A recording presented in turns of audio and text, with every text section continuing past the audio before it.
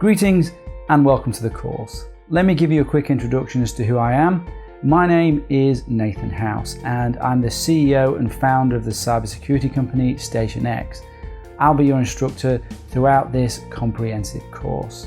I have over 24 years experience in cybersecurity and have advised many of the largest companies in the world. I've assured security on multi-million and even multi-billion pound projects. I've provided security guidance to companies such as Vodafone, BP, Visa, the London 2012 Olympics, and a number of banks and financial institutions, plus many others. I was the security lead on a number of the UK mobile banking apps, so if you live in the UK, you may well have an app in your pocket on your phone that I have helped secure. I have many security qualifications including CISP, CISM, CISA, SCF, among many others. Over the years, I've spoken at a number of conferences, developed free security tools, and discovered serious security vulnerabilities in leading applications. So, in theory, I should know what I'm talking about when it comes to security and privacy, unless I've just been somehow getting away with it all these years. It's never been more important than it is today to maintain good security, to enable privacy and anonymity. I am extremely passionate about helping you to learn and achieve your goals, and I'm very excited to be here to teach you. If you have any questions, please just ask. I'm here to help.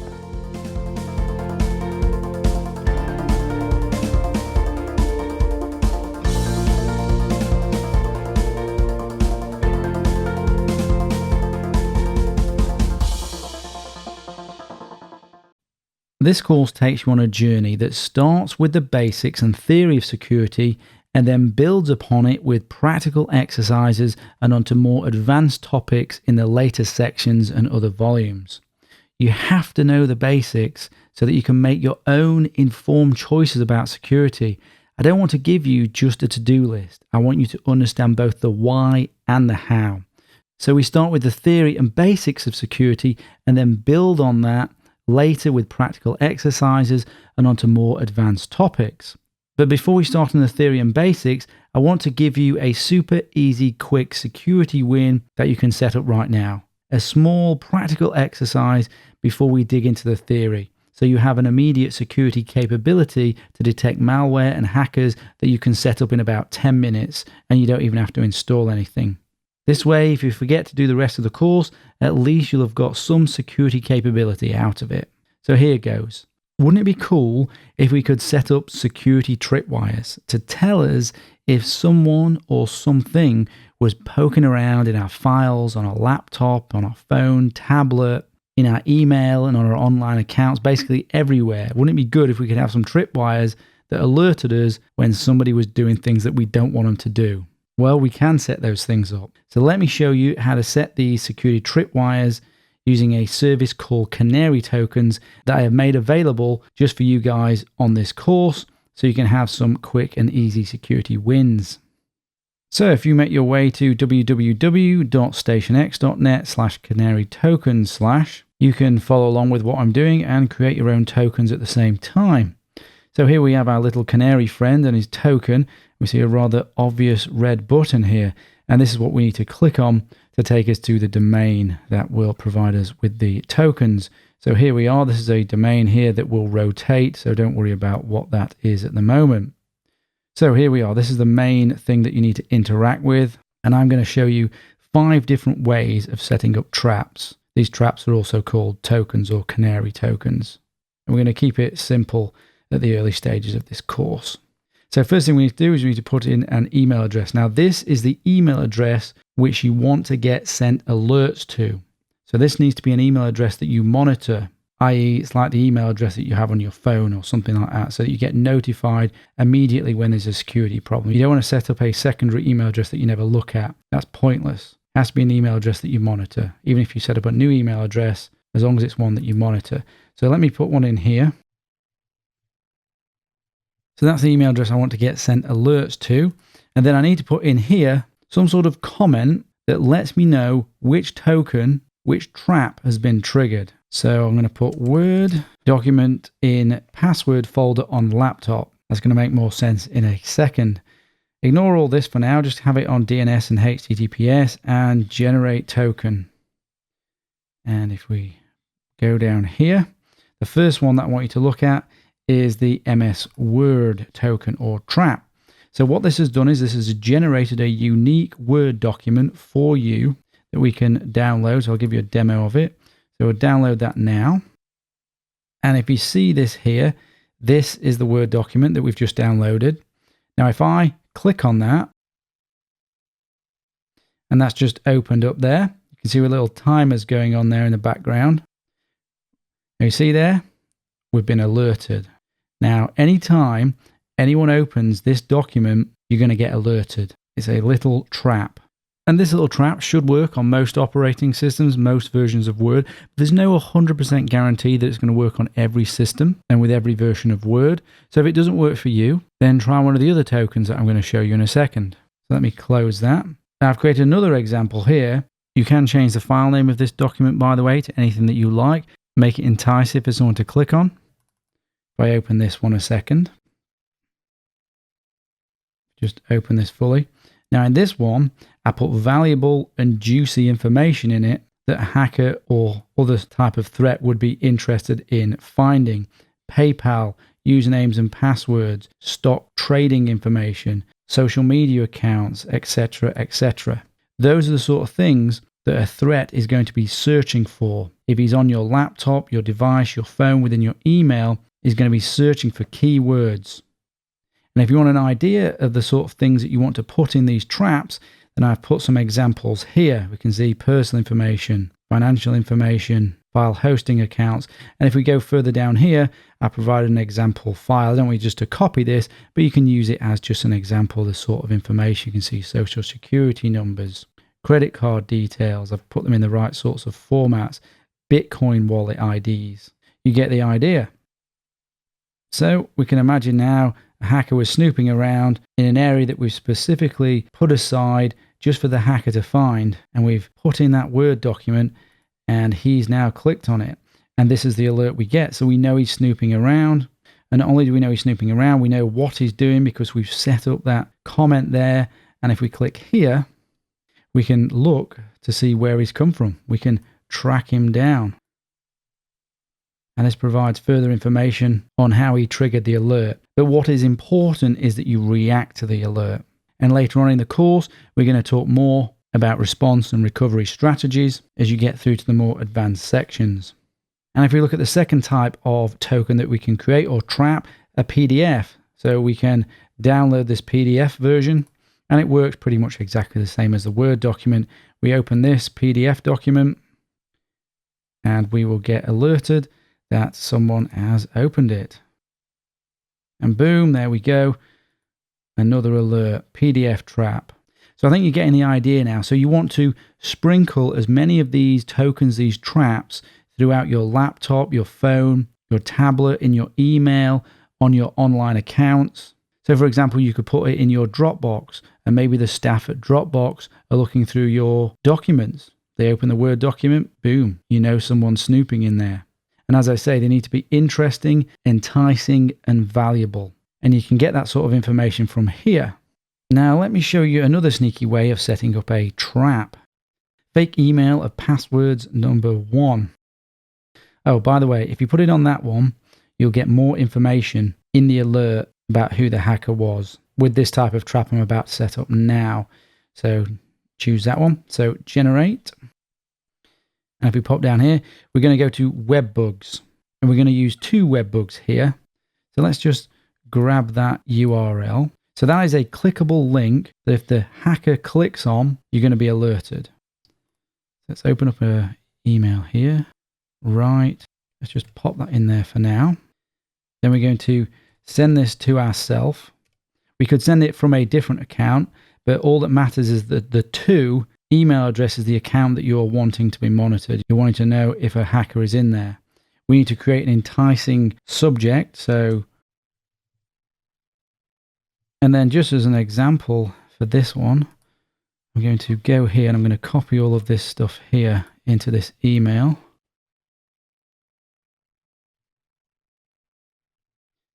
Obviously, you're going to put your own sort of information in here and things related to you. So you notice I've just taken that link there. Now I'm putting that link here. I can actually change this to anything that I want. After this, here, I can change this to whatever I want. So I can put login if I want, .html. And see what I'm doing is I'm creating an enticement here by private file store, backup of everything, username and password. So if the person opens this email and then clicks on this link, it will trigger the alert. But we're going to do something even more tricky here because we want to definitely catch this hacker.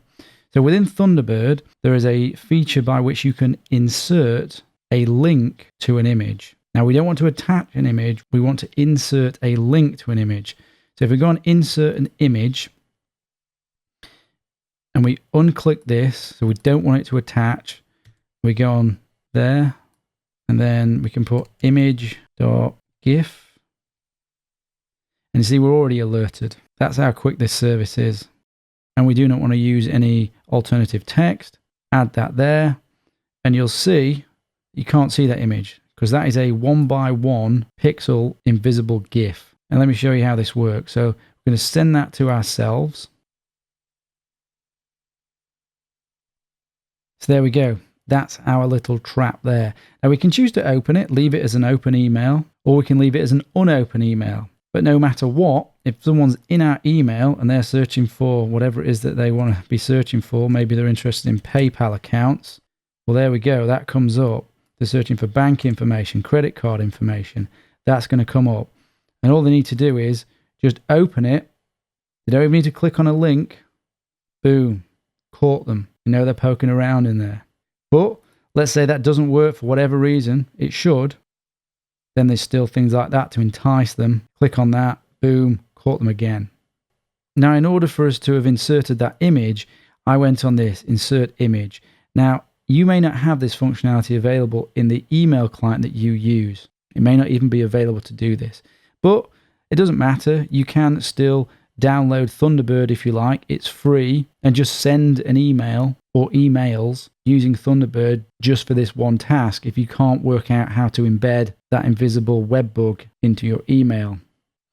So as I said, you want to sprinkle these tokens throughout your laptop, on your laptop, phone, tablet, in your email, in your accounts, make them enticing, make them valuable. And then when you get an alert, respond to that alert.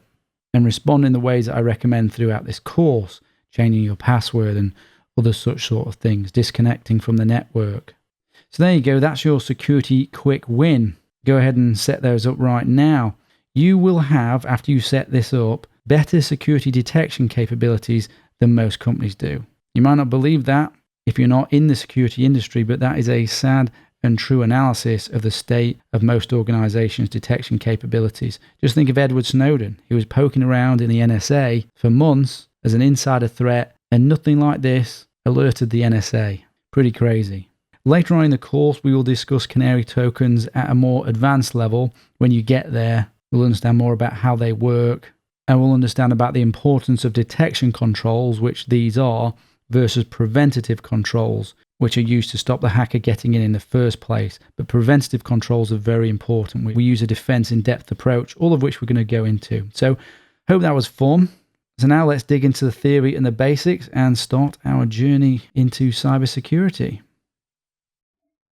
Let's talk about the goals and learning objectives for Volume 1.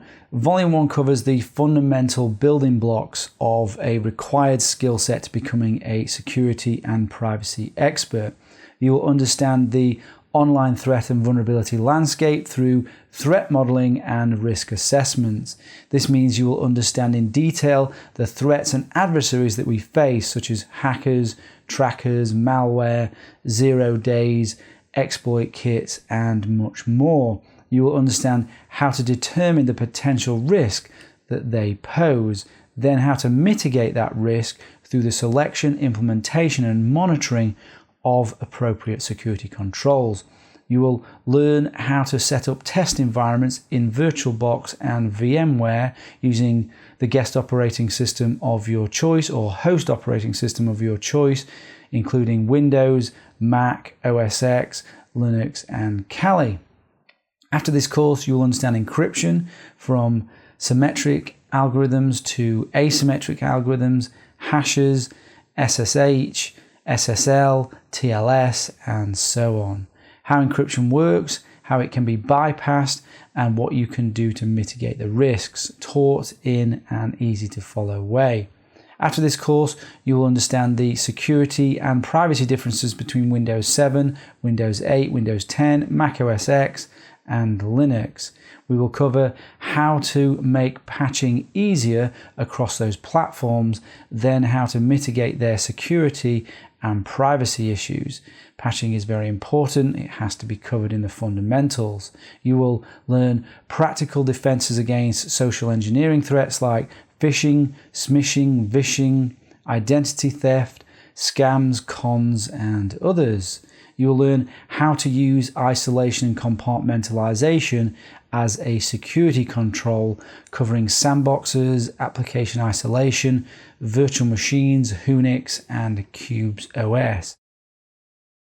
This is volume 1 of 4 of your complete guide to internet security, privacy, and anonymity. If you want to know about the continuation of the course through the other volumes, check out the bonus lecture at the end to understand how they all fit together.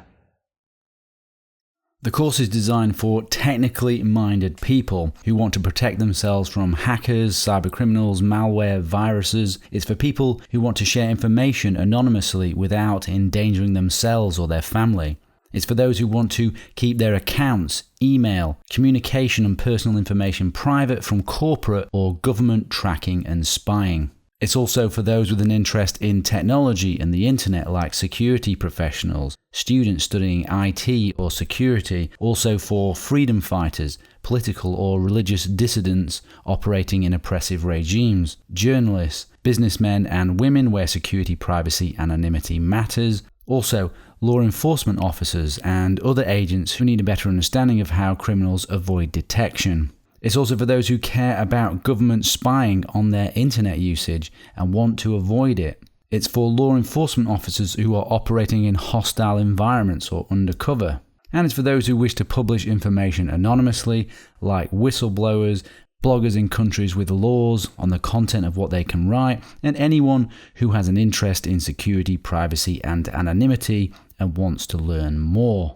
If you fit into any of those, then this course is aimed at you. If you don't, then this course is not aimed for you. But I want to make it clear who it's aimed at so nobody is disappointed. But I'm sure you will not be. There are some prerequisites to taking the course in order for you to get the most out of it. You should at least have a basic understanding of operating systems, networks, and the internet. You should be able to download and install software and be open to spending time investigating and learning topics away from the course. You should be technically minded, and most importantly, you must be willing to apply the things that you learn.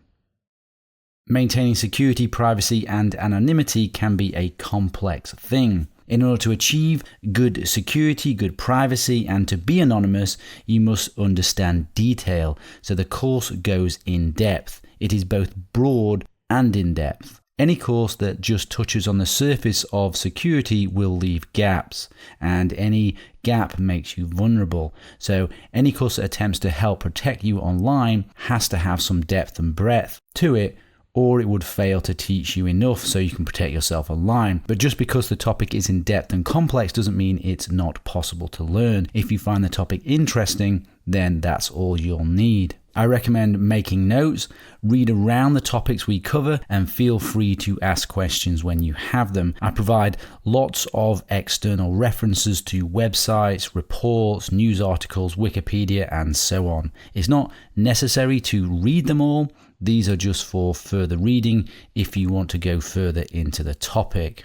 I also recommend setting up a test environment in order to practice what you learn, and I'll teach you how to set up a test environment later on in the course. One of the best ways to learn is to learn to teach someone else. If you have in your mind that you need to teach what you are learning to someone else after, or actually do teach someone else, that will really help you retain what you learn.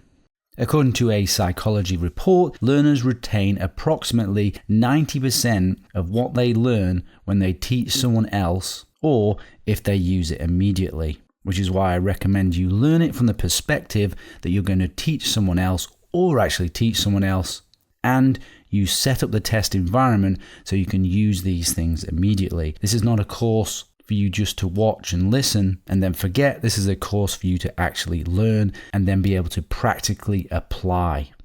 And also, learners retain approximately 75% of what they learn when they practice what they learned. And you can see some of the other statistics here.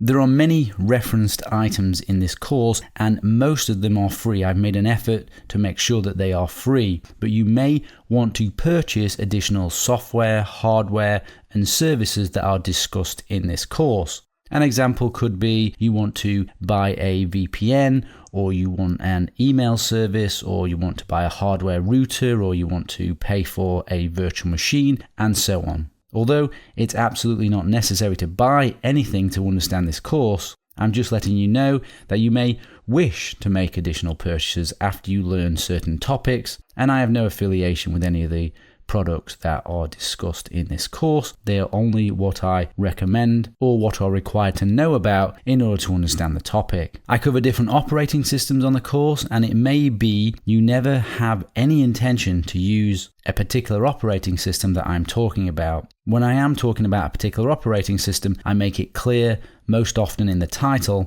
so you can potentially miss those videos if you wish. Like, for example, Windows 10. You may never have any intention to use that, so therefore there may be no point in watching a video that teaches you how to change the privacy settings. So as I said, you might choose to skip those sections as they're not relevant to you, but that's up to you. I don't recommend you skip the sections on Linux particularly, because when it comes to serious security and privacy, the Linux and Linux type operating systems really are required. And some final advice. Take affirmative action. Knowledge is no good if it's not applied. Most people will listen to some of this course and apply only a bit of it. But if the consequences of a breach in your security, privacy, or anonymity is high, then you have to take affirmative action and apply the techniques I teach you here. And finally, my hope is that the information in this course will be used positively to improve people's freedom, security, privacy, anonymity, and above all, liberty. Please do no harm with this information and stay legal. Once you have completed each volume, you can get a certificate of completion signed by me, which you can see here in front of you. This provides the relevant information that you need to earn something called Continuous Professional Education Credits, or CPE.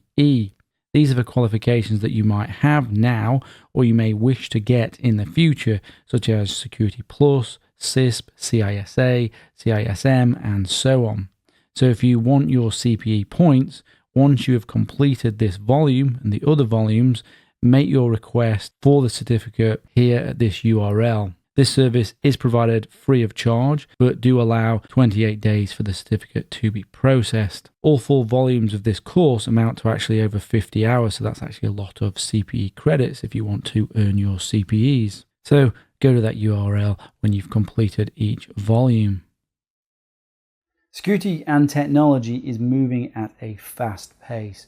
We need to move at the same fast speed to maintain our security. So this is an actively updated course. When the security landscape changes, I'll endeavour to update the material. In the same light, I'm extremely interested in your feedback, recommendations, and suggestions. Let me know if there is an area you want more focus on or something extra that you want added. Maybe you have a better or alternative solution to something. Please just let me know.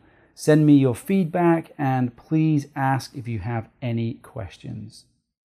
By far, the most common questions I get are around starting a career in cybersecurity and/or ethical hacking and how this course will help in securing a great job. Well, so it's true, jobs in cybersecurity can be very exciting, rewarding, and well paid. I've certainly loved working in security, hacking into systems and defending them against active attacks. So it is worth considering a career in cybersecurity if, of course, cybersecurity does interest you. If we look here, we can see this is for the US. The US Bureau of Labor Statistics reports that an information security analyst, which is an example of a job, the average sort of job in cybersecurity, earns nearly $100,000 per year. So, you are well paid and it's a fun job. And the other great news, if we go to Job Outlook, scroll down a little bit here, employment of information security analysts is projected to grow 32% from 2018 to 2028, so much faster than the average for all other occupations, i.e. there are loads of jobs. So the same statistics bear out for all developed countries too. So well-paid jobs, lots of jobs available. The cybersecurity unemployment rate was at 0% in 2019, where it has been for the last 8 years.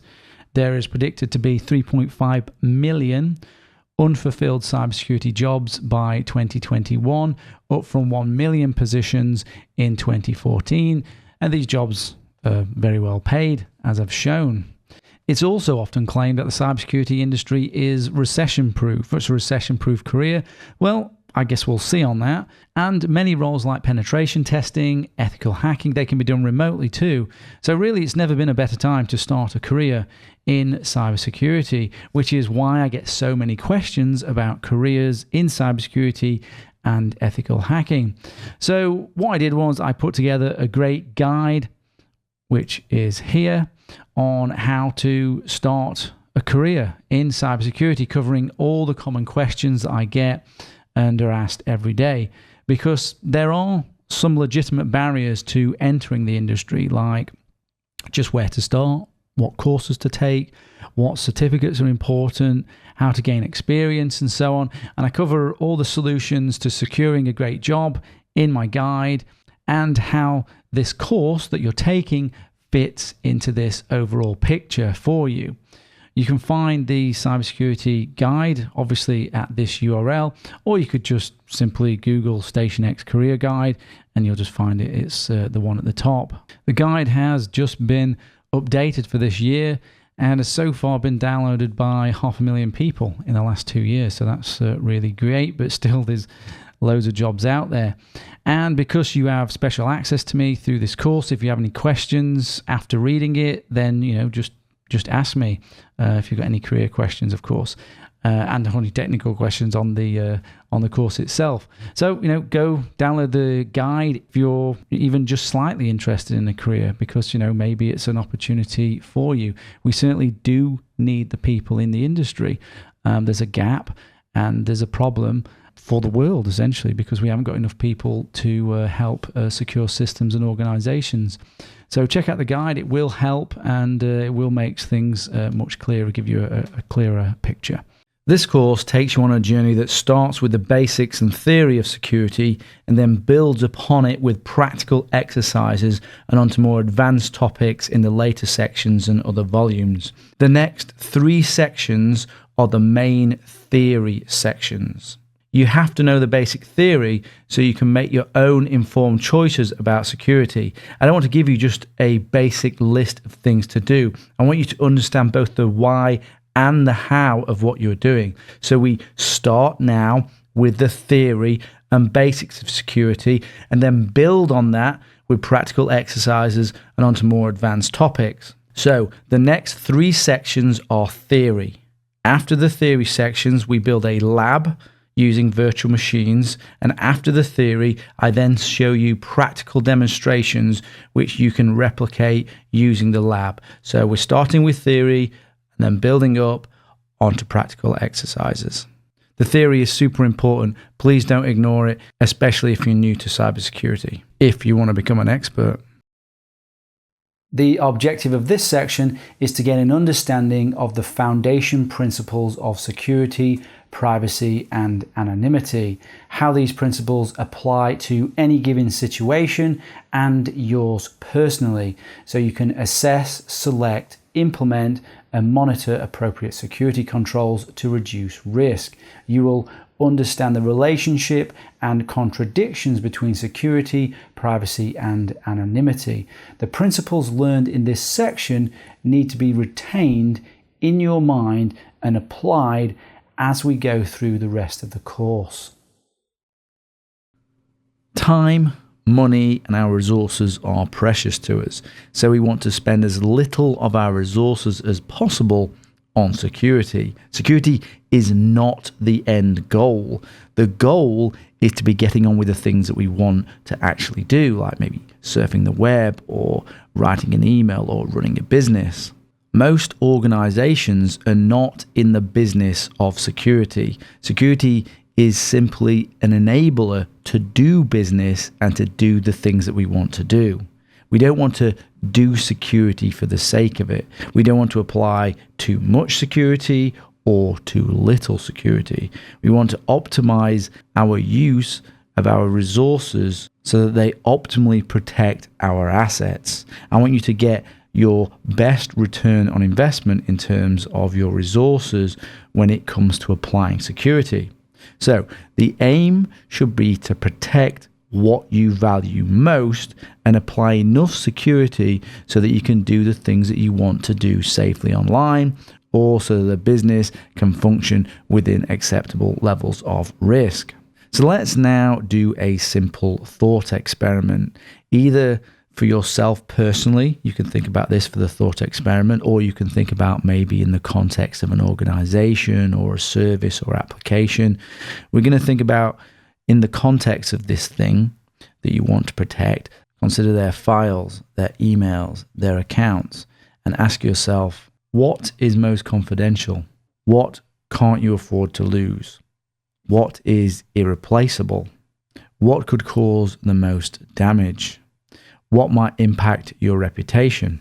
We could think in terms of things like photos, credit card details, bank account details, personal identifiable information, PII, account information, maybe social media, LinkedIn, Facebook, Amazon, PayPal, your primary or main email accounts, Bitcoin wallets and other cryptocurrency wallets, cryptocurrency exchange account details, browser history, secret or confidential files and data, password information, financial records.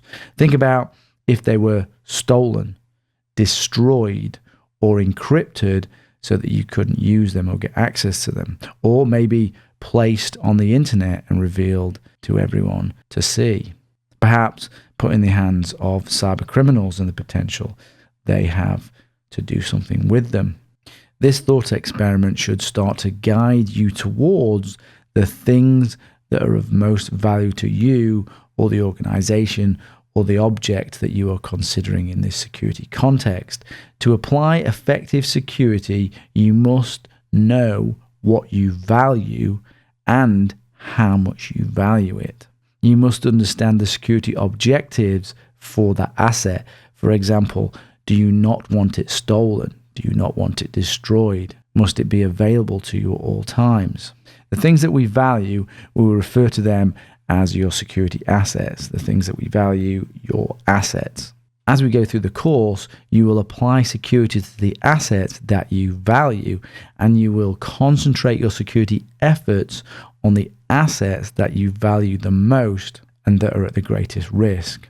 There's little point, for example, spending hours trying to back up files you can replace and not taking special care of files that you cannot. You want, for example, to apply maybe two-factor authentication to accounts that you care about, and maybe not waste time with two-factor authentication on accounts of little value. So security has its context. If you have assets in your mind now that you're thinking about as we've gone through the thought experiment that you want to protect or considering protecting, as a practical exercise, write down those assets. Then, as you go through the course, think about how you protect them with the security controls we discuss, or whether you can protect them with the security controls that we discuss, and update your list as you go through the course. Two other things you may value dearly are privacy and anonymity, which will relate to why some of your assets are important to you. You may wish your emails to remain private, you may wish your identity to remain unknown, but privacy and anonymity are not the same thing. So let's explore the difference. So privacy is nobody seeing what you do, but potentially knowing who you are. Privacy is about content. Privacy is about maintaining confidentiality and keeping secrets. One example of privacy could be if you send an encrypted email to a friend. Only you and they can read it, so it's private from the world and not public. Another example, if you register with a cloud storage provider such as Dropbox, you are not anonymous, but if you encrypt the files and only you have the key, the data is private. You have privacy. You are private in your own home, as no one knows what you do in your home. You are not anonymous, as everyone knows that you live there.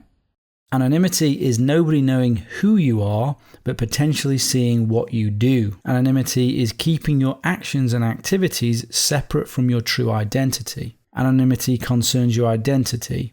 Anonymity is when, out of a set of all possible people, there is an equal chance it could be anyone. You may desire this for viewing content, but not for making it. It depends. Anonymity means non-attribution to your actions, to be nameless, to be faceless. One example, you connect to the internet through an anonymizing service like Tor and post a message about women's rights under an anonymous username, maybe in a country where that's a crime. Your identity remains anonymous and separate from your true identity, but your message is received and not private. This is anonymity. If you connect to a website via a virtual private network, you are potentially anonymous to that website.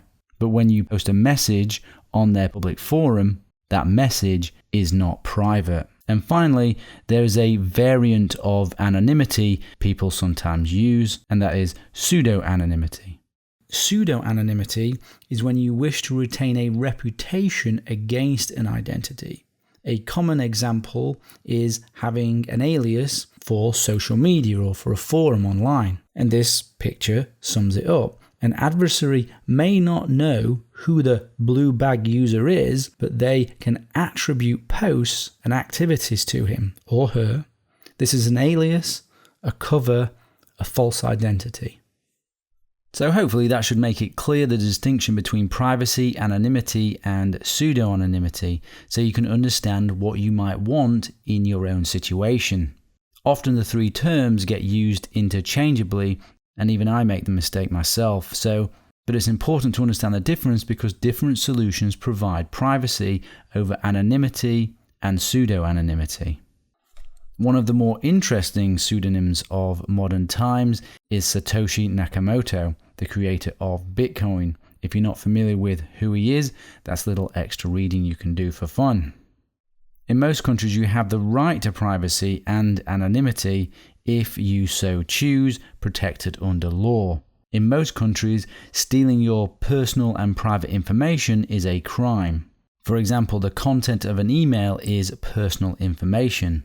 Saying that though, many governments seem to be free to steal personal information with impunity, unfortunately, as we all are aware. Which is why people feel that our privacy is eroding, making us seek security to enable privacy and anonymity, and probably a reason many of you are doing this course. So, adding to your list of assets or what is important to you might also be your privacy and anonymity. And your need may be greater or less than others that are on the course. As we go through the course, consider your needs for protecting your assets. That includes privacy and anonymity, as these will determine the security that you require. We now understand the difference between privacy, anonymity, and pseudo-anonymity, which then brings us on to security. Here we can see our assets. These are the things that we care about, the things that we want to be private, like our files, our accounts, our financials, our email, and things that may relate to anonymity and our identity and not wanting association with our identity, maybe our browser history, what we download, what we post, and so on. The assets are individual to you, your personal needs. And to protect these assets, we apply security through various security controls. Security controls are VPNs, encryption, OPSEC, patching, HTTP filters, OpenPGP, locked screens, and the others that you can see here. So this means that security is the degree to which our assets are resistant to threats from our adversaries. And we select security controls based on the type of threats and adversaries that we face. Threats are the bad things that can happen, like a malware attack, like mass surveillance, like exploit kits, like the weakening of encryption and a virus infection, and the others that you can see here.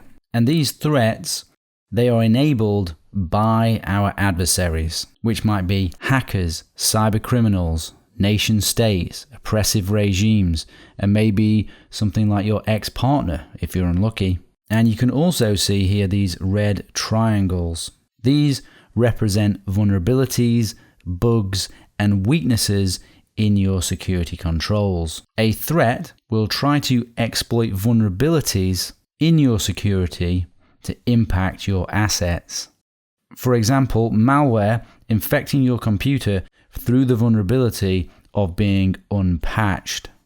Risk equals vulnerabilities times threats times consequences would be a way of representing it in a formula. The likelihood of threats exploiting vulnerabilities in your security controls and the consequences of that is known as risk. Risk to your assets, the risk to you, the risk to your privacy and anonymity. And the threats and adversaries that you face, these are called your threat landscape or your threat model. Your threat landscape will be individual to you. In the section on Know Your Enemy, we will better understand the threats and adversaries that are out there so you can assess what your individual threat landscape is, although we will share a lot of common threats and adversaries, such as hackers, cyber criminals, and so on. But we may not all have an unfortunate ex-partner. So as you can clearly see, security does absolutely not exist in isolation. There is not a one-size-fits-all solution. Your security controls should be selected based on their ability to mitigate your perceived threats and adversaries, and the consequences of that realization. For example, you might select Tor as a security control to help mitigate against mass surveillance, the threat of mass surveillance from an oppressive regime. And you might choose Tor because the consequences are high in terms of your identity. And once your identity is known, the consequences will be realized. So you must implement security controls to protect your assets, to ensure privacy and anonymity and pseudo-anonymity if you require it. Security is a technology, security is also an action, and it's also a process. It's very important to understand that security controls are not just technology. You must understand that security controls are also processes and actions. Your actions are in fact one of the most important security controls to protect your assets and mitigate threats and adversaries. The outcome of suitable security processes, actions, and technology is the protection of your assets, privacy, and anonymity. Let's talk about asset selection and what constitutes asset selection. We can see here in front of us examples of assets that we've talked about, like files, accounts, financial information, emails, identity, etc. These are good examples of things that might be valued, i.e. assets. These then relate to privacy, anonymity, and pseudo-anonymity as we've discussed. The assets have security controls, possible vulnerabilities, threats, and adversaries. How we define what are assets will depend on the entity you are trying to protect. So beyond information, data, accounts, devices, you may also want to assign things like functions, departments, processes, and other such things as assets too, because these things are valued too, and if they are exploited, there is an undesirable impact. So, for example, if the entity you're trying to secure is a banking application and you are the security architect, the login function for that banking app might be considered an asset. The login function would have security controls like input validation. It would have threats like hackers and adversaries. If you're operating a business, the financial or sales department could be an asset with its own special security controls, threats, and adversaries. Another example in a business, the process of, say, how people are dealt with when they resign and leave the organization could be considered an asset. This leaving process, having the security control, for example, of making sure that people's credentials are removed out of the business system, a very important process when people leave and something that is often forgot in businesses. Information and data, as we've discussed, can also be a way to categorize something as an asset. So data is often assigned as an asset in some way, and that data can often be assigned a classification like secret, confidential, sensitive, or public, and so on. So there are degrees to which security controls need to be applied to that asset based on its classification. How granular you are with assets will depend on the entity being protected. Within the security industry, different organizations provide different recommendations for assigning assets, and this assignment of assets is usually done in the early stages of what is called the risk assessment process, or a risk assessment.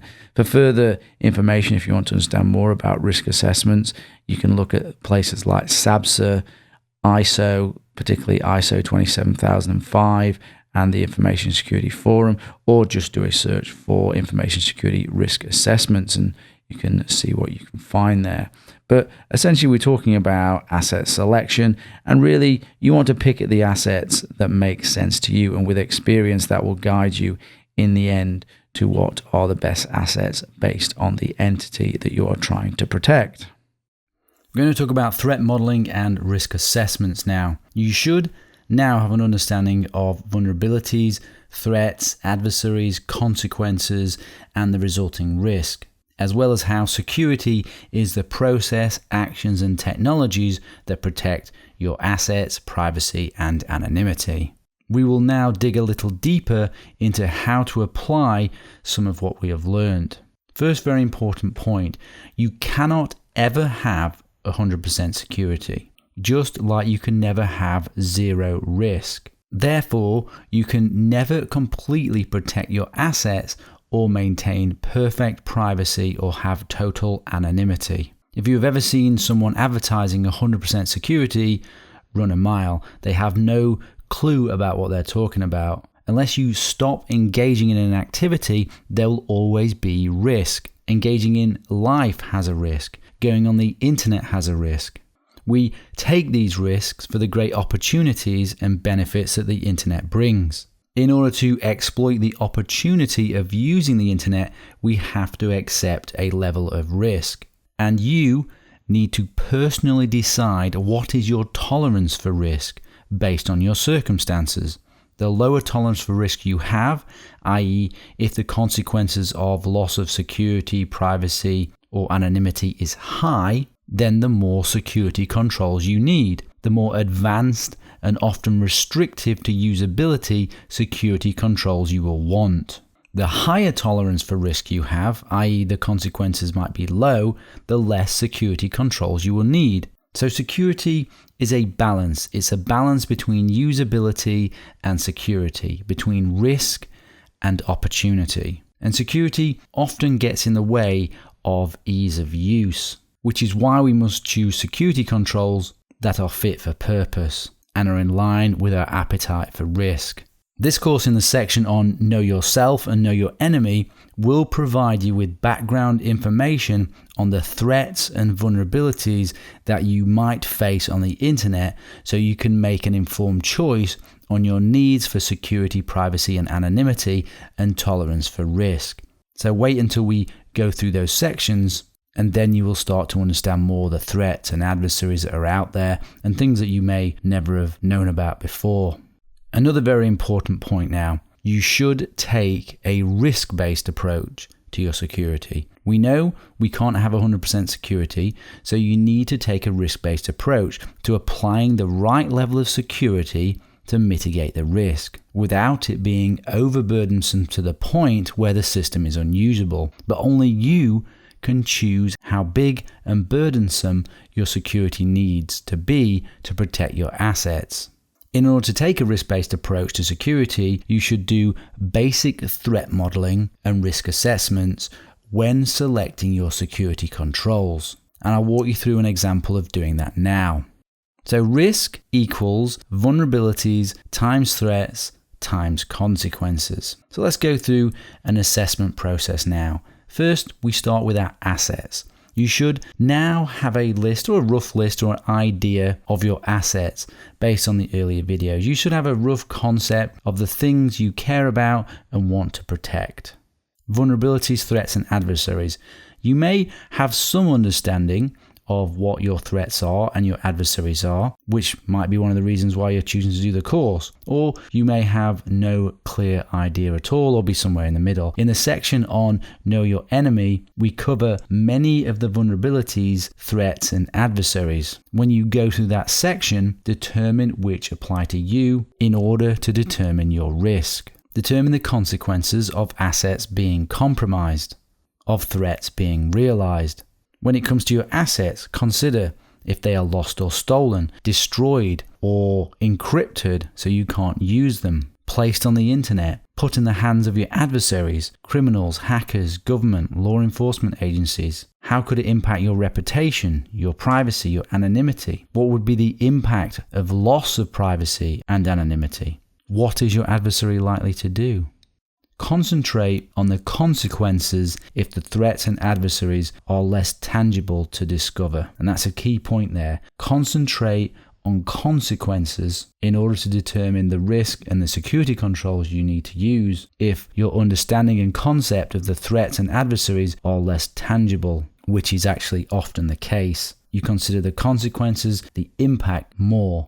Once you have an understanding of your assets, their threats, vulnerabilities, adversaries, the security controls that are available to you, as you may not know what all the security controls are available to you or even how to configure them, which is part of what the course is, and you understand the consequences of threats being realized, you will be able to determine a general level of risk that you feel you are at. You might have identified particular risky behaviors that you perform, threats, adversaries, vulnerabilities that need the strongest security controls and most attention. Let me give you an example of something you may have concluded once you've gone through enough of the course to be able to start doing threat modeling and risk assessments. Maybe you're concerned about the threat of your laptop being stolen. The adversary would be a thief. The vulnerability is the data on the laptop being in clear text, and the consequences are reputational damage and maybe identity theft.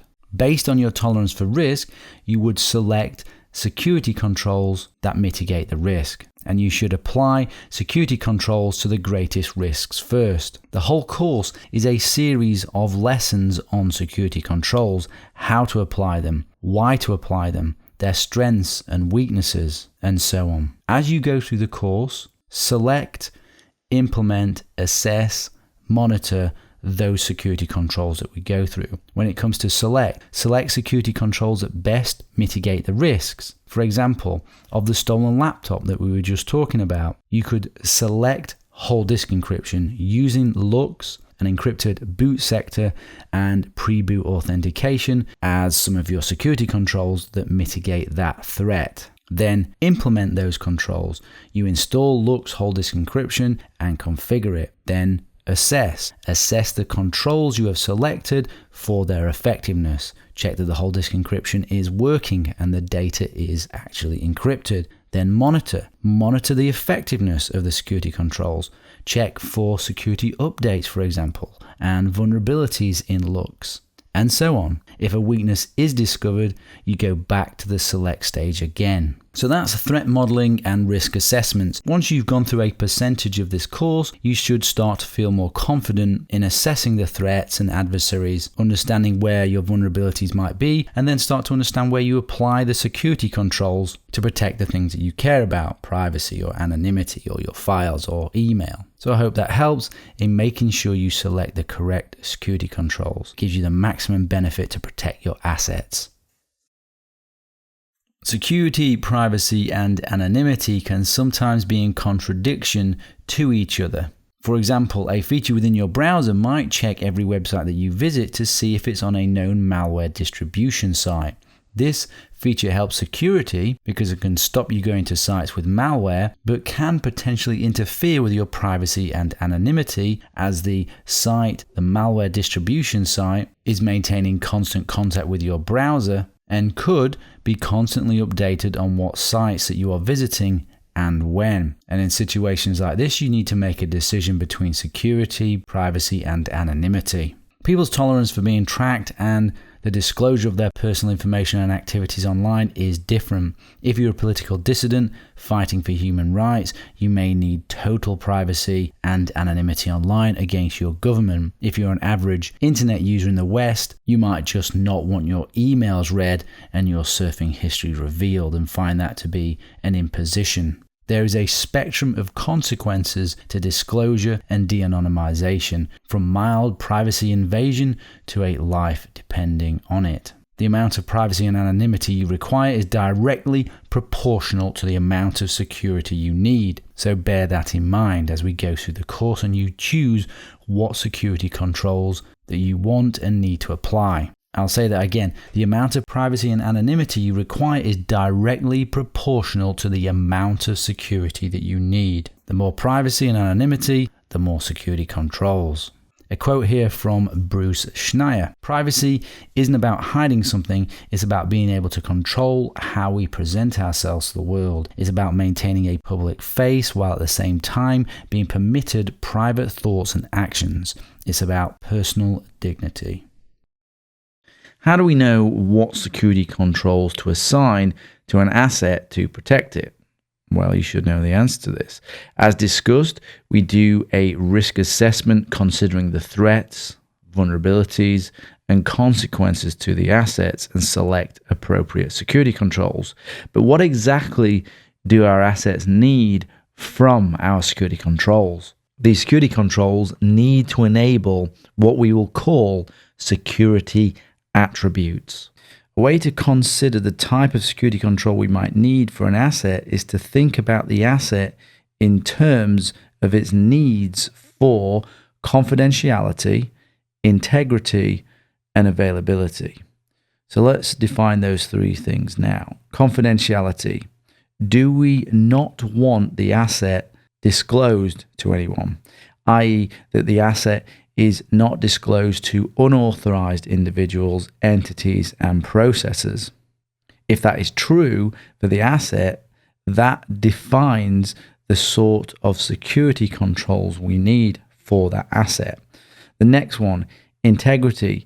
Do we not want the asset unintentionally altered? Do we want to maintain and assure the accuracy and completeness of the asset over its entire life cycle?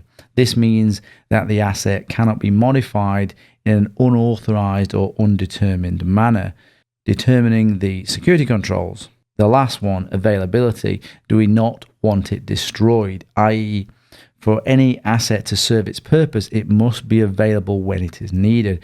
This means the systems used to store and process the asset, the security controls used to protect it, the communication channels used to access it, must be functioning correctly. Again, this is determining the types of security controls if that is a security attribute that the asset requires. CIA is known in the security industry as the CIA triad. It's a very old but still well-used security paradigm.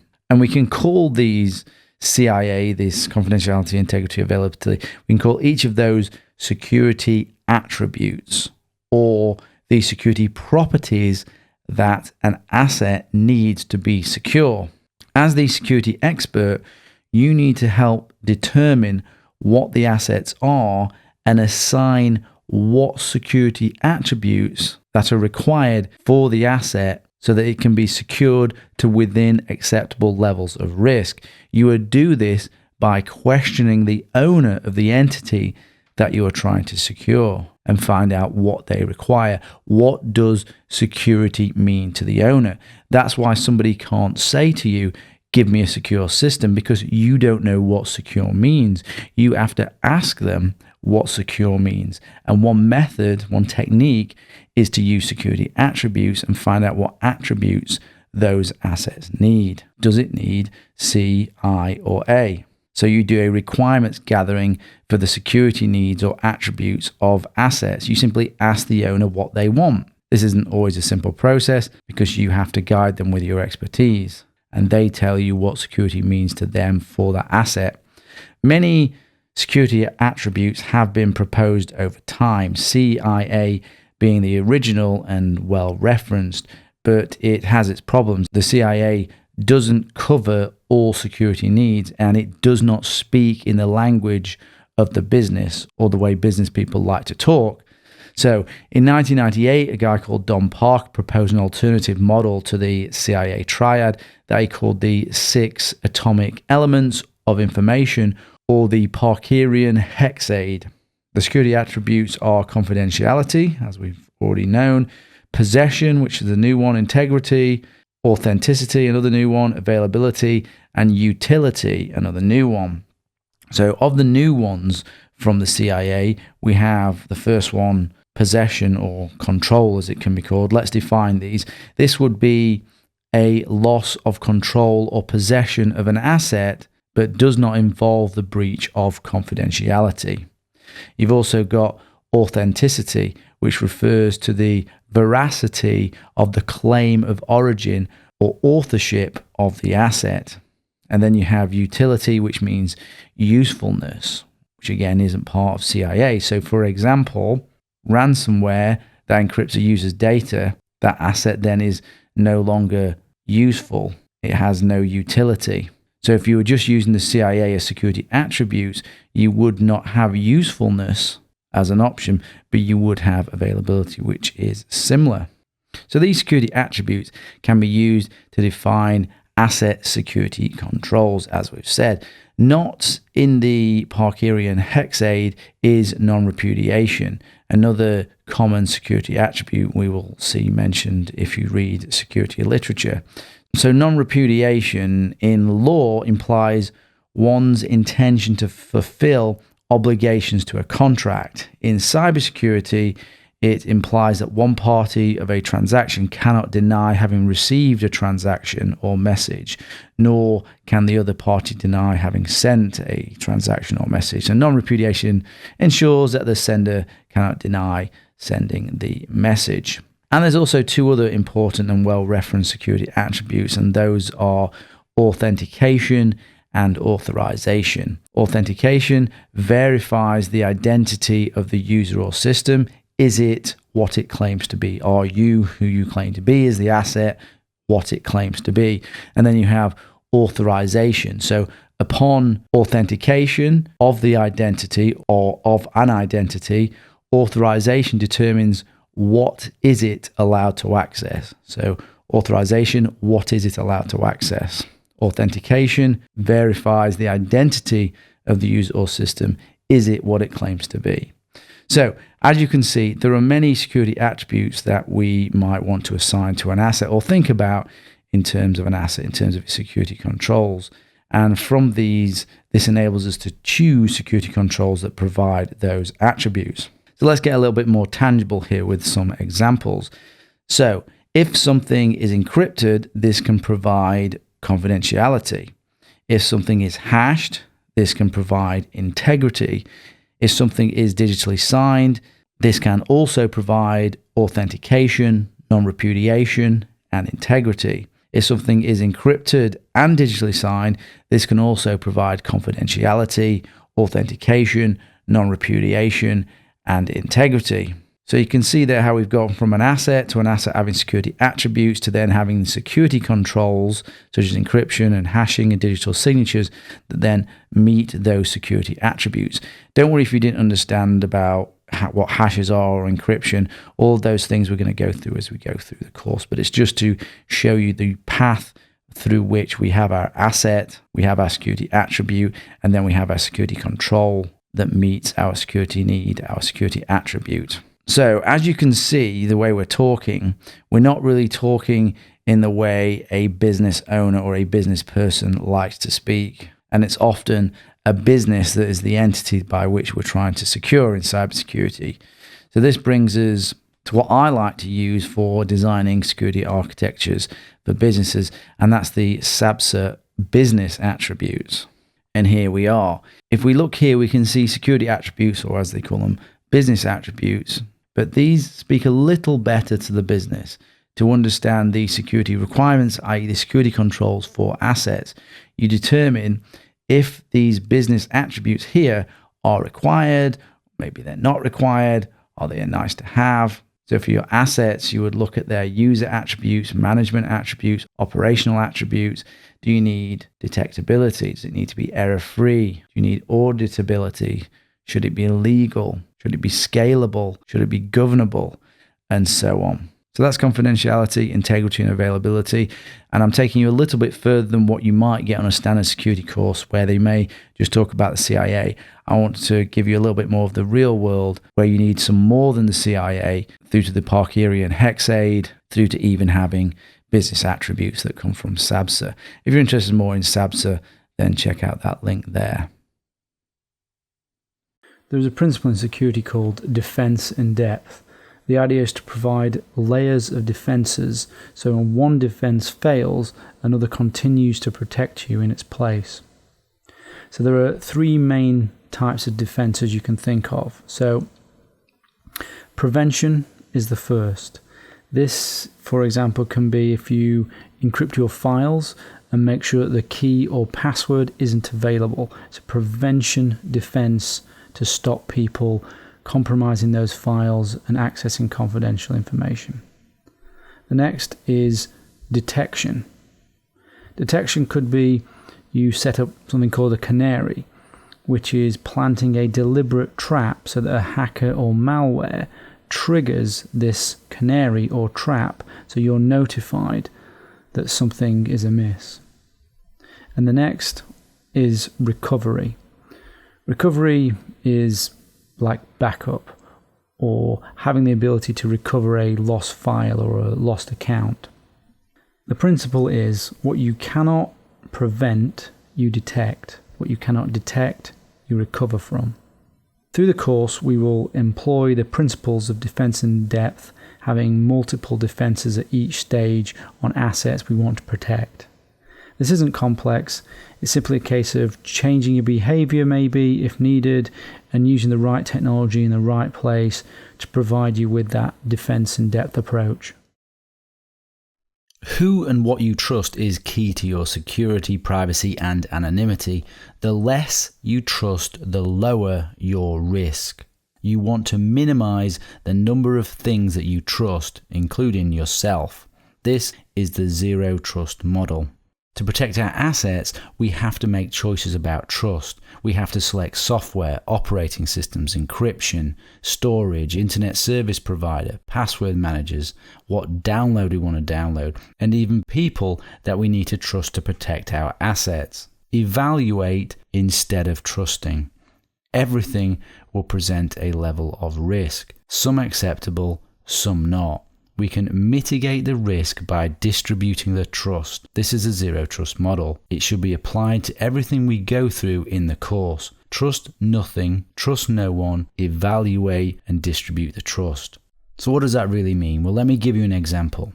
Say you want to store files online. You want to sync your files online. You need to select a provider that offers the syncing service. Dropbox is a popular choice that many people use. You should not trust that they will not get hacked. You should not trust that they won't view your files. You should not trust that they will not lose or change your files. So you have to make a risk-based choice based on that zero trust. So you ask yourself, how important is it that the files remain private without being changed and to be always available? You decide that it is important, so you choose to back up the files as well in a separate location and encrypt the files, or use a service to encrypt the files client side with a decryption key that only you have. This way, you have distributed the trust to the alternative backup and to yourself via encryption. Krypton and Encryptor are examples of what are called zero-knowledge systems. Zero knowledge is when the provider literally has zero knowledge about what it is that they are hosting for their clients. So a zero-knowledge system goes some way towards providing a system that you don't necessarily need to trust too much in terms of confidentiality and privacy. You still would have to trust them to keep your files available and to not change them if they were indeed hosting files, as an example of a zero-knowledge service. If your files are extremely sensitive, I still wouldn't trust a claim of a zero-knowledge system, because they could always change something. They could recode it as they have control over the application. If it was important, I would always add an extra layer of encryption. Let me give you another example. Applications can have secret backdoors. You may choose to run an application in an isolated virtual machine to stop it being able to communicate out. Applications can have malware. Again, you may sandbox that application instead of trusting it. You're evaluating, you're mitigating the risk, you're distributing the trust. Or you might adopt a different application completely and go with a free and open source FOSS application that has had security auditing as an alternative trust. So that's the zero trust model. You will hear me mention the use of the zero trust model throughout the course. Evaluate instead of trusting, mitigate the risk by distributing the trust. The learning objectives for this section is to understand the current threat and vulnerability landscape. This means you'll understand the weaknesses in systems and processes and actions. You will understand the threats and adversaries that you personally and others face on the internet, from hackers to encryption regulation, from exploit kits to pups and browser hijacking. These make up the threat landscape.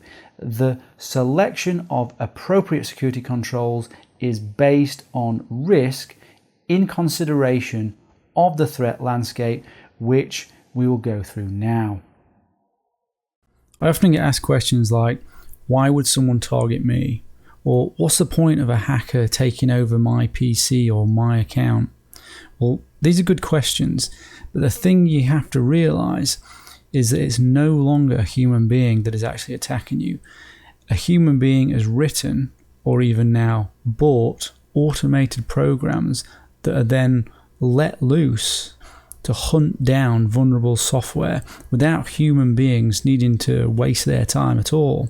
They effectively cast huge nets out over the internet in order to find what is vulnerable, which means you and I are probably just as likely targets as anyone else. You will probably already have been a target if you didn't already know. For example, your internet router will more than likely be scanned every day to look for vulnerabilities. I'm sure you probably receive spam emails and in there phishing attacks, potentially where they're trying to get you to download a virus or go to a site where there's a virus or malware. And you've definitely been to websites that will have been attacked or attempted to be attacked or have been compromised. So we're all potentially victims, or we're all potentially targets. Additional to this, you have someone or some organization that could be specifically targeting you, and this is more serious. In the military, this is referred to as the Advanced Persistent Threat, or APT. This could be anything from, for example, an ex-partner trying to get access to your Facebook, to maybe you live in a country where there's some sort of totalitarian government and they're trying to look at everything that you do. Your situation will be unique to you. Most people only need to concern themselves with not getting caught in the large net cast by the many criminal hacking groups. What you can see in front of you now is a threat intelligence monitor by Norse.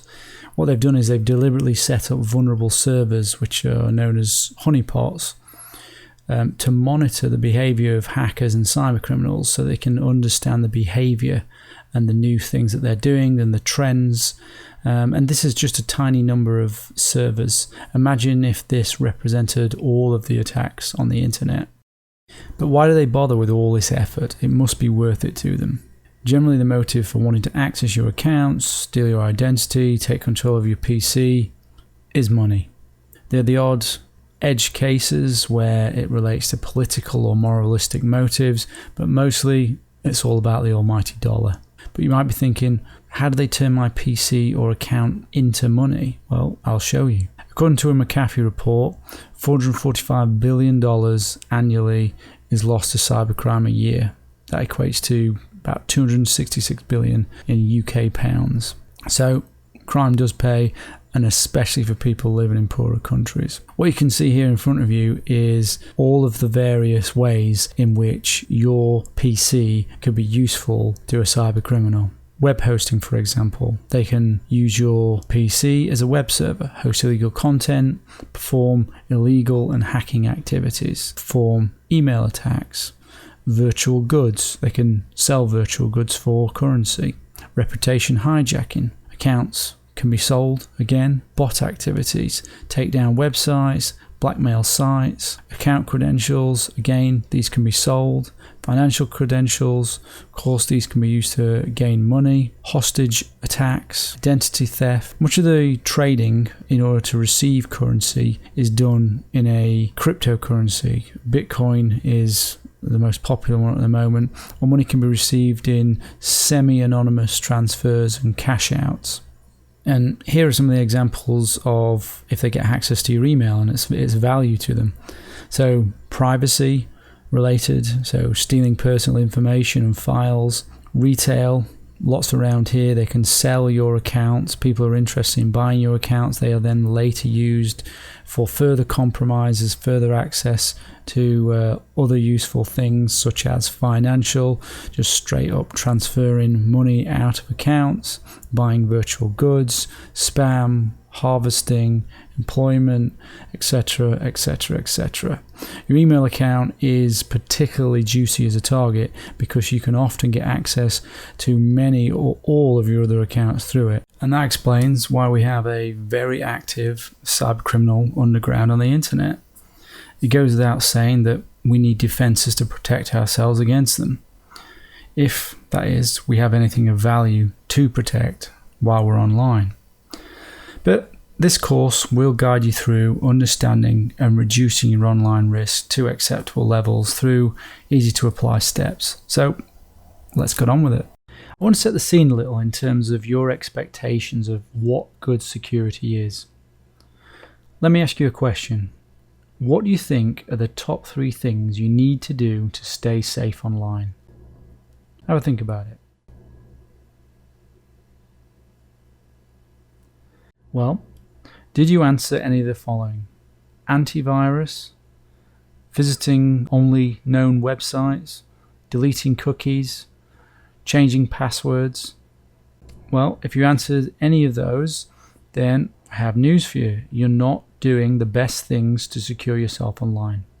Google produced a report called "No One Can Hack My Mind: Comparing Expert and Non-Expert Security Practices." This explored the comparison between what security experts answered to this question and non-experts. And this graph here is a summary of some of the results. Unfortunately, there is a huge discrepancy between what non-experts think is the right thing to do to protect themselves and what really does provide security. So we're going to cover more effective ways to stay secure online throughout this course, instead of what the average person thinks are the right things to do because you've been potentially misled by claims from security and antivirus companies. Cybersecurity is an arms race between offensive and defensive capabilities, and unfortunately we are losing this battle. As users, we want better technology, doing cooler things, enabling us to do more. But the more we have, the more we rely on it, and the more complex these systems become. Complexity is the enemy of security. In fact, complexity is the nemesis of security, which is one of the main reasons why we're losing this arms race. I'm going to get you up to speed on security bugs and vulnerabilities and how they affect your security.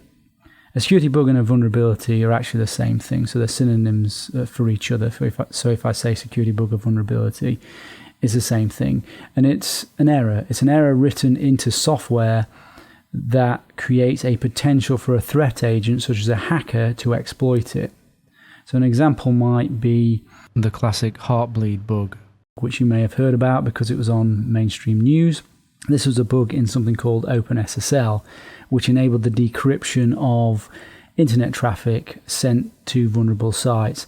So for example, maybe you have an online bank. If it was susceptible to the Heartbleed bug, and when you were sending your username and password, somebody may, if the bug was in that bank, able to decrypt and get access to your username and password. Security bugs will always exist as long as humans write software. That might not be forever, but humans are fallible, so as long as humans write software, there's going to be security bugs. And it's no surprise, really, if you consider something like the Windows operating system. It's made up of millions and millions of lines of code. Humans are fallible, we will make mistakes, there will be security bugs. On the left here, you can see a diagram that represents your computer. And on the right, we have a diagram that represents the internet. And on each side, we have things that you care about. Security bugs can exist in your operating system, firmware, applications, things like Outlook, your media player, Adobe Acrobat, and a particular risk, they can exist in your browser and the extensions and add-ons within the browser. So for example, there could be a security bug in your Internet Explorer. You visit a website which has special code on it. You won't see that this code is on there, and this will install malware on your machine and take it over through that vulnerability.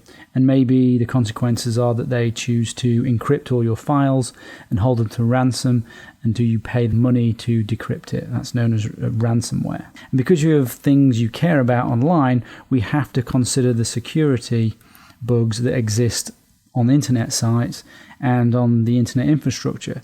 So maybe you use Dropbox, and there's a bug that is discovered by Dr. Evil on Dropbox, which gives him access to your files.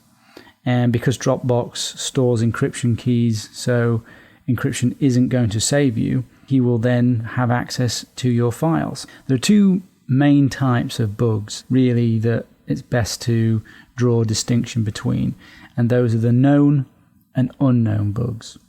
So if we start with the known bugs or vulnerabilities have patches. And if you patch your system, you are safe against that bug. And we'll cover the best and easiest ways to do patching of all the things that need patching as we go through. And then you have the unknown bug, also can be referred to as 0 days. These are much harder to protect against as there is no patch. So we'll cover later techniques to protect against these, and these are referred to in the security industry as a compensating control. I'm going to bring up a spreadsheet to give you a little bit more of an insight into the world of the cyber criminal. Your budding entrepreneur hacker doesn't even need to be particularly skilled these days. He can go purchase an ready-made exploit kit. If you look at this spreadsheet here, along the top, these are the various popular exploit kits that are available at the moment and to purchase. And down here are the various vulnerabilities, what they affect down here. And as a budding hacking entrepreneur, we can look through here and see which particular vulnerability we might want to use. Okay, we might want to exploit Internet Explorer, so there we go, we can use this one. And here we can see that this one allows the remote attacker to execute arbitrary code via a crafted website that triggers access to a detailed object. That really means that if you click on a link or go anywhere with an Internet Explorer browser susceptible to this vulnerability that they can take over your machine. As of 2018, the use of exploit kits is in decline, the attackers favouring alternative means of infection like social engineering. We cover how social engineering attacks work shortly. There is still significant activity in the exploit domain, though. Exploit kits are evolving over time as they adopt new technologies to avoid detection. A good resource, if you're interested in learning more about the latest exploit kits, is the Exploit Kit Landscape Map, which you can see the application here in front of you. It's an attempt to organize current active campaigns involving exploit kits. If you go to that URL there, you'll need an application, but you can then download it, the Exploit Kit Landscape Map, and find out more about the current active campaigns. If a hacker doesn't want to buy or rent an exploit kit, he can always just go out and find the exploit code himself. An interesting practical exercise for you to try is have a look at this exploit database, which you can find the URL for here. Or if you don't want to use the URL, you can use Search Exploit, which is a tool that comes with Kali. We cover Kali later, but for now you can just check out the URL and use the URL. So why not have a look to see if there are available exploits for common applications that you use or operating systems that you use. So let me give you an example. So let's do a search for Office and see what we find. We've got to do the no robots capture thing as well. And here we are. We can see Office. If I had done Microsoft Office, we wouldn't have had LibreOffice in there. So here we are. We've got a top, or rather recent, vulnerability for Microsoft Office there. We can see that the exploit is downloadable. That's in a Ruby script.rb, which generally means it's part of Metasploit. Being part of Metasploit means you can use the Metasploit framework to exploit the vulnerability easier. And if we click here, we can see a little bit more of the actual exploit itself. So a hacker with these could email someone a Word document or a document that Word processes, and then with that, if the vulnerability allows it, then take over that person's machine if they're not patched. Another example, let's have a look for WordPress.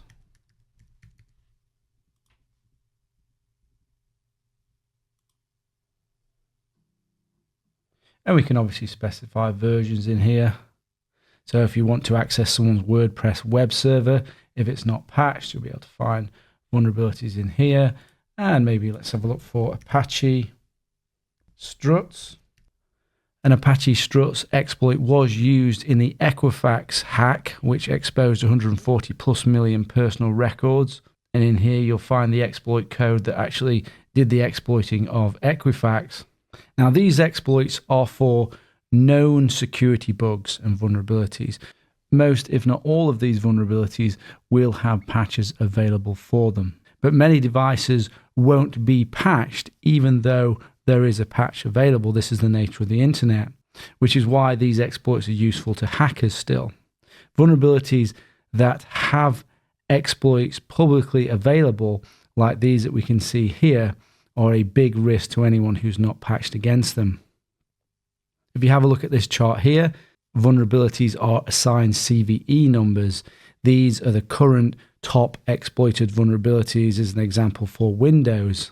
Some, as you can see, are as old as 2010, but are still not getting patched, and are therefore being exploited by hackers and within exploit kits. So I hope that gives you a better idea about what security bugs are and vulnerabilities. And later on, we're going to be going through the ways to mitigate against the known vulnerabilities and the unknown vulnerabilities. We're going to now talk about the current threat landscape. This is another way of saying what are the nasty things that are out there that we should be caring about and concerning ourselves about. First, the hacker, cracker, or cybercriminal. What you can see behind you is an active IRC channel where everything from credit cards to malware, viruses, hacking as a service is sold. IRC, if you're not aware, is another part of the internet. It's not the web, but it can be accessed via something called an IRC client. Hacker actually originally was a positive term used to describe someone who kept hacking at a problem until it was done. But today, The common understanding is really someone who's out to cause mischief on the internet or on your computer. So that's the way we'll use it. There are people that call themselves white hat hackers, meaning they are hacking for good. An example being the work I've done where you are paid to attempt to compromise a target, such as a company. And this in the security industry is called ethical hacking or penetration testing. But what we care about is the black hat hacker, or really you can just simply call them cyber criminals. They are no longer teenage boys in their mother's basement hacking for fun and recognition. They are criminals attempting to make money out of you and other people. You have hacking groups or criminal organizations that range in size from large to small. You have loosely connected hacking groups who convalesce in areas of the dark web and don't really have strong connections, but only connections via the web or some sort of common moral or political agenda. And you have the lone wolf hacker. The skills of these people, these hackers, vary massively. The vast majority of hackers have little skills and are referred to as script kiddies because all they can do is run a script that someone else has written. At a guess, maybe 95% are script kiddies, but you should still not underestimate them. The other 5% are skilled and more dangerous. Today, the skilled hackers sell their tools to the script kiddies, and you even have an underground market selling hacking as a service, which is why the script kiddies can be just as dangerous. You can rent time on a hacking platform. If these people spent as much time on legitimate businesses, then they would probably do very well. Now we're going to talk about malware. Malware is the all-encompassing term that refers to all of the programs that are written with malicious intent. So malware can include lots and lots of things. We'll go through some of the main ones and then we'll talk about the ones that you need to be of particular concern with at the moment. So top of the list you have macro viruses. This is a virus that has been written in a macro language such as VBS. That is usually platform independent. Since many applications allow macro programs to be embedded in the documents, the programs may be run automatically when that document is open. So that means, for example, Word documents and Excel documents will have embedded macros and VBS scripts which can run these macro viruses. You have stealth viruses, a virus that hides the modifications it has made. The virus tries to trick antivirus software by intercepting its requests to the operating system and providing false and bogus information. Polymorphic viruses produces varied but operational copies of itself. A polymorphic virus may have no parts that remain identical between infections, making it very difficult to detect directly using signatures in antivirus software. You have self-garbling viruses, which attempt to hide from antivirus software by modifying its code so that it does not match predefined antivirus signatures. You have bots or zombies, and that's really a collection of hacked devices under a command and control of a hacker. So if your machine does get compromised, it could be part of a bot network or being a zombie. You have worms. These are viruses that simply spread from one machine to another, to another, to another. You have rootkits. Rootkits are the worst software-based malware that you can get. They are usually embedded into the kernel of the operating system, so it can hide its existence completely from the operating system. And then you have firmware rootkits. These are the worst of all. So, for example, within your hard drive's firmware chip, you could have some sort of malware. Even formatting your drive and reinstalling the operating system won't shift it. This is NSA, GCHQ level malware. But saying that, there has been some talk and some papers about how this is done, so it is likely that there are hacking groups actually doing this. You have keyloggers.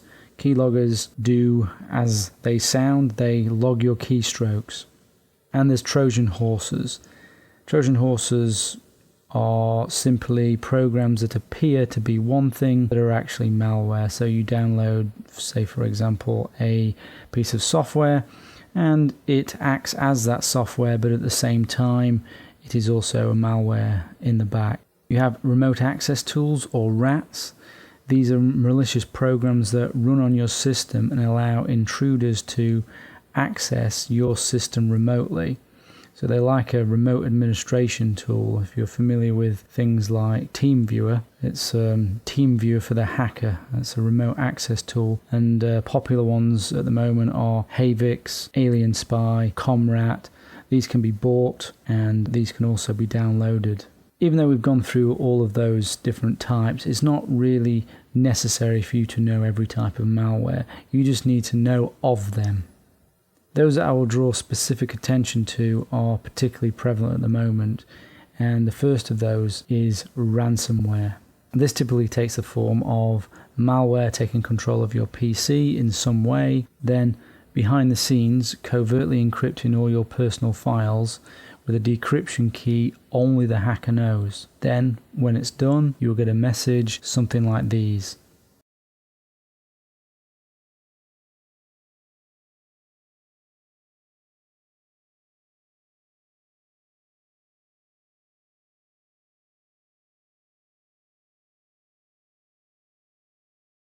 These are the most prevalent as of recording.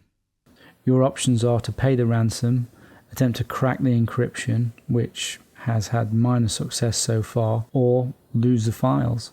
Most people pay. They tend to keep the amount relatively low so that people do tend to pay, and you're paying via a cryptocurrency such as Bitcoin, which is relatively untraceable. Ransomware, because of its high margin profits and rather simple chain of people that need to be involved, will likely surge in the near term for PC users. Next, and of great concern, is malvertisement. Malvertisement is an online advertisement that is infected with a virus or malware. Online, there are a number of major and minor advertisement networks that exist. Yahoo is an example of one. People pay to place ads, and these ads will appear on thousands of different websites. The owners of the sites often don't even know what these specific ads will be. Hackers are now placing their own ads that contain scripts. To get around security checks, these scripts point to other scripts which download other scripts from another location and repeat this process a few times until finally malware is presented to the user of the website. Because of this chain of scripts from different changing locations, it's hard to know for the advertising network that the ad is bad. And many of these ads are placed through automated processes anyway. Sites themselves can have their own advertisement network too, such as Forbes, which also hosted malware recently. So malvertisement is a growing attack vector that you need to be aware of. And then we have drive-by attacks, which is really a bit of a strange name to be given for simply visiting a website that contains code to exploit your machine. So don't think that going to only known websites will keep you safe. The example of malvertisement is one reason why, and also you need to consider if the website itself has been compromised. So here's an example of the UK Fat Tongue chef Jamie Oliver's website being hacked for the third time, infecting his surface for the benefit of the hacker that hacked him. Continuing with types of malware, you also have spyware. As the name suggests, its main purpose is to gather information and send it back to the attacker, to spy. The attackers don't generally want to cause damage directly, but want to compromise your privacy and anonymity based on some agenda that they've got. Spyware is intelligence gathering malware. Corporations and hacker groups create these as well as governments. You can see an article here of alleged US government spyware from the Telegraph. Worth mentioning actually, don't get too hung up on the names and classifications of the malware, by the way, that we've gone through. These are not strict taxonomies. For example, a rootkit can also be a Trojan horse. Someone could call spyware a virus. The point is just to understand the variants that exist and the possible purpose of the malware. Another one is adware, which some people consider to be a form of spyware, is undesirable software that forces advertisement on you. There are millions of different variants of this. One of the most annoying and destructive form of adware is called cool web search. You may even have encountered it yourself, but there's nothing cool about it at all. It hijacks your default search engine. It displays ads in the browser. When you click on links, it sometimes takes you to places that it wants you to go to instead of where you want to actually go to, and it actively defends itself from being removed and getting rid of it. So it's particularly hard to shift, and there are many variants of it that have affected millions of people. When an adware or malware takes over your browser in this way, it's known as browser hijacking, and you might hear that term more throughout the course. You should always pay particular attention when installing software, because often a software install includes optional installs such as this browser hijacker that we've just mentioned. So you can see here optional installs, and what you've got here is installs that are going to be potential adware. So be very careful what you agree to install. Always opt for the custom installation and deselect anything that is not familiar, especially optional software that you never wanted to download and install in the first place. It goes without saying that you should not install software that you don't trust. Sometimes your device might come with adware pre-installed if you're particularly unlucky. One of the worst cases was Lenovo pre-installing Superfish adware that not only served you adverts based on what it knew about you from spying on you, it also included a self-signed certificate allowing your browser TLS and SSL encryption to be bypassed. So not very good of Lenovo there. In fact, I would never buy a Lenovo laptop again after that and all the rest of the things that Lenovo have done. Scareware. Scareware is a type of social engineering attack to trick a person into believing in a threat that isn't really real. So a common example is fake security software claiming that you have malware infections or something like that. Often they want you to pay something in order to fix the fake problem. These scams have been extremely successful. You can see here personal antivirus software. It's identifying all of these fake vulnerabilities, and then it's going to keep popping up. It's going to keep causing problems on your machine, and then people are fooled into paying for something to remove the fake viruses. And finally, we have this catch-all term. If it's something that you might not have wanted, these are called potentially unwanted programs, or PUPs. They're called potentially unwanted because the antivirus companies and people that attempt to remove these things aren't quite sure whether you want them or not. Most often you don't want them, and they're annoying, the things that are bundled in with software.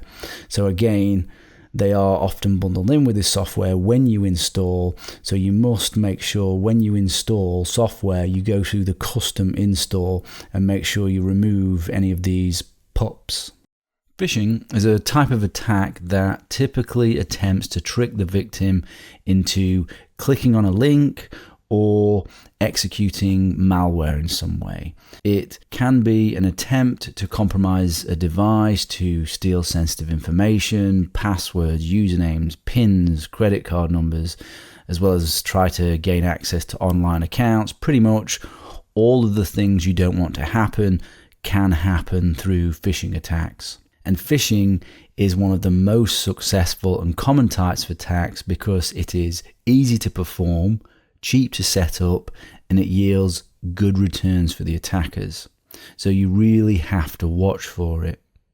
In working for big corporations, even with repeated security training to wise people up, no matter what the company I've consulted to, about 30% or so of people continue to be fooled and click on things that they shouldn't. And funnily enough, some countries are worse clickers and some are better clickers on a consistent basis. But no matter what, people just seem to not be able to be trained out of not clicking on the things that they shouldn't click on. Phishing is typically carried out by sending fake emails or instant messages as well that direct the victim to a fake site that often resembles the legitimate site. It is a form of social engineering, or in other words, it's an attack against human weaknesses, and it relies also on the lack of defenses that web technologies inherently have in order to do the attack. So, for example, email does not authenticate or digitally sign the sender, so there's no guarantee of who it's come from. If there was, then this problem would be reduced.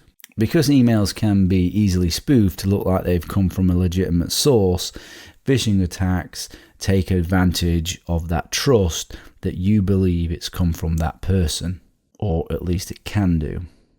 Generally, phishing attacks are done en masse, so they send out thousands or millions of emails, and those email addresses have been harvested from the internet, or sometimes they've been harvested through hacking websites, sometimes from the fact that people have publicly disclosed them on forums or other things like that, and even from guessing at what the address is.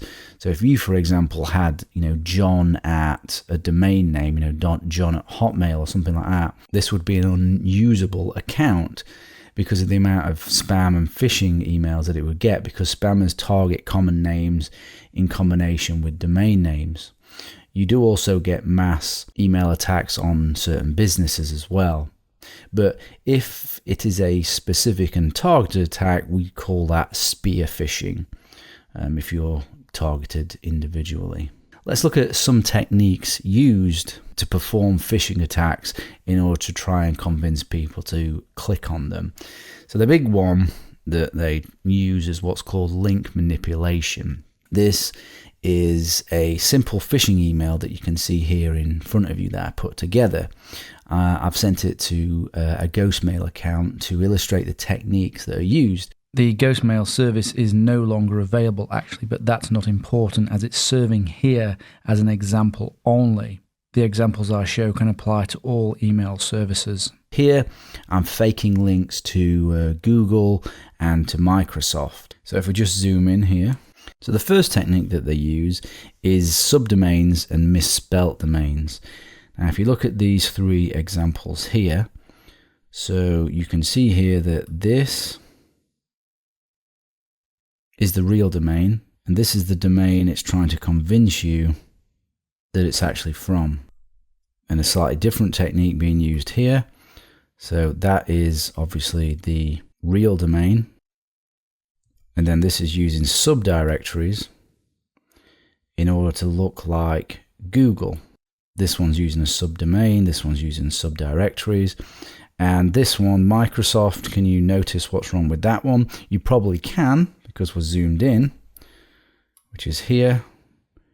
We've got an R and an N instead of an M. Let's have a look at some other examples.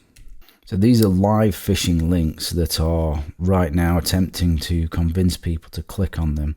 So you can see here, this is actually an Australian bank, and it's attempting to convince people that this is the domain, when in actual fact we can see here that this is the real domain. Let's see if there's any other clever ones, or well, they're not really that clever, but let's see if we can find any other examples. So you can see here's another paypal.co.uk. So the real domain is this. So it may be tricky to understand as I've gone through this which are the real domains depending on your experience. So the real domain is the one that is to the left of the high level domain. That's the high level domain, and that has no slash to the left of it. High level domains are things like .com, .net, .org. If you look at my example here, that isn't legitimate because it has a slash to the left of it, which means it is a subdirectory. Real domain is the one to the left of the high level domain, and that has no slash to the left. So that has a slash to the left, so it must be this one. The next sort of technique of link manipulation is what's called IDN homographic attack. IDN is the internationalized domain name standard. So you can see a couple of obvious ones, but again, they're not always obvious. So you can see here we've got some zeros instead of O's, and we've got an L instead of a 1. But let me tell you that if the font is different, these can be almost impossible to see the difference. And obviously this can be used in combination with subdomains and misspelling in order to create further confusion. And another one is hidden URLs. So using HTML A tags to hide the real URL. So you can see here we've got click here, so you don't know what's behind it. But if you look down there at the bottom, you can see that it's going to google.com.stationx.net. And this one we can see is actually going to google.com.stationx.net. So not at all going to where it alleges to go to.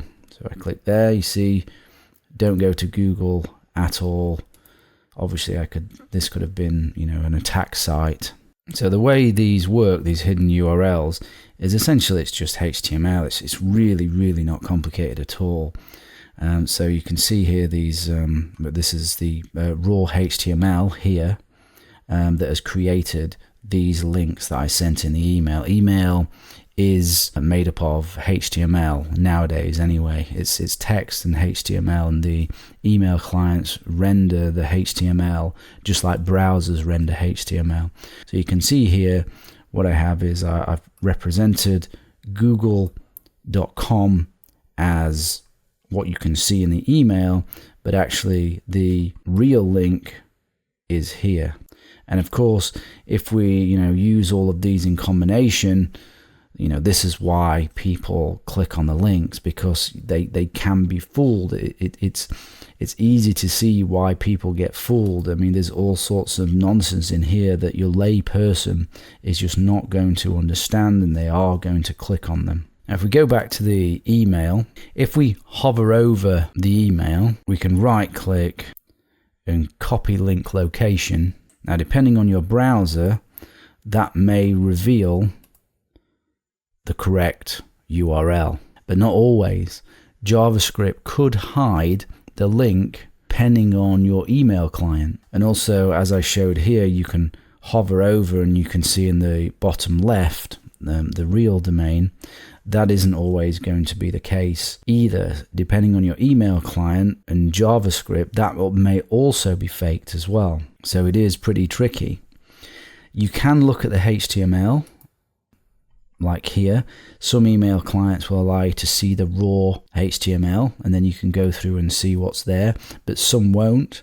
I mean, this Ghostmail, for example, does not let me look at the raw email, so I have to hover over it to see where it is going to take me to. Good providers, and this can be both a good and a bad thing, will notice these types of things and will change them.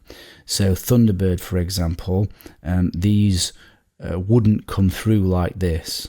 It would change them so that you can actually see where it's going to. But that defense mechanism could be bypassed as well. So, so it's not foolproof. But Ghostmail in this example was able to receive these and make them look like this without me going to much effort to try to bypass any phishing protection that it has. Other than URL manipulation, there's also covert URL redirects that use vulnerabilities such as cross-site scripting and cross-site request forgery, or they can be used in combination with URL manipulation. So it is possible that you might get sent a link to a real site, and the real site is being manipulated to attack you in some way. So the attacker can or possibly has found a flaw in the real site and is using a technique like open redirect, or as I've just mentioned, the cross-site scripting and the cross-site request forgery vulnerabilities in order to attack you. So this has happened to PayPal and many others. So let me give you an example, because this, obviously won't be clear, of a reflected cross-site scripting vulnerability that could be used in a phishing attack. So imagine you've been sent a link via whatever means. Now, this was actually a cross-site scripting vulnerability that I found in a forum application, so I'm just using it as an example. So this is an example of the URL. You then click on this URL. This takes you to the website, and then because I've inserted into that URL a special script, when you enter your username and password, I'm able to steal your username and password. Now, if you look here, this is the crucial bit of code. So I've inserted my own little bit of code here.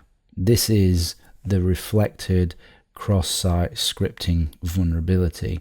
That site should not let me put in my own scripts into URLs and process it, because what that means is that I am then able to act as that website under the security context of that website, which means I then have access to your cookies, and of course I can manipulate the web page so that that it's not the right login screen and it's actually a fake login screen that I've presented.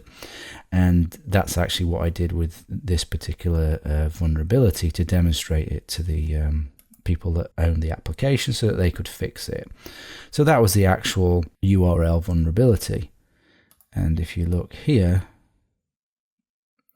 there I'm inserting in a special, what's called an iframe, in order to put up a fake login screen and able to take the usernames and passwords. So that gives you an example there.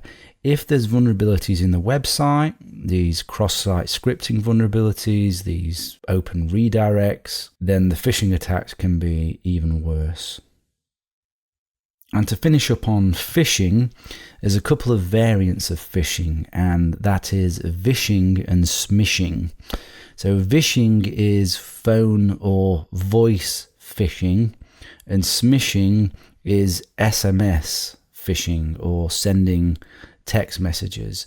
So this is attempting to call or text you in an attempt to compromise your device in the same way as you do with phishing, so steal sensitive information, passwords, usernames, credit cards, all of the bad stuff. There are many examples, a common one being pretending to be from Microsoft, telling you that you have a virus on your machine.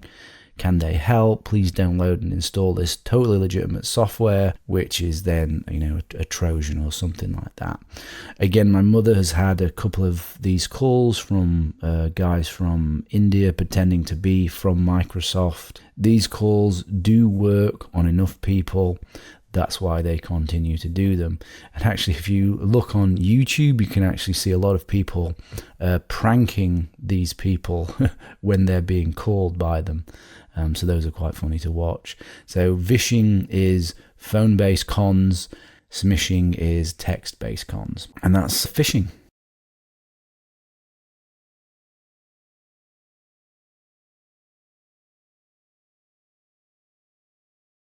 Spam, as I'm sure you're aware, is unsolicited messages, most often coming in email, like the one you can see here, trying to get you to buy pharmaceuticals or some other nonsense.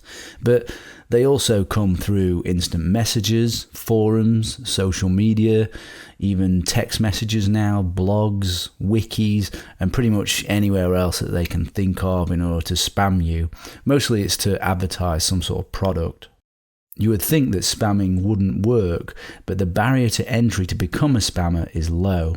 So spamming remains economically viable because spammers have very small operating costs, and it is difficult to hold senders accountable for their mass mailings. It's relatively easy to hide where the emails are coming from. If you send millions upon millions of emails, enough of a small percentage take the bait. The email protocols we use today and have always used were designed in a time of trust. So there's little defense built into those protocols to defend us against spam. And that's something we're going to cover a lot more in the section on email security. With spam, or any emails, if you didn't request it, then you should be suspicious of it. Doxing, something completely different to spamming.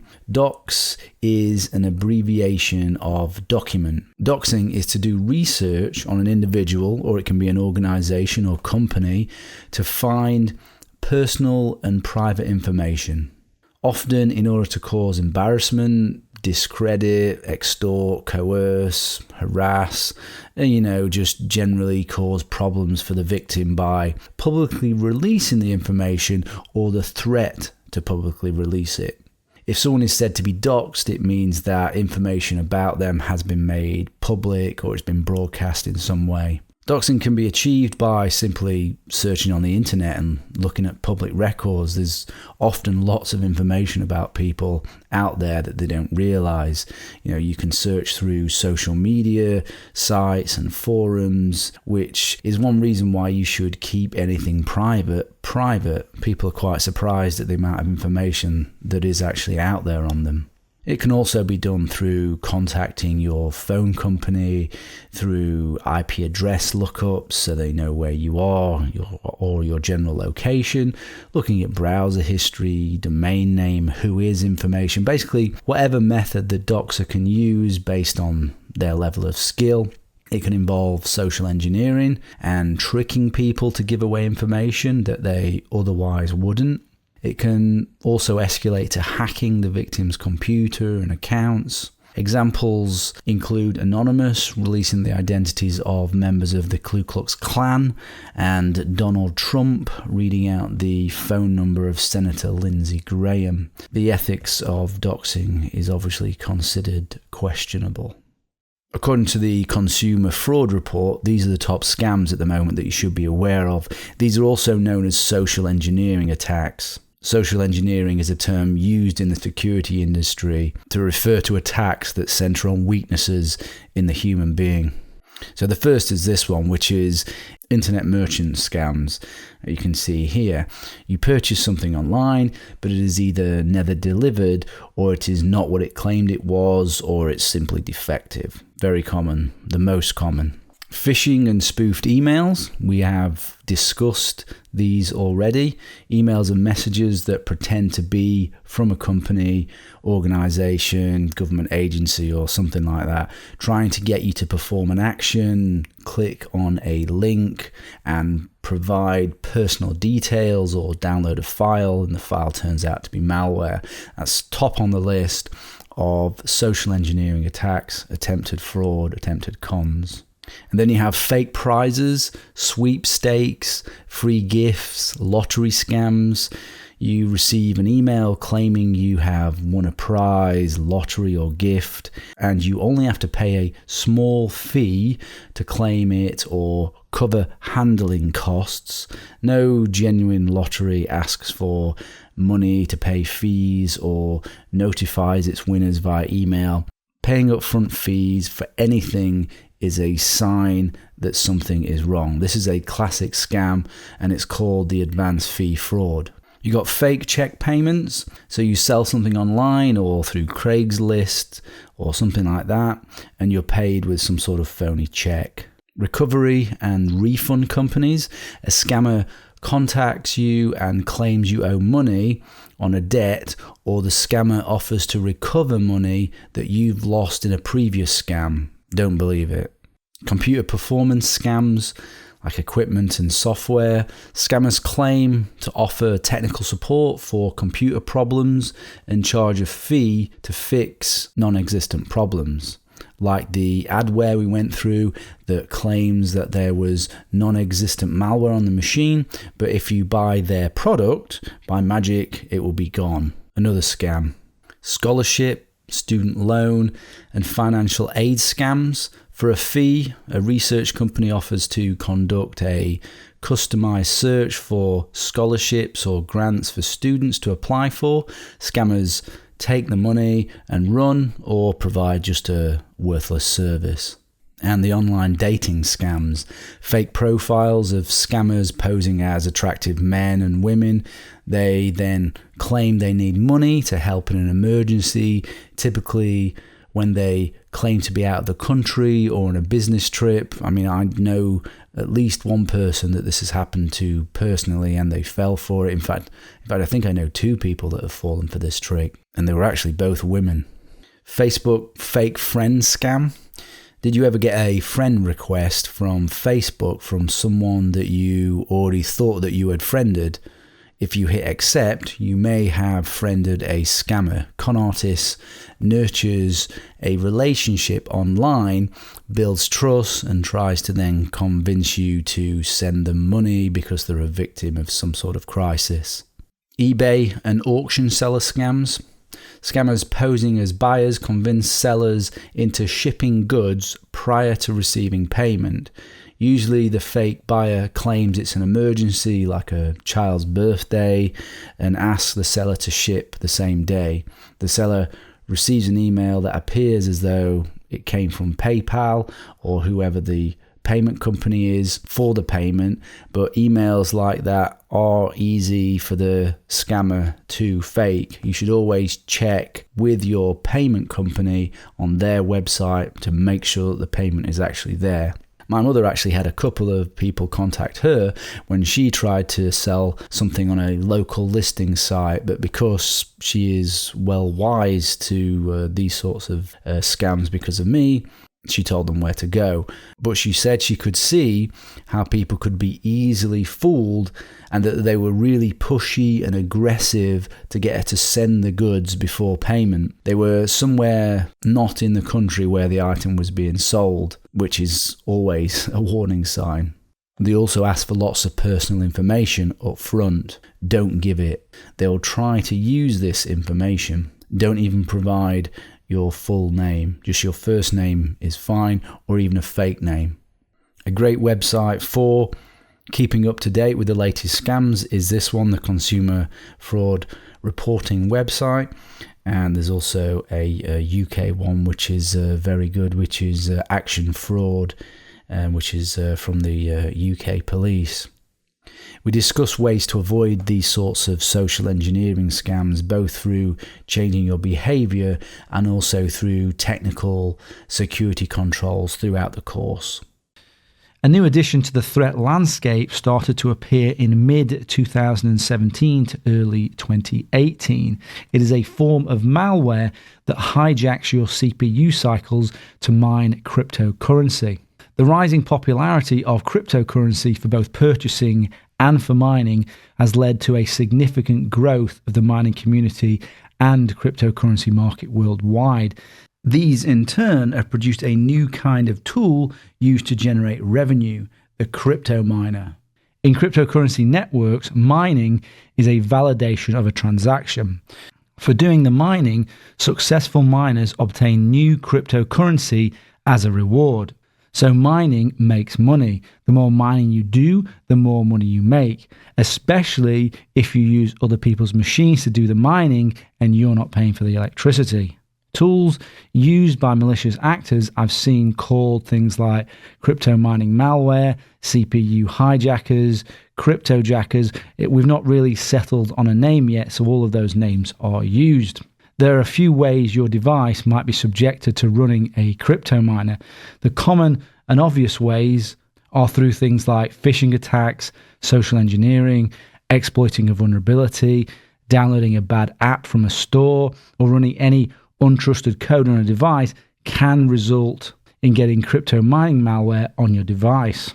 Another major attack vector to be aware of is JavaScript-based mining tools, which can be injected into websites both by the website owners themselves or by threat actors. So imagine you visit a website and unbeknownst to you, your browser is running up your CPU for no known good reason. The site is running JavaScript-based mining tools. Sometimes the websites have crypto miners as an alternative to advertising, so are doing it openly and honestly. So that model is actually fine. But sometimes sites aren't open about it and try to secretly use your machine as a miner and run up the CPU too hard. Other times, the site has been taken over in some way by an adversary and is running the code without the permission of the owner of the site. The bottom line, though, they are all taking CPU cycles to mine cryptocurrency to make money. You need to be aware of this, and if you don't want this to be happening on your machine, then you need to stop it. The ones that are particularly nefarious will run up your CPU too high that it will affect the performance of your machine. Let me give you some examples to make you aware of the current threat landscape. Pirate Bay, the popular torrent site, which I'm sure you're aware of, has been found to be using users' CPU power to mine cryptocurrency without notification. Other examples of sites that do it without notification are sites like Up2Box and also vidzi.tv. Up2Box is a file hosting service. vidzi.tv is a video sharing service. These are also known to use a CPU power to mine Monero cryptocurrency without notification. There will be many other sites that do this, and as time passes, I'm sure other sites will try to do this without notification. Kaspersky Labs says they've spotted evidence of a vulnerability in the desktop version of the messaging app Telegram that allows attackers to install cryptocurrency mining malware on the user's computer.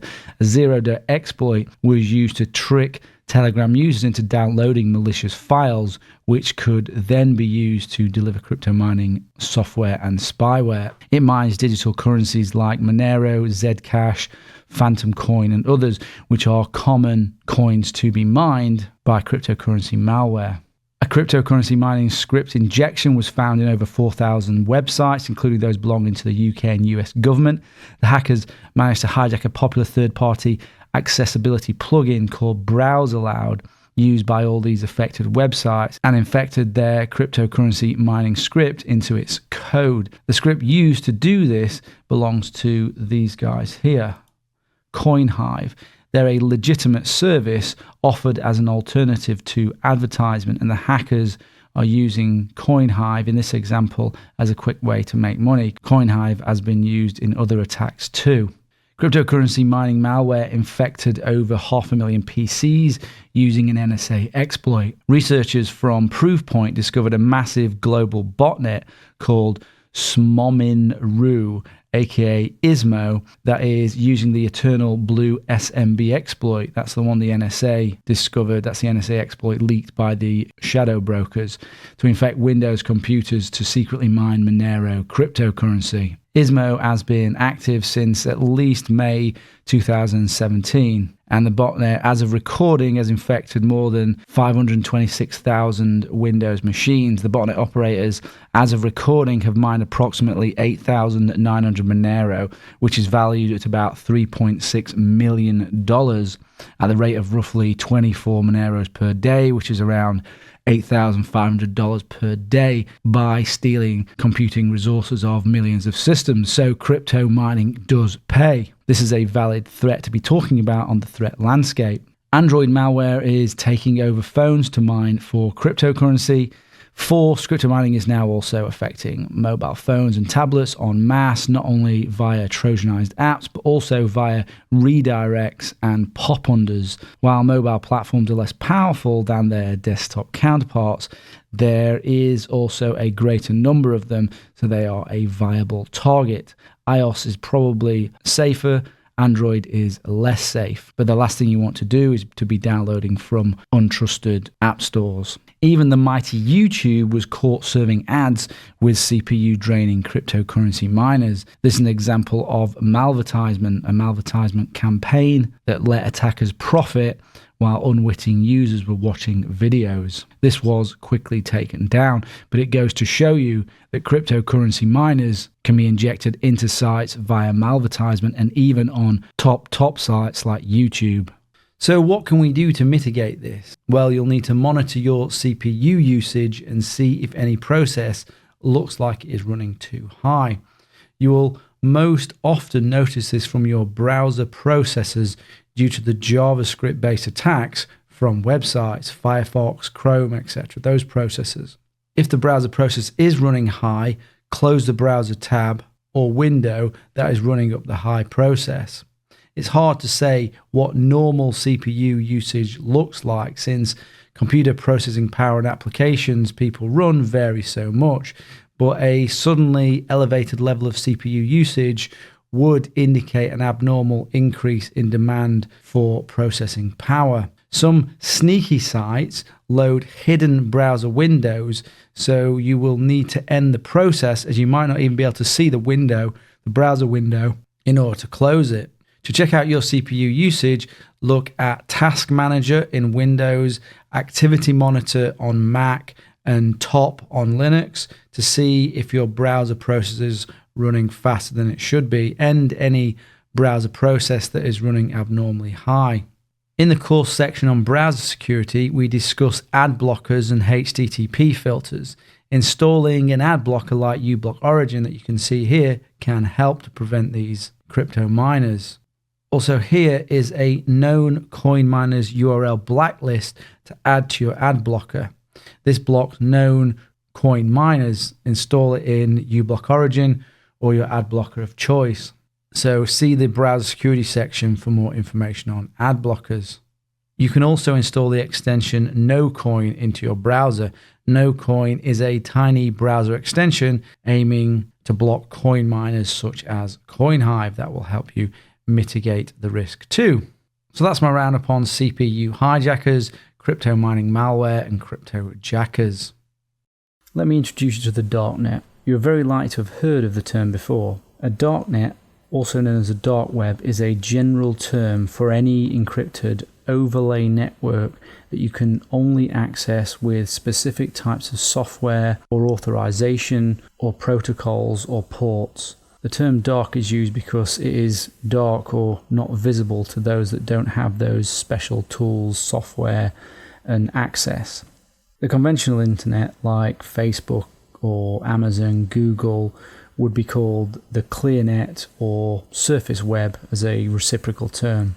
Mostly you can consider the darknet much the same as the surface web, the main difference being you need to use special encryption to access it, which is what keeps it dark.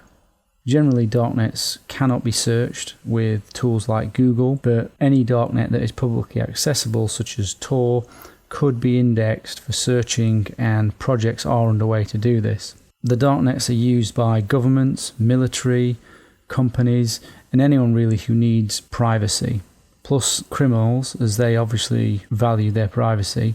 Darknets generally are a tool to maintain anonymity and is, in some sense, to maintain security. Example darknets include RetroShare, which is a file-sharing peer-to-peer or friend-to-friend network. You have other networks like Tor, which is very common and very popular. You have I2P Anonymous, which is becoming more popular. You have the GNU-net framework and the Freenet project, all needing special software to access, which is available on their corresponding sites. The interfaces to these you can see here on the screen. These services should not be considered a panacea for anybody interested in privacy though, and can be de-anonymized. Through the darknets, you can access dark markets and hacker forums. These sell every sort of good and service, from assassination to drugs, and of interest to us, things like malware, remote access tool, rats, hacking tools, exploit kits, and so on. Here in front of you can see some examples of markets at the moment that are around: Dream Market, Wall Street Market, Tochka, etc. And the URL here that you can see ending in onion is the address to reach that site, which is a special address you can only access via the Tor network using the Tor browser, which you can see here. We have a whole section on using Tor later on in the course too, so don't worry about that for now. But let's have a look around Tor and see what we can find in terms of hacking tools and exploit kit. Here we are in the hidden wiki showing some of the hacker sites. This is the 0 Day Forum. You can see here selling credit card details, personal information, secure hosting to host malware, exploits. That's the Sphinx banking Trojan that would be packed into another program you might download. The Trojan is designed specifically to target bank account details. It will target specific banks as well that it has found to have some sort of useful way to harvest and access the user account details. Here, PayPal accounts for sale that will have been stolen from hack machines. Software to help with carding. Carding is another term for stealing or using credit card details. How to transfer money anonymously, hacking tools, exploits. Here, this is the black hole exploit kit. There's the stage fright exploit where you can send picture messages to an Android phone to take it over. Still millions of phones are vulnerable. Let's give you an example of how these exploit kits and hacking tools might work in the real world. So back to our entrepreneur hacker. He's bought himself an exploit kit from one of these sites, or perhaps he's managed to acquire one free somewhere. He has also bought services from a hacker that has given him access to a hacked site. So he can now upload his exploit kit code onto that website. You or I or someone else unknowingly visit this website. If you are up to date with your patches and you have other good security controls, then the exploit won't work, which is a lot of what we're going to go through in this course on how to stop those sorts of things happening. If you are unpatched, or you have poor security, or in the worst case scenario he has a 0-day exploit, then you could be compromised. Again, with correct security practice, you can still be protected against that. If you don't have solid security, the exploit is very light to get access to your machine. From there, he installs a rat to control what the machine does for him. This you can see here is the admin interface for a rat called Snake Rat. So is looking for files that's on the victim machine, looking at the desktop, can access the webcam, can steal or harvest passwords, bank account details, personal information, etc. Here you can see other types of goods and services that are available in the dark market. Everything from initial access tools, so the exploit kits that we've talked about, 0-day vulnerabilities, payload parts and features. These are packers, crackers, binders, obfuscators. These are the tools used to create malware that the antiviruses cannot pick up. And you've got all sorts of things, botnets for sale, hackers for hire, DDoS services, etc., etc. And here's another interesting list. This shows the cost for exploit kits over the years and how the costs have evolved.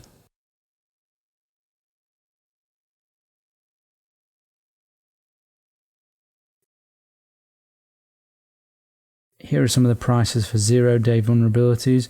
Remember, those are the vulnerabilities that don't have any patches and that maybe nobody even knows about.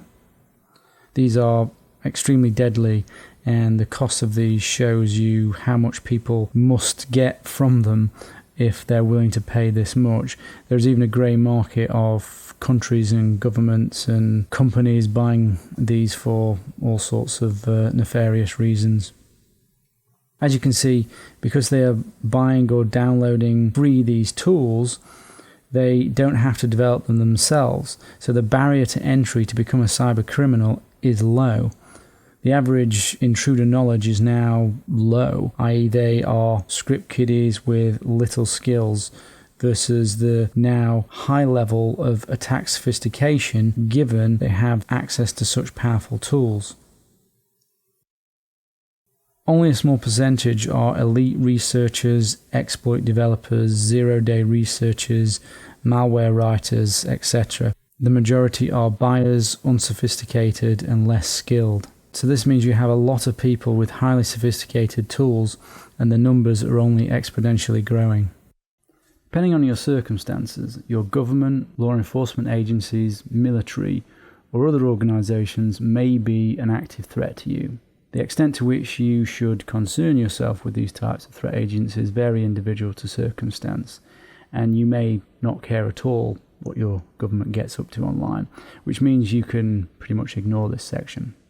But you might, for example, be a political dissident opposing human rights violations in your country. You could be a homosexual in a country where that's a crime punishable by death, or a journalist with a sensitive package that you need to send, or just a regular concerned citizen who would like their activities and personal information to stay out of the hands of their government.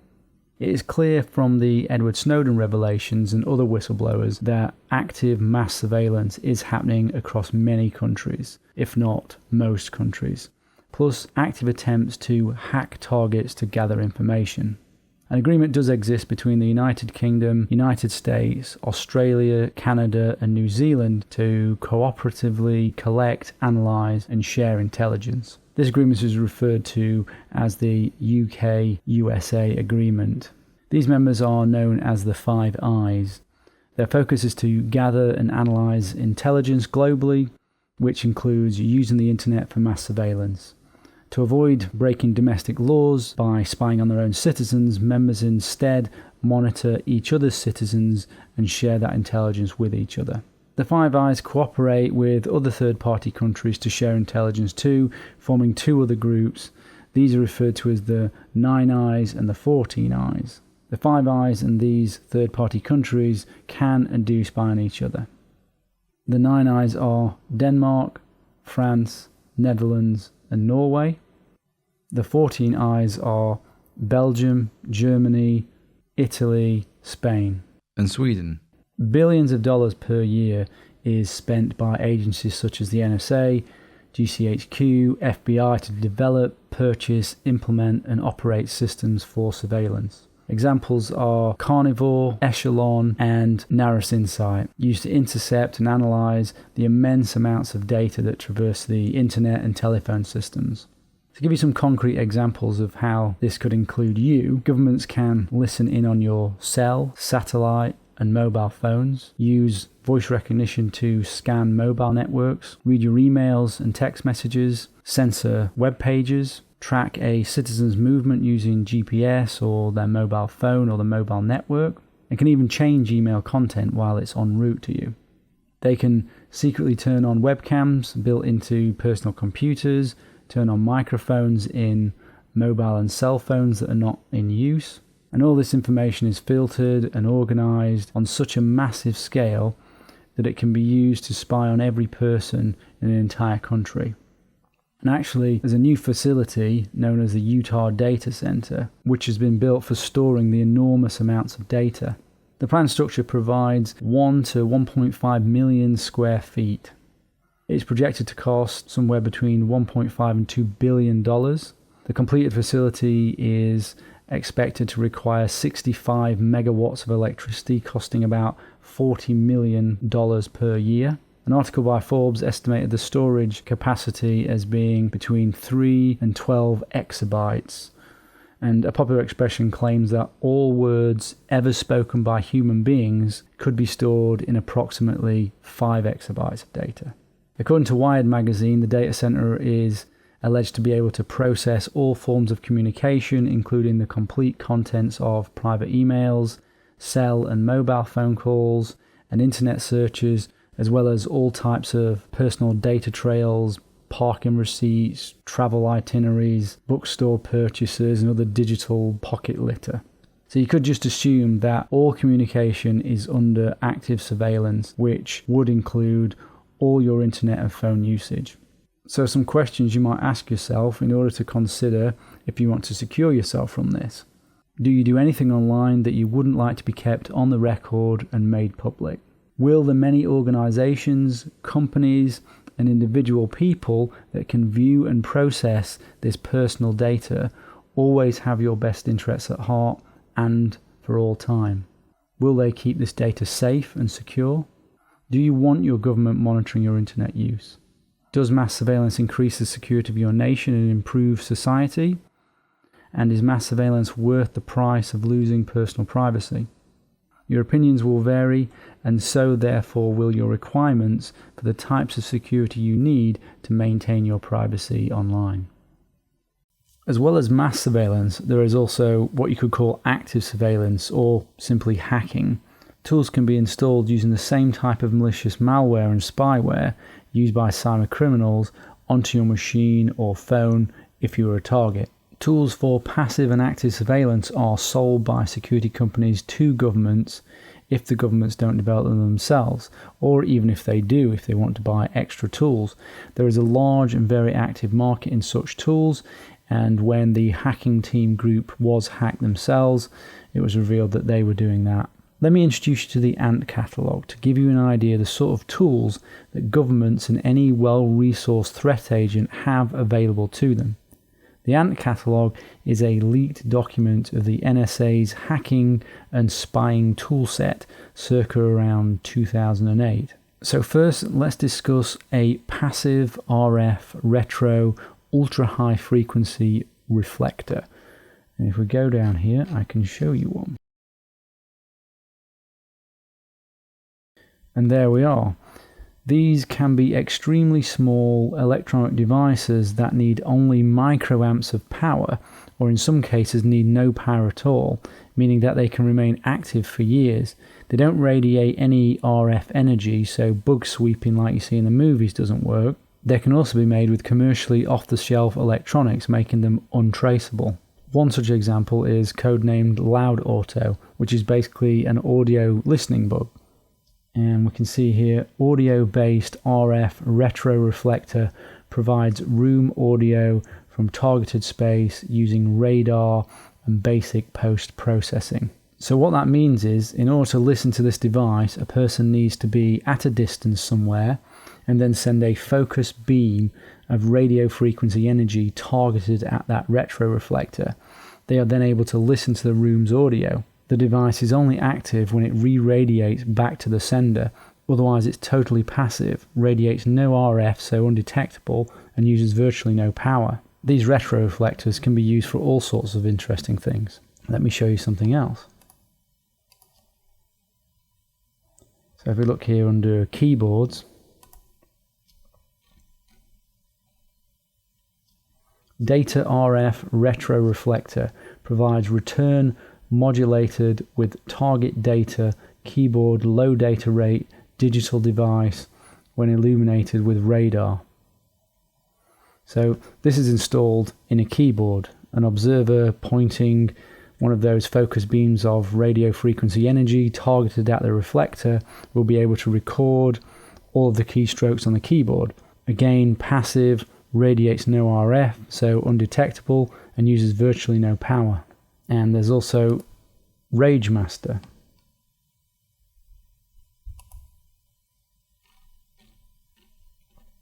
RF retro reflector that provides an enhanced radar cross-section for vagrant collection. It's concealed in a standard computer video graphics array VGA cable, which you can see there, between the video card and video monitor. It's typically installed in the ferrite on the video cable. So they can watch what you're doing on your monitor. Again, you can see how tiny this thing is. Passive, radiates no RF, so undetectable, and uses virtually no power. Obviously, these things need to be installed, and this process is called interdiction, which means the devices are placed in physically before you get them or after. But even if you're not a target of specific interdiction, you are a target of general interdiction. So for example, there is JetPlow, which is here. JetPlow is a firmware persistent implant for Cisco PIX series and ASA firewalls. It persists DNT banana glue software implant. JetPlow also has a persistent backdoor capability. DNT, by the way, is a contractor to the NSA that provides other hacking tools. If you're not aware, firmware is a physical chip on the device. So in this case, it's a physical chip on this router or firewall. Firmware persistence means it will survive a reinstall of the operating system. It can be considered a firmware rootkit. So what this is showing us here is documented evidence that Cisco and Juniper devices, which are really the backbone of the internet that we use, are compromised. and will be used for surveillance. If you're wondering about the strange code names, 2 letters are assigned to a project randomly, like BG, and then a human creates a name, so you end up with Bananagly or something strange like that. But strange names like that do help people remember them. Let's have a look at some of the other interesting ones.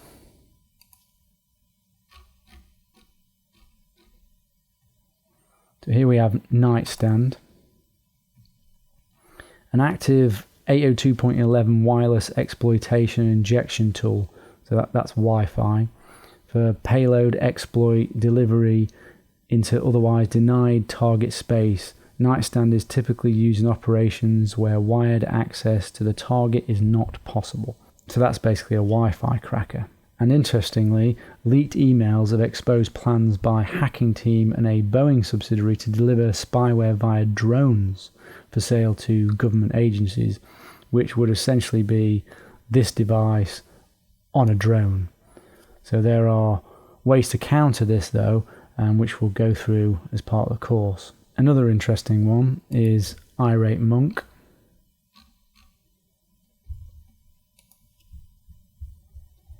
Irate Monk provides software application persistence on desktop and laptop computers by implanting the hard drive firmware to gain execution through master boot record substitution. Again, that means total persistence.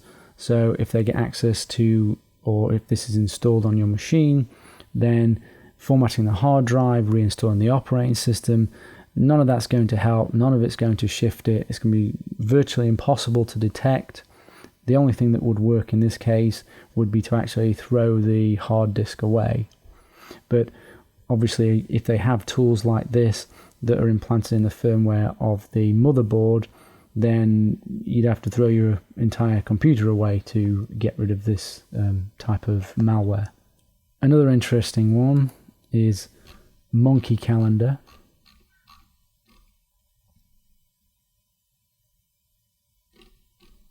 Which is here. And this is actually a SIM card. So you may not be aware, but SIM cards can actually issue commands to your handset. So this is a SIM card that issues commands to your handset and then sends out SMS messages informing what you're doing and your location and whatever else other information that they desire. And the last one that I'm going to show you that's interesting is Candygram. Mimic GSM cell tower of a target network capable of operations at 900, 1800 or 1900 megahertz. Whenever a target handset enters the Candygram base station's area of influence, the system sends out an SMS through the external network to registered watch phones. So this is a fake base station. They will set up as Vodafone and then monitor and track you and hack you through it. And these are from circa 2008, 2009. Imagine what they might have now. If your government is an active threat agent to you, or anyone of sufficient means, motive and opportunity, then I hope you can see that if you are a target, the only way to be anonymous online is to be anonymous offline as well. And we'll talk more about this later as we go through the course. You can see that there are also hobbyists who are recreating these tools based on what they've seen, and we're also working on similar tools. So here you can see here is a Wi-Fi hacker. You have retro reflectors, active radio injection, hardware implants, passive radio interception. So there's no reason why highly resourced criminal organizations and hacking groups won't be utilizing such tools going forward. For further information on NSA and 14i spying, check out the video Through a Prism Darkly. For general information on CIA hacking tools, look at WikiLeaks Vault 7 and 8, and generally look at WikiLeaks for government spying type information. The Intercept is also a good place for scoops from time to time on information about what's going on in terms of government spying.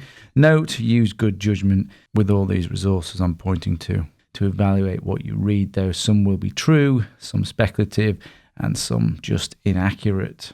And to conclude, there's no secret at all that well-resourced governments are spying and hacking on everybody to gather intel. There have been leaks about the likes of the US and the UK, but countries like Russia, we haven't seen many leaks yet, but they are engaging in serious cyber warfare against their adversaries, the US, the UK, the Ukraine, and messing around with elections.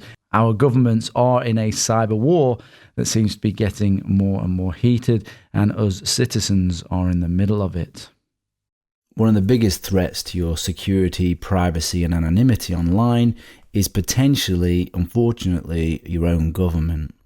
This threat is coming from a number of fronts, but two main fronts. One is the push to weaken and regulate encryption, and the other is to legalize and, I guess, legitimize mass surveillance and spying on its citizens. Many countries are talking about implementing policies that limit encryption and policies to legitimize and legalize spying that has been going on anyway illegally for years. And in fact, by the time you listen to this, because it's moving so fast in your particular country, things may have changed and it may now be more legal to spy on you, and encryption may be regulated to a further extent. This regulation and mandating of insecurity and legalized spying is going on in many places: United States, the UK, China, Russia, Brazil, India, etc. The UK has got the Data Communications Bill, which includes recording 12 months of internet history and other Orwellian measures. Other examples that show the tide of change in other countries: you have WhatsApp being banned for 48 hours in Brazil because of the encryption by the government. India has some very strong ideas on limiting encryption. Kazakhstan illegally requiring backdoors. Encryption is fundamentally mathematics. It cannot be banned. The horse has already left the stable. It's been created. It cannot be weakened just for a terrorist or a criminal or for someone who you want to have weak encryption. Those people will just use the strong encryption that's already out there, and everyone else will be stuck with weakened security and weakened encryption because they're forced to use the weak encryption. If it is weakened or backdoored, it is weakened for everyone, including the hackers trying to compromise our systems. Something like this was actually tried already. It was the crypto wars of the 1990s. Something called the Clipper chip was proposed by the US government, and a flaw was found in it, and luckily there was no widespread adoption because this chip was going to be put into every electronic device that was going to do encryption, so that the government could bypass that encryption and look at what it is you were doing. So if that had happened, it would have been a complete disaster because of the vulnerability that was found in it. This is the problem. If you weaken encryption, you can weaken it for everybody. Terrorists and criminals will continue to use strong encryption even if normal citizens are banned. There is no evidence that weakening encryption will help at all. And to add to all that, we have no feasible technical way of achieving this. Unfortunately, all of this stuff is perhaps too complicated for people to really grasp, those people that make decisions on these things, or maybe they do understand it, but because of political agendas, they're still pushing forward. This is Matt Blaze speaking to a US congressional committee on the infeasibility of these plans. And it's definitely worth a watch. So I'm going to play it now. It's only 5 minutes long. Dr. Blaze, 5 minutes to you. Okay. Thank you, Mr. Chairman. So, as a technologist, I'm finding myself in the very curious position of participating in a debate over the desirability of something that sounds, wonderful, which is security systems that can be bypassed by the good guys, but that also reliably keep the bad guys out. And we could certainly discuss that, but as a technologist, I can't ignore this stark reality, which is simply that it can't be done safely. And if we make wishful policies that assume and pretend that we can, there will be terrible consequences for our economy and for our national security.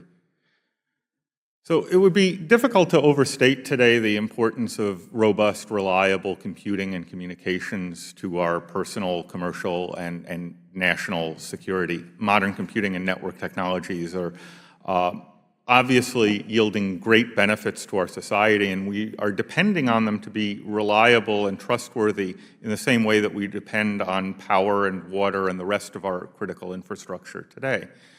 But unfortunately, software-based systems, the foundation on which all of this modern communications technology is based, are also notoriously vulnerable to attack by criminals and by hostile nation states. Large-scale data breaches, of course, are literally a daily occurrence, and this problem is getting worse rather than better as we build larger and more complex systems. And it's really not an exaggeration to characterize the state of software security as an emerging national crisis. And the sad truth behind this is that computer science, my field, simply does not know how to build complex, large-scale software that has reliably correct behavior. And this is not a new problem. It has nothing to do with encryption or modern technology. It's been the central focus of computing research since the dawn of the programmable computer. And as new technology allows us to build larger and more complex systems, the problem of ensuring their reliability becomes actually exponentially harder with more and more components interacting with each other. So as we integrate insecure, vulnerable systems into the fabric of our economy, the consequences of those systems failing become both more likely and increasingly serious. Unfortunately, there is no magic bullet for securing software-based systems. Large systems are fundamentally risky, and this is something that we can at best manage rather than fix outright. There are really only two known ways to manage the risk of unreliable and insecure software. One is the use of encryption, which allows us to process sensitive data over insecure media and in insecure software systems to the extent that we can. And the other is to design our software systems to be as small and as simple as we possibly can, to minimize the number of features that a malicious attacker might be able to find flaws to exploit. And this is why proposals for law enforcement access features frighten me so much. Cryptographic systems are among the most fragile and subtle elements of modern software. We often discover devastating weaknesses in even very simple cryptographic systems years after they're designed and fielded.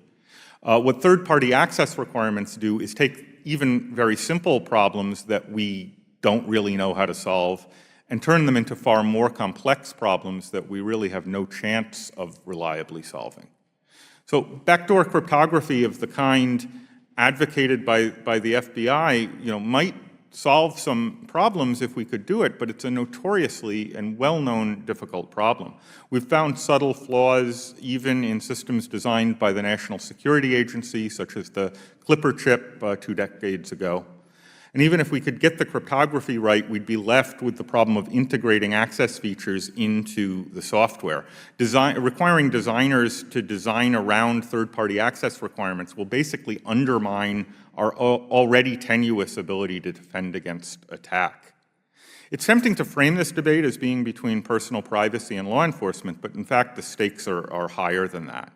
We just can't do what the FBI is asking without seriously weakening our infrastructure. The ultimate beneficiaries will be criminals and rival nation states. Congress faces a crucial choice here to effectively legislate mandatory insecurity in our critical infrastructure, or to recognize the critical importance of robust security in preventing crime in our increasingly connected world. Thank you very much. This here is a good paper to read. It's from a number of top crypto experts, including some of the people that actually design the crypto that we're going to talk about on the course, on why mandating insecurity is a bad idea. So if you want to dig deeper into that, give that a read as your homework. Another quick document that you can read is the case against regulating encryption technology, only a couple of pages. And to give you more of a background, this is a good read. This is the 9 epic failures of regulating encryption. There's a great report to give you an idea of the number of crypto products that are out there by Bruce Schneier. This is his worldwide survey of encryption products. Give that a Google. There's a PDF version which is here. There's also an Excel version. The Excel is pretty cool because you can sort by the type. So you can look at all the different types of crypto products, and maybe when we get to those sections and those products, you can see all the ones that are out there. It finds 865 hardware and software products incorporating encryption from 55 different countries. So obviously, if you have a law in one country, it's not going to affect all the other countries, and people can just use the crypto from whichever country they choose to use it from. Let's move on to the legalization of spying and mass surveillance now, and I think we can start with some quotes from Edward Snowden. So here we have arguing that you don't care about the right to privacy because you have nothing to hide is no different than saying you don't care about free speech because you have nothing to say. He continues, people who use the I have nothing to hide line don't understand the basic foundation of human rights. Nobody needs to justify why they need a right. The burden of justification falls on the one seeking to infringe upon the right. If one person chooses to disregard his right to privacy, that doesn't automatically mean everyone should follow suit either. You can't give away the rights of others because they're not useful to you. More simply, the majority cannot vote away the natural rights of the minority. My view is this: when people know they are being watched, they are being spied on, they alter what they do. They are no longer free. Terrorists want us to lose our freedom. By creating mass surveillance to prevent terrorism, by creating that mass surveillance infrastructure, we lose the very freedom we are trying to protect. But the counter argument to this is that we will be more secure from mass surveillance. We'll be more safe from mass surveillance. But the evidence is thin to support that. The former head of the NSA Global Intelligence Gathering Operations is a guy called Bill Binney. He says that mass surveillance interferes with the government's ability to catch bad guys, and that the government's failure in terms of 9/11, the Boston bombing, the Texas shooting and other terrorist attacks was because it was overwhelmed with data from mass surveillance. For me, the issue of mass surveillance is about giving away too much power to a government. Key questions to consider and to ask: can you trust all the people, government officers, agencies, companies and contractors with your personal and private data gathered through this mass surveillance? Can you trust that they will always have your best interests at heart, and that they will act justly with this power, this new power that they will have? And not just now, but in the future and with your children, because your children will inherit a watched world. This data will be kept, and any slight deviation from what is considered acceptable could be used against you if you oppose those in current power. Consider the civil rights movement. If mass surveillance was going on during that political movement, how would it affect a political change for black people in the United States? Would civil rights have happened much slower, more violently because of the mass surveillance, or would it have been crushed completely so that it wouldn't even exist now if we had mass surveillance? Things to consider. Also, consider donating to some of these privacy causes if privacy is something that you are particularly interested and passionate about. Regulating encryption, mandating insecurity, and legalizing spying is unfortunately an active threat that's potentially on your threat landscape that you need to be aware of. If your ability to use encryption is reduced, then your security will be reduced as well, and you will need other mitigating controls. A question we need to ask is, how much can we trust the operating systems and the applications that we use? Well, we know with 100% certainty that all of them contain security vulnerabilities and bugs. One approach to avoid bugs is to create non-complex systems, but this is infeasible. In fact, systems are getting more complex, which is one of the reasons security is struggling to keep up. Complexity is the nemesis of security. Another approach to try and help protect us from these known vulnerabilities and bugs is to use what is called formal methods in software engineering. Software is fundamentally a mathematical system. Therefore, you can prove the correctness of a system through testing and proving properties of that system. This way, you can provide complete evidence of correctness, meaning no matter what inputs the system receives, it will always compute the right values. This isn't a new concept. This formal process was originally performed by human mathematicians, which was feasible on programs with 50 lines of code or so in the past. But with today's systems containing millions of lines, it's impossible for a human to do. But what has happened recently is that both algorithms to proof and the computer power have improved enough that computers can do the proofing for us. Unfortunately, currently only the most critical software goes through formal methods like air transportation or process control systems. Formal process is still too time consuming and cost prohibitive for most systems. So most software testing today doesn't provide complete evidence of correctness proven mathematically. So we have to accept the risk of security vulnerabilities and bugs and mitigate accordingly, because we know security vulnerabilities and bugs will exist. It will exist in operating systems, it will exist in applications, it will exist in hardware, and it will exist in the tools that we use. So to mitigate this, we need to distribute trust, we need to reduce attack surfaces, we need to create isolation and compartmentalization and build layers of defenses. This will protect us from the bug-ridden code. All of these mitigations we go through in detail throughout the course. Let's talk about backdoors now in relation to your trust. A backdoor is a loaded term. It's a general loaded term. Let's just consider it as a term to mean a weakening of a system. And here you can see examples of backdoors, but you should probably take these with a pinch of salt, because some of them I actually don't think are potentially accurate. But there's a whole list of them from the GNU project. Potential backdoors in phones and applications, operating systems, etc., routers. Backdoors can be introduced by accident through human error or on purpose by an adversary.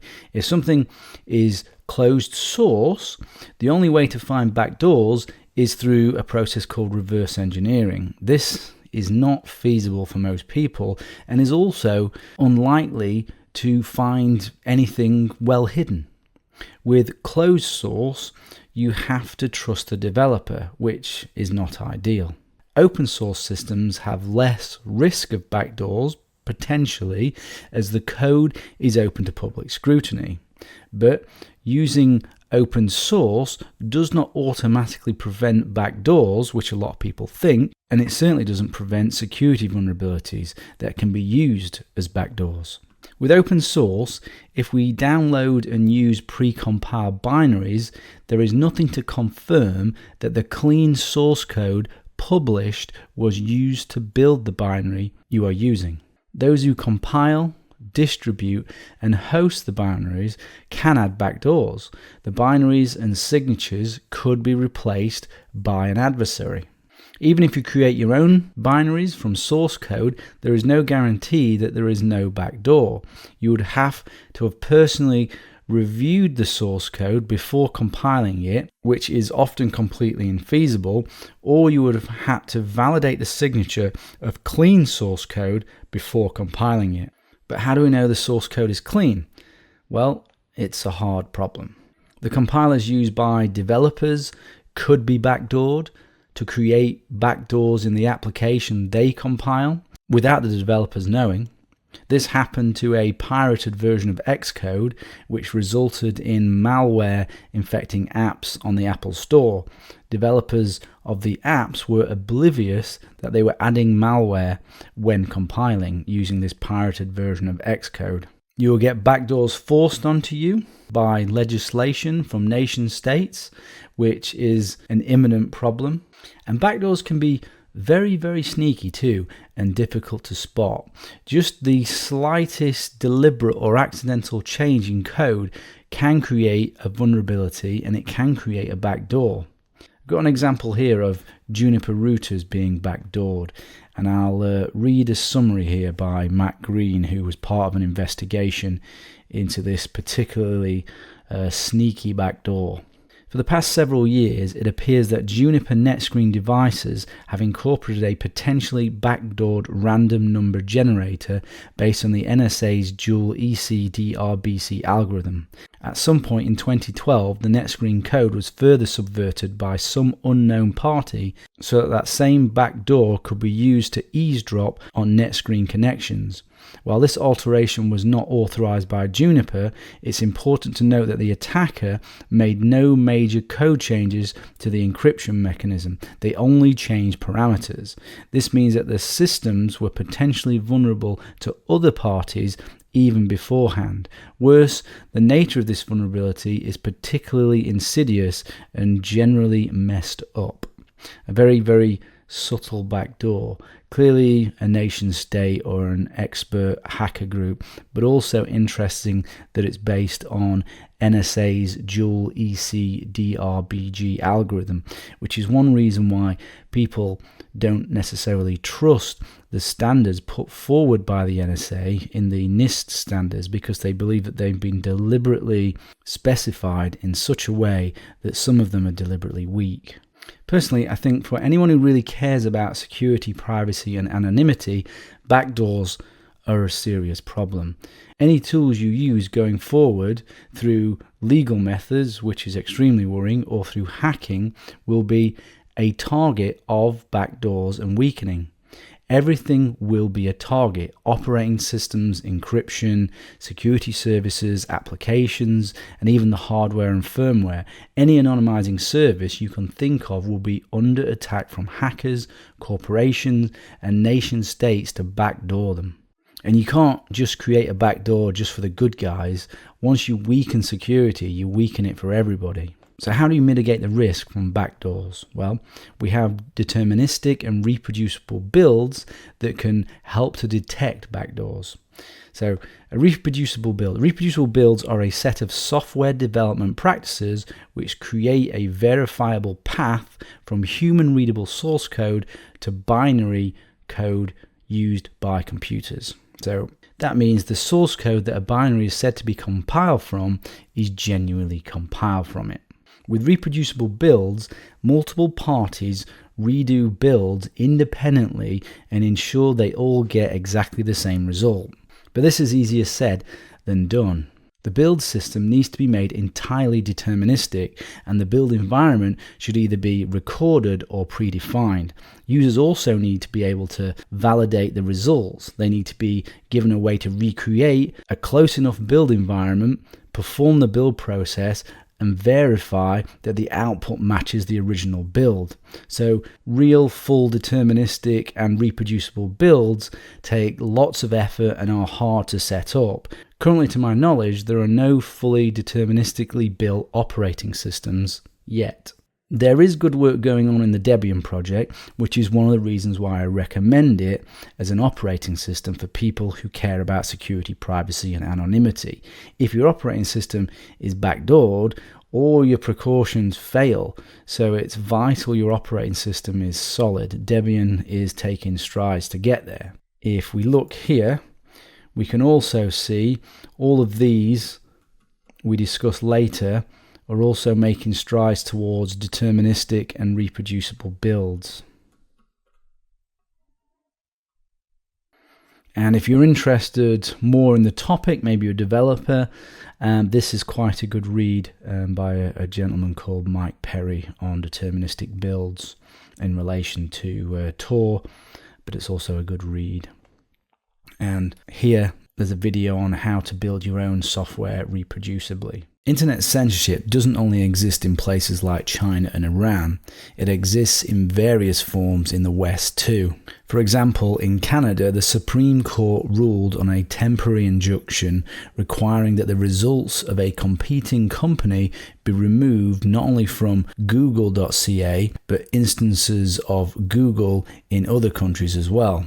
European courts ruled in favour of a Spanish man who brought a case against Google due to search results that contained embarrassing financial information, the case that has become widely known as the right to be forgotten.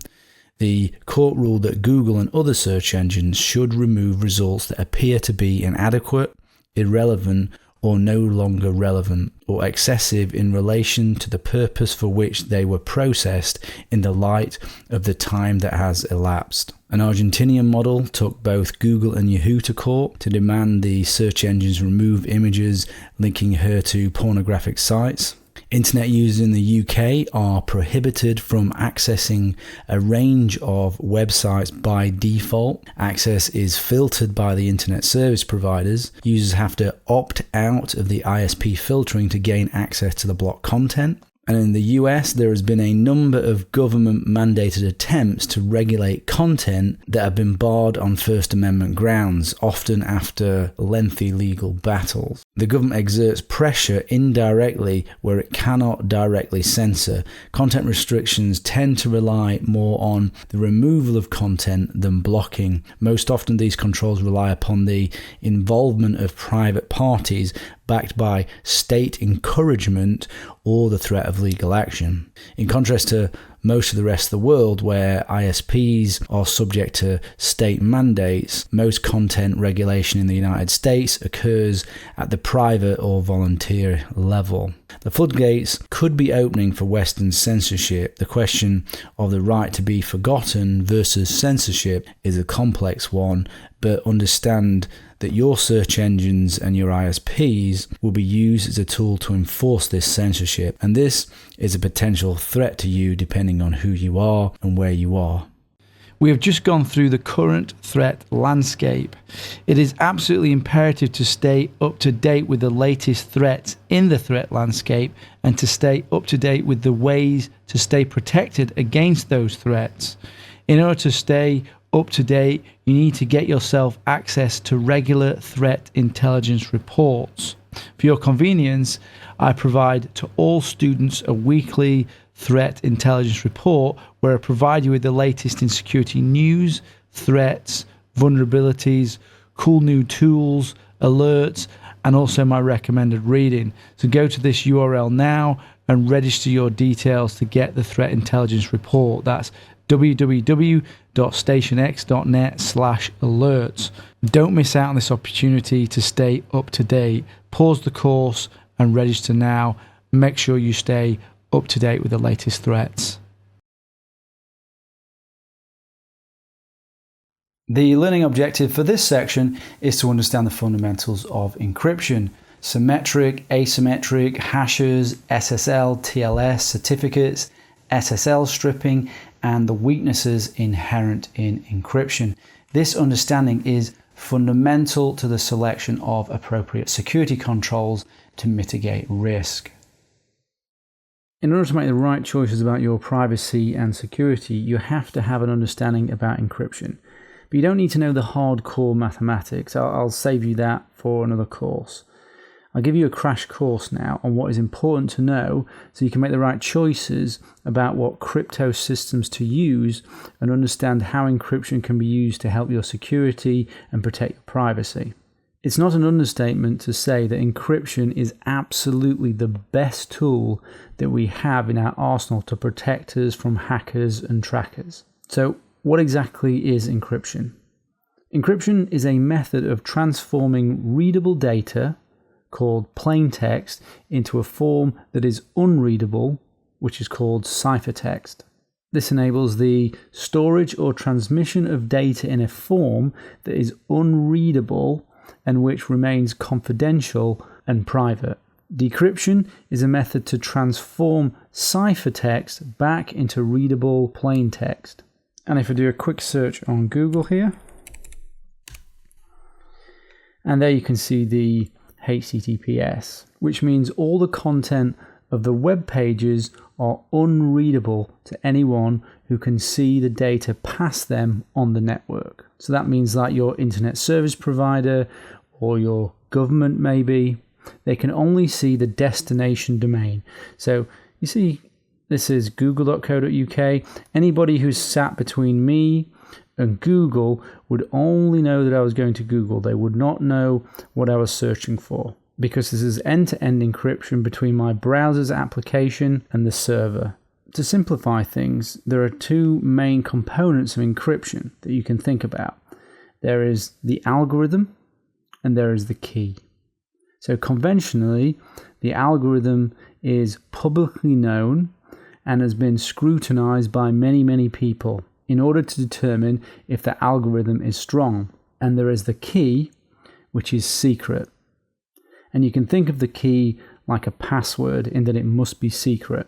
The algorithm is a bit like a padlock, and the key is like a key for that padlock. The algorithm and key combination determines how the plain text will be jumbled up, which is a process of substitution and transposition of those characters, which just means that they move the characters around and they change a character like A to a Z. And if the algorithm or key are weak, then the encryption will also be weak. So let me show you an example. I want to send a file to a friend, Bob, but I don't want anyone to read it. So you need something that can encrypt that file, and I've downloaded something that can do that, and that's WinZip. Many people have WinZip, and I've chosen this deliberately because it's not a specific tool just for encryption, but it enables encryption. So here we have our file for Bob, and if I right click on there, WinZip, add to zip file, using just an evaluation version to demo, and we can see we have an option here, encrypt files. If you're not familiar, WinZip is a compression tool, so it will make the file smaller as I send it, and it packages it up into a .zip file. And at the same time, I can choose to encrypt that file.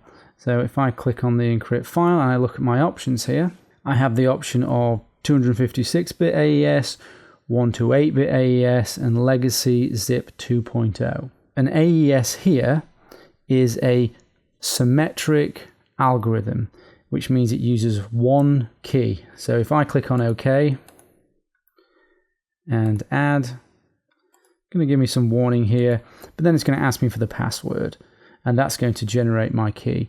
So AES, symmetric encryption algorithm, uses just one key. The password is converted to the key using something called a key derivation function. So that gives us our algorithm of AES and our key, which is something that is created from our password. Now you can see 128-bit and you can see 256-bit. 256 is the bit length, or you can consider it the strength of the algorithm. The higher the number in these algorithms, generally the stronger the algorithm, but the slower the algorithm to encrypt and decrypt. Think about it, if you had a door and it had many locks on it, it would take you a long time to open and close the door, but it arguably could be more secure because it's got more locks on it. So again, this is the same. The higher the bit rate, the more secure it is, but the longer to encrypt and decrypt. The 256 is also the key space, which is the number of total possible different keys that you can have with this encryption algorithm. Now, if you look at this 4-rotor padlock in front of you, and it has 0 to 9 on each rotor, think about how many possible combinations does this have? Well, the answer is 10 times 10 times 10 times 10, which is 10,000. To go through those manually would obviously take a long time, which is why people cut locks and they don't try to crack them in this way. AES with 256 bits has 1.1579 times 10 to the power of 77 possible keys, which is a number so large there is no word to describe it. It's a lot. This means it is very difficult to guess, even with very powerful computers doing the guessing, what the key is, as long as you have used a long and random password to generate the key. And people and governments are trying to crack these algorithms all the time. We know which are the good ones and we know which are the bad ones. We know which ones are susceptible to being cracked and we know which ones are not currently susceptible. When someone tries to guess what the key is by going through every possible combination, we call this technique brute forcing, or brute forcing the key, a brute force attack. You can also do a different type of attack, which is called a dictionary attack, where you try all the words in the dictionary against the key. This is much faster, but if the key isn't in the dictionary, the cracking is obviously going to fail. And the last method that is used is a hybrid of the two methods, where you take the psychology of human behavior and combine it with a dictionary and brute force attack. So an example might be, well, we know that, for example, the word monkey is often used in passwords. It's actually in the top 10 of words used in passwords. So we also know that numbers are often added to the end of passwords. So with that in mind, we can use the word monkey from the dictionary and can use every sort of number combination at the end of monkey to see if we can crack the key. And we're going to talk more on passwords, how to set passwords, password cracking later on. So back to WinZip, an AES here is a symmetric algorithm, which means it uses one key. So if I click on OK and add, it's going to give me some warning here, but then it's going to ask me for the password, and that's going to generate my key. So AES, symmetric encryption algorithm, uses just one key. Other examples include DES, which is the data encryption standard, triple DES, Blowfish, RC4, RC5, RC6, and AES itself stands for Advanced Encryption Standard. Now, symmetric algorithms are used in most encryption systems you'll be using every day. HTTPS, full disk encryption, file encryption, Tor, VPNs, pretty much everything. And AES is the common standard for symmetric encryption. For maximum protection, use where possible AES 256 and avoid RC4 and DES if you have the choice. AES is fast and currently unbreakable. So if we enter a strong random password here, and this is telling us we haven't entered one, but if we did enter one, then we could send this file to Bob. And we can use any method we chose, so email for example. And even governments, militaries, people with lots and lots of resources would find it currently, with current computing power, impossible to crack that AES encryption unless that password was weak. And we'll cover in later sections what is a strong password, what is a weak password, depending on the situation. So we have our file here for Bob that's been encrypted with AES and a strong password, but how do we get that password to Bob so that he can decrypt it? It's not much good sending the password with the email, so we could send it via another method. We could send it via an out-of-band method by maybe calling him or sending him a text message. But that's just not scalable at all. It's just not usable as a real-time encryption method, which brings us to the other type of encryption algorithms, and these are called asymmetric encryption algorithms. And this is because they use 2 keys as opposed to 1 key. And asymmetric is also referred to as public and private key. And public and private are the 2 keys that are used in asymmetric encryption. So we have symmetric encryption, 1 key, asymmetric encryption, 2 keys, the public and private key. Some very smart people invented this public and private key encryption and the algorithms based on the difficulty of certain mathematical problems. I won't go into the details of the mathematics, as understanding it isn't required to keep you secure. You just need a basic understanding to make the right choices about the algorithms and the strength of the algorithms and the crypto systems that you're going to use.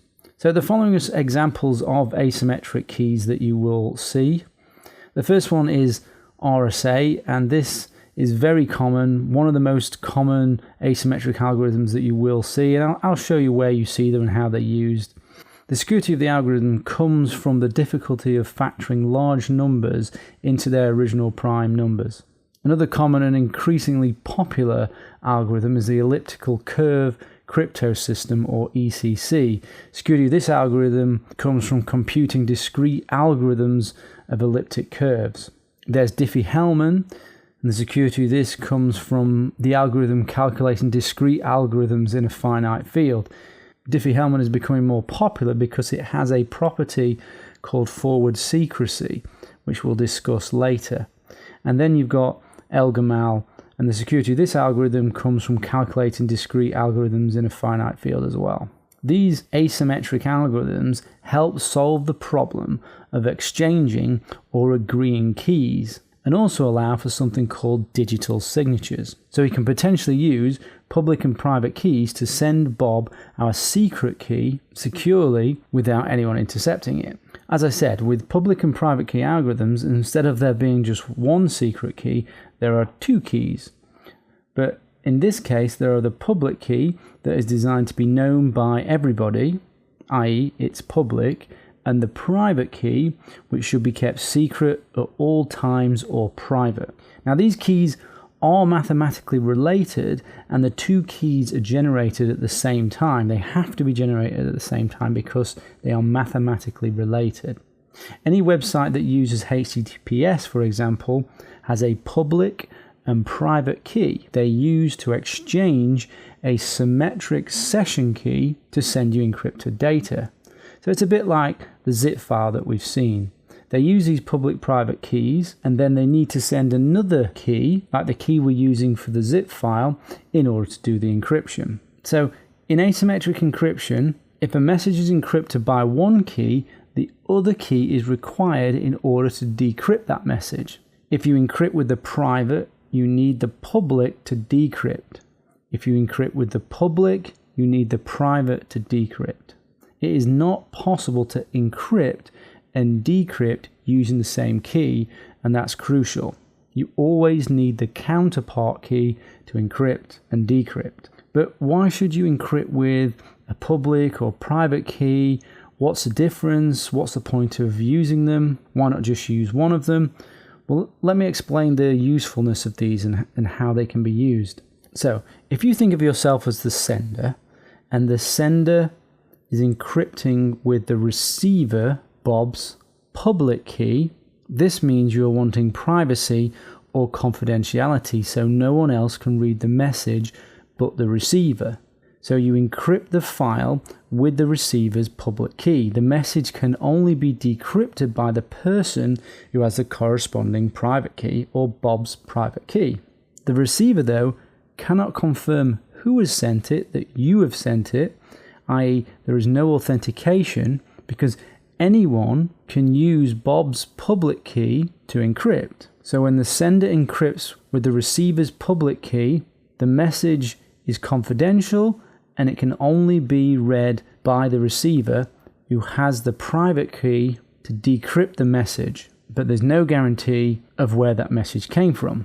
And that brings us to the second way of using these public and private keys. So if you encrypt with your own private key, then this means authenticating is what you're interested in.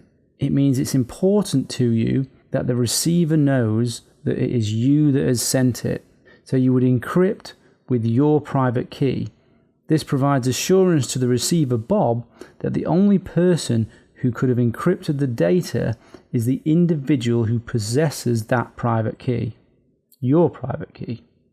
Encrypting data with the sender's private key is called an open message format because anyone with a copy of the corresponding public key can decrypt the message. So you can think about it like you're putting something officially on the internet for everyone to read, and because you've encrypted it with your private key, everyone can confirm that you have genuinely produced that. Confidentiality or privacy is not assured in this case, but authentication of the sender or you is. Now, when various encryption technologies are used in combination, such as the ones we've talked about, because these can all be used in combination and not used in isolation, they're called a crypto system. And crypto systems can provide you with a number of security services. And some of these services are confidentiality, which is privacy, authentication, which is knowing that Bob is the real Bob or you are the real you, non-repudiation, which means you cannot later deny that you sent or encrypted a message, and integrity, that the message hasn't been altered in any way. Examples of crypto systems include anything that uses this encryption technology, so PGP, BitLocker, TrueCrypt, TLS, even BitTorrent, and even the example of WinZip that we use to encrypt that simple little file. So for us to send Bob our file, we can use Bob's public key to encrypt the file, or we can use it to exchange the password for the zip file. But we would, of course, first need Bob's public key. And we'd only need to receive this public key once in a secure manner, and that's important, and we could then forever send messages encrypted just for Bob to read. And PGP is an example of something that does this. That's an encryption technology for email. But you might ask yourself, well, okay, why don't people start to use this for email? Why isn't PGP used for email? Well, it's because exchanging the keys is a little bit of a tricky task, and it's also not easy for people to understand this. So that's why encryption within email has not been adopted. And actually, email itself is pretty broken because it was never designed for security. But back to encryption. So when it comes to public and private key cryptography or asymmetric encryption, there are some strengths and weaknesses. With public and private key, you have better key distribution than you do with symmetric systems. So Bob can place his public key on a site or his website, and anyone can send him encrypted messages or data to him that only he can read. If you use a symmetric key and want to send your zip file to Bob and say 10 other people, you need to give your password to 10 people. That's just not scalable at all. So asymmetric algorithms have better scalability than symmetric systems. Public and private key also provide authentication and non-repudiation, but the weaknesses are that, unfortunately, these encryption algorithms are actually very, very slow compared to symmetric systems. If you look at the bit length after asymmetric algorithms, you'll notice that they're a lot higher than they are for symmetric key encryption algorithms. And this is an indicator of how much slower they are. It's back to the analogy of the number of locks on the door. With public and private key, there are many more locks on the door, so it takes much longer to encrypt and decrypt. So it's mathematically intensive for the CPU, which is why we have something called hybrid systems or hybrid crypto systems. Public and private keys are used to exchange and agree keys, and we use symmetric algorithms like AES to actually encrypt the data. So therefore, we get the best of both worlds. HTTPS using TLS and SSL is an example of this type of hybrid system, and so is PGP. And we'll talk about HTTPS and TLS going forward. Now, in order to exchange or agree keys with Bob in a secure manner, we need to authenticate Bob in order to securely exchange those keys. If a man is sat in the middle, he might be able to send us a public key pretending to be Bob, or pretending to be Bob's public key when we request it from Bob or when we try to download it from a site.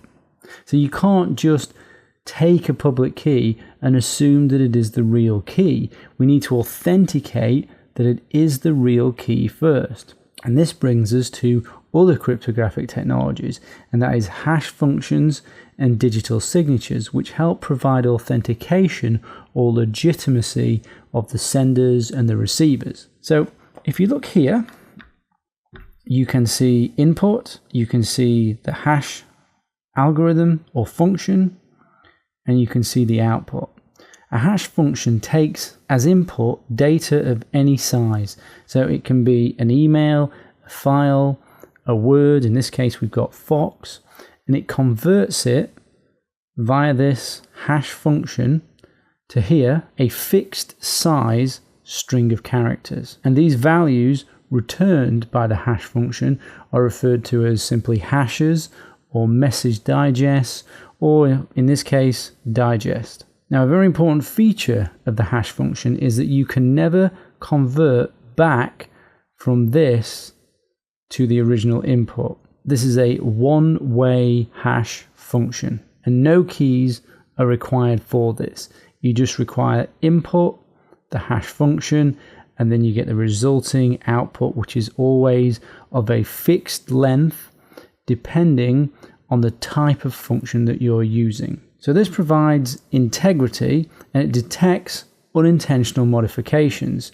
It does not provide confidentiality, authentication. It cannot detect if an intentional modification has been made. There are many examples of hash functions. You've got MD2, MD4, MD5, Havel, SHA, SHA-1, SHA-256, SHA-384, SHA-512, Tiger, etc. Today, if you're looking at a crypto system, really it should be using SHA-256 or above, which means SHA-384 and SHA-512. Let me show you some examples of this practically being used. Okay, so here we have TrueCrypt, which is a whole disk encryption technology if you're not familiar. And this is the file that you would download. Now, this here is the resulting hash of hashing this file against this algorithm, SHA-256. So when you download this file, you can verify that the file has not been changed, i.e. it has integrity, using this. Now there are tools that you can download to do this. One such tool here is Quick Hash. And what I can do is I can choose a file and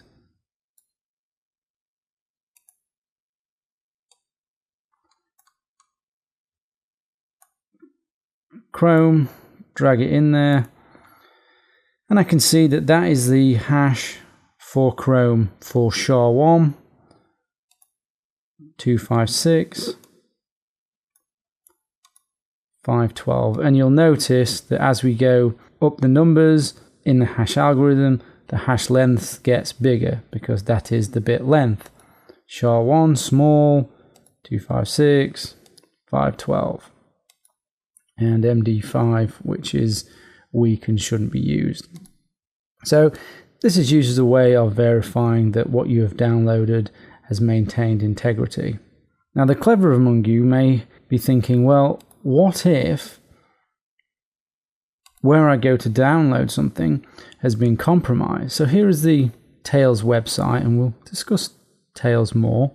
But say I want to download Tails, and here it is.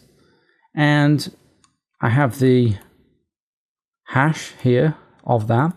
But if this website has been compromised, it means that they could change this download and add something to it, a Trojan or some way of tracking me. And you could also change this as well. So that hash provides no value there. It cannot detect intentional modification.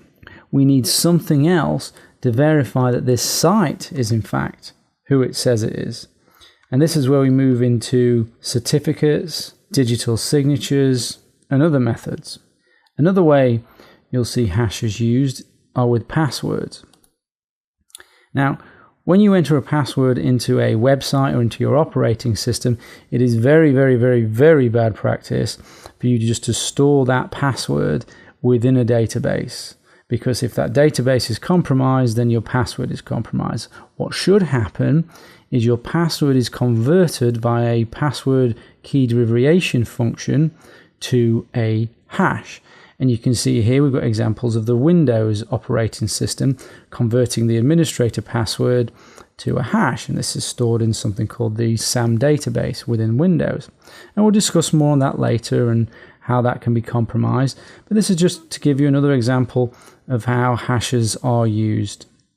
And another use of hashes is to include a pre-agreed shared secret into the message and then hash that message, which is known as a HMAC, or Hash Message Authentication Code, which provides authentication integrity because we have the pre-shared key and we have the hash used in combination together. Don't worry too much about the detail. It's just another technology used in crypto systems that you don't need to know the absolute ins and outs of. So now on to digital signatures. Now, a digital signature is a hash value, which is here, which we just discussed. So it's the fixed length result of a hash function that is encrypted with the sender's private key to produce the digital signature or the signed message. So a digital signature is technically a stamp of approval for the signer. It is a provider of guarantee over whatever it is that's being signed. When something is digitally signed, it provides authentication because it's been encrypted with the private key, which only the person who has the private key can encrypt with. So that is the authentication. It provides non-repudiation because, again, the sender's private key is used, and it provides integrity because we are hashing. A digital signature could be used, for example, with software. It could be used for drivers within your operating system. It could be used for certificates to validate that all of those things are genuinely from the person that they claim to be from, and that the integrity of them has been maintained or there's been no changes. So if we go and have a look here at the Chrome install file and properties, and you'll be able to do this in any operating system or the equivalent of, and we look here under digital signatures. We click here, we can see already some details, and we view the certificate. What we can see is this has been issued to Google by VeriSign. So it's VeriSign whose private key has been used to digitally sign this software. Veracode is saying this software is legitimate and it hasn't been changed. So as it says here, ensures software came from software publisher, protects software from alteration after publication. To know that this digital signature is valid, we have to reverse the original process. So we have the digital signature here, or the signed message, or the signed software. You then use the sender's public key, in that case it would be VeriSign, to decrypt, to reveal the hash, which you can then verify yourself. You'll have a hash value for it that'll have been taken from the digital signature. You can then take the file, run it through the same hashing algorithm, and you compare hashes, and you can see that the software has maintained its integrity. But when it comes to software, this is all happening behind the scenes, and it's been verified without you knowing. If verification doesn't happen, you'll get warning messages, and you'll have seen these before. Here is an example of one. Windows cannot verify the publisher of this driver software. That means that it either does not have a digital signature, or you see how the Veracode was the person that verified that digital signature, that your operating system doesn't trust Veracode. And we'll go in later as to why you might trust Veracode or not trust Veracode when we get to certificates. Windows 10 has introduced new technology called Device Guard, which is a way of using digital signatures to lock down what your operating system will and will not run. So Device Guard will only allow certain types of signed files to be run.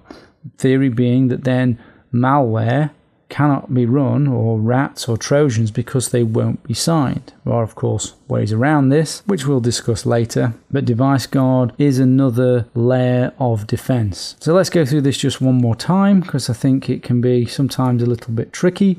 So a hash value that has been encrypted with the sender or issuer's private key, that is a digital signature. It provides authentication, non-repudiation, and integrity. And if you encrypt something and also provide a digital signature, then you're also going to get confidentiality along with authentication, non-repudiation, and integrity. Digital signatures ensure that the software or whatever it is that you've got came from that person or that publisher, and it protects that software or that message from alteration after it has been published or sent. SSL and TLS use all the cryptographic technology we have gone through already, including the symmetric and asymmetric algorithms, hashes, digital signatures, message authentication codes to make a working security protocol. SSL and TLS are cryptographic protocols designed to provide communication security over a network or the internet. Now, SSL is the older encryption protocol and TLS is the new one, but people still call them both SSL, which is a little bit annoying and misleading. Many sites still use the older SSL for compatibility reasons though, even though it has security issues. An example of TLS use is when you see HTTPS in the URL of a website, such as here. But TLS can be used with any other protocol like FTP or virtual private networks. It isn't just used with HTTP and for web browsing. TLS is very important for internet security and privacy because it is the most used method of encrypting data on the internet. TLS provides privacy because it encrypts the data, and data integrity because it uses message authentication codes or MACs when communicating between two applications. So for example, when your web browser, the application, communicates with your online bank, their application, the communication is encrypted from end to end from your application to their application using TLS. TLS supports the security services of confidentiality or privacy, authentication, and integrity. The connection is private because a symmetric algorithm, such as AES, which we've discussed, is used to encrypt the data transmitted. The keys for this symmetric encryption are generated uniquely for each connection and are based on a secret negotiated at the start of the session. The server and client negotiate the details of which encryption algorithm and cryptographic keys to use before the first byte of data is transmitted. The negotiation of a shared secret cannot be read by eavesdroppers, even by an attacker who places himself in the middle of the connection. The connection is also reliable in that no attacker can modify the communication during the negotiation without being detected. The identity of the communicating parties can be authenticated using public key cryptography, certificates, and digital signatures. This authentication can be made optional, but is generally required for at least one of the parties, usually the server, so the websites you visit. And I'll show more on this when we talk about certificates. The connection is reliable because each message transmitted includes a message integrity check using a message authentication code or MAC to prevent undetected loss or alteration of the data during transmission. TLS supports many different methods for exchanging keys, encrypting data, and authenticating message integrity, many of the algorithms and technologies which we've already discussed. As a result, though, secure configuration of TLS involves many configurable parameters, and not all choices provide the security services of privacy, authentication, and integrity. Now, if we look on the Wikipedia site for transport layer security, which is actually a brilliant site for describing TLS, we can see the various different supported methods for exchanging keys, encrypting data, and authenticating message integrity. And the first one here is showing us authentication and exchanging of keys and the various different algorithms that are supported. Now, if you remember back to the asymmetric algorithms that we discussed, that's these. So we can see RSA, we can see Diffie-Hellman, RSA, elliptical curve, etc. Now, the best ones to use are this one, and this one. But the problem is you don't always get a choice. A server will support certain authentication and key agreement methods, and if you want to speak to them, then you'll have to use those. Now, the reason that these are the preferred option is because they're using Diffie-Hellman for key exchange, which can ensure a property of privacy called forward secrecy, which you can see here. Now, this property gives assurance your session keys will not be compromised even if the private key of the server is compromised. By generating a unique session key for every session a user initiates, even the compromise of a single session key will not affect any data other than that exchanged in that specific session, protected by that particular key.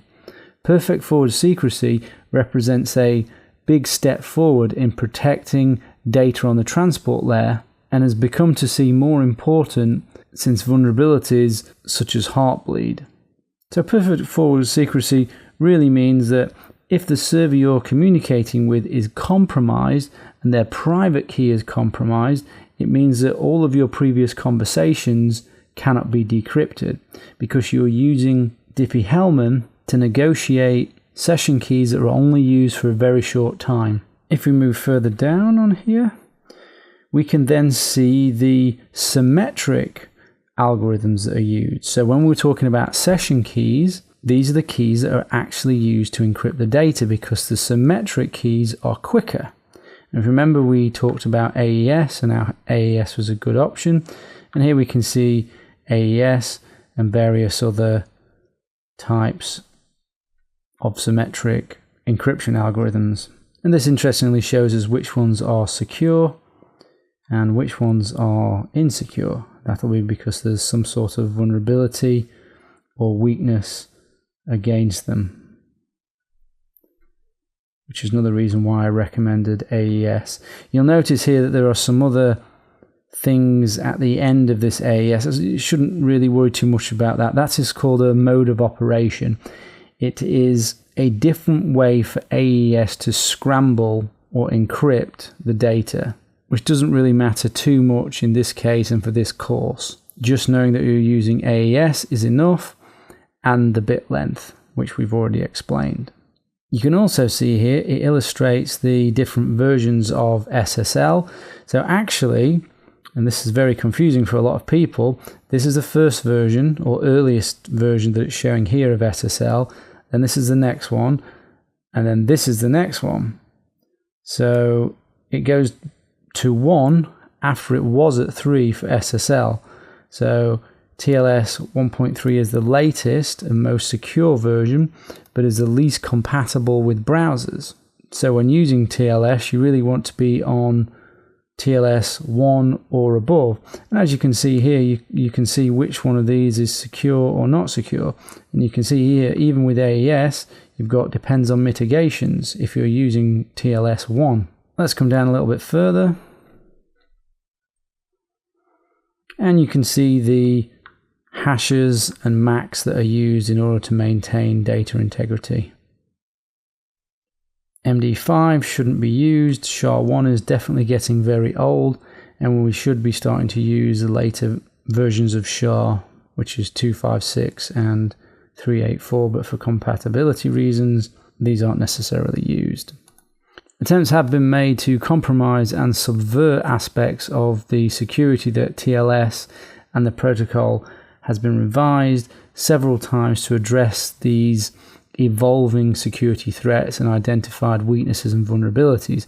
Examples of these include Beast, Crime, Poodle, Logjam, all with interesting names. You can Google those and find out more details if you're interested. But the result has been that browsers and the server implementations of SSL have had to be upgraded by the developers in order to keep up with the attacks and to defend against these vulnerabilities.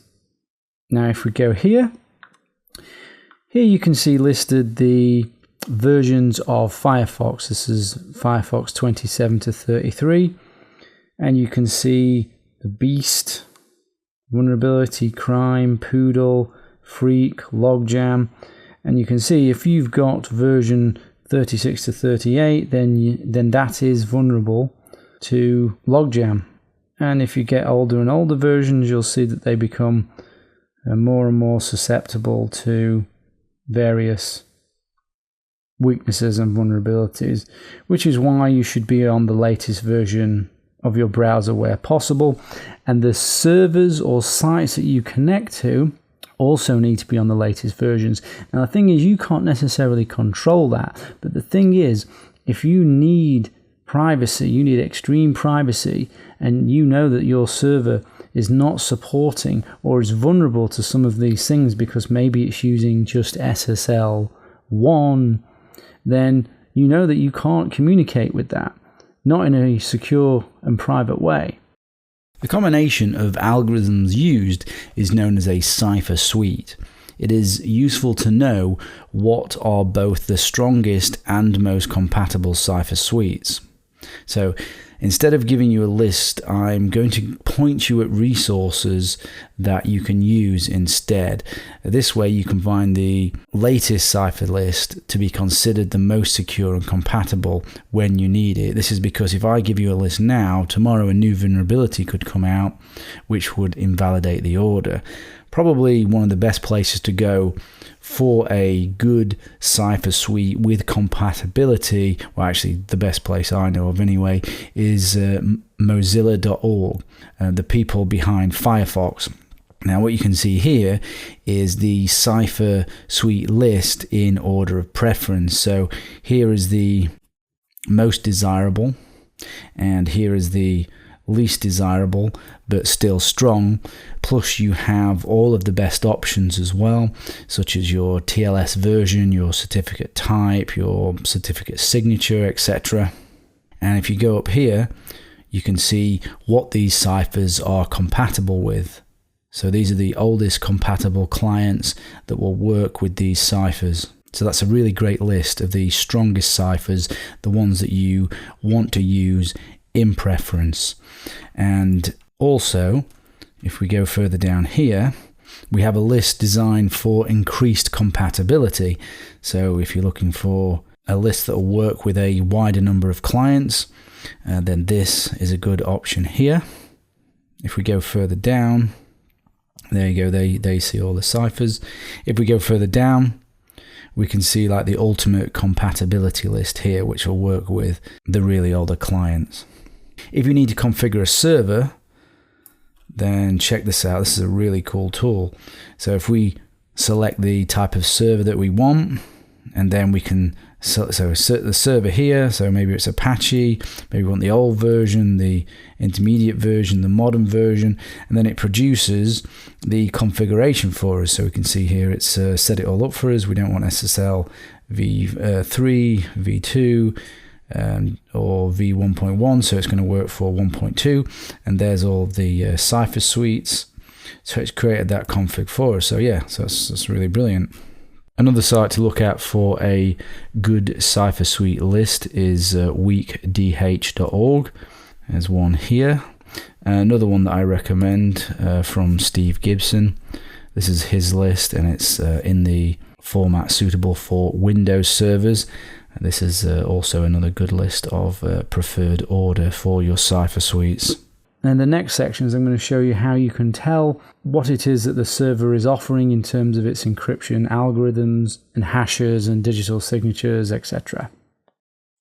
Any attacker that can position themselves in the middle between the source and destination of traffic, source being here, destination being here, can perform man-in-the-middle attacks. One such attack that requires pretty minimal skill and resources is called SSL stripping. The attacker acts as a proxy here and changes encrypted HTTPS connections to HTTP connections. And there's a free tool available to do this called SSL strip, which works with HTTP using SSL. And that's here. And this is by a guy called Moxie Marlinspike, who's a fairly well-renowned security researcher. So let's have a think about how we actually end up getting to HTTPS websites. So if I click here, now there's really a couple of main ways that we end up getting to HTTPS websites. And the first is this way. So we type in maybe the site that we're going for, and we press return. Now, most often we do not type in https://. What happens is we go to the HTTP website, and then the server gives us what's known as a 302 redirect, and then sends us to this HTTPS version of the website. Another way that we get to HTTPS websites is if you go via a link. So I've done a search here on Google, and then there we have a link, and we can see this is a HTTPS link. And then that takes us directly to the HTTPS version of Facebook. So the way SSL strip works is it acts as a proxy looking for those two types of events. So 302 redirects and links that are HTTPS. And it proxies those connections. So you send the original HTTP connection, it reaches the server. The server says, actually, no, this should be a HTTPS connection. So it sends it back. This proxies this, pretending to be your browser, and sends back a HTTP version to you. The server never knows any difference. It thinks it's talking to you. It believes this to be the browser, and what you would see would be virtually identical to the actual site. So let me show you what the Facebook website should look like. So that's the legitimate Facebook website. Now I've done HTTP stripping using Kali. And this is what the stripped version looks like. Legitimate version, stripped version. Legitimate version, stripped version. So as you can see, the difference is you don't have the HTTPS, and most people will not notice that difference. And as I said, the server never sees that anything is wrong because it's talking to a proxy that acts just like you would act. But in order to perform this attack, you need to be in the middle. You need to be able to see the traffic so that you can strip it out. And it's not always that easy to be in the middle of someone else's traffic. It really depends on where you are. So if you're on someone else's network, like for example you're at work, you're at an internet cafe, internet service provider, all those people, they control that network, so they are in the middle. So therefore they can perform this type of attack. Obviously governments, nation states, they control network devices across the internet, so they are in the middle. They can perform this sort of attack. But this is not a very subtle attack, as you can notice the missing HTTPS. But it's not beyond the government in a targeted attack that they may consider doing this, but it's reasonably unlikely, and it would very, very unlikely be done in any sort of mass surveillance type way, unless it was some sort of tin pot government that was doing it, because it's a pretty basic form of attack. Effective for low resource, low skilled attackers, but not really nation state level attack. A random cyber criminal sat somewhere at a distance from you is going to really struggle to get in the middle of your traffic. There are not really many mechanisms to do that, and it's therefore more likely that this distance attacker would attack your client instead, because that's just simply easier, and people always go for what is easier as opposed to what is more difficult. And if they attack your client and they're on your client, they own your client, they don't need to strip out SSL because they'll be able to see your data anyway because they're on your client.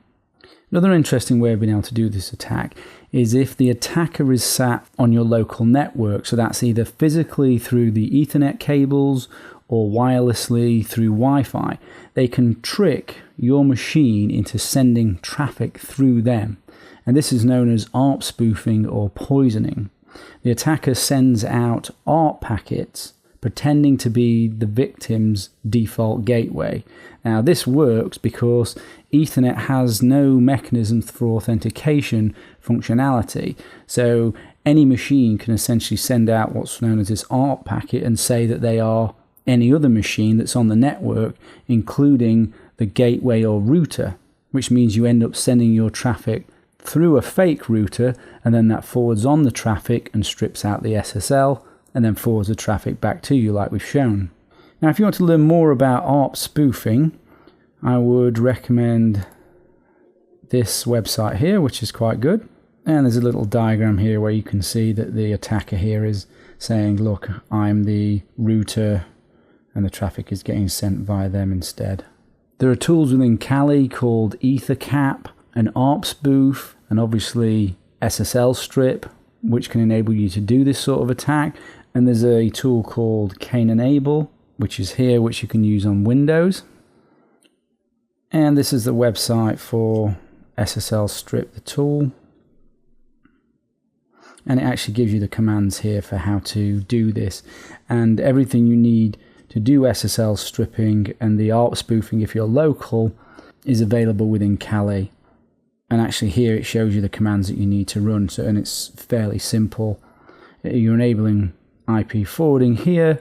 You're making some changes to the IP table so it redirects the HTTP traffic to SSL strip. You're running SSL strip here. You need to put in the port here. And then you're enabling the ARP spoofing where you're telling the target machine to send its traffic to you instead. So if you'd like to have a play around with that in Kali, you can do that. Another interesting way of stripping out your SSL is if you set up a rogue access point, and then that can be set to automatically strip out SSL. So a rogue access point is when you connect to a Wi-Fi network and the owner of that Wi-Fi network is trying to attack you. So it's a rogue or fake access point. And you can set that access point to strip out SSL, just as we've spoke about, because again, they are obviously in the middle because that's what you're connecting to. And you can actually buy a piece of hardware that'll do this for you. And this is the Wi-Fi Pineapple. There's other versions, but this is one that I would recommend. You take this to a airport or somewhere busy, switch it on, switch on an open network saying, free Wi-Fi or something like that, and you'll be amazed at the number of passwords you'll get for Facebook and Google and all the rest of the websites. By stripping out the SSL, people just do not notice. It's probably worth pointing out actually that when you do strip SSL, it means the connection is no longer encrypted, and therefore you can see all of the content, and therefore you'll be able to steal usernames and passwords and just see everything that the person is actually doing. Now, what can we do to help prevent this? Well, client side, you can attempt to notice that you don't have a HTTPS, but if you're busy, that's not necessarily something that you might spot, but you do need to keep your eye out for it. A more solid method is to use a tunnel or encrypted tunnel, so then it's not possible for them to strip out the SSL because the traffic that you are sending is encrypted by a different mechanism. So you can use SSH for tunneling, for example. You can use VPN technology like IPsec, but really what you're after is end-to-end encryption, and we're going to talk more on end-to-end encryption. And also, you don't want to connect really to untrusted networks without using tunneling or VPNs or encryption, because this is exactly what can happen if you don't have a VPN or tunneling. Your SSL can be stripped out and all your traffic can be seen. And we're going to cover more on VPNs as well. On your local network, it is possible to detect to some degree if ARP spoofing and sniffing is happening. And there's a couple of examples of tools here that you can use. This is ARP Watch. So it monitors your Ethernet to see whether ARP spoofing or poisoning is happening. And there's another tool here, which is a sniffer detection. So it's seeing if anyone's watching the network traffic. Also server side, if I bring up a screen, and you may not have control of the server side, but I guess in some instances you might, you can enable, or they can enable, something called HSTS, or Strict Transport Security, which uses a special response header to tell the browser to only accept HTTPS traffic. But this only works if you visited the site before, and then your client essentially remembers that they only accept HTTPS traffic. And this is an example of where I've stripped out the SSL and I've got an error message because they'd enabled HTTP Strict Transport Security.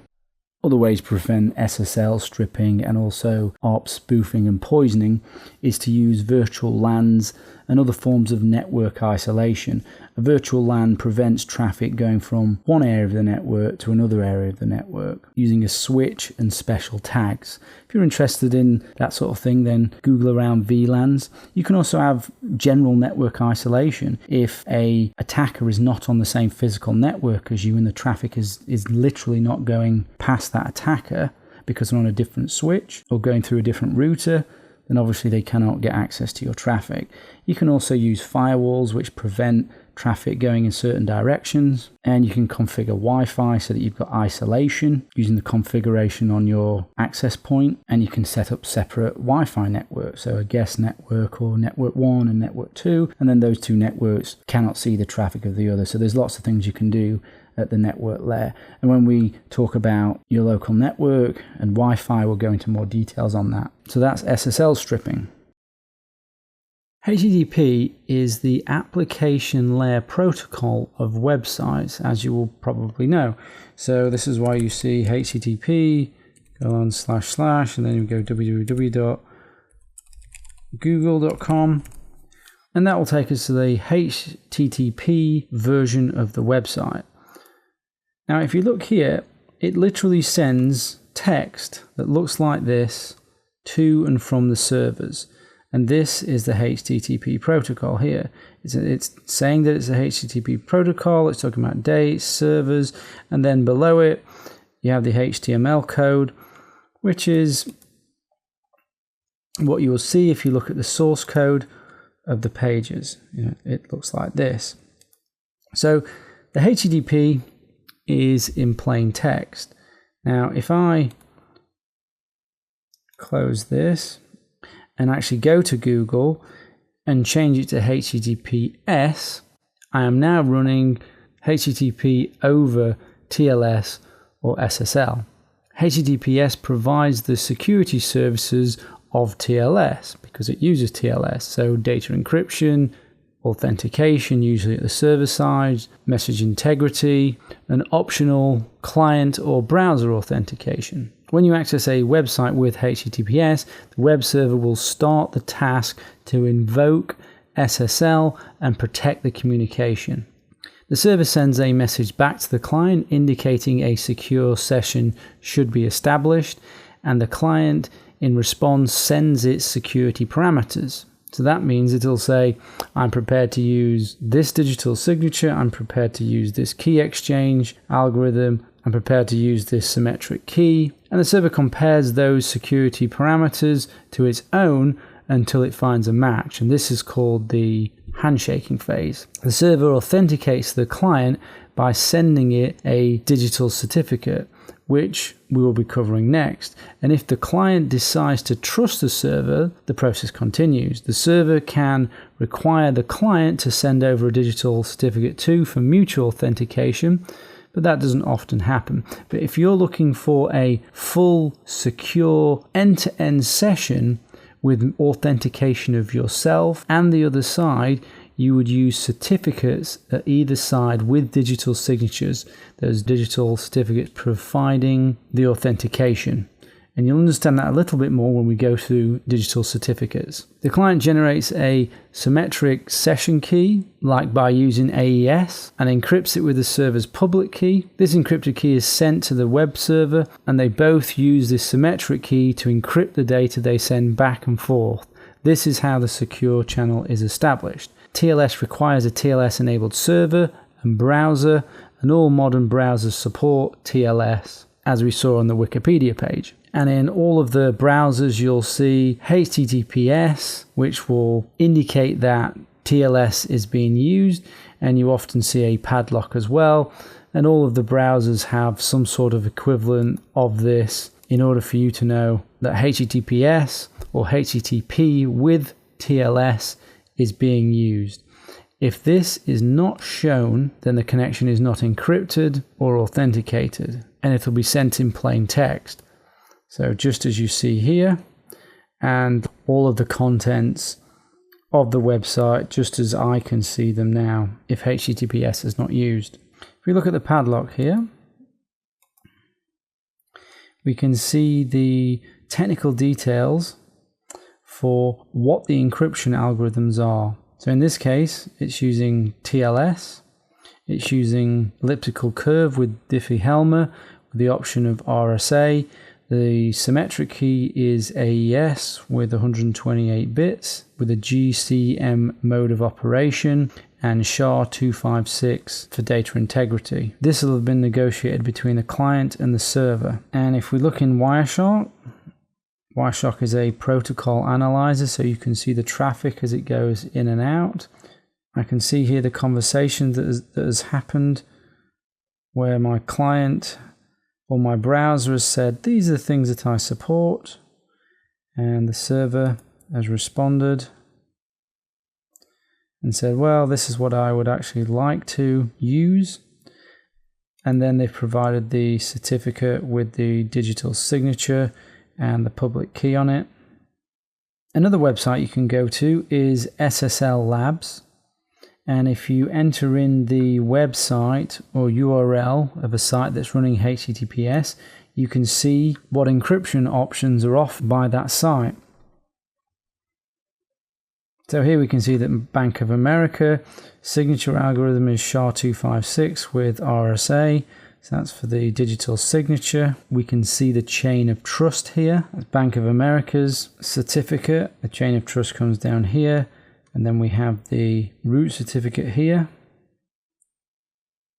And the protocols that the server is prepared to use. Quite an interesting site, and it gives you a rating for how good it thinks the site is. A final point on HTTPS and a privacy problem. Something called the Server Name Indication, SNI, is an extension to TLS by which a client indicates which hostname it is attempting to connect to at the start of the handshake process.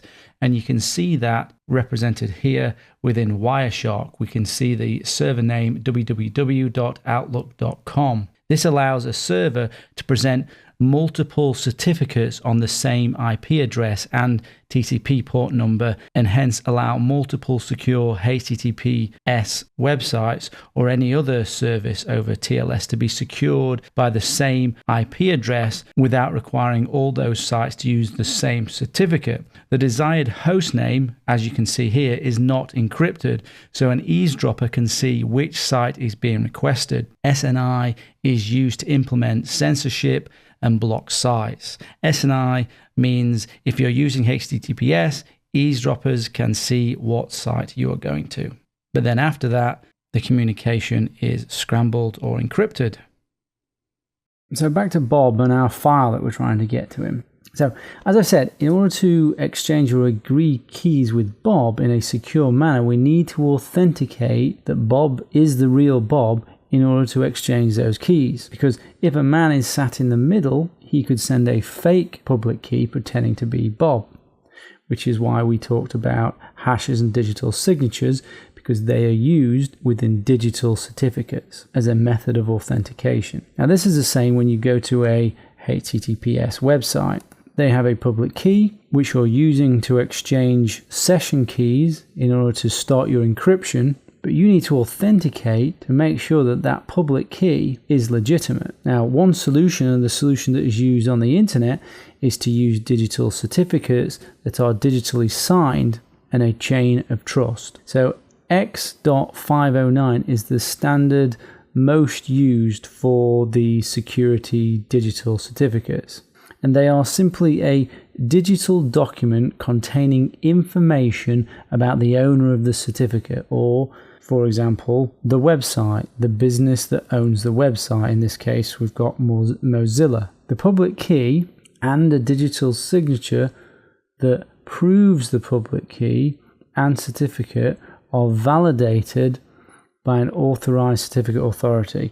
Now that all may sound a little bit complex, so let's run through this. So maybe you've clicked on the lock before, but let's click on this and click on more info. Actually, let's click here first, and you can see that it's verified by DigiCert. So DigiCert is the certificate authority. They are the person that is saying that Mozilla is who they claim to be, and that the public key on this certificate is genuine and has not been altered. So let's actually look at the certificate itself. Down the bottom here we can see the negotiated algorithms. Let's view the certificate.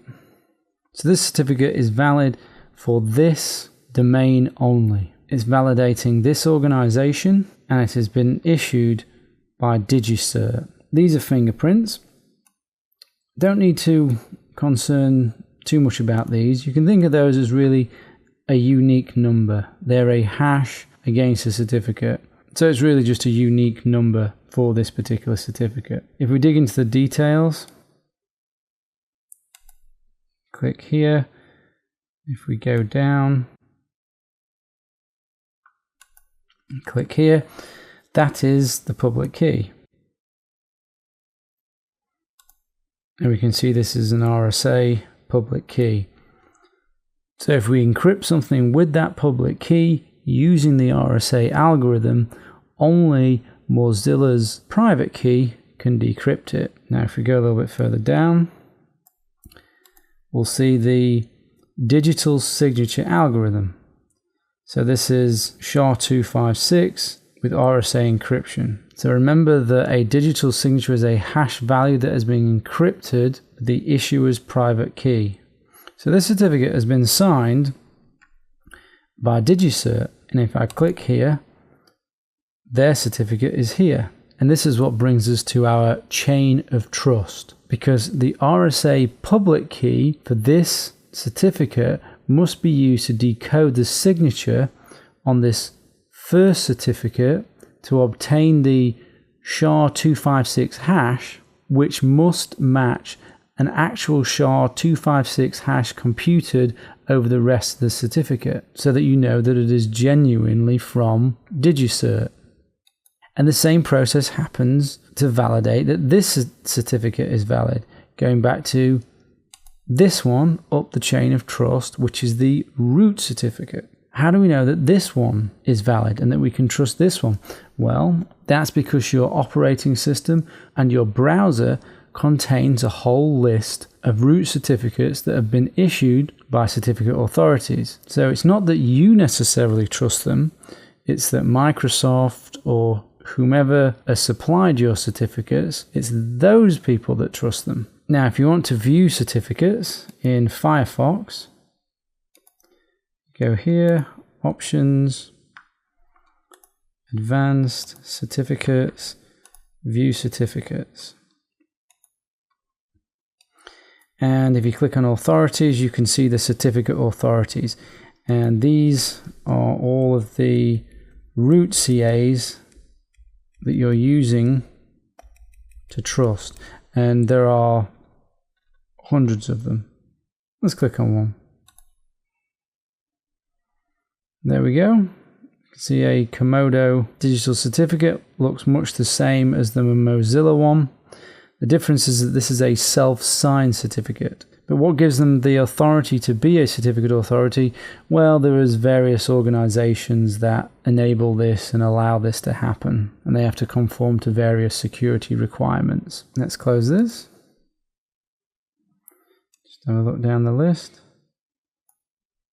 And what was the...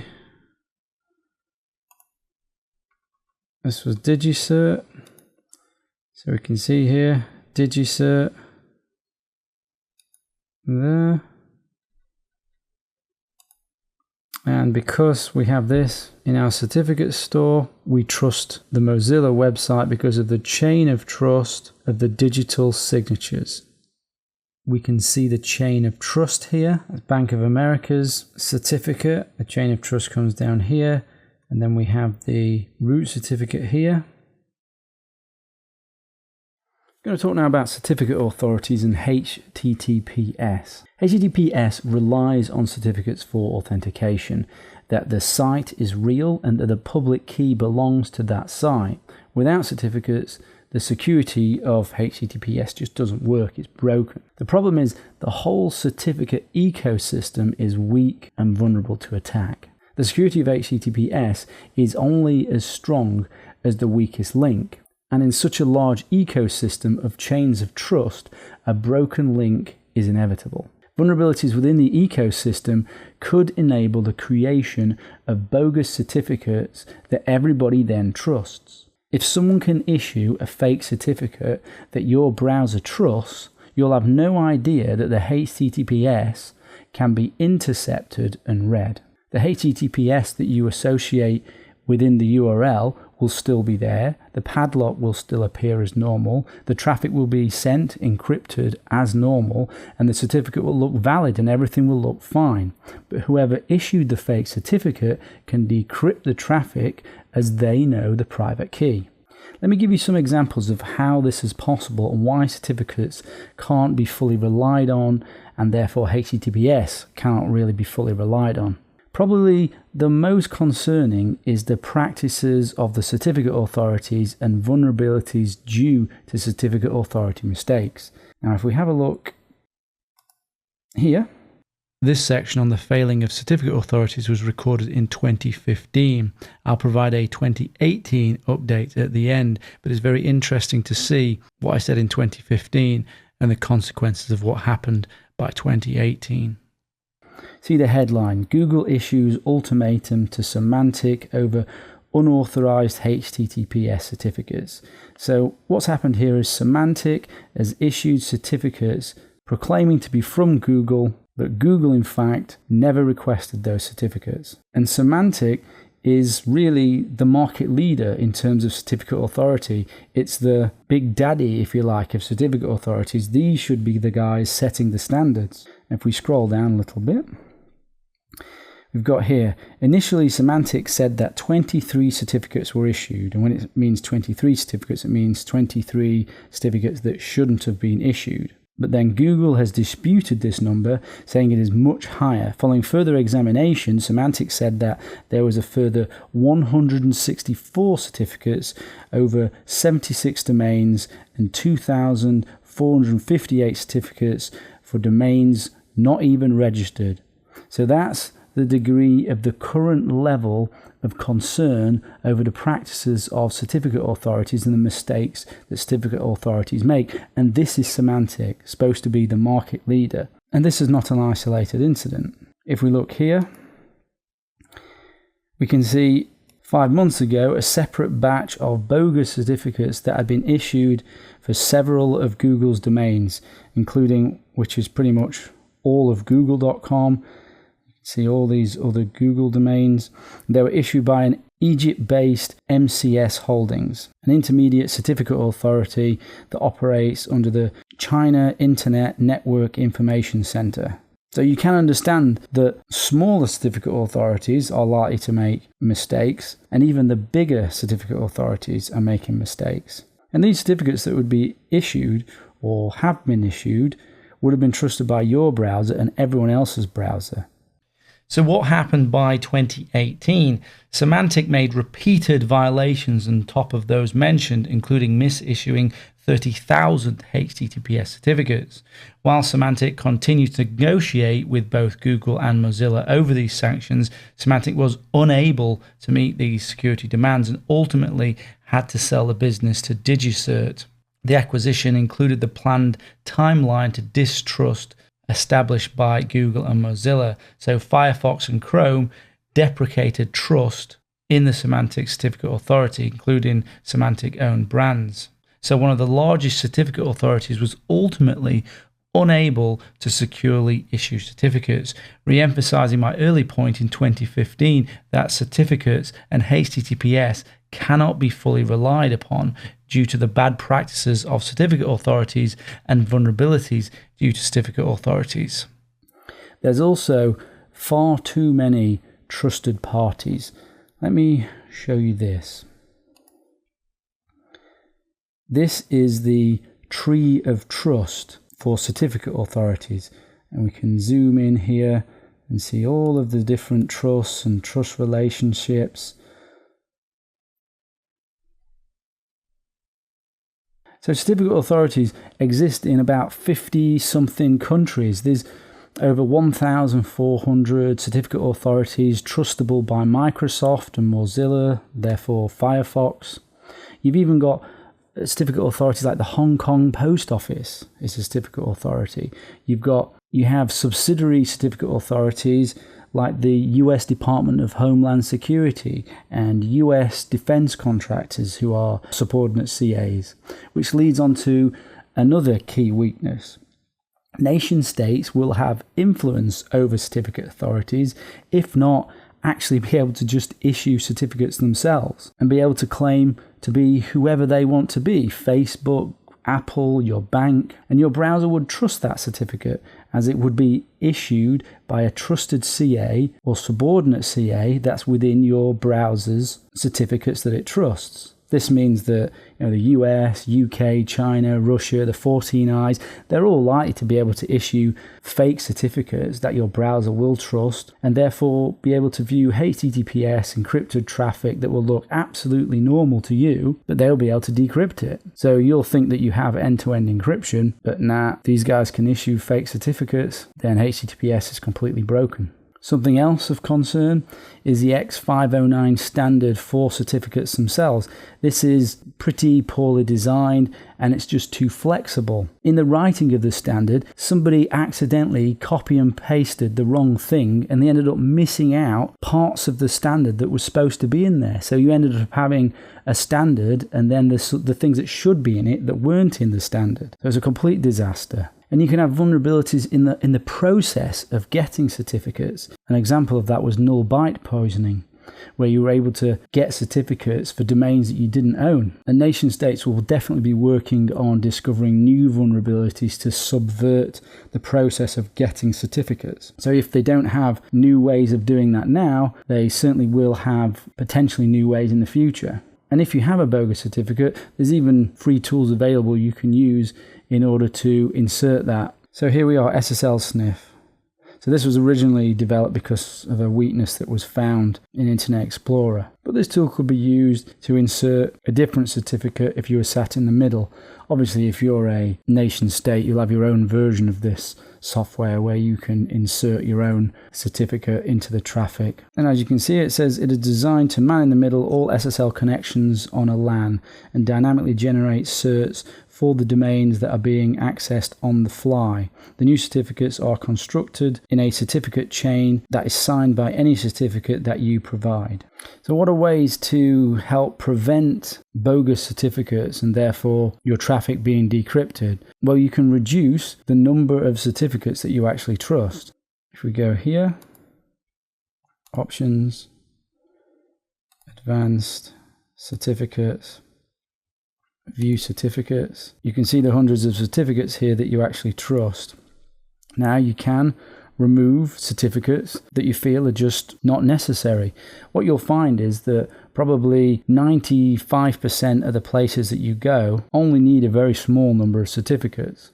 So if reducing the number of certificates is something that interests you, I suggest this is something you can Google and have a look around, have a play around with removing certificates. But obviously what's going to happen is you're going to come across sites that have a certificate chain to a certificate that you may have deleted. So that's something you really have to play around with. It depends what sites you go to. Let's close that. Another thing you can do is you can watch for changes in the certificates for the sites that you use. So you can see here there's an add-on for Firefox called Certificate Patrol. Your browser trusts many certification authorities and intermediate sub-authorities quietly. Every time you enter an HTTPS website, this add-on reveals when certificates are updated so you can ensure it was a legitimate change. So let me go down here. And you may or may not be able to see that, but what it'll show you is the fingerprint of what it used to be for the certificate and what the fingerprint is for the current certificate. Now, this may seem on the surface to be a good idea, right? Problem is, not practical. Certificates are changed all the time. So you're going to get these pop up all the time, and you're not going to know whether or not the certificate is genuine or not genuine. I mean, you can get clues because perhaps if they change the authority that they use, so they move from, say, Semantic to the Hong Kong Post Office, then that's a clue that something is wrong. But these things, if you install this extension, you'll see you get these pop up all the time, so it becomes pretty unpractical. Close that. Now, there's another option. If you are the server owner or if you have some sort of relationship with what you're connecting to, you're able to do what's called certificate pinning. And what that is, as it says here, is pinning is the process of associating a host with their expected X509 certificate or public key.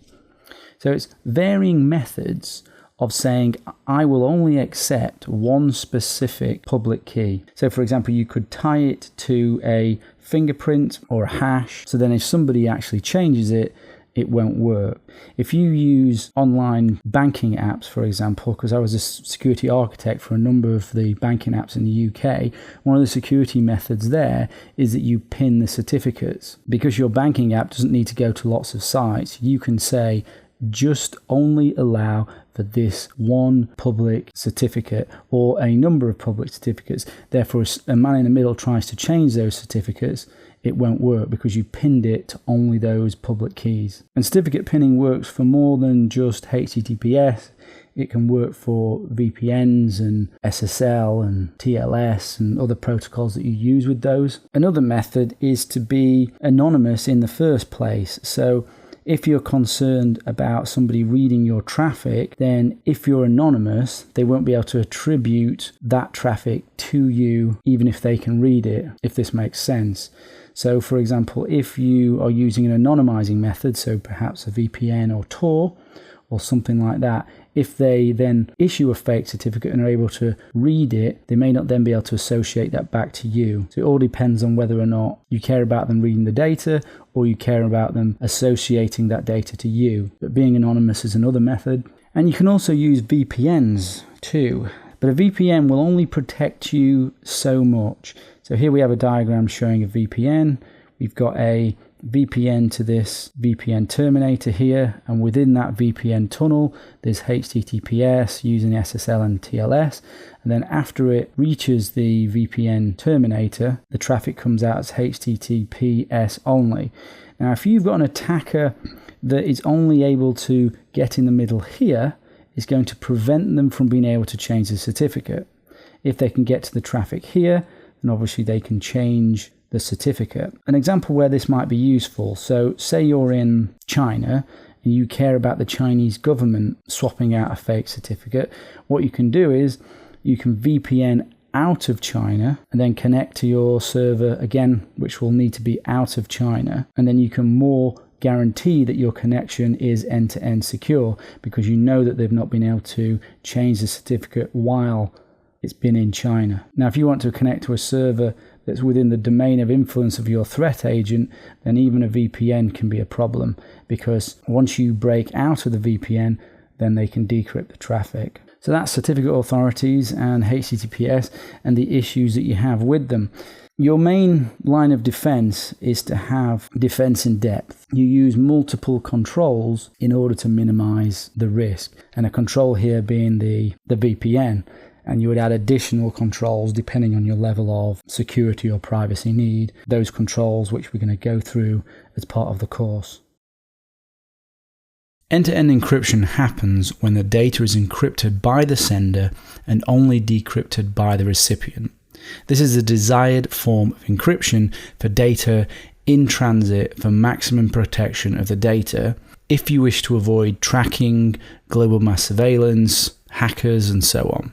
The use of HTTPS security on all websites is becoming increasingly important regardless of the type of data that is being sent. As we go into more details on how tracking, mass surveillance, and browser hacking happens, you will understand more and more the importance of end-to-end encryption. Examples of end-to-end encryption technology includes things like PGP, S-MIME, OTR, which is off the record, or ZRTR, which is Z and Real-Time Transport Protocol, as well as SSL and TLS implemented in the right way. Those can be end-to-end.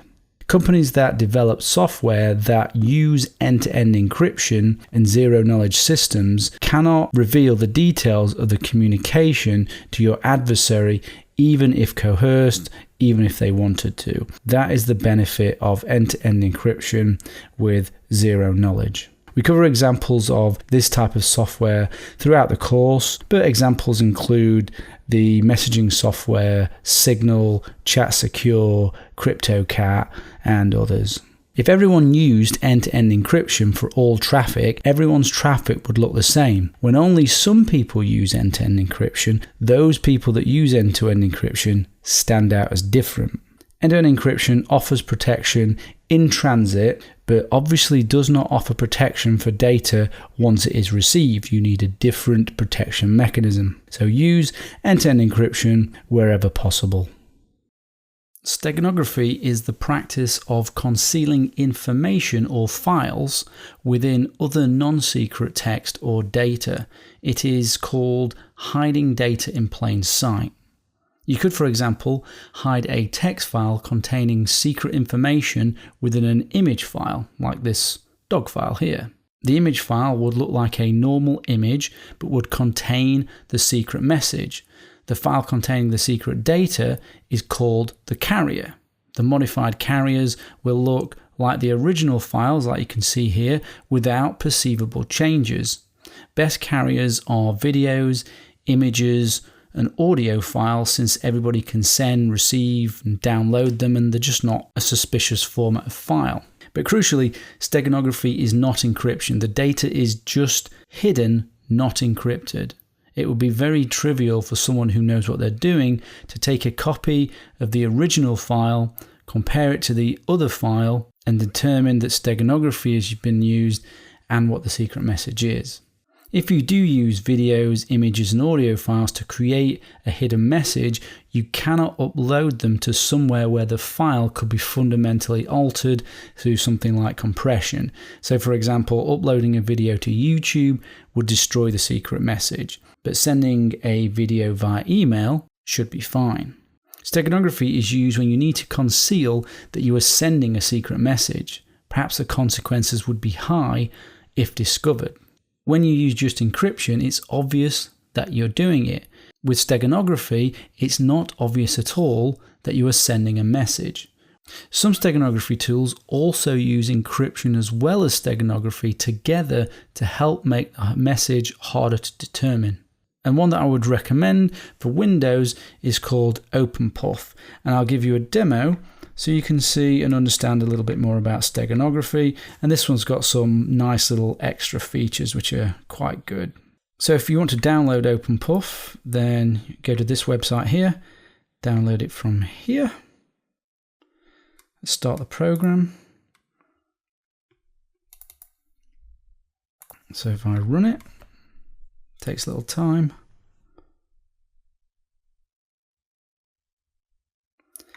Now this section is going to take you through to the help. This is going to take you through to the home page of the website. You can ignore this. This is for watermarking, some other features it's got here. And this is for hiding your data within a carrier, and this is for unhiding your data from a carrier. So let's start by hiding some data to start with. I'll click on hide. Now we've got to enter 3 passwords. Now if you want to know why you need to enter 3 passwords, then you can have a look at the manual. which is here, which will give you a little bit more information on why. It uses the 3 passwords as part of an algorithm to do the steganography. Now I'm going to need 3 passwords.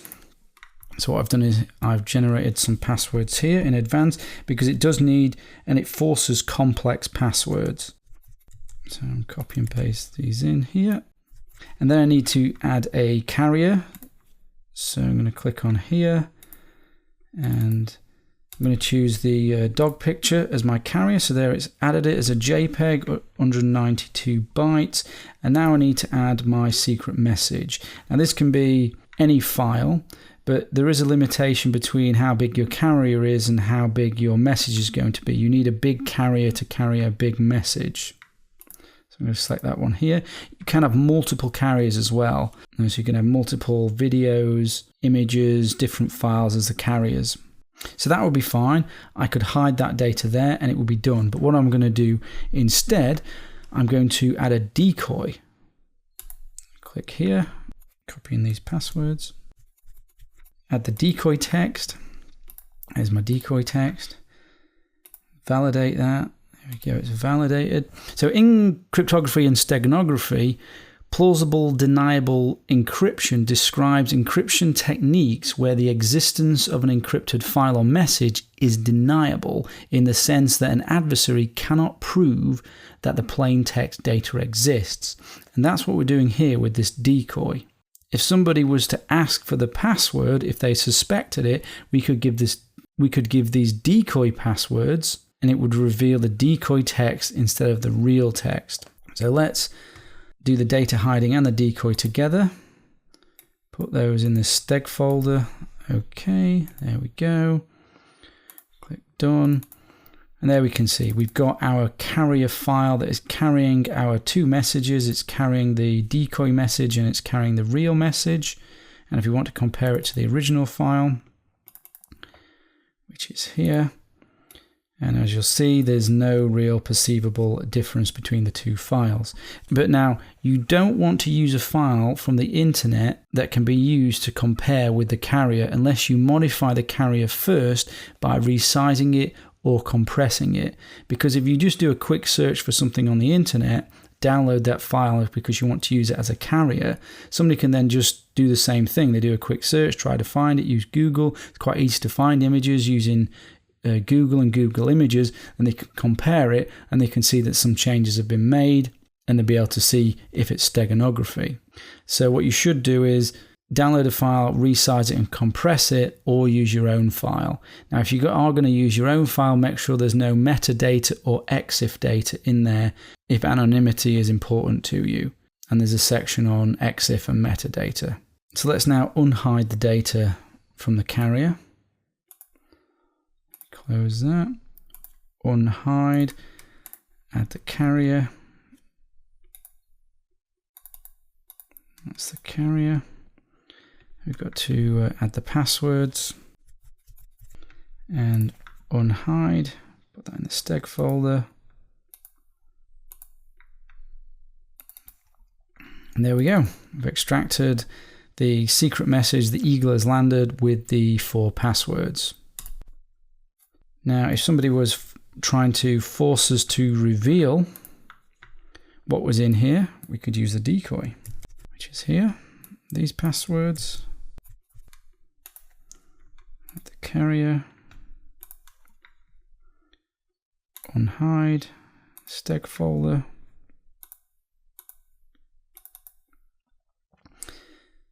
And that would then reveal the decoy text here.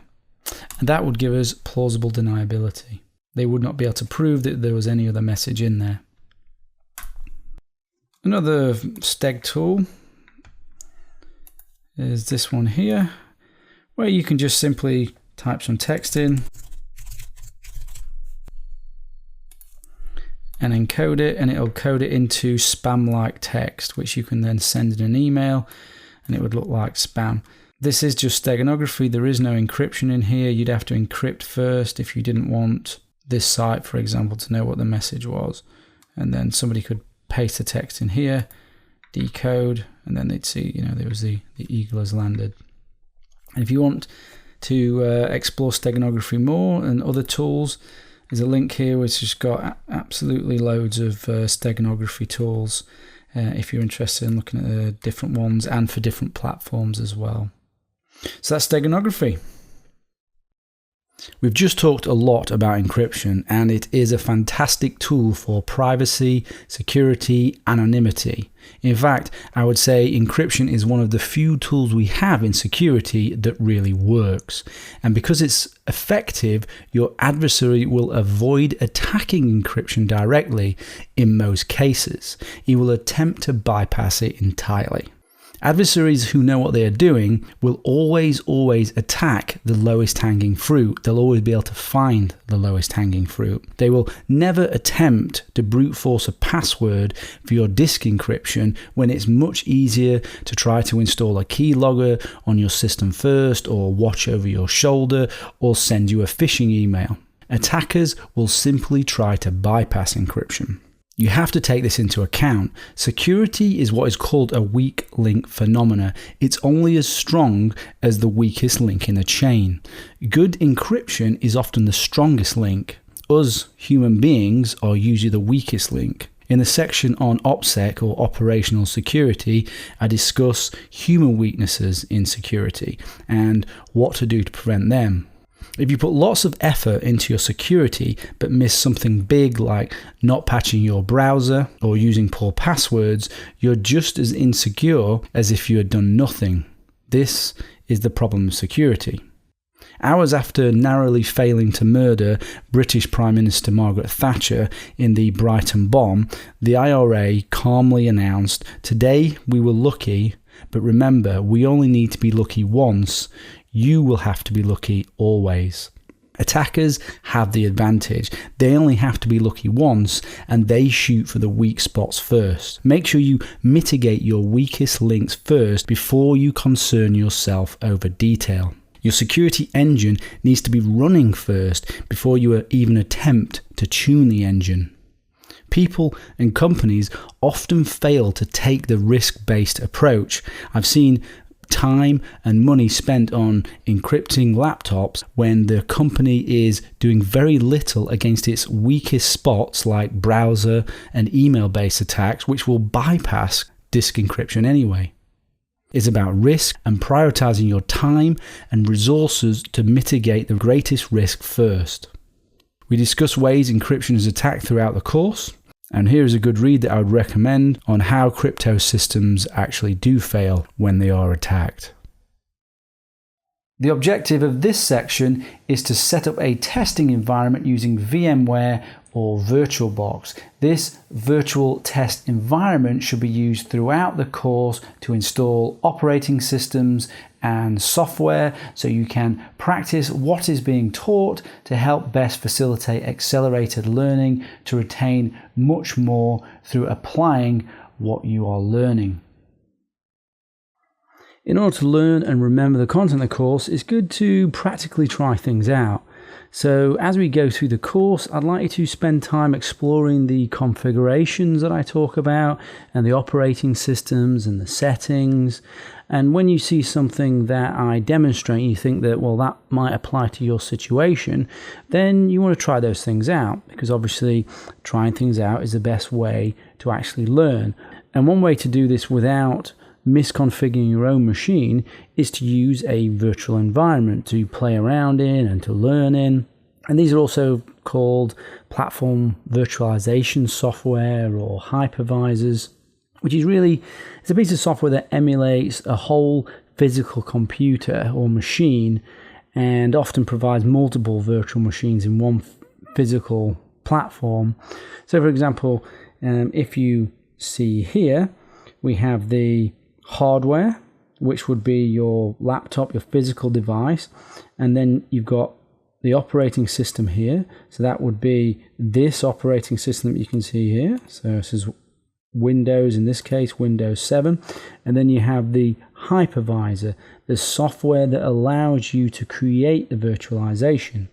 In this case I've got some virtualization software, and this hypervisor is VirtualBox. So this is the VirtualBox here, the hypervisor, and it's running a particular operating system, but it could run many operating systems. And you can see that here it is running a Windows 7 within a Windows 7. So here we have our nice virtual environment within an environment.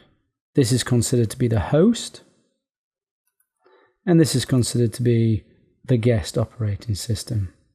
Now if we go back to the diagram again, and this is from Wikipedia. So yeah, you can see this is a hosted, it's known as a type 2 because you can have different types of virtualization, but we're talking about testing here, setting up testing environments so that you can try things out. This is the sort of environment that we'd want to use. So you can ignore this type of environment for now, the type 1. So this would be your machine, your native laptop, then whichever operating system you use, and you can use different operating systems. So if you're on Mac, or if you're on Windows, if you're on Linux, you can run hypervisors on all of those different operating systems and then put on a different operating system. Now, there are lots of different virtualization software. I mean, the big two really are VMware and VirtualBox, and I have, as you've seen, VirtualBox here, and this next to it. This is what VMware looks like. Very, very similar.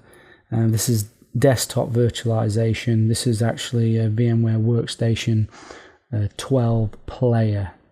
But there are others. I mean, there's things like Vagrant, Hyper-V, VPC.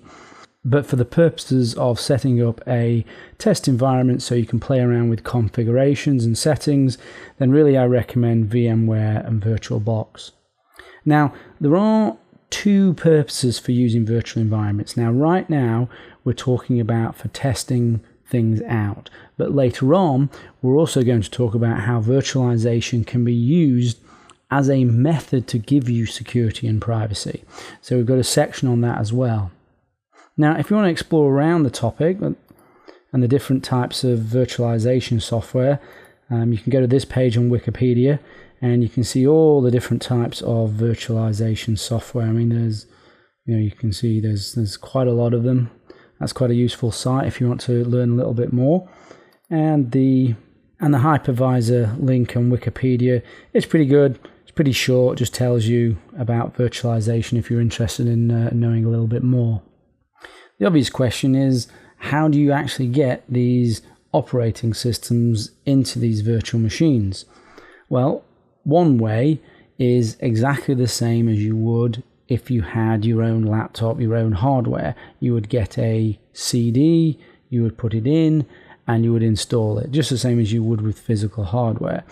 Now, you therefore can, of course, go buy the operating system that you're looking for. So if you want Windows 10 or whatever it is, you go buy it, you get sent a CD, and you put it in, and you install it. And I'll show you the details of how that's done, but we're just going through at the moment the different ways of getting operating systems on there. So that's a physical CD. Another option is you use a virtual CD, and I'll show you an example of that. So say you want the Debian operating system to be installed, you need to, which is free, you need to find the equivalent of the CD, and digital versions of CDs are created, and one format that can be used is ISO. So if you see here, this is Debian. If I click here, it's going to enable me to download the latest Debian ISO, which is effectively a disk. I would then start my hypervisor with this ISO in the drive, it would boot, and then I would start to install it. So that's one option. That's ISOs and disks to get them on. Now another option is you can get very conveniently pre-made virtual disks where someone has installed it for you and they packaged it up into a virtual disk. So if you're interested in, for example, Windows machines, now this is a great link, or Windows operating systems. So if you go here, you can download virtual machines. So here we've got XP, Vista, Windows 7, Windows 10. These are test versions, but that's what we're using this for, is for testing. So you can select here, select your platform, so maybe you're using VirtualBox, download, and then you can have a virtual image. And that will end up looking something like, well, that's the VM version. This is the VirtualBox version, so you'll end up getting something like this. A large file, you can see this is 4 gig, which is the virtual disk, and you can just straight away run that. And that's exactly what I've done here. I've downloaded it, and I've run it. And that's the file that I'm running. That is Windows 7 running in VirtualBox from that file. Very quick, very nice, very easy. Just download it and it's ready to use. So that's the Windows environments, and you can also get the Linux and all the other operating systems too. For Linux and Linux type operating systems, you can go to this website, osboxes.org. This is for VMware images.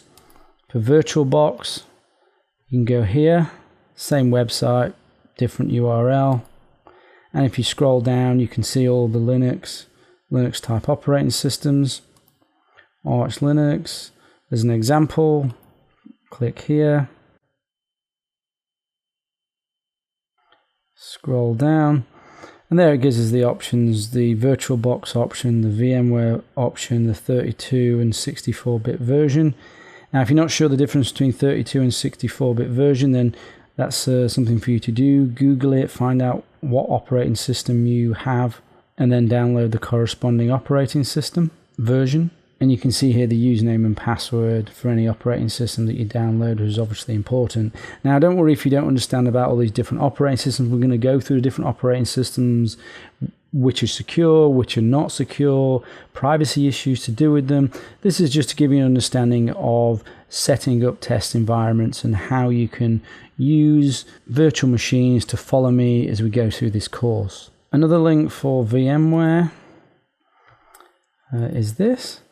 And you can find what are called virtual appliances. So again, it is VMware images. You would download these, and that would be, this is some sort of Ubuntu appliance. Ubuntu is a Linux-based operating system. And a couple of other useful links. Virtualmachine.org. You can check that one out. And another useful one. Virtualboxes.org. And you can find some things on here.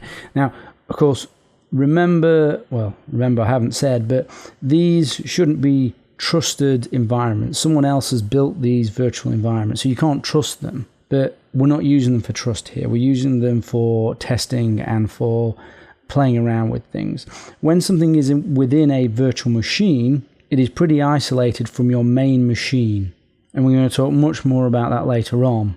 But you should see these downloaded test images as purely that, for testing and not for real environments going forward. When we get to that section, we're going to potentially set up real virtual environments that you can use for security and privacy. Okay, we'll start with VMware. Now, VMware has made it very difficult for you to find the free version of VMware. So both VirtualBox and VMware have free versions. Now, VMware Workstation Player, which was formerly known as Player Pro, is the desktop virtualization application that is available for free for personal use only. Now, if you Google it, you're going to find it very difficult to find. They don't want you to have the free version, clearly. They want you to have the paid-for version, which is VMware Workstation Pro. So in order for you to find the free version, you can go to this FAQ here, which will help give you a better understanding of what the player does. But if you scroll down, you can find the download link there. And that will take you through to here. These are the downloads for the free version of the latest version, which is here. Now, it's 12 at the moment, but when you look at this, it may be a new version. So you're going to have to really check the website out to find out where the latest version is, or the latest free version for non-commercial use, which is VMware Workstation Player. And you have a Windows version here, and we have a Linux version. So you want to download the version that you want to download so that you can install it. There is a VMware version for Mac, and that's called VMware Fusion and VMware Fusion Pro. You do have to pay for that, so that's for Mac users. Now, if you want to compare the difference between VMware Workstation Player and VMware Workstation Pro, there is a link here, which is compare, and it'll talk about the differences between VMware Workstation Player and Workstation Pro. But essentially with the Player, you have less functionality. Now, this won't affect you really for a test environment, but it is going to affect you when it comes to security and privacy. And we'll talk more about that later. So download the file from here. And you're going to end up with your VMware Player. Obviously, we're going through it here as to how to install it with Windows, but it is pretty similar in the other operating systems. Click Next, accept the terms, add the enhanced keyboard driver. I'm going to remove these, but that's up to you. But you do definitely want updates if you're going to use this later on as a method of isolation for security.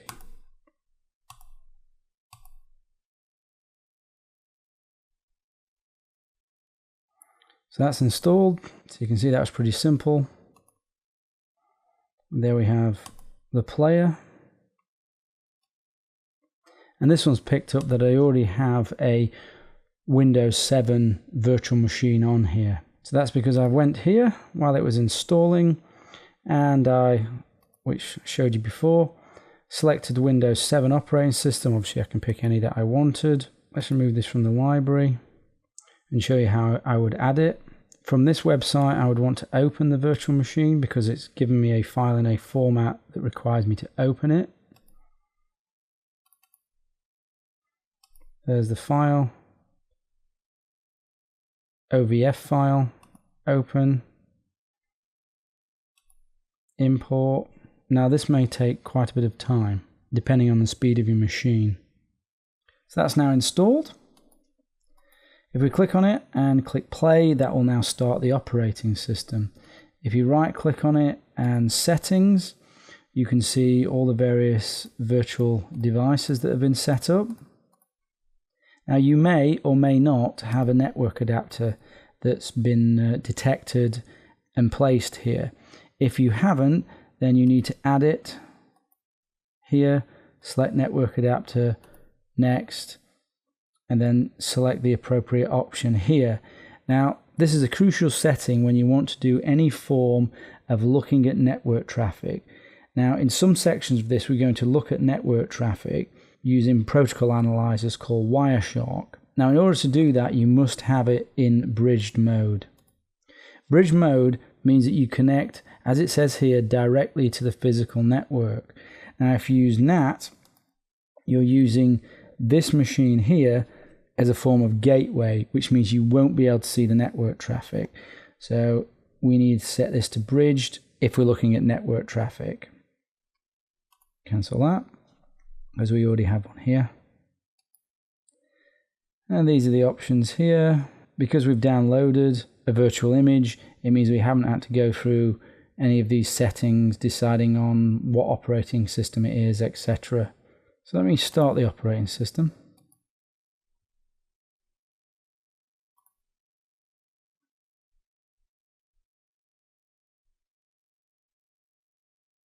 Now, depending on what you've downloaded, it will already have something called VMware Tools installed. The VMware Tools are software drivers that enable the display to work correctly, USB to work correctly, all the sort of drivers that you would have. Say if you bought a Sony laptop, Sony gives you a whole bunch of Sony type drivers, and you have the equivalent VMware type drivers, which are called VMware Tools.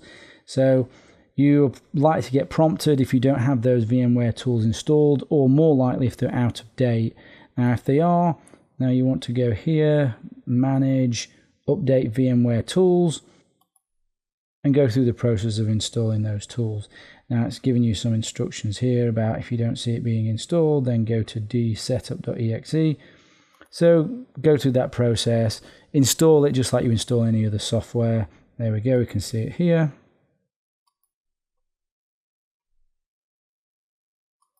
And we install it.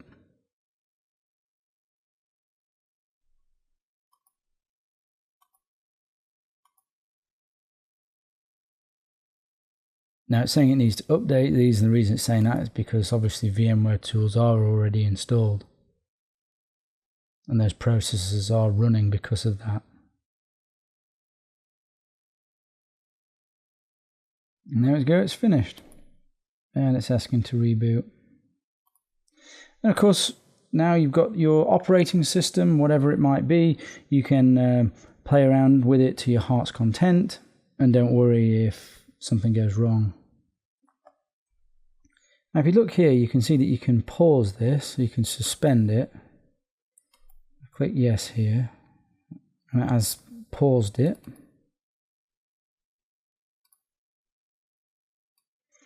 And that essentially takes the memory, makes a copy of it, and then you can restart it from that paused position. Now, one of the downsides with the VMware Workstation Player is that you cannot do something what's called snapshots. And a snapshot is taking a copy of the current state of that virtual machine.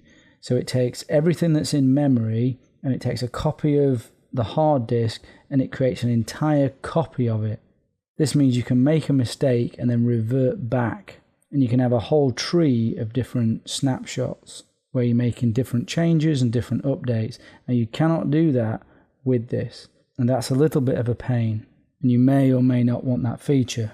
VirtualBox does do that, however, and I would suggest you play around with both of them to see which one you like. And if you're going to take virtualization more seriously, you may end up buying the Pro version of VMware because that has more features than VirtualBox. So you'll have to see what you end up liking. Now, to install via a disk or an ISO image, you need to either get a hold of the ISO image or the disk. Here is an example of going to Debian's website, downloading from here. I end up with this ISO image, and then I want to click on here, File, New Virtual Machine, and if I have a physical disk, then I want to put it in the drive and make sure that this virtual machine can access it, or I can go with the ISO image, which is the more common option. So if I browse here onto my downloads, there's the ISO image, open that, then click next, call it what I like. As this is for testing purposes, these settings don't really matter. You don't need to worry about the size here. It's going to allocate 20 gigabyte for the drive, but what it does is it starts small on your disk and then gets bigger as it uses more. So it literally is a virtual disk, and it is better to split the disk into multiple files. But if you read here, you can see what it says. Splitting the disk makes it easier to move the virtual machine to another computer, but may reduce performance with very large disks. Next, we can customize this. We already talked about this setting. You can change this to bridged. Finish.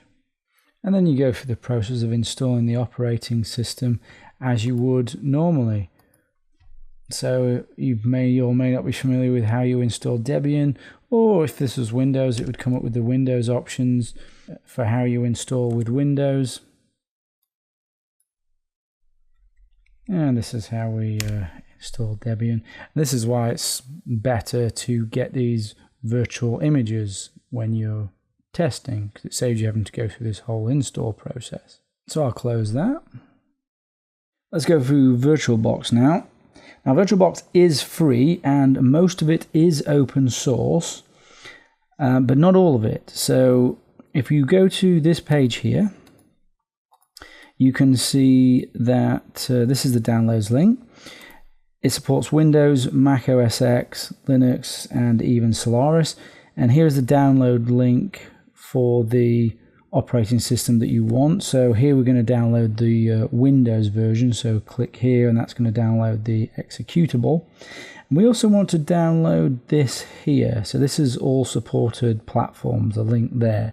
Now what that is VirtualBox, most of it is open source, but there are some things that are closed source. So they come separately and they come within this. And it's things like support for USB 3, it's VirtualBox RDP, and also disk image encryption as well. So click that and download that as well. And if we go to where we've downloaded it, and there we have VirtualBox, and we need to double click on that, run it, and it's a pretty standard install. You go through all of the options. Now for setting this up as a test environment, it's okay to select all of these. This is just giving you a warning that your network card is going to disconnect and then reconnect as this is installed.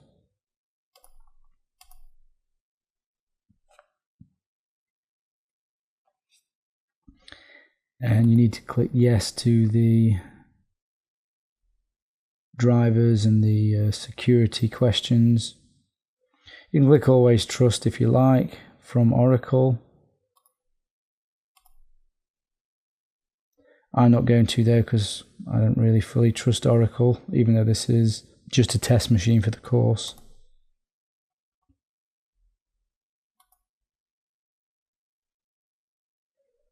And we can start. Now we've gone to OS boxes.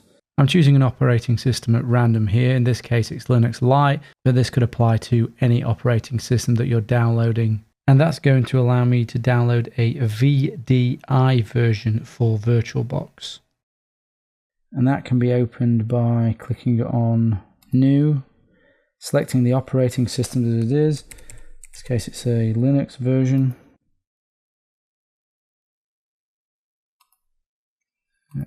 Next. And use an existing virtual disk.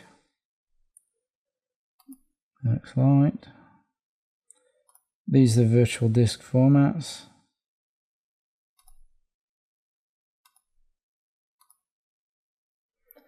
And there we go. And I can start that.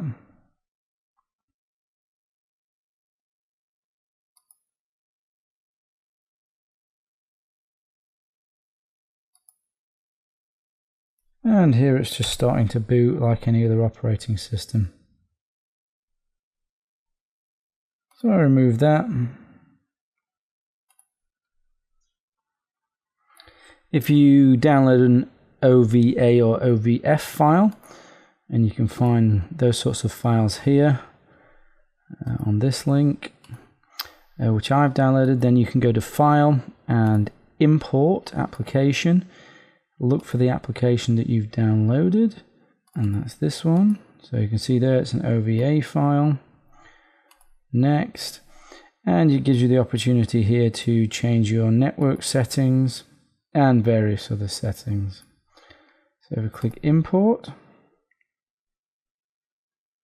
this is going to take a little time depending on the speed of your machine. Once it's imported, you'll be able to see it here. And there it is running, and that's the operating system, Windows 7. And you can right click settings and change all of the usual settings that you can see. Network, and we would want that to be bridged as discussed if you want to be able to view the network traffic and not have it on NAT. You can see there it's changing the network settings because I've changed it to bridged, and it's working.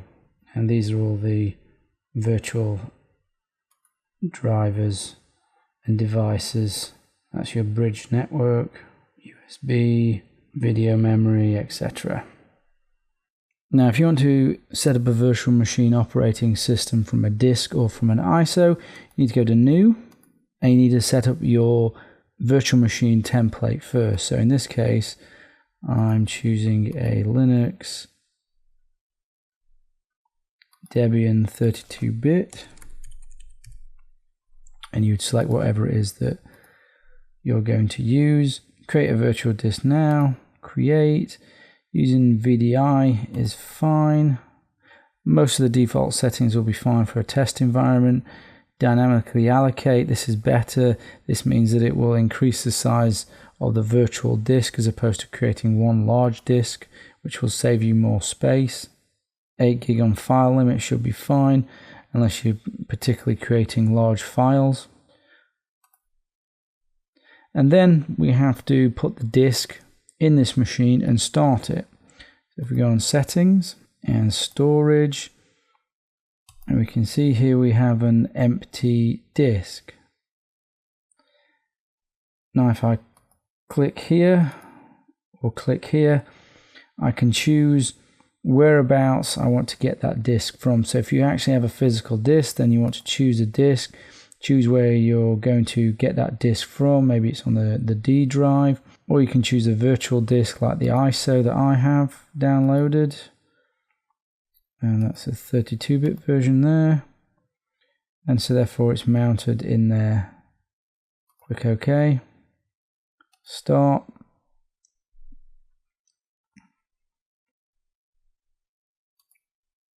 And there you go. It starts the process of installing, as it would with any operating system that you've got. If it happens to be Windows, you're going to go through the Windows process. This is the Debian process. I've started the graphical version of the install for Debian, and you'd go through this to install it. And one of the reasons why you download virtual images instead is it saves you having to go through this process of installation, because someone else has done it for you if you've got the virtual machines already downloaded and set up and configured. But obviously, you know, if you want something specific to you, then you're going to need to install it and configure it yourself. VirtualBox has something called guest additions. This is similar to VMware Tools. It adds features like cut and paste between the guest and host, and better support for other guest OS features. But VirtualBox don't make it very clear as to how to install this. So right click on the virtual machine that you're interested in, settings, then onto storage, and then select an empty disk slot. You can add one if you don't already have one. Then select here, choose virtual optical disk, and you want to navigate your way to wherever you've installed VirtualBox. So here it's Program Files, Oracle, VirtualBox, and you'll see there is an ISO file that they've put there called vboxguestadditions.iso. Click on open and you'll see it's added that as an ISO image, and that will be available when you boot the operating system. It acts just like any other ISO disk. So click OK, and then let's start the operating system and access that disk. So you can see here it's mounted the disk. So I need to run the 32-bit or the 64-bit version, depending on which version I have. That's 32, that's 64. So I'm going to run this one.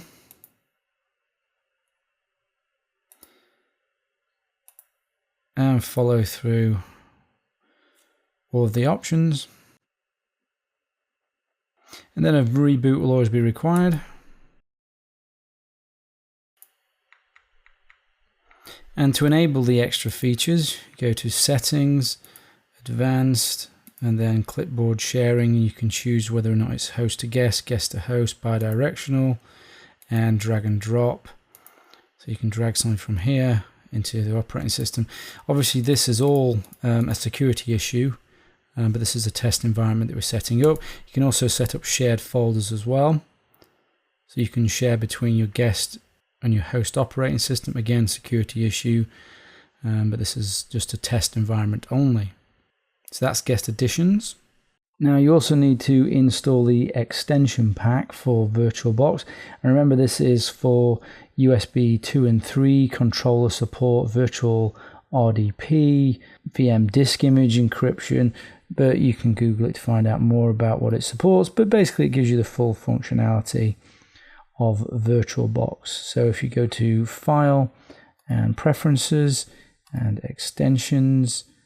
Click here, select the extension file which you downloaded, which is this. Open, and it's going to tell you what it's doing here. And you can see there it's saying pretty much what I already said about USB, RDP, there's also some webcam things, disk encryption, install. You can read the license if you wish. I agree. Yes. This will start to install the extension. Okay. And there we go. Extension is installed, and that functionality is now available to you within VirtualBox. One of the great features that VirtualBox has is snapshots, which is something that VMware Workstation Player doesn't have, but the Pro version does have.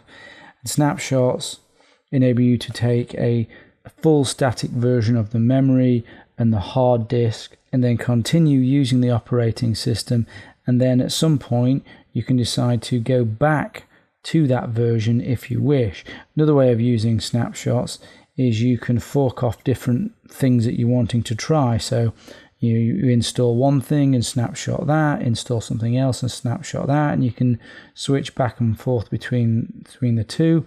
You can also test out something, see that it doesn't work, go back to the previous snapshot. So snapshots are really great and particularly useful for testing.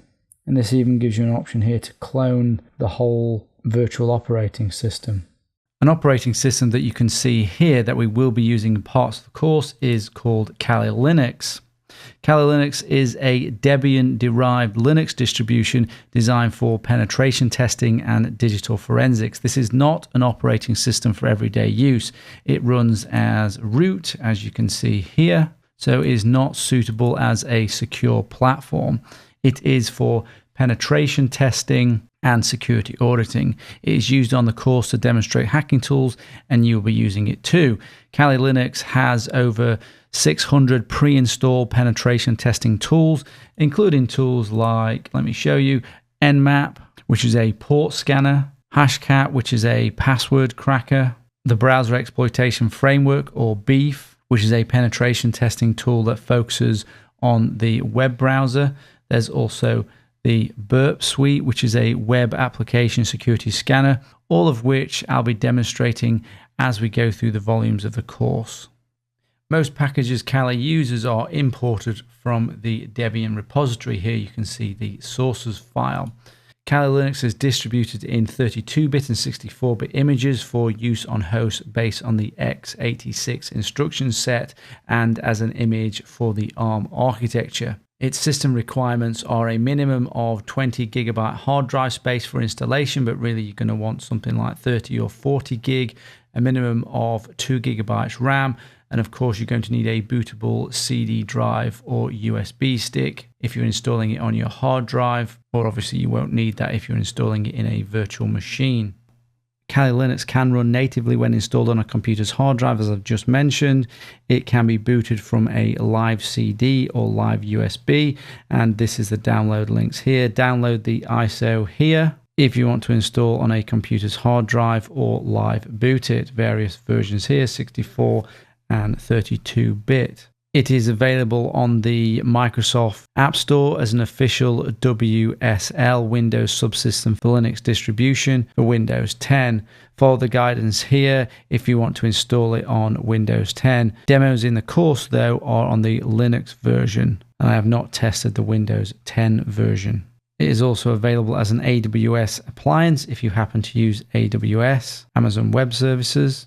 It is available for and on ARM hardware too, or it can be run within a virtual machine. And for the fastest and most complete access to Kali for the purposes of this course, I recommend you run it as or on a virtual machine inside VirtualBox or VMware. And you can see here you can download the VMware version, the VirtualBox version, and you can download the OVA file for VirtualBox or VMware and import it as I've shown you how to do. Make sure your virtual machine has a minimum of 20 gigabyte hard disk space or a bit more, a minimum of 2 gigabyte RAM. And as it says here, these images have a default password of TOS Tor and may have pre-generated SSH keys that you might want to delete. Professional pen testers may well install Kali on a hard drive and dual boot it for maximum speed, but personally I run my Kali in a virtual machine because my laptop is powerful enough to do that. I also like to be able to take snapshots of Kali in VirtualBox and VMware,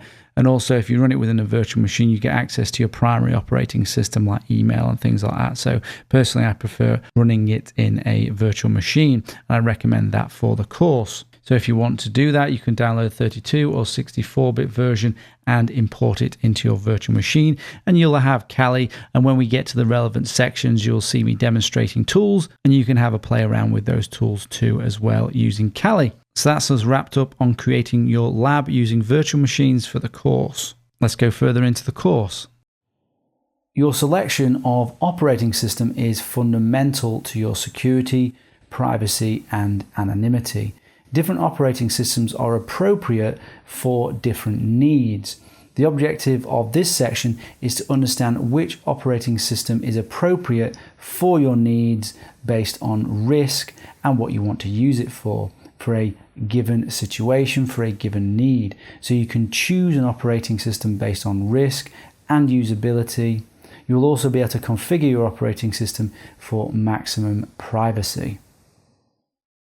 We are now going to talk about operating systems in relation to security now. An operating system, or OS, is system software that manages computer hardware and software resources and provides common services for computer applications. The operating system is the main software on a computer that controls all the applications. Examples of desktop operating systems include Windows 7, 8, 10, also macOS, Debian Linux, Ubuntu Linux, BSD, Solaris, etc. On the mobile phone, there are operating systems such as iOS for Apple, Android, Windows OS, BlackBerry OS, Symbian, and so on. The operating system has full control of all actions on a device. If the operating system isn't secure or is compromised, it is absolutely game over from the start for your security. The OS needs to be a secure base to hope to have a secure environment. There are a lot of misconceptions when it comes to operating systems and security. You may have heard, for example, that Macs can't get viruses. Not true. Lots of people also say that Windows is terrible when it comes to security. Not necessarily true either. Then you've got people in the Linux camp that think Linux is the greatest operating system for security without fault. Not true. Linux, like any operating system, isn't perfect.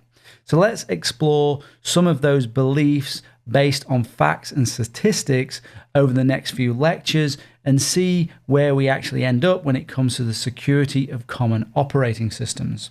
First, let's consider the security features available within operating systems and also available third-party apps for those operating systems. So, Windows. Windows has got a bad track record. There's no doubt about that. It's had weak security design from the beginning, but you have to give credit where credit is due. In the more recent operating systems, Microsoft has started to take security seriously. And with its later products and its later security features like BitLocker, Device Guard, Windows Hello, Windows Trusted Apps, it has a fairly solid set of security features now. The thing that lets Windows down, especially with the more recent Windows 10, are the tracking and privacy issues, which is a slightly different thing to security features, but it does put some people off. We will be covering Windows security and privacy features and applications in much more detail as we go through the course. This is an overview.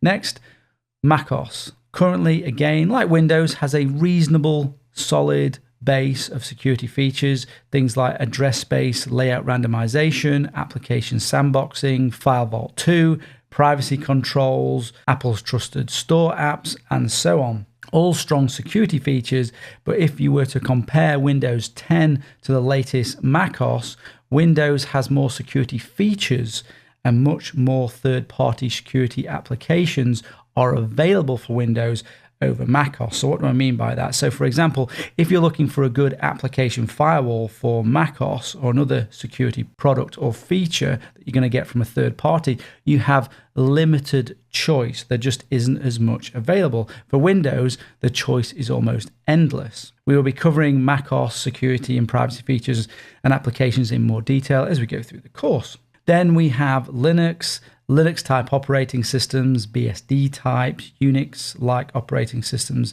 There's a large variety of these operating systems, so I'm bucketing them all together for convenience here for this lecture. But if you're looking for the most secure operating systems, this is where you're going to find them. The likes of Qubes OS, Tails, Debian, Arch Linux would be good examples of security and privacy focused operating systems.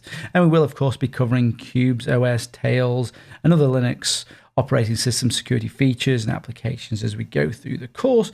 And just for your information, if you're looking for beginner friendly Linux operating systems, then consider Manjaro, Ubuntu, and Mint. But Debian is my recommendation for a general use operating system that also considers security and privacy if you're looking for a Linux operating system. When we consider Windows, Mac, and Linux, Windows has the most security features and third-party security applications available. Mac has the least security features and third-party security applications available, and Linux is where the security-focused operating systems can be found. Windows, macOS, and Linux, based on their security features, can all be used as a secure base operating system. But if you need higher levels of protection, you'll be looking towards Linux type operating systems. On the mobile platform, the main competing operating systems are Android from Google and iOS from Apple. Android is a more open operating system, meaning you're allowed to do more with it and you can do more with it, which is great, but this isn't good for security though. iOS is a closed system, restricting what you can do, so you can do less on it than you can on Android, but because it's a restricted operating system, a closed operating system, this is good for security. Android is improving its security all the time, but iOS from Apple would be the market leader if you're looking for a secure mobile operating system right now. But security features isn't all that matters when considering the security of an operating system. We care about what is our actual risk in the real world. So one way to consider real risk is to look at the amount and severity of security bugs and vulnerabilities that operating systems have a history of. To do that, we are going to look at cvedetails.com, which is a security vulnerability database containing most of the known security vulnerabilities for applications and operating systems. Have a look at CVE Details yourself now and see what the latest data is. If we look at the top 50 list here, we can see the top 50 worst vendors, which is what we're on now. And as of recording, we can see Microsoft is at the top with its 12 products. These will mostly be operating systems. We've got Apple, we've got Linux, and we've got Linux distributions here, all in the top 10. And this is for all time. If we look at 2018, we can see we've got Microsoft, Debian, which is a Linux operating system, Apple, still all here for 2018. If we look at the top 50 worst vendors with CVS scores, now the higher the score, the higher the CVS number, the more severe the vulnerability happens to be. So for Microsoft here, we can see 2,042 critical security vulnerabilities. So we can see we've got Microsoft, Apple, Linux, and Linux distributions here all in the top of this list. Critical security vulnerabilities, by the way, would be something like a remote code execution bug where you can remotely take over a device by sending it a specially crafted packet or data. So it's a pants on fire type bug.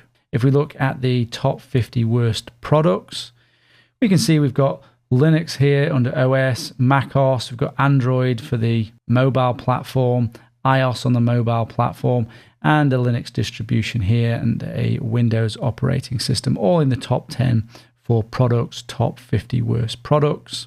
And if we look at the CVS scores, we can see, of course, again, Linux kernel, macOS, Android, iOS, Debian, Windows Server, all in the top 10 for products, and all with critical security vulnerabilities. So what can we take from this data?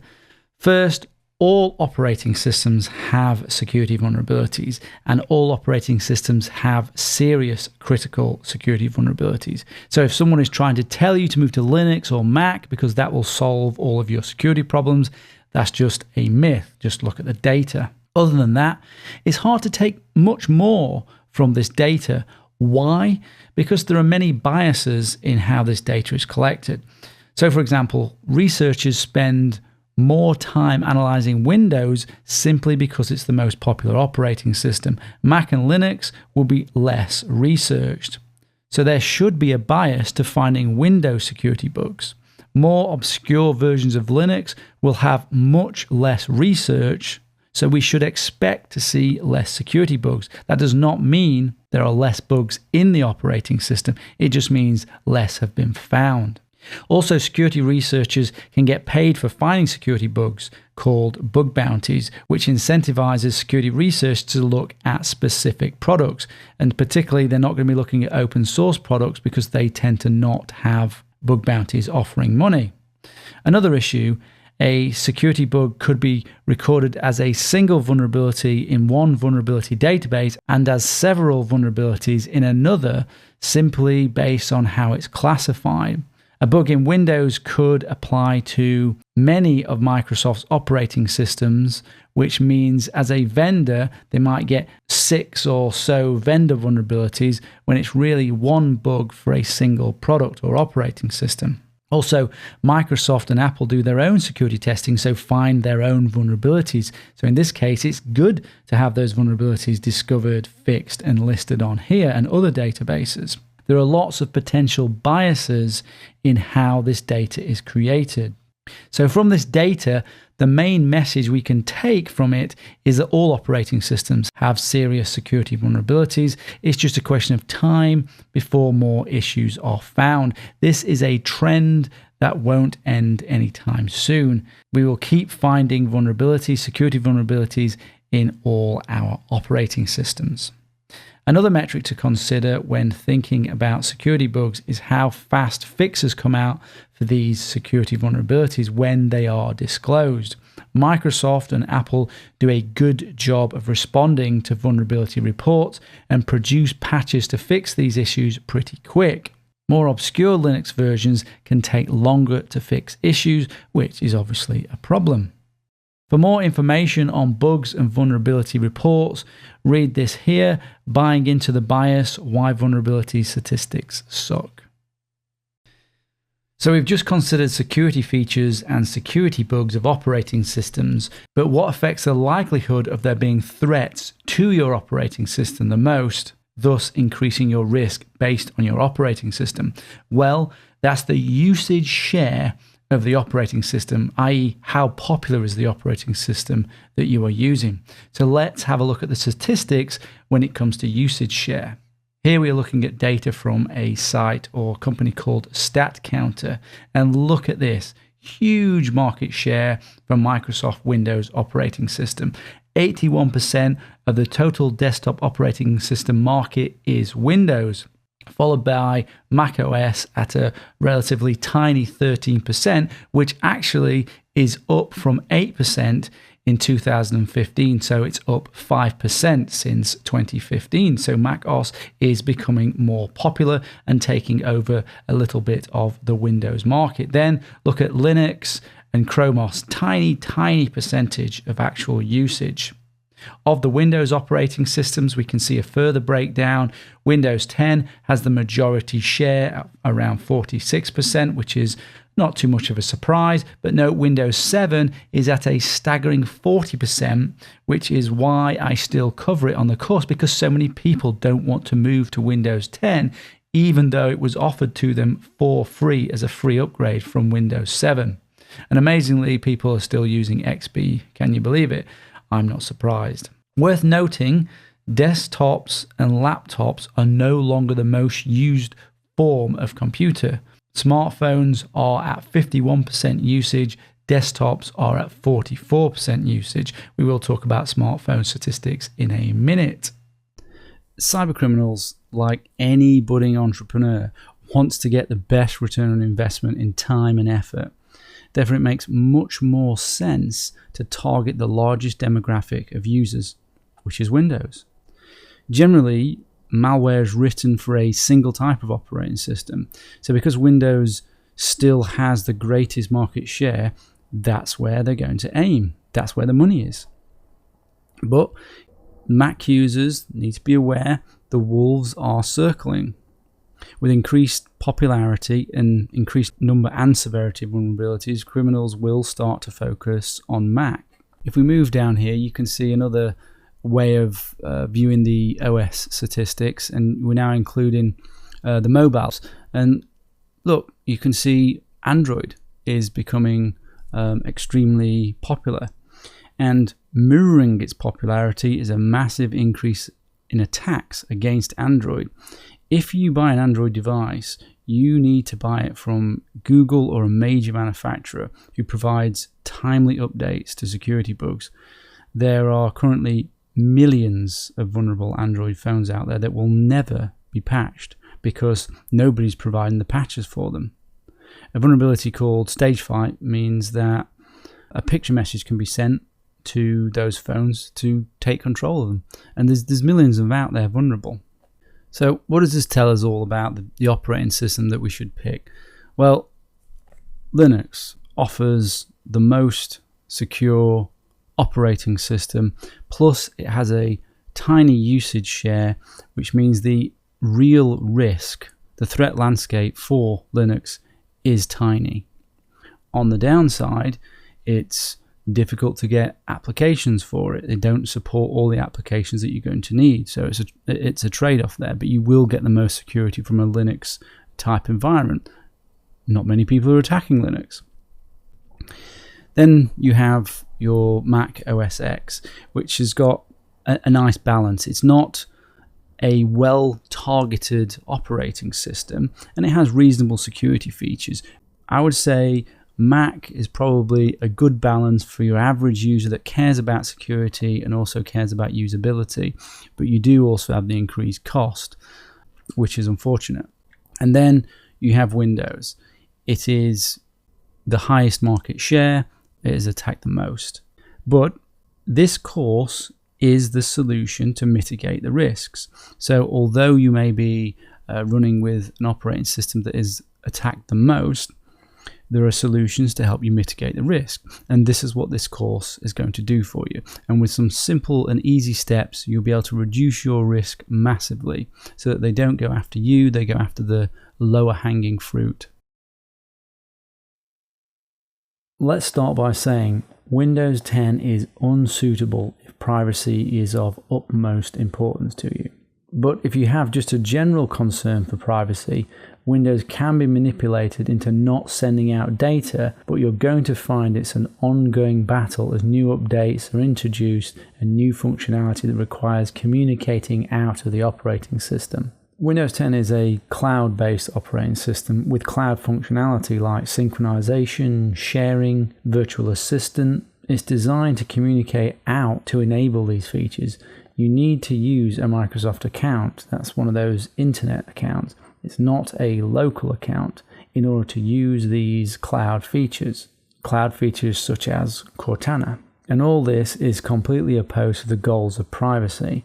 It's actually really not an operating system, Windows 10, in the traditional sense. It's an operating system with many, many cloud-based extra features. Let's go through how Windows 10 can affect your privacy so you can make the call on if you want to use the operating system or not. Because there are benefits to Windows 10. It has a lot of great features, but you have to be aware there is some privacy sacrifice to it. Well, there's a lot of privacy sacrifice to it. In Windows 10, data syncing is the default setting. Your private data and software settings will be synced with Microsoft by default. This includes websites that are opened, your browsing history, software settings, Wi-Fi hotspot names and passwords, etc. This can be disabled though. There is the advertising ID. Windows 10 assigns each instance of the operating system a unique advertising ID. This is used to customize ads that are sent to you by third-party companies such as ad networks and advertisers. You can opt out of this, and I'll show you how. There's the Cortana data collection. Now, if you go to the Cortana FAQ, you can find out a lot more information from Microsoft themselves on what it is Cortana does. And here right at the top, when I use Cortana, what information is collected and where is it saved. So that's at this address here. But Cortana, if you're not familiar, is like Siri on the iPhone. It's a type of voice assistant new in Windows 10. It or she collects all the data that you use. And when I say all data, I mean all data. So I'm talking about browser history, keystrokes, listening to your microphone, search history, calendar data, location and movements, your contacts and relationships with those contacts, payment information like credit and debit card details, data from email, text messages, your call history, movies you watch, music you listen to, everything you buy, and the list goes on. In order to provide a good service, Cortana needs to learn about you, but this does seem excessive, and it's definitely something you should be aware of so you can make an informed choice as to whether or not you want to use the Cortana service. The Cortana service needs to be of sufficient value to you for you to give up that amount of personal information to Microsoft. But this is the new world we are living in, and this is the new world we're moving into. The word privacy will have a very different meaning to the next generation as things like Cortana potentially become indispensable to the next generation. A couple of other things that you're going to want to read if you want to use Windows 10 and you care about privacy are these. First one is the Microsoft privacy statement, and you can find it here at this URL. And the second one is this, which is the Microsoft Services Agreement, which you can find at this URL. When you download Windows 10, you sign these agreements that you are authorizing Microsoft to collect your information and share it with third parties. And these documents here that I'm showing you outline their intentions with your data and how they intend to track you. They are very open about it and honest about it, which is good because I think they've learned from the past. So now they're being honest and straightforward about it. But what you're doing is you're exchanging features, and potentially great features, for your personal data. So let me give you a taste of the sort of data you're agreeing to have collected and shared with third parties if you read these documents here.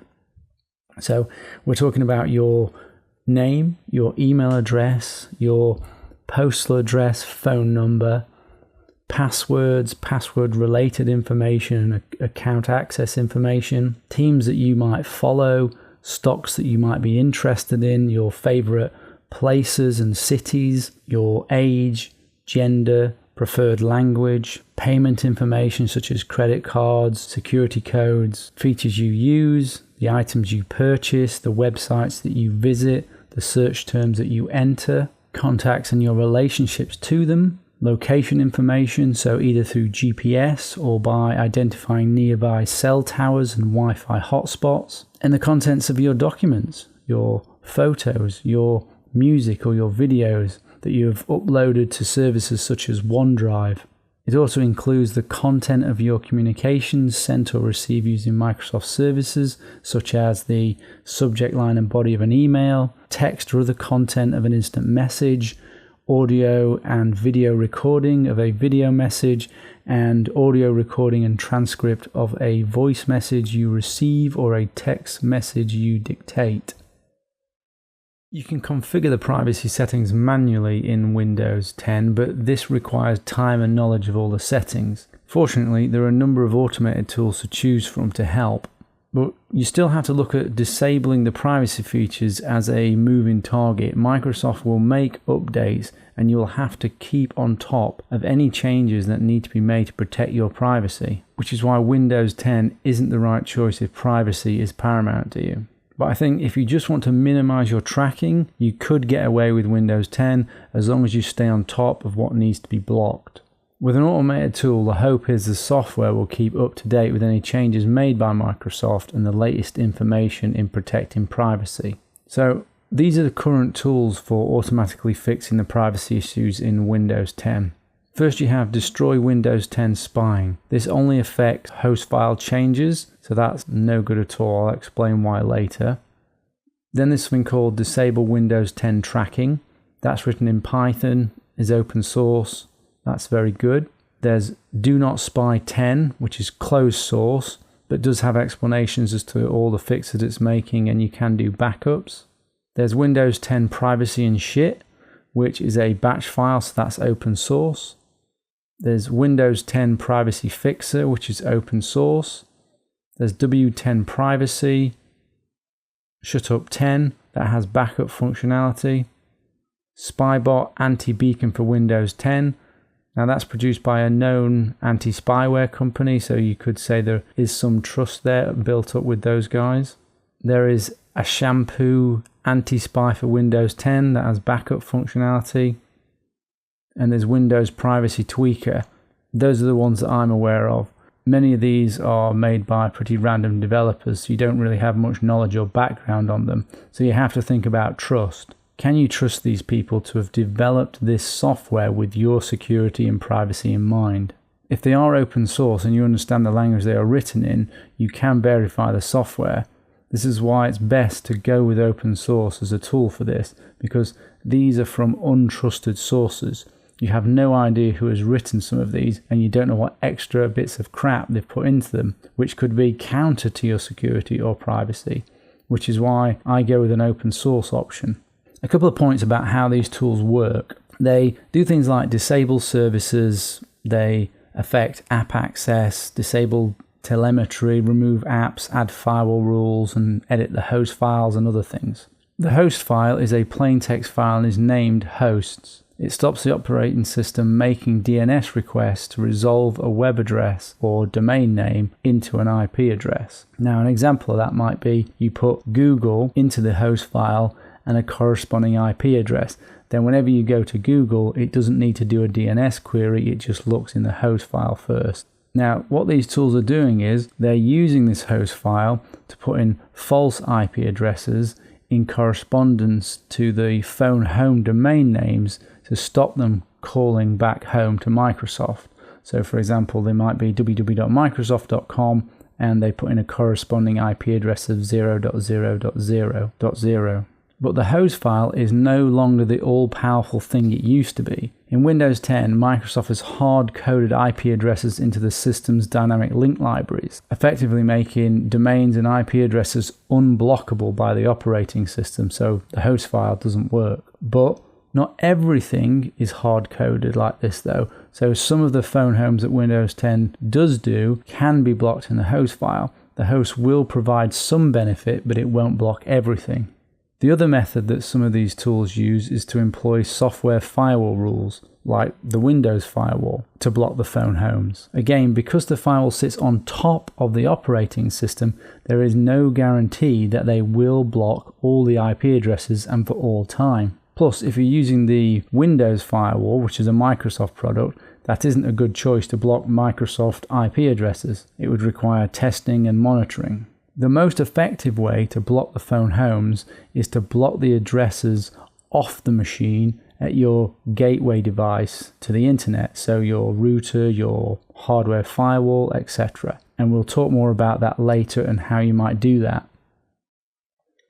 The tool I like best is called Disable Windows 10 Tracking. Well, they all have similar names, so it's a little bit confusing, but this one's by 10SE1UCGO. And you can see here, this is the address to get it from. Now you can get the Python version here, or if you scroll down, you can find the executable version here, and then you just need to download that. So it is open source, it's written in Python. You're able to revert back once you've made a change if you want to go back from that setting. And it also has an explanation for each of the settings that you can make, and it has a log after it's made the changes, which is good. Now, before you use this tool, I recommend that you do a backup all the things that are important to you, and if you can, create a system restore point. I'll now take you through all the options so you can understand what needs to be enabled and disabled, and even if you don't use this tool, it gives you a better understanding of what exactly is enabled and disabled as part of disabling tracking. So I have the executable version here, and this will need to be run as an administrator because it needs to make changes that require administrator access, such as changes to the host file. And this is the interface here. So the first thing to be aware of is the modes. You've got privacy and you've got revert. Now the privacy mode is where it's going to make all of the privacy changes, and the revert mode is when you want to go back on the changes that you've made. So obviously we want to be on the privacy mode to start with to make the changes. Now the first one is services. This gives you the ability to disable or delete 2 services, and those services are the diagnostics tracking service and the WAP push message routing service, both of which you don't want for the purposes of stopping tracking. So disable is pretty safe, delete is getting rid of them completely. So disable is fine. Next is clear diag track log.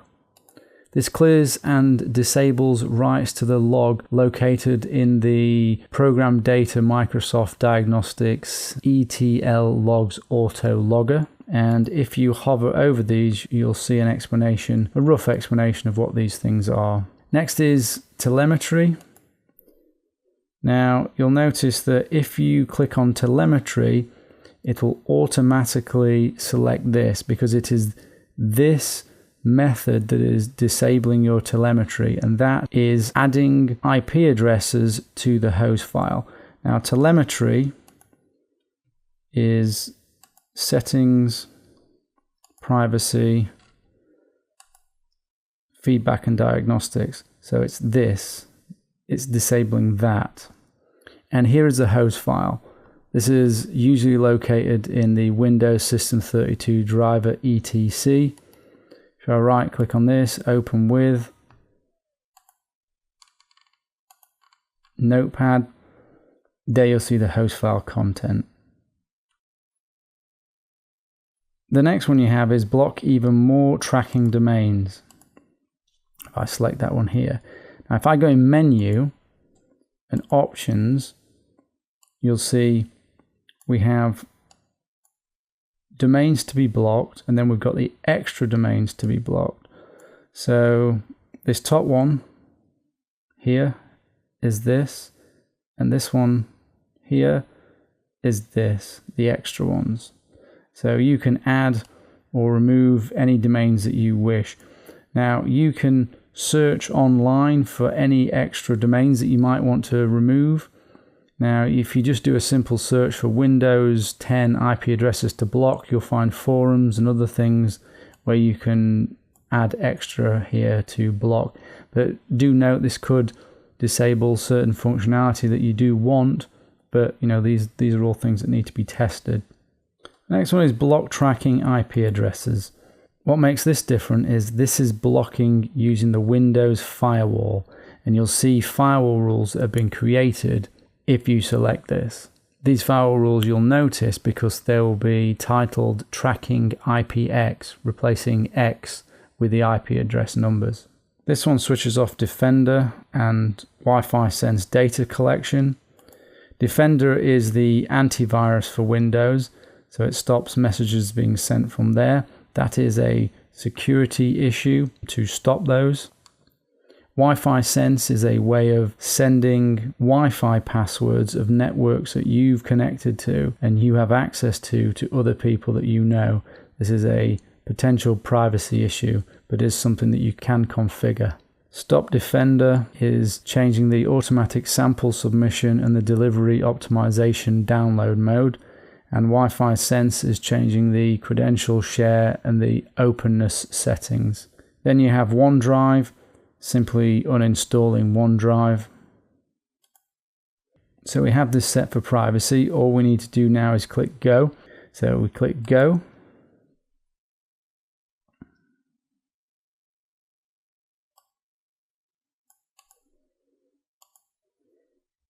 And here we can see the results, and we get this little log here, and it creates a log here you can read. Some error messages there that we can follow up on. So we've got an access denied for Windows Defender. That's fine. And we can check out some of the changes that it's made. So there's the host file. No change has been made to that. That's because we need to refresh. Open that in Notepad. And there you see all the changes to the host file. All of these are getting sent to 0.0.0.0. And if we look at the firewall,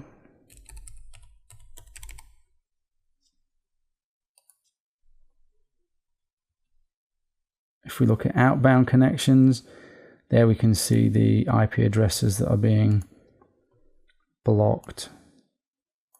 Remote address, any protocol, any port, all of these are being blocked. So these are the ones that are hard coded into DLLs within the operating system. And there you have it. Now, of course, you can revert back if you want. So if we right click, run as administrator, click yes, and set the things that we want to revert back. We'll not revert back that because that takes a little bit of time. Revert, go, and we get our report. We can check the host file. We can see all of those IP addresses are no longer being sent to the home, and refreshing those, we can see all of the firewall rules have been removed again. So, nice little tool. We're going to go through the Windows 10 privacy settings. Now, if you've already installed Windows 10, then that's fine. Just go through these settings. If you've not already installed it, then something you should be aware of is when you do come to install it, you're going to have two options. You can have an express install and a custom install. Now, if you want to be able to set the privacy and security settings during the install, then you want to go with the custom install. If you want the defaults, then you need to set it to the express install. And then once it's installed, you can set the privacy and security settings yourself. But do note that even with these settings set, it has been shown that Windows 10 still does send some information to Microsoft.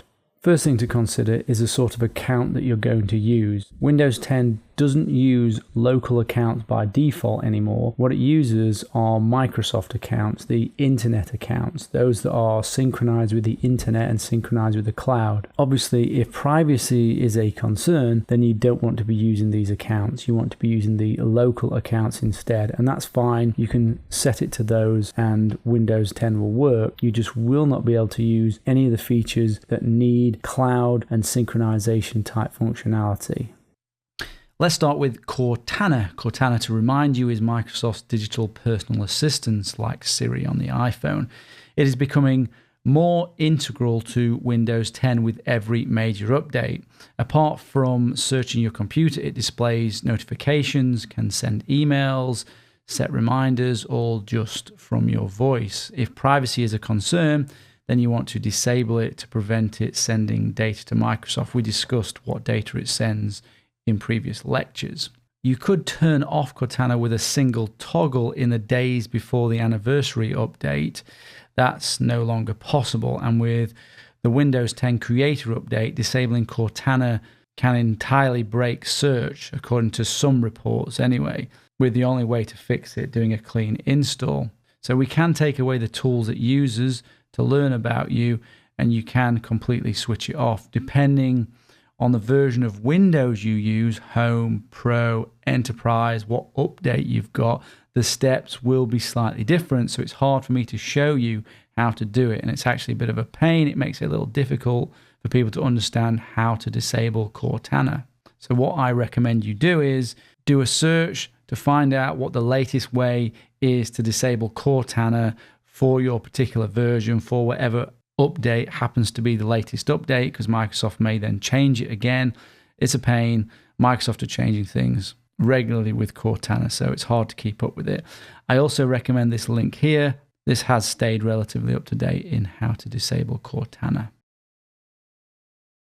We're now going to go through the Windows 10 privacy settings. First point to note is it has been shown so far that with each major Windows 10 update, so Redstone 4, 5, 6, etc., the update resets your privacy settings to default, which is unfortunate. So you want to recheck your privacy settings after every major update because Microsoft really wants your data. You can change your privacy settings on install, on upgrade, and post-install. And the options are much the same wherever you're doing it. Again, second note that depending on what update you have, Redstone 456, etc., or what version of Windows you have, Home, Pro, Education, Enterprise, the location of where a setting might be can differ. So what I show you on the screen next may not be in the same place on your version, which is unfortunate. Simply, as you can see here, do a search for the setting I'm talking about if it's not in the same place as where I'm showing you using a search, and try and find whereabouts it is. So in this example, I'm using Smart Screen as something I'm searching for that may have been moved out of the privacy settings and put into the security settings instead. So let's look at the privacy settings. To do that, we need to come down here, Settings, Privacy icon, and here we are. And you can see to the left here, we've got a whole bunch of different options for different types of privacy settings. So the first one is general. And the top one is let apps use my advertising ID for experiences across apps. Turning this off will reset your ID. So Windows 10 assigns each instance of the operating system a unique advertising ID. This is used to customize ads that are sent to you by third-party companies such as ad networks and advertisers. So do not need that privacy issue. Next one, turn on Smart Screen Filter to check web content URLs that Windows Store apps use. So this is what that does. Smart Screen Filter helps you identify reported phishing and malware websites and also helps you make informed decisions about downloads. Smart Screen helps protect you in 3 ways. As you browse the web, it analyzes pages and determines if they have any characteristics that might be suspicious. Smart Screen checks the sites you visit against a dynamic list of reported phishing sites and malicious software sites. Smart Screen checks files that you download from the web against a list of reported malicious software sites and programs known to be unsafe. So this is actually a good security feature. So this is something that you would want to have enabled for security, but if you have privacy concerns, you may want to switch this off because it will log whenever you are going to websites. It will log those things.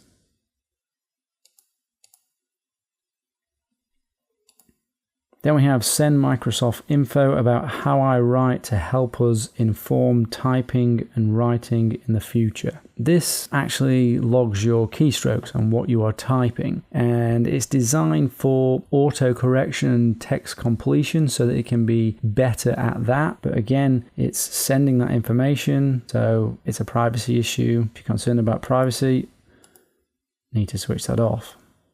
Let websites provide locally relevant content by assessing my language list. You want to switch this off as well. It sends information out. Then we have manage my Microsoft advertising and other personalization info. This is going to take you to an external page where we have a couple of options. We've got personalized ads in this browser. Well, no thank you. And personalized ads whenever I use my Microsoft account. Again, privacy issue, no thank you. And this includes Windows, Windows Phone, Xbox, and other devices. The location tab. When location services for this account are on, apps and services you allow can request location and location history. So this is geolocation via GPS and Wi-Fi location. There's a global switch here to switch it off, which is nice. And then you can switch it off or on for each individual application. So I'd recommend that this is off for privacy. And if you have the need for any of these to be on, then you'll be giving away privacy information to those particular services. Next is a camera. This is really asking what apps do we want to allow access to our camera. So if we want to be particularly cautious, we can switch the camera off until when we need it, or we can disable it on all of the apps apart from maybe the odd one that we want. Next is microphone. Again, we have the global on or off. We can choose which apps get access to the microphone. You may want to switch this off until you want to use it if you're a little bit concerned that the microphone may be switched on to listen. It certainly is with Cortana. Next is speech, inking and typing. Windows and Cortana can get to know your voice and writing to make better suggestions for you. We'll collect info like contacts, recent calendar events, speech, handwriting patterns, and typing history. So privacy issue, stop getting to know me, turned off. And then we want to go to Bing and manage personal info for all your devices. And then here, if you have Microsoft accounts, you'll sign in and you will deactivate any of the things that you deem to be of a privacy issue. Next is account info. Let apps access my name, picture, and other account info. I want to disable that for privacy. Next is contacts. Who do you want to share your contact information with? Which apps? So again, up to you, potential privacy issue. Next is calendar. Let apps access my calendar. No, thank you. Next is messaging. Let apps read or send emails. So this can be used, for example, if an app wants to authenticate, it might send a SMS to your machine. This is more designed for mobile devices, but it might send that SMS to your machine in order to authenticate like a messaging app. So, no. Next is radios. Some apps use radios such as Bluetooth in your device to send and receive data. Sometimes apps need to turn these radios on and off to work their magic. So sometimes you get an app and it needs to switch on or off Wi-Fi. But if you switch those off, you probably switched them off for a good reason. You might want to set that to off. Next is other devices. Let your apps automatically share and sync info with wireless devices that don't explicitly pair with your PC, tablet, or phone. So you don't want information syncing, privacy issue. Next is feedback and diagnostics. Windows should ask for my feedback. Never. We don't want to be sending feedback information back to Microsoft. And just to be safe, we can set this to basic. And the last one on here is background apps. Choose which apps can receive info, send notifications, and stay up to date when you're not using them. Turning background apps off can help conserve power. So this is designed more for conserving power, but at the same time you can use it to disable these from going out and asking for various bits of information that can interfere with your privacy. So you'd want to switch all of these off.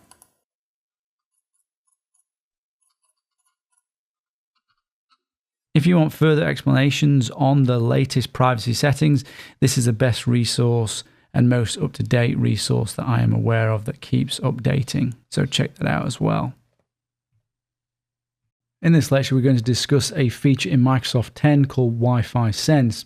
In a post to Microsoft's TechNet website announcing a preview build 14342 of the anniversary edition of Windows 10, Microsoft said the cost of updating the Wi-Fi Sense code, which is what this lecture is about, Wi-Fi Sense, to keep the feature working, coupled with its low usage and low demand, no longer justifies the existence of Wi-Fi Sense. So Wi-Fi Sense is dead-ish. They also wrote Wi-Fi Sense, if enabled, will continue to get you connected to open Wi-Fi hotspots that it knows about through crowdsourcing. And if this is enabled, it will automatically connect you to detected crowdsourced Wi-Fi networks, acquire network information, and provide additional information to networks that require it.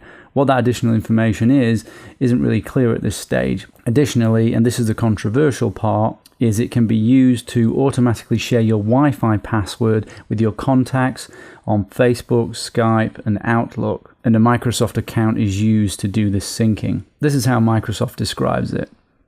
When you share Wi-Fi network access with Facebook friends, Outlook.com contacts, or Skype contacts, they'll be connected to the password-protected Wi-Fi networks that you choose to share and get internet access when they're in range of the networks, if they use Wi-Fi Sense.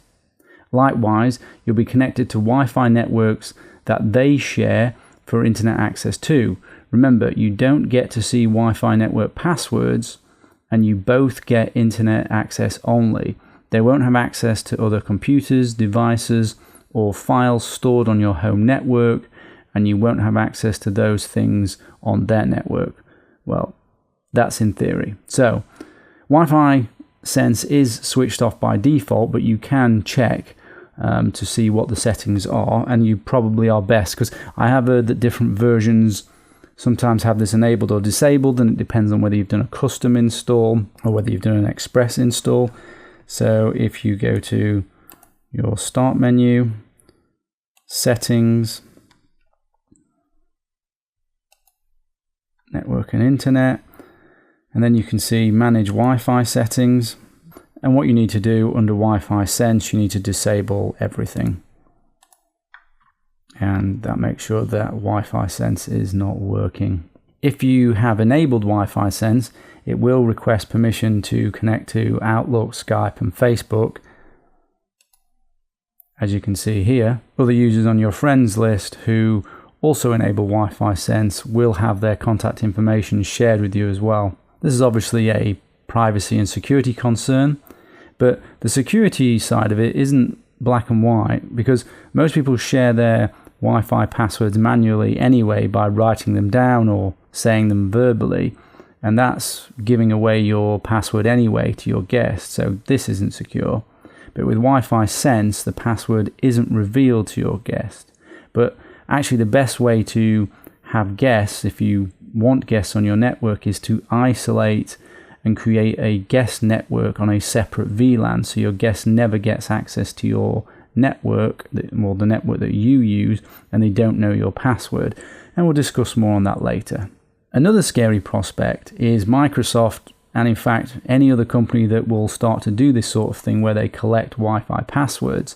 They will amass a huge database of Wi-Fi passwords of all the Wi-Fi networks. That becomes a huge target for attack and compromise, and you also have to trust that these companies will secure those passwords and won't do anything untowards with them, and that they have your best interests at heart at all times. So I recommend keeping this turned off and using a guest network instead, which we'll discuss later on. Windows 7 and Windows 8 has definitely been shown to be better than Windows 10 when it comes to privacy. But both Windows 7 and 8 have always had a service called the Customer Experience Improvement Program, or CEIP. And it's there to help Microsoft decide what's working and what isn't, so that it can design improvements and determine how to fix the problems. So in order to do this, it sends out telemetry data to Microsoft about performance performance of your operating system, and some Microsoft applications. So it is a privacy concern. It's not clear what all that data is, and definitely some of that data is undesirable. There's also recently been controversy that updates to Windows 7 and 8 will be enabling the same sort of tracking features as Windows 10, but that hasn't really been shown to be true. But what these updates have done is change the kind of data that is being collected by this Customer Experience Improvement Program, or the CEIP. But according to Microsoft, if you have installed these new updates, which most of them are supposed to be optional, then if you have CEIP disabled, then the related Windows telemetry will not be sent to Microsoft. And you can choose to trust that statement or not. But my advice is still, do not install optional updates unless you've checked first what they are and made sure that you need them. And also, we want to turn off this CEIP. So in Windows 7 and Windows 8, it's pretty much the same. So if in Windows 7 we go down to the Start menu and type Experience, and the only difference is in Windows 8 you need to go to the Metro Start screen and type Experience, and there you can see Change Customer Experience Improvement Program Settings. Just click on that and change this to No, as it already is set to, and save your changes, and then you'll no longer be sending the telemetry information to Microsoft. Now, there is also other programs that send out this telemetry information. So Microsoft Security Essentials is one of them. That is the older version of the Microsoft antivirus or malware software, which on my machine has been superseded by Defender. But if you have Microsoft Security Essentials, you need to go into the Help section and go into the Customer Experience Improvement, and you need to disable that. Next is Windows Media Player. So if you start your Windows Media Player, and you can see here that this hasn't been run before. If you go on Recommended Settings, then it will be set to sending out telemetry information. If you click on Customer Settings, you can see here that there's actually quite a lot of settings to stop it from speaking out to the internet, but of course this is going to disable functionality. Display media information from the internet, update music files by retrieving media information from the internet, download usage rights automatically when I play or sync a file. So you don't really want any of these things if privacy is of concern. But actually, before I even click next, do you really want to be using Windows Media Player? I mean, it is not the best choice if privacy is something that you care about. I would recommend VLC. Install and use this instead. This is a much better option, and it's a much better application. And it's free. If we click next, so then we need to go to Tools, Options, and the Privacy tab. So if I click Alt, File, Tools, Options, Privacy tab, uncheck these, and this is the one here around the Customer Experience Improvement Program. So you need to obviously make sure that that is disabled. Close this. Now, some of you may still be using the Windows Live Messenger. I don't have that on here. That also sends out information, and don't know what sort of information that sends out about your chat sessions, but you definitely want to enable that. So that's within Options, and there's a privacy setting in there. So you need to uncheck Allow Microsoft to collect data about your computer and how you use Windows Live. Also Office. Office sends telemetry information.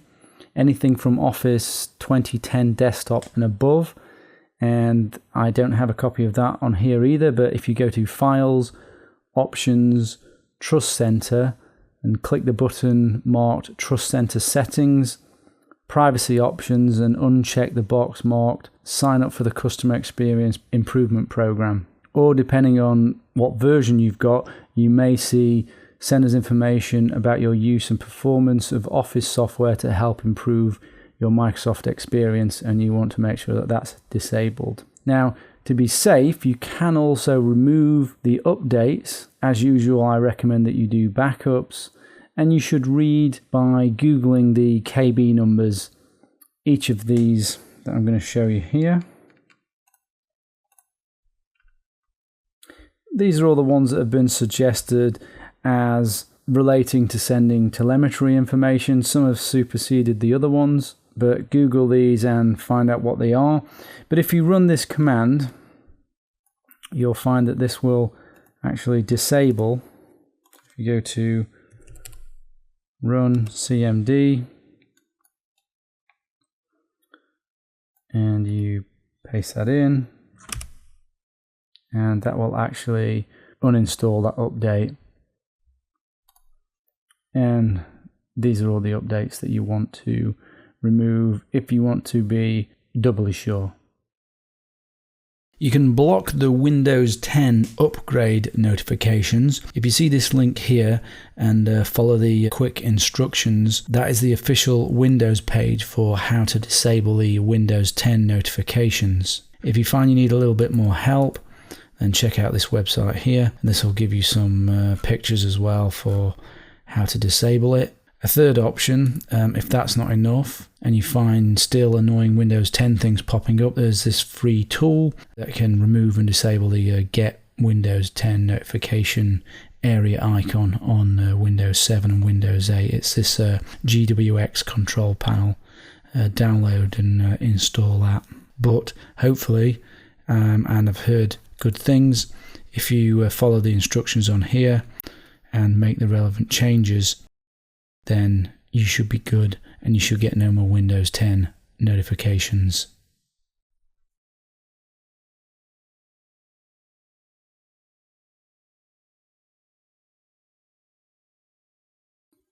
Mac OS X also has its privacy problems. Let me show you this video. I think this is a good presentation of what the issues are. Apple released a new operating system this weekend, Yosemite, and in it we found some surprising features that I suspect most users would like to know about. For example, just bringing up Spotlight Search, the feature you use to search for files on your operating system, now transmits your location and the name of the files you're searching for to Apple on a regular basis. You'll notice that your location is being transmitted to Apple even though you're not shown the location notification icon. They have chosen to suppress this notification for worry that consumers would be overwhelmed with too many notification messages. What this means is if you've opted into location services, then you've also opted into sharing your location information silently with Apple. You'll also notice that this information is being sent even before I start typing. As we type, our keystrokes are sent to Apple one by one. I'm searching for a document on my computer called Secret Plans Obama Leaked Me, but Apple receives that information along with my location and user ID, which is a unique string of letters and numbers used to identify me. Apple tells us that this changes every 15 minutes, but we have to trust that it's not being linked to the prior one. Still, they receive our location information. You can definitely tell that we're here at the Washington Post based on these coordinates. So to disable these things, first thing is you want to go to System Preferences and then go to Spotlight. And from Spotlight you can see all of the things that Spotlight looks in order to do searches for you. So this can be very useful, but it can also be a privacy issue, as you've just seen. So you definitely want to switch off Spotlight suggestions. Also Bing web searches, and then it's really up to you as to what you want to disable. But I would suggest those two as a minimum. You also need to disable Spotlight suggestions in Safari, if of course you are using Safari. If you open Safari, go to your preferences and click on the security tab, and then you want to deselect this one as it is at the moment. So you want to have that selected off. Include Spotlight suggestions. There's a shell script you can use to remove macOS privacy issues and remove callbacks to Apple, and that you can find here. So if you don't use push notifications, Spotlight suggestions, or do not like to send your browser history, bookmarks, and other things to Apple, then you can use this script. But do make sure, go up here, that you actually look at the script and that you're happy with what it's doing. Don't just run it if you don't understand it. Edit the config.sh file to add and remove things that you want to have enabled or disabled. For more information on Mac privacy complaints, you can see this website here. It does actually have an SSL error. It's expired as of recording, which is not very good, but it's just for providing information.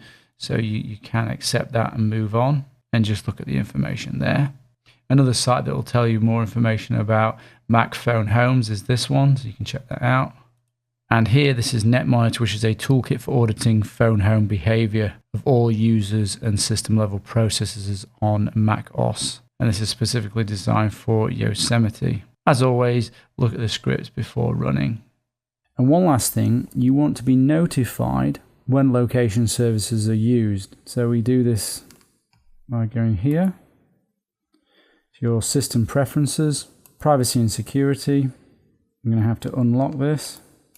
Location services, and down here system services details, and then if we click here, show location icon in menu bar when system services request your location. So essentially, if Apple is wanting to request your location, it's going to notify you. Click done, and there we are. When we throw privacy into the mix with security, then we have to start to look towards Linux and BSD type distributions. Although Windows and Mac are pretty solid for security, they are weak for privacy. Linux and BSD type distributions are going to give you security and privacy, but you're going to have to sacrifice interoperability and usability.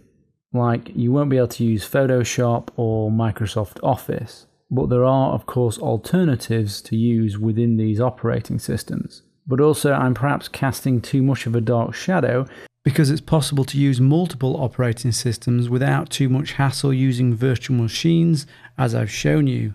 You can get up and running using Linux in no time in this way. And also with live operating systems and dual boot, you can get access to other operating systems pretty easily, which we also cover later on in the course. There are 3 standard distributions I recommend for modest security and privacy needs. These are Debian, OpenBSD, and Arch Linux. Some of you may not be too up to speed with any other laptop operating system other than Windows and possibly Apple Mac OS X. Briefly, if you're not aware, there are many operating systems that have evolved in some way from the mid-1960s operating system called Unix, including my recommended Debian, OpenBSD, and Arch Linux. And just quickly to get you up to speed, you can see here the Unix Linux history tree, and right at the top there is Unix. So if we zoom in a little bit, and we can see here starting in the 1960s with the Unix type operating systems. And then these have eventually evolved into other operating systems. Here you can see BSD, which is where OpenBSD came from. And then you have the beginning of Linux. Linux is a completely free piece of software started by Linus and supported by thousands of programmers worldwide. So if you go further down, and we can see more and more. And here we get to Debian, which is another one that I recommended. An offshoot of Linux would be things like Android that you'd be familiar with, Chrome OS. Interestingly, you can also see Apple Mac OS X here, which is a derivative from BSD. So all of these would be Unix-like operating systems. And they're really Unix-like operating systems and NT. And Windows is different to all these because it is based on the NT kernel, which was developed by Microsoft. When you see the desktops of these Unix-like operating systems, the desktop is based on the desktop environment that has been chosen, and most often you can actually change that to one that you prefer. Examples of these desktop environments include GNOME, KDE, X, FCE, Mate, Cinnamon, and LXDE. And try not to be afraid of these Unix-type operating systems. They are different, but you can get to grips with them if you're persistent. If you're familiar with Mac OS X, that, as you can see, is a BSD derivative, so you'll be somewhat familiar with the command line interface. I'm very commonly asked about secure operating systems or privacy-focused operating systems and what I recommend. So in the next few lectures, I will discuss operating systems in relation to security, privacy, and anonymity. In this lecture in particular, I'm going to give a general summary of the main operating systems, Windows, macOS, and Linux, in relation to security, privacy, and anonymity.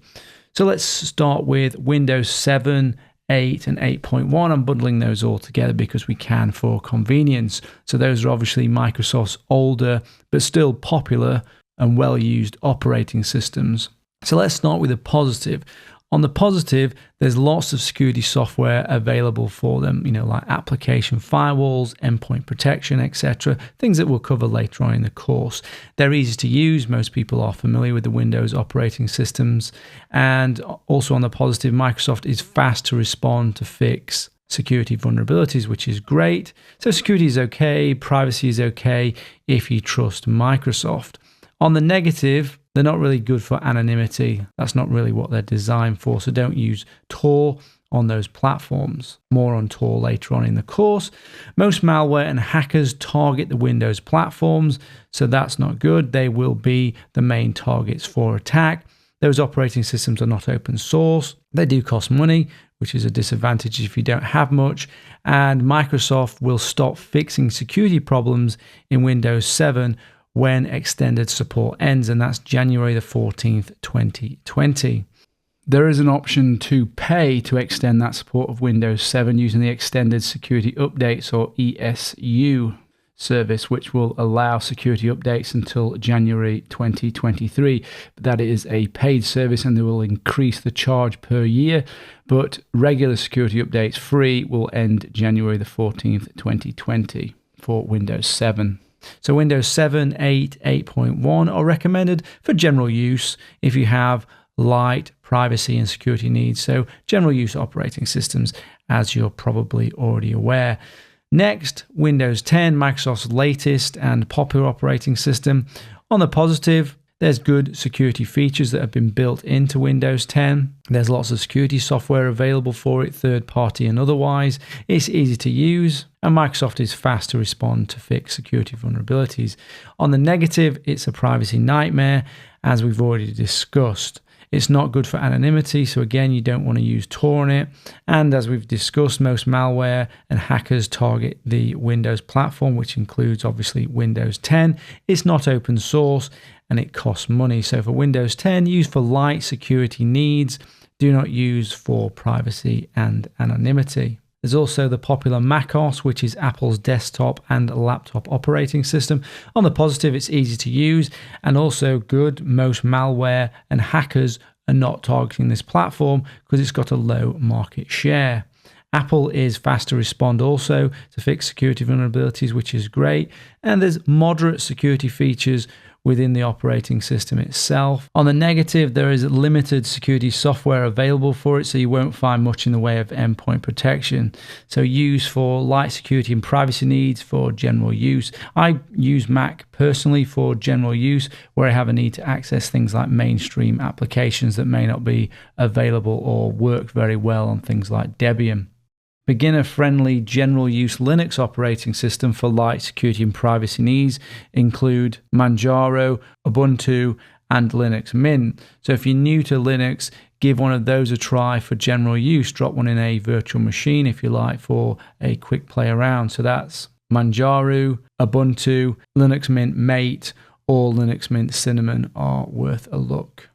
If you're looking for a general use operating system that has a particular focus on security and privacy, then you can consider Debian, Arch Linux, and OpenBSD. Let's start with Debian. Debian is a free Unix-like operating system and a Linux distribution that is composed entirely of free and open source software, most of which is under the GNU General Public License and packaged by a group of individuals known as the Debian Project. Debian is the base operating system for many security-focused operating systems, showing its pedigree, such as Tails, Kali Linux, Subgraph OS, and so on. On the positive, it is simply a security and privacy-focused operating system, so if that's what you're looking for, that is its focus. Most malware and hackers do not target this platform or the Linux or BSD platforms in general, so that is a positive. They are attempting reproducible builds, although not perfect. This is our last best hope for not getting backdoors in operating systems. Debian is part of a small number of projects attempting reproducible builds. Security is a top priority at Debian, and you'll see that through their website and documentation. There is fast bug fixes, which is great. They have a security audit team. They have public disclosure for fast bug fixes, and bugs can be tracked publicly. It's also free and open source. On the negative, like all non-Windows OSs, you may not be able to get some software for it that is available for Windows and even on the Mac. You can, however, use virtual machines to get access to that software if it's not available natively on Debian. But some of that software may not work great in virtual machines, such as if you're wanting to do video editing or something like that. Another negative, it really isn't as easy to use as Windows or Mac. If you have a problem, it can take quite a while to resolve that problem via searching on the internet. There is a learning curve to Debian and Linux generally, but Debian is a little bit more complex than some of the other operating systems that we've mentioned within the Linux camp, such as Manjaro, Ubuntu, and Linux Mint. They are a little bit easier. Debian is a little bit more troublesome to get working because it does have that free and open source software approach. And because of that, there can be hardware compatibility issues. All the hardware on your laptop may simply not work on it, or rather some of the hardware on the laptop may not work, like your Wi-Fi card may be difficult to get working or in fact impossible. There are more reasons to use Debian, and you can see this link here if you want to read more about it. This is my recommended OS for general use if security, privacy and anonymity is a priority for you. Debian is used for demonstrations of Linux on the course.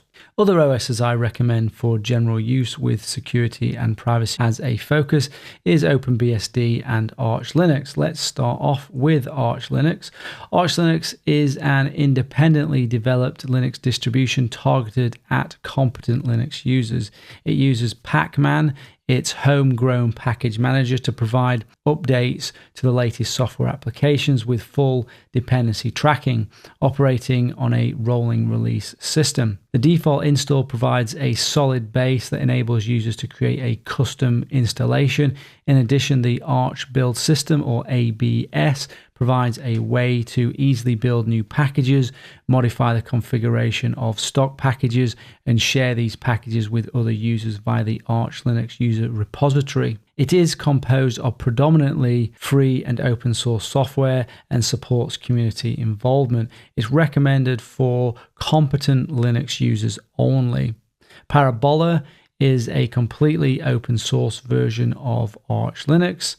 Manjaro, which I've mentioned before, is based on Arch if you want a more user-friendly version of Arch. And finally, for our security-focused operating systems, we have OpenBSD, which is BSD and not Linux, which is something slightly different. The OpenBSD project produces a free multi-platform BSD-based operating system, Unix-like operating system. They emphasize portability, standardization, correctness, proactive security, and integrated cryptography. The project also developed the widely used and popular OpenSSH software. OpenBSD is recommended for competent BSD users, so you will probably already be familiar with it if you're the sort of person that I would recommend to use it. So that's my roundup of my recommended general use operating systems that do have a security focus and privacy focus. And when I say general use, I mean you can do most things on them without them being too restrictive.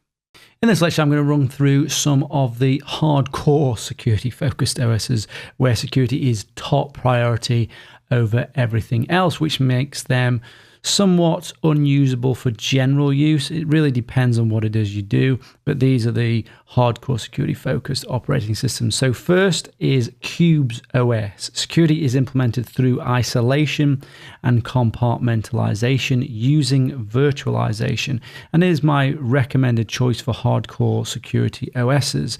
This is the top choice, essentially. Good for security, privacy, and anonymity. There are negatives though. On the negative side, it is hard to get some hardware working with it though, which is a shame, but that is simply the nature of it if you're going with free and open source software. I use the Librem laptop, which you can see a link to here, which works fine, but other laptops can struggle. There is a hardware compatibility list, but I won't go into more detail as we actually cover Qubes OS in its own entire section. So check that out. There is also SubGraph OS, another Debian-based Linux distribution, because Debian is a solid base. It features security hardening, which makes it more resistant to security vulnerabilities. SubGraph runs many desktop applications in a security sandbox to limit their risk in case of compromise. By default, it anonymizes internet traffic by sending it through the Tor network, so it's good for security, privacy, and anonymity. Another one you can look at is Trisquel OS. The project aims for a fully free software system without proprietary software or firmware and uses the Linux Libra, a version of the Linux kernel with the non-free code binary blobs removed. There's also Hardened Gentoo Linux. Hardened Gentoo's purpose is to make Gentoo a viable OS for highly secure, highly stable production server environments. You can also check out Puros. That's developed by the Purism guys, the hardware guys who create the Librem laptops and Librem hardware. That has security and privacy focus using the free Librem software. So that's Pure OS or Puros. Worth a mention is Astra Linux, which the Russians use. It's a Russian Linux-based computer operating system developed to meet the needs of the Russian armed forces and intelligence agencies. And another thing worth mentioning is SE Linux or Security Enhanced Linux. This is actually just a Linux kernel security module, not a distribution.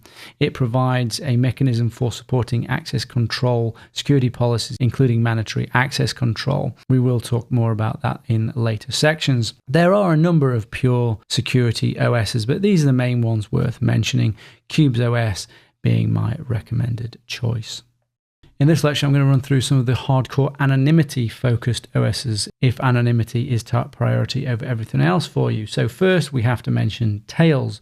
Tails is a live operating system that you can start on almost any computer from a USB stick or a DVD. Its aim is to preserve your privacy and anonymity. On the positive, it is an anonymity-focused security, privacy, and anonymity-focused operating system. You'll also find that most malware and hackers do not target Linux, and particularly not Tails. Tails is specifically resistant to local forensic examination, so no one will know what you've actually been doing on it once you finish using it. There is fast bug fixes, it's free and it's open source. It is a live operating system, which could be a plus or a negative depending on your point of view. It's relatively easy to use, quick to get up and running if you want privacy and anonymity and you want it in a fast way and you want protection against local forensic examination. They are moving towards reproducible builds, which is good. On the negative, governments will definitely be targeting Tails for attack as it is one of the main anonymity platforms. We cover Tails in more detail later on in the course, so check out the sections on Tails. Another one that absolutely has to be mentioned is the Unix Gateway and Workstation, actually one OS but separated into two parts. Unix is a free open source operating system focused on anonymity, privacy, and security. It uses the Tor anonymity network, which we cover in great detail in its own section, Tor that is, and it uses Debian GNU Linux, one of the OSs I highly recommend as its basis. As you know, Unix implements security through isolation, and Unix particularly has a focus on anonymity and preventing leaks out of the Tor network, so it's good for security, privacy, and anonymity. It does not mitigate against local forensic examination, though, so what you've done stays on the platform, unlike Tails, where it wipes out what you've been doing locally. We cover Unix in its own section in more detail later on in the course. And another thing you can do is you can combine the Unix OS with the Qubes OS, which we've already mentioned. So you get security through isolation and compartmentalization. You can use Unix in combination with Qubes OS, making a super secure anonymizing machine, good for security, privacy, and anonymity. And we cover Unix and Qubes in more detail in their own section. This was just a quick summary because people just like to know early on what are the operating systems with a particular security, privacy, and anonymity focus. So those are the anonymity focused operating systems, which we cover later on as we go through the course.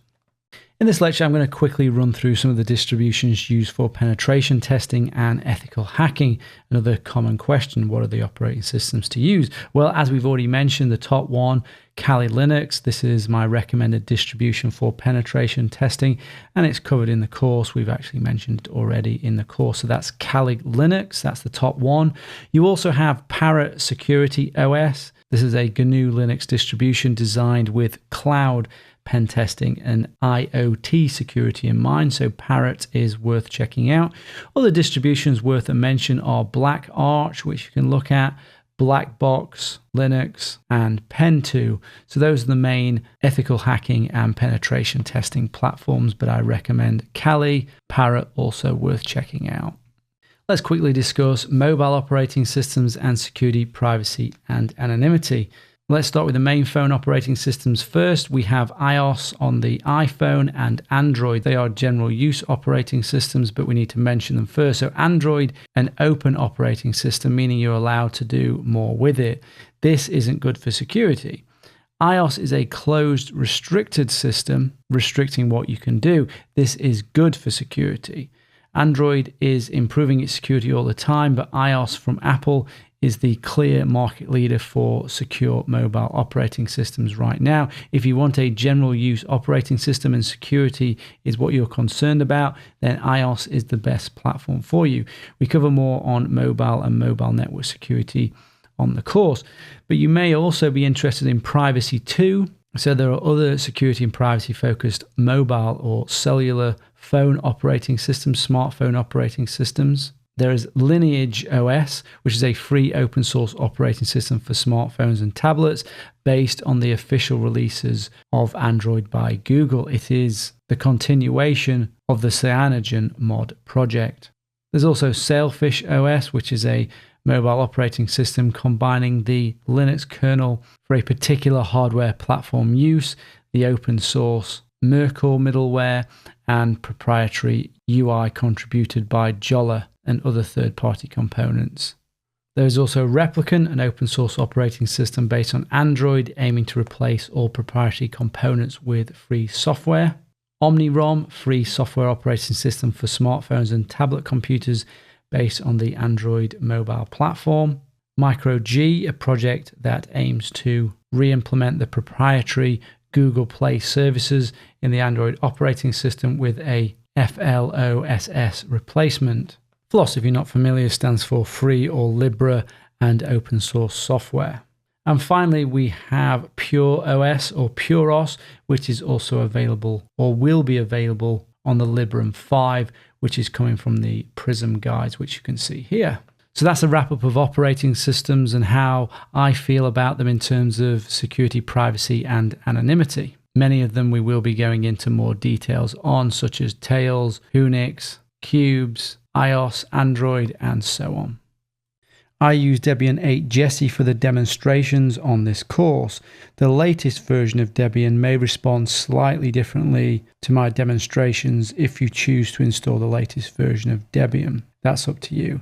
And Debian comes in both 32 and 64-bit versions. One easy way to try it out is to use the Debian Live CD, which you can just insert into your laptop or computer and then boot off. If you're not quite sure how to use live operating systems, there is a section on the course which teaches you how to use live operating systems. But essentially you just need to put it into your machine and boot off that CD as long as your BIOS allows you to boot from that CD. You can also put the iOS into the equivalent of the CD on your virtual machine and boot from it. So you can, without installing it onto a virtual machine, you can boot Debian. And here you can download the live CD. So you can see there's a 64-bit version, 32-bit version. You'll get the ISO files there. You can also get the full version to install. Just go here and download the relevant version, 64-bit or the 32-bit versions. If you're going to use Debian in your test environment using a virtual machine, and in particular with VirtualBox, you might have trouble installing the guest editions with Debian 8. I couldn't get it to work straight away with a full install, with the live version, and with OS Box version. So this is the fix that I used in order to install the VirtualBox guest editions so I could use it within VirtualBox. It's not too difficult. You need to make sure that the guest edition CD is mounted, so you can go to the menu option and put device and install guest edition CD image, and that should put the CD in the drive of the virtual machine. And if we have a look at the CD, there's the CD, and we need to run this command here. And you'll see what happens when we run this. Well, first we need administrative privileges. Sudo is not installed. We could try to install that, but we'll get an error. So I'm going to su to root. Let's try again.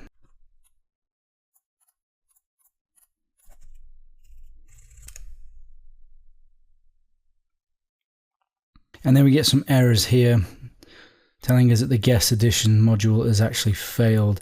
So we're going to make some changes to make sure that guest edition is installed. Apologies for the small size. The reason the size is small is because the guest editions isn't installed. We need to edit the sources list. So you can use Vi or gedit or whatever editor that you like to use.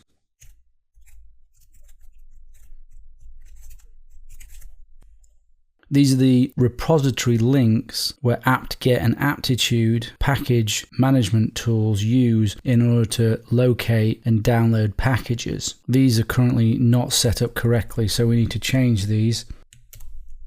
We don't want the CD to be active, so that needs to be changed. We don't want it to be looking for a install CD. We can add these, decomment them.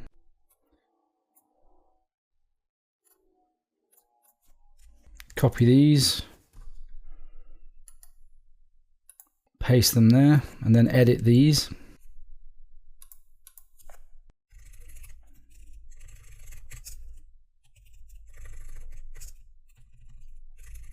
So you want these to be Jesse main. Save those, or save this. And you want to do an apt-get update.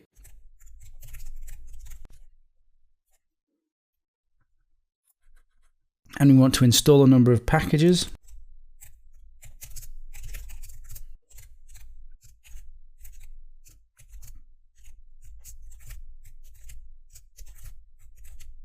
So that's sudo. Technically we don't need that for this, but it's just useful, and kde sudo. But the packages we do need are gcc, kdms, xserver, xorg, and xserver xorg core.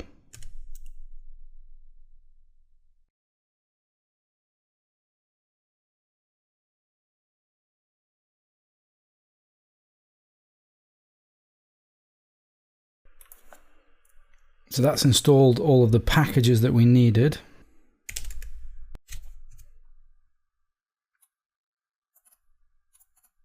So we can now try running the command to install it from the CD.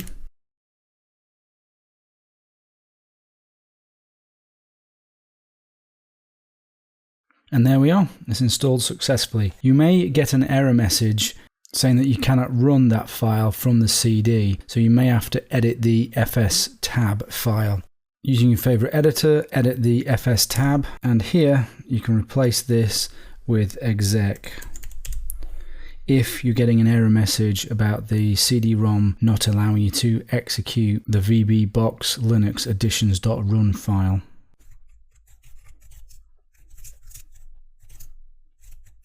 And finish by running apt-get update and apt-get dist upgrade in order to update the system, and you should be good to go.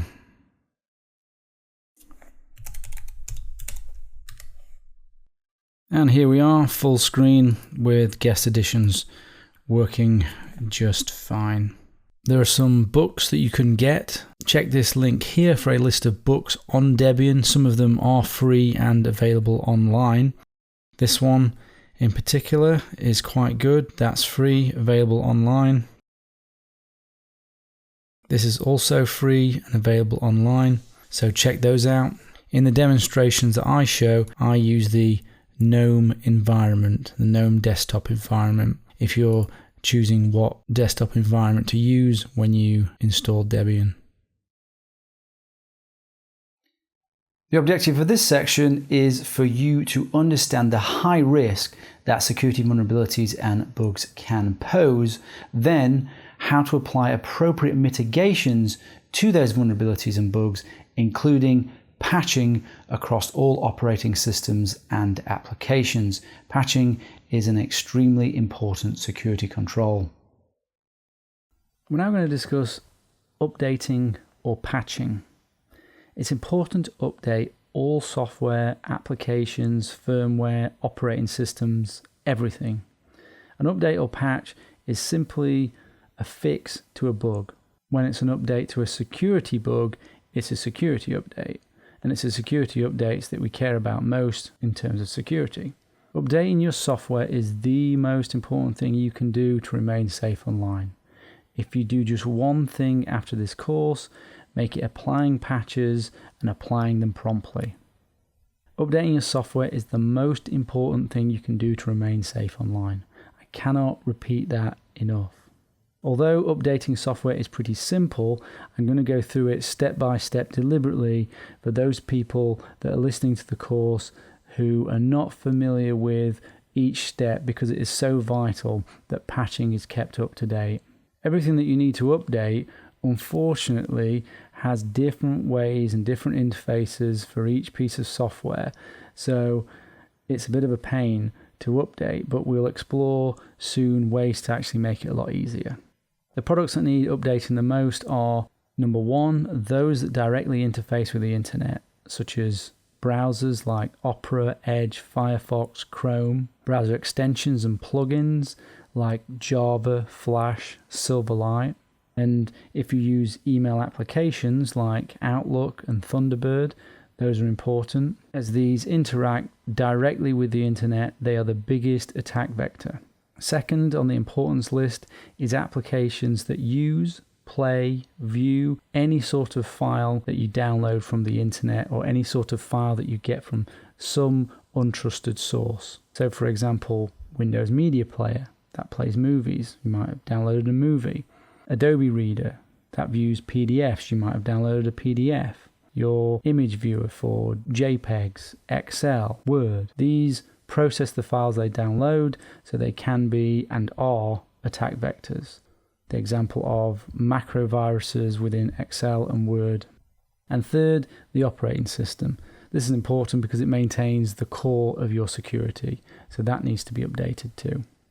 There's a potential downside to updating though. It's not all great and it's not all security. Sometimes, and this doesn't happen often, especially with Microsoft and the big players, is that the patch comes with another bug which can cause functional problems. So for example, you get a security update to the Edge browser, but then it crashes. Setting your updates to just happen automatically is the most secure option, but you could set them to download only, and you can evaluate the patch to see whether or not you actually want it, and I'll cover how we can do that next.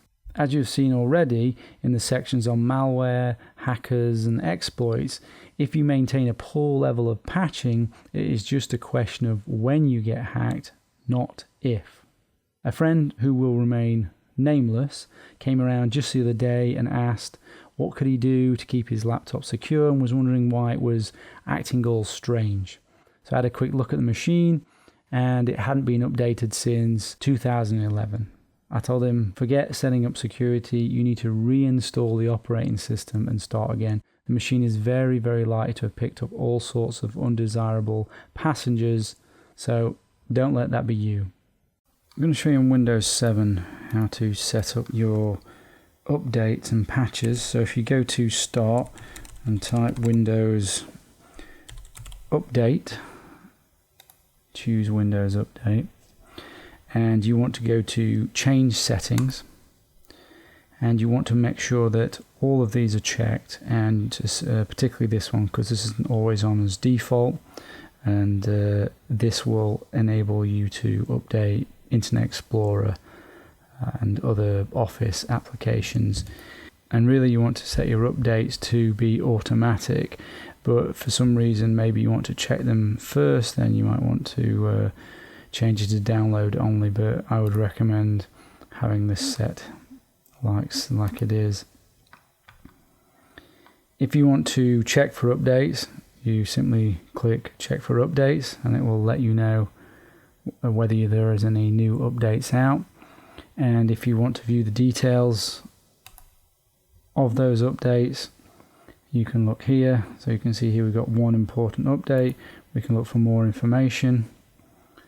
This will tell us more. I'm going to show you how to do updates in Windows 8 now. If you click on the Start menu or press the Windows key and type in Update Settings, and then if you go on Windows Update Settings and click on Choose How Updates Get Installed, and then you can make your choice here as to whether or not you want them to be automatic. I recommend that they are automatically installed and downloaded. You can choose just to download the updates and then you decide whether you want to install them. That's not necessarily the best thing to do, but if you want to check them before you install them. And I would also check this as well, give me updates for Microsoft products. That will update Internet Explorer, Office, Excel, Word, which is important to do.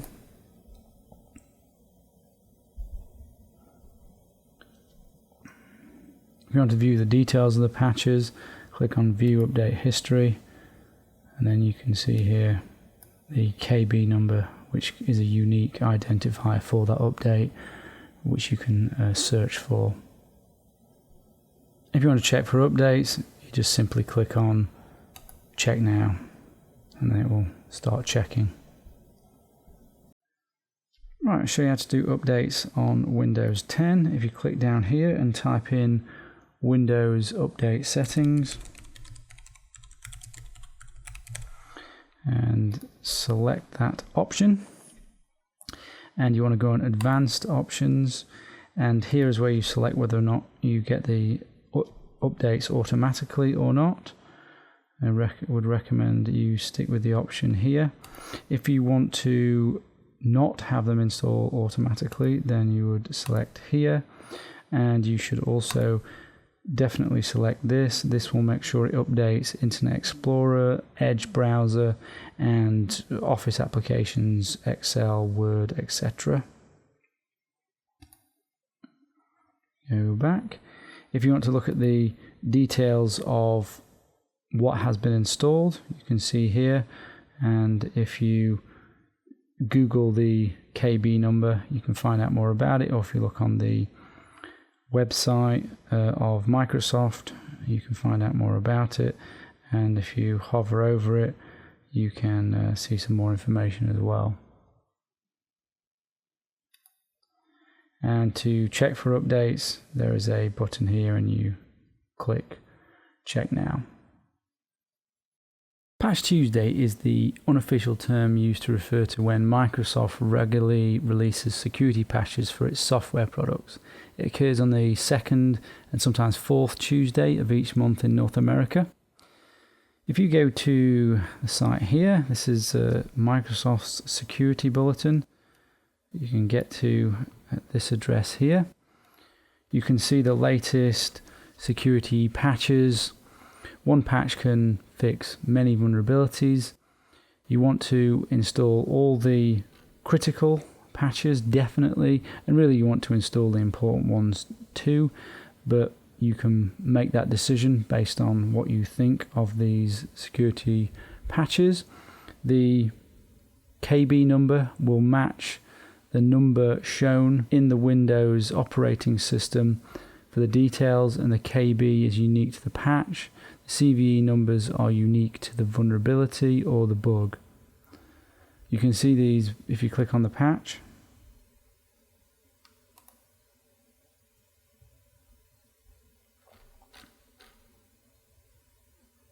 You can see here CVE number here.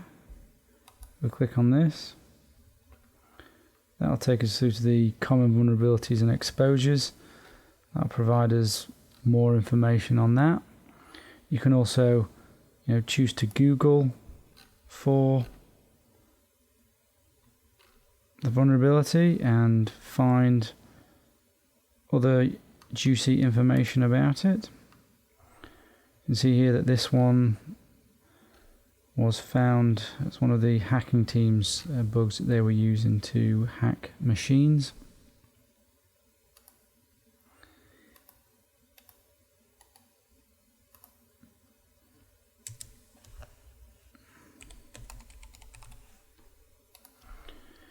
And you can search to see whether there's exploits available for it, and if it's relatively new, and maybe not. You can search on CVE details for the vulnerability. And here we can see this is a particularly bad one, 9.3. Allows remote attackers to execute arbitrary code. Yeah, that definitely needs to be patched. Those that are arbitrary code that are running remotely and buffer overflows are particularly bad. Anything that is rated critical will be rated for good reason and definitely should be applied. And anything that's important should be important to apply. You can see the CVSS score here, 9.3, and that's something the industry is trying to adopt in order to have a universal standard for how dangerous something is, and that can help you make a decision as to whether or not you want to apply it or not. But if it's red, apply it. Details for vulnerabilities for all types of software and operating systems can be found on a few places. This Common Vulnerabilities Exposure is a good place. The National Vulnerability Database, and CVE details itself. Because keeping up to date with the latest security patches or patches at all for all your different types of software is a huge hassle, we want to automate it. Also, if we do automate it, it means we're not going to forget, and it's more likely that those patches are applied, and it's more likely that we're going to be safe from attacks. There is one main application that I recommend for doing this, and that is Secunia Personal Software Inspector, or PSI, and it's also free.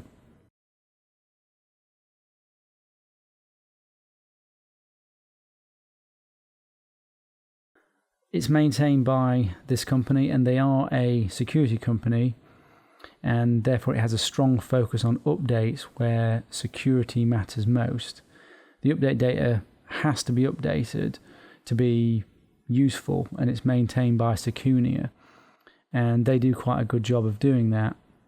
But they don't cover all software, but they do cover all of the software that is important for security.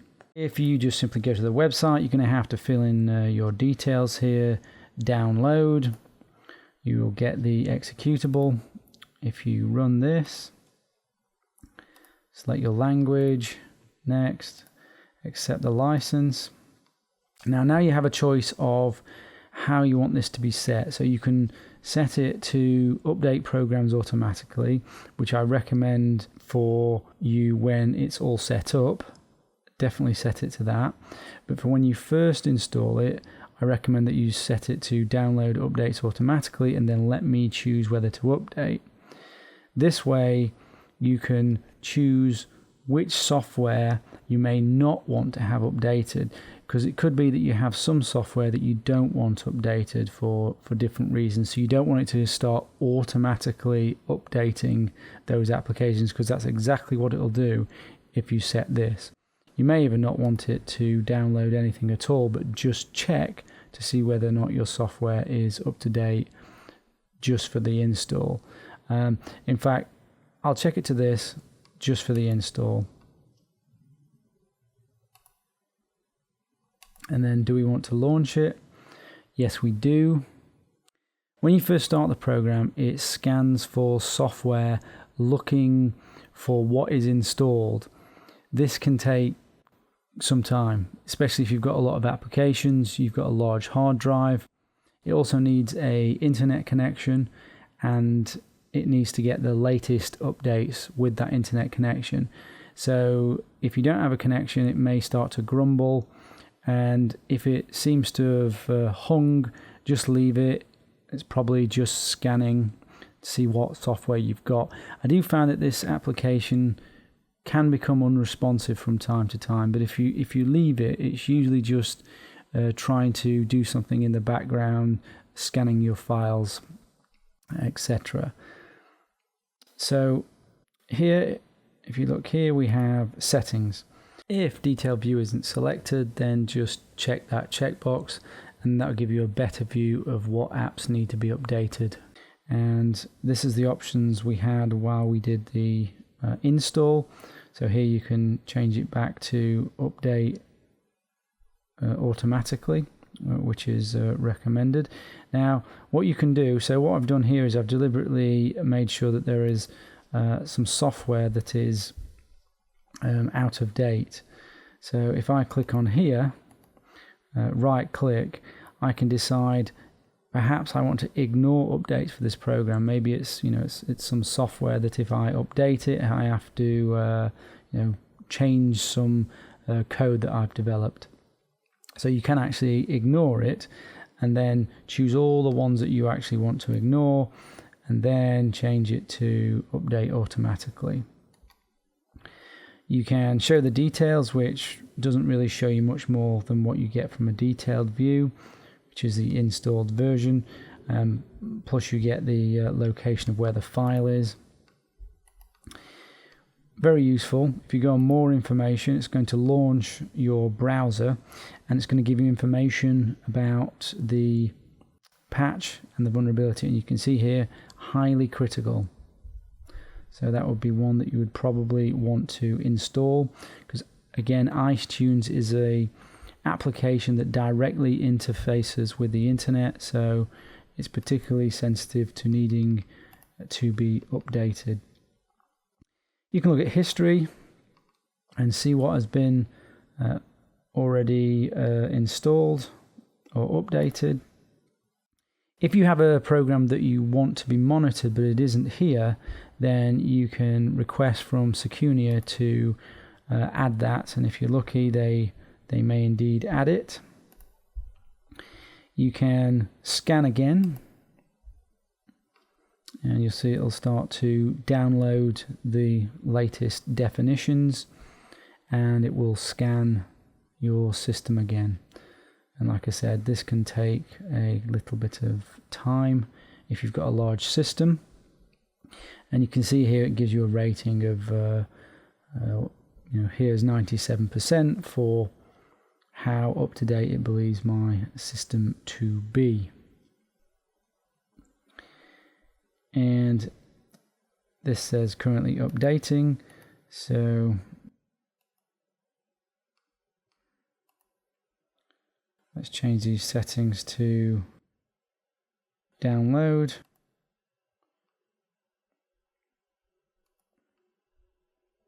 And you can see here, this is doing exactly what I mentioned, in that it starts to pause, and you're not quite sure what it's doing here. It's got a little timer, but what it's doing is it's updating in the background, and you'll get this little timer. So the best thing is just to leave it, let it get on with what it's doing, and then eventually it will come back and you'll be able to use the interface again.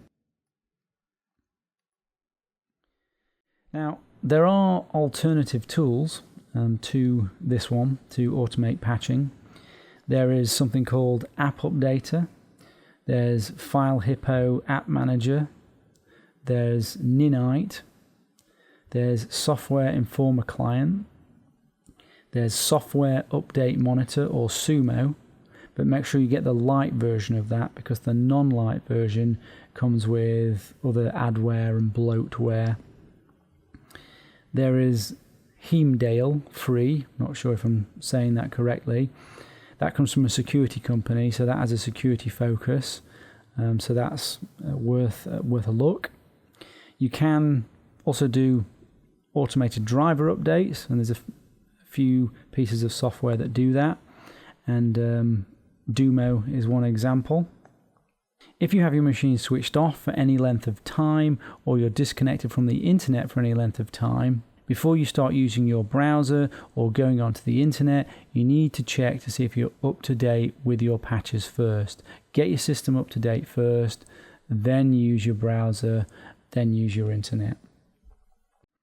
And if we look here, it's actually conveniently auto updated it for us, and we're on the latest version here.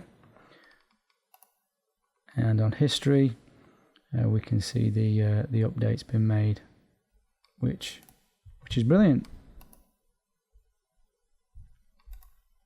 Now we're 100%.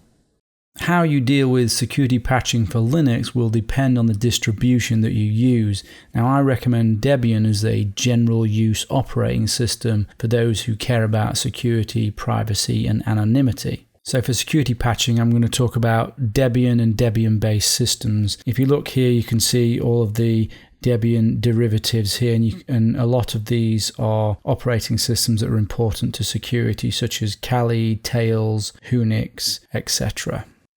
The Debian project do an excellent job of providing security updates for Debian, as security is a priority for the project and for the operating system. If you want to find the details of the security issues related to the patches, then have a look at the security updates page that Debian provides, which is here. And if we wander down to the bottom, we can see all of the updates. We can click on any of the updates and find out more information about that particular update. And it can take us through to MITRE, and we can find out more on the CVE. There's the details there. Let's follow the CVE. We can see more details here. And then we can follow the various sources for more information on it here as well, and potentially find even exploit code for it. So as they say, they handle all security problems brought to their attention and ensure that they are corrected within a reasonable time frame. They also say that many advisors are coordinated with other free software vendors and are published the same day a vulnerability is made public, and they also have an internal security audit team that reviews the archive looking for new or unfixed security bugs. They also believe in public disclosure and not security through obscurity in order to find security vulnerabilities, which is great. It's all good, which is the reason why I recommend Debian as the main go-to operating system for general use when it comes to security, privacy, and anonymity. So, how do we update Debian?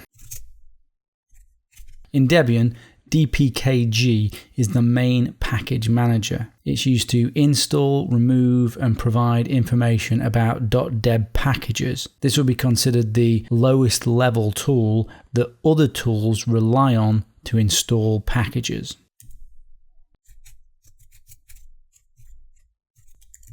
So you'd issue a command something like this if you want to install a Debian package. Filename.deb would need to be locally in your directory in order for you to install it there. There's also the advanced packaging tool, which is APT. This is a command line front end for DPKG for .deb and RPM packages. So an example of how you might use this in order to do an install would be, so command here, sudo apt-get install nmap. Sudo is so that we can run under administrative privileges. What this will do is this will install the nmap package if it exists in the repository. Nmap's already installed, so it's not installed a newer version. That was apt-get, but there are other apt commands as well, which I'll be showing you in a second. So we've shown dpkg, we've shown apt, and now we're going to show aptitude. Now, aptitude is a front end for the advanced packaging tool. It's a front end for APT. Quit this.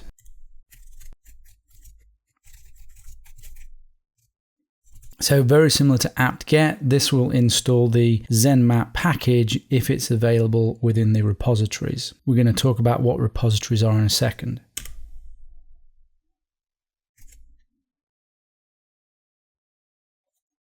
So that's installed ZenMap, and that will then appear as an application. And it's telling us that we can't do all of the things that we might want to do in ZenMap unless we've got root privileges. So there's the application ZenMap that we've just downloaded and installed. Okay, but what about software updates, security updates?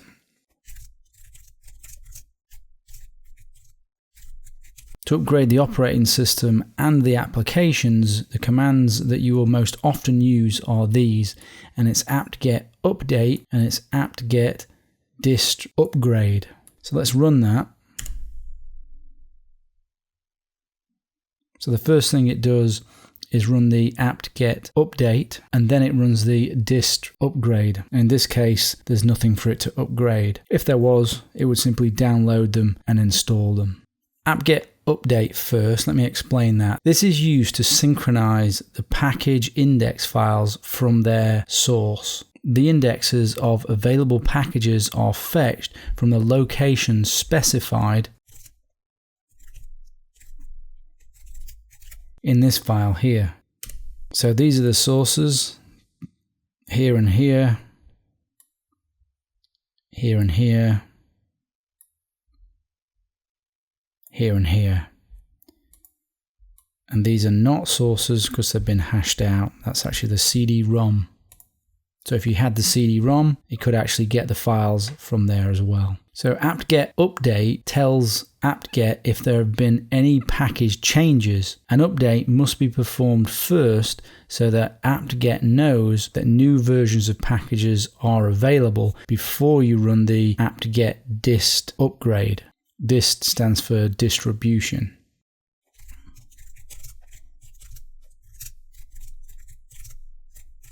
It's also possible to run this command as well. We always need to run apt-get update, but we can run apt-get upgrade instead of apt-get dist upgrade. So let's go through the difference between upgrade and dist upgrade. Upgrade is used to actually install the newest versions of all packages currently installed on the system from the sources enumerated in here. Packages currently installed with new versions available are retrieved and upgraded. Under no circumstances are currently installed packages removed or packages not already installed retrieved and installed. New versions of currently installed packages that cannot be upgraded without changing the install status of another package will be left at their current version. Now, dist upgrade is slightly different. In addition to performing the function of upgrade, it also intelligently handles changing dependencies with new versions of packages. apt-get has a smart conflict resolution system, and it will attempt to upgrade the most important packages at the expense of less important ones if necessary. So dist upgrade command may remove some packages. And the sources.list file contains the list of locations from which to retrieve desired package files. Therefore, this is a good option for updating and upgrading your distribution and would be the command that I would recommend for Debian and Kali. If you remember, we also mentioned aptitude.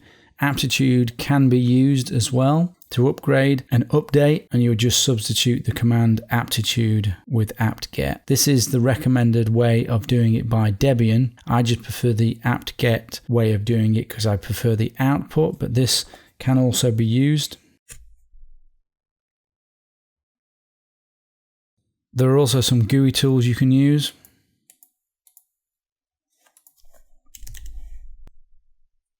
Synaptic,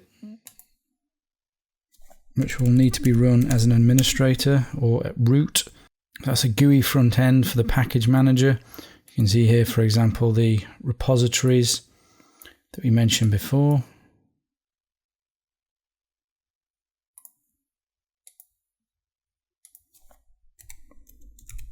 Also package updater and packages. So you can see that's packages. So you can look for things that are installed and things that are available.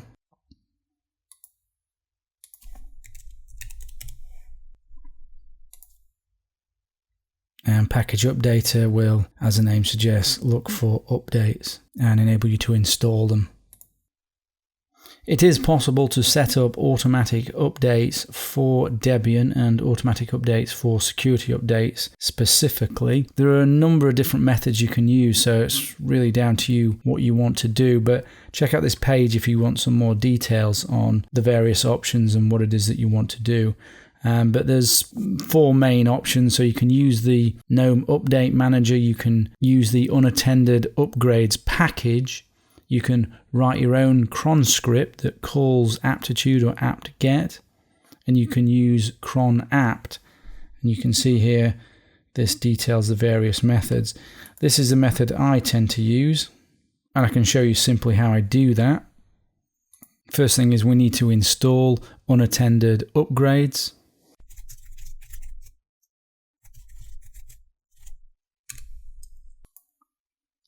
Then we want to edit the 10 periodic file. You can do that with your favorite text editor. I'm using gedit here. And this is what you need to be in this file, and then you need to save it. Let me show these a little bit bigger. There you go. So that's what you need in that file. You also need to edit this file here, 50 unattended upgrades. If I remove these here, this will automatically update the security updates. You can change some of these to update some of the other options, but for here I'm just showing you the security updates. You can make your own decision on the other updates. And if you save that, you should be good to go for automatic updates. Apple releases security patches on a regular basis, and to find the details of the security issues related to the patches, have a look at the Apple security updates page, which you can see here in front of you. If we scroll down, we can see the latest issues and security updates. Let's click on this one. You can look up on MITRE.org or the National Vulnerability Database for more details as usual. It will give you an idea of the criticality and if you want to install it, but generally you want to just install all security updates unless you have some special reason why you don't want to. OS X is able to download and install updates for the operating system and the Apple App Store apps. And you can set this up for automatic updates. And this is done this way. So if you go here, System Preferences, App Store, and here you can see the settings for automatic updates. So here you have automatic updates. That obviously needs to be checked to do the updates. This will download them in the background and you'll be notified when they're ready to be installed. Click this if you want to install the app updates automatically. And click this if you want to install the OS X operating system updates automatically. And here you can select to install the system data files and security updates, and obviously you definitely want this one selected. And you can click here to check for the latest updates. And here we can see an update is required, and that provides the details of the update. And you can see here, it says security content of the update. So if we click here, we can see the security content of this update, which is there. These are the latest options for Yosemite and El Capitan, but in prior versions of OS X, these settings won't look like this, and I don't believe automatic downloading and installing of updates is available in all prior versions. And you may not be able to select for security updates as well, like you can here and with Microsoft. If you only want to install security updates, then you can of course deselect these and just have it install the security updates. Any other app that you have downloaded and installed not from Apple or the App Store is not updated as part of these settings. You will need to update these manually, or you can try a tool called Mac Update, which is here. This is an app that you download and install, Think of it as a bit like another app store that has non-app store apps in it. It will detect what software is out of date and allow you to download and install the latest version. I found it to work okay. It does have a few bugs here and there and will show the same app twice sometimes. I haven't found a better alternative though, and it is pretty good at keeping the rest of your apps up to date with the latest versions. Let me play this quick video so you can get a good idea. MacUpdate.com has long been the best destination for discovering Mac apps, and the all-new Mac Update Desktop 6 takes that experience to a new level with unmatched simplicity for installing and updating all your Mac apps with just one click.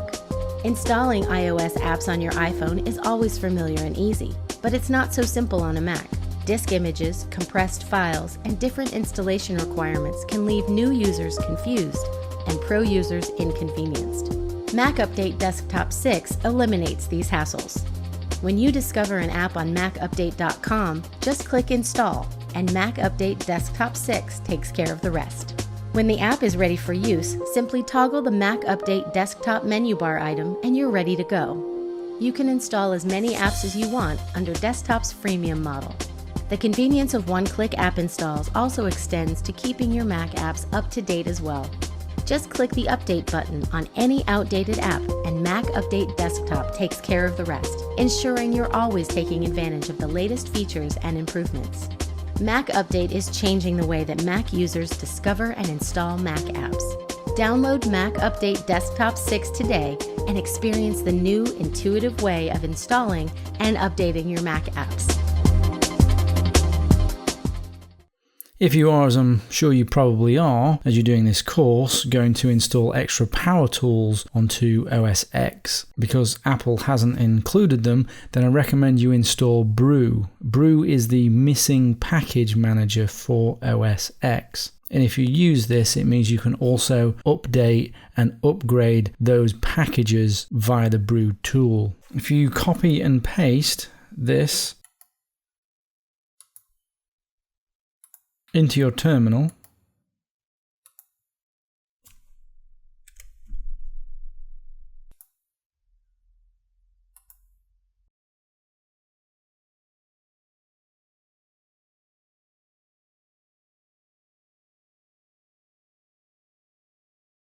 so there you go, it's installed. You will need admin privileges in order to install it though. If you type brew help, that will help you on how to use it, or man brew. I'll show you a quick few commands. This will search for the package nmap. You can do, this will install nmap.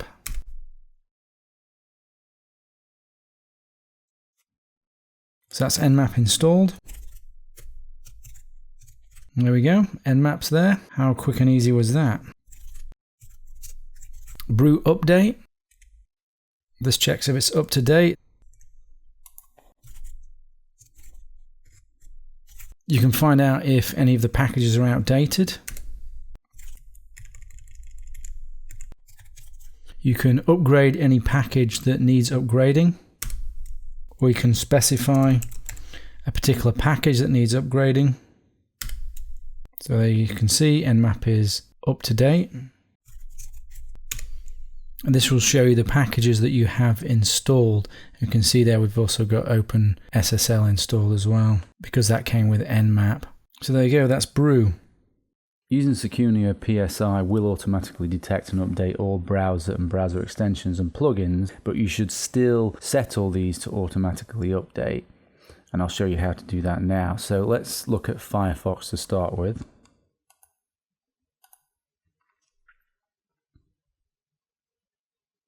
And let's just simply check for updates. And that's done here on the question mark and about Firefox. And when you click on there, this will check to see whether you have the latest updates. And you can see here Firefox is up to date.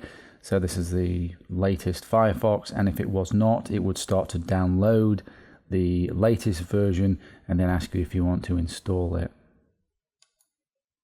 Now we also want to make sure that it's set to automatically update.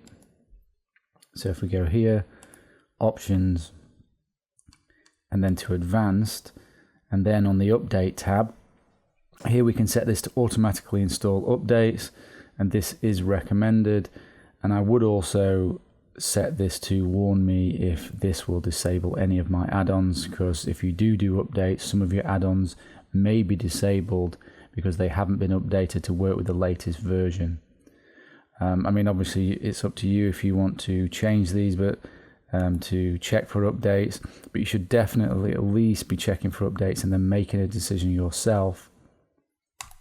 But this is a recommended setting. If you want to look at the previous history of updates, you would click on here, and you can see here we have a fix, and you can look at the details of the fix as well, and tell you what it's actually fixed. So that's useful.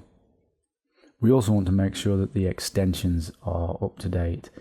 That's very important. So we need to go here again, add-ons, and then on plugins or extensions, you can see here we've got this drop down box, and we want update add-ons automatically. And here as well, we can check for updates. We can click here and check for updates as well.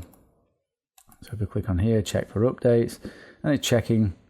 No updates are found in this case, but if there was some updates, they would appear here and they would update. Very important to make sure that this is updating as well. Now, there are some other things that update, so to do with malware and phishing, but these are automatically set to update, so we're not going to change those because they are good for security. Later when we consider privacy, we will look at those options as well. Now, if you're looking for more detailed information on Firefox, you can type in about.support, and you'll be presented with this page. And on here, you can find out a lot more detailed information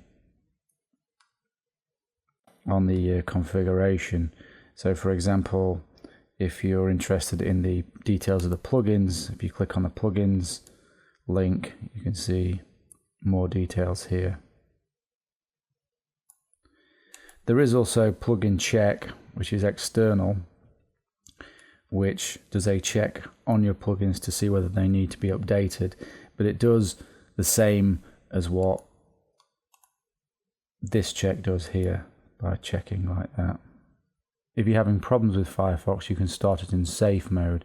If you come down here, click on restart with add-ons disabled, or restart it with the add-ons disabled. You can also go to about.config or about.config, and you'll be prompted here, are you sure that you want to continue, because changing these settings here could have detrimental effect on the browser, and it's true, so don't change any of these things apart from where I'm instructing you to. And here you can see all of the background configuration settings that you can change. Although I don't recommend Chrome, I will show you how to make sure that things are updating. First thing is, Chrome does automatically update everything automatically. So you have to actually switch things off to stop it from automatically updating. Now, the browser itself auto-updates. There's only one nuance, and that's to extensions. So Chrome extensions do auto-update, so long as the extension has an auto-update URL specified in its manifest. All extensions in the Chrome Web Store and the extensions gallery get this field set automatically. If you want to force Chrome to check for updates, then you need to go here, help and about Google Chrome, and then it'll do its check here, and you'll see that this is up to date. If it's not, it will download and update. Now for extensions, you need to click on developer mode and update extensions now. These will automatically update anyway, but this forces it to update. For Internet Explorer and the Edge browser, the settings that you have set for your operating system will determine whether or not this updates or not. So we've gone through this before. Windows Update, change settings, and give me updates to Microsoft products, and check for new optional Microsoft software when it update Windows. So as long as that's checked, then both your IE and Edge will be updated as well automatically. But again, definitely don't recommend Internet Explorer. Don't recommend Chrome either, but that's how you deal with them. Installing security updates and automating your security updates is an extremely good idea for security, as we've already discussed, but it is not necessarily compatible with your privacy and anonymity. This is especially true with Microsoft and Apple and other operating systems where there is a money trail back to the operating system purchaser. Windows 10 is not an operating system for high levels of privacy or anonymity. Windows 8 and 7 are a little better. To maintain a degree of privacy and anonymity, you should update using an anonymizing service like a VPN, Tor, John Donham, which we discuss in more detail later. This way, when you're doing updates, it doesn't tie you to a physical location or an IP address. Also, you need to consider the fact that updates can be malicious. For example, the iOS update mechanism is device specific. So if Apple was forced or chose to, could send a malicious update to a specific user. How all the individual update mechanisms work per OS, I don't know. But it is a possible attack vector, your updates, and it would be a particularly useful tool if that update mechanism could be sent to a specific user. Something to think about. You are safer when using free or open source operating systems that have no money trail back to you, as they have no understanding of who the operating system user is. Security updates are very important, but just be aware of the potential privacy and anonymity concerns when installing those updates. The objective of this section is to understand the very simple but extremely effective method of reducing default privileges. This will help contain malware or an attacker by reducing the privileges that they run under.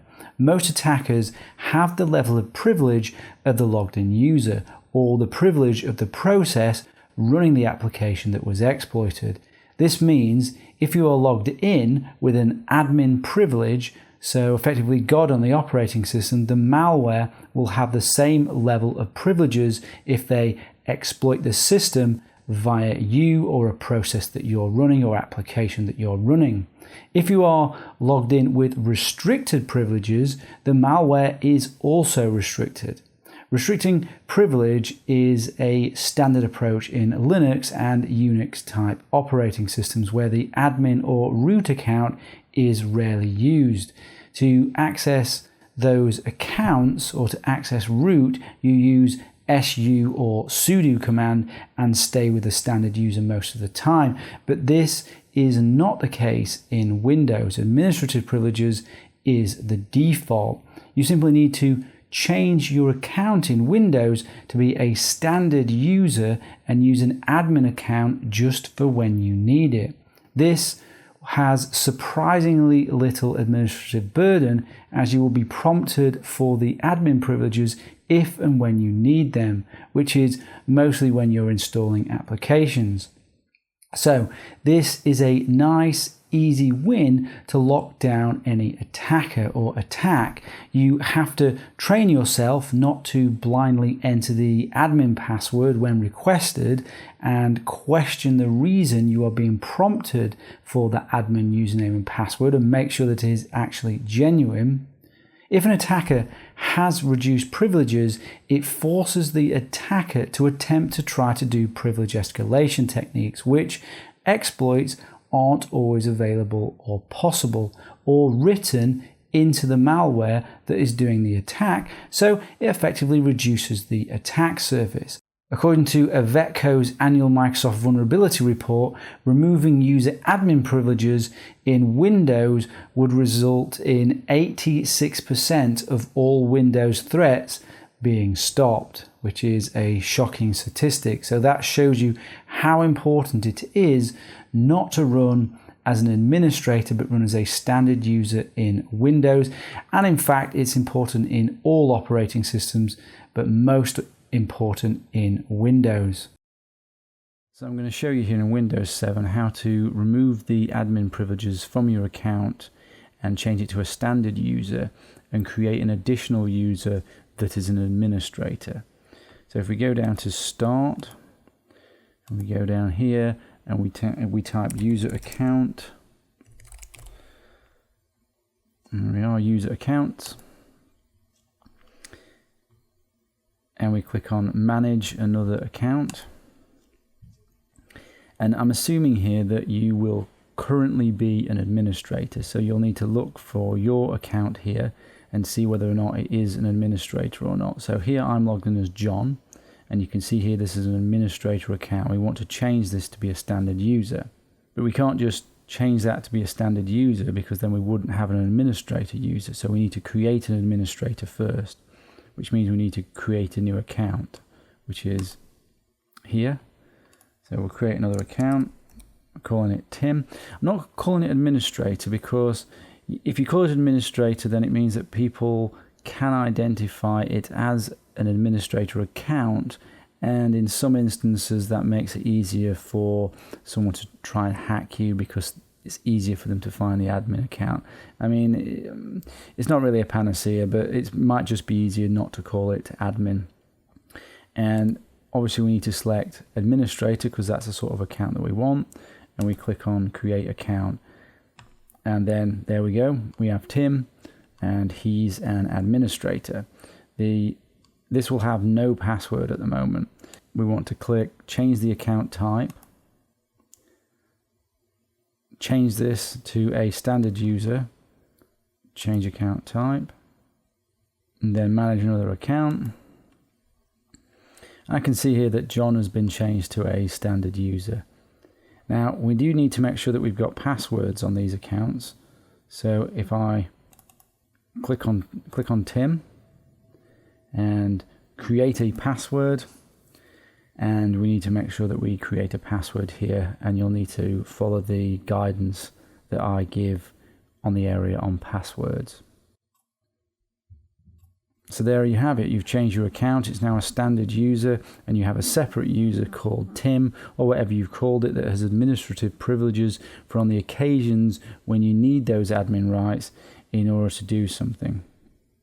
If for some reason you need to run something as an administrator and you know that in advance, if you right click on what it is you want to run, you can click on here, run as administrator, and then it will prompt you for the username and password for Tim or your administrator account, and you'll be able to run it as an administrator. And that single process, so Firefox in this case, would be running as an administrator. Another thing I would suggest is make sure you remove admin privileges for anyone else that's on this machine. So if Bob was an administrator, we'd want to make sure that we removed his privileges as well. Change it to standard user, change account. Make sure you delete or disable accounts that are not used. I'm going to show you how to remove your admin privileges in Windows 8. So if you click on the Windows button or the Start menu and type User Accounts and click on User Accounts here, then let's make this a little bit wider, then click on Manage Another Account. We can see all the accounts that we've got here. So I'm assuming that the account that you have is an administrator account. If it is a standard user, then you don't need to change it, but we can see here that the account that we've logged in as has an administrator privilege. So we need to add another account. We don't want to remove administrator privileges straight away from the account that's logged in, because then we would have no administrator privileges to do an admin task. So we need to create an account first and give it admin rights. So we'll do that now. Then add an account. Now here it's going to ask you for your various Microsoft services details. Now I'm going to skip all of this. So sign in without Microsoft account. local account. If you want to create Microsoft linked accounts, that's up to you. I actually don't recommend that, but click on local account. So now we need to create the user. So I'm going to call this user Tim as opposed to Time.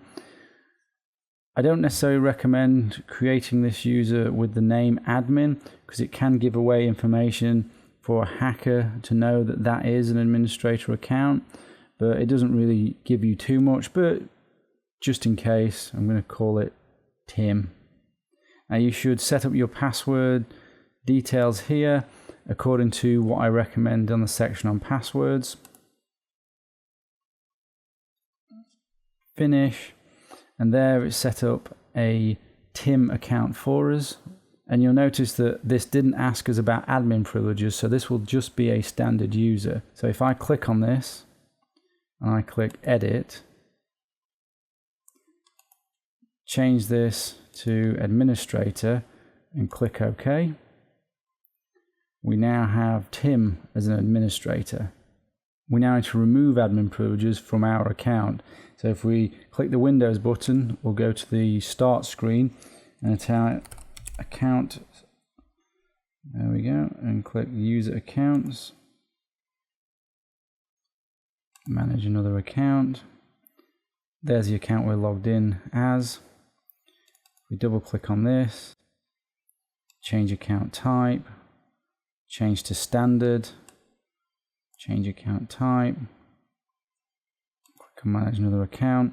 We can see we swapped these accounts over. John is now a standard user and Tim is an administrator. You need to also make sure that you disable all accounts or remove accounts that you don't use and remove admin privileges from any other account apart from the one special account that you're going to use as an administrator account. If you know in advance that you want to run something as an administrator and you're logged in with your standard user, all you need to do is right click and then run as administrator. And you'll be prompted with the admin username and password, which you can just enter here. If you're installing things, you'll generally find that you do need admin rights. And also if something is not quite working, it might be worth trying to run it as an administrator to see if that's causing the problem. But obviously every time you run something as an administrator, you are taking a slight risk. So you should never run anything that you don't trust as an administrator. I'm going to show you in Windows 10 how to remove your admin privileges and change you to a standard user. So if we go down here and click User Accounts, click on User Accounts, then click on Manage another account. Now, what I'm assuming is that you are currently an administrator. If you are not an administrator, then you don't need to change it. In order to remove your admin rights, we need to create another user first, give them admin rights, and then remove your rights. So that's the first thing we want to do. So we want to add a new user. Click on Add someone else to this PC. Now it's up to you, but you can set up your Windows Microsoft integration. I don't recommend you do that, but that's entirely up to you. So here I'm going to click on this one.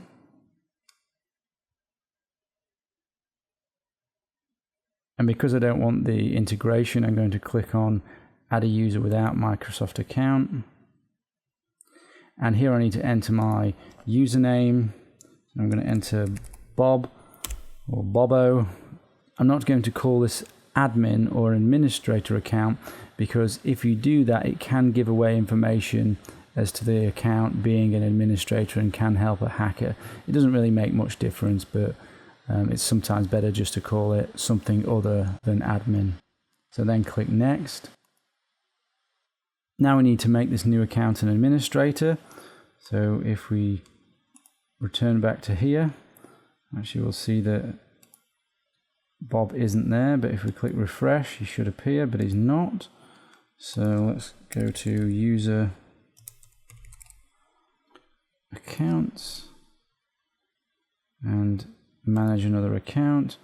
And there we do see Bob. If we click on Bob and we click on change the account type, change to administrator, change account type, manage another account, then we can see that Bob is now an administrator. We now need to remove privileges from our own account. So we click on our own account, change the account type, change to standard, change account type, manage another account.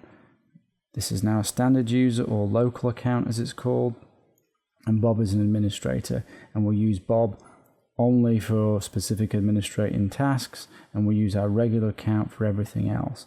I would also recommend you disable or delete any other accounts that you don't use, and remove admin privileges from all other accounts apart from the one special one that you use just for administrative tasks.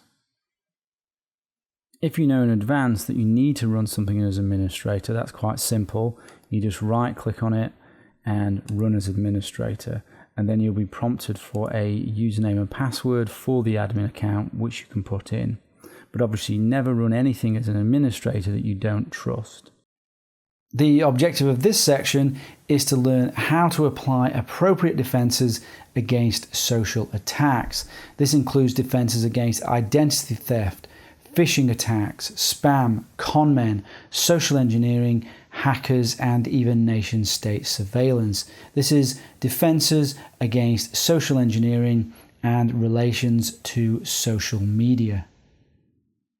We're now going to talk about how much personal information you might be revealing on the social sites that you use and forums, and when you fill out forms, and really any time where you're providing information. And we're going to look at using identity strategies to limit your exposure to your adversaries when revealing personal information.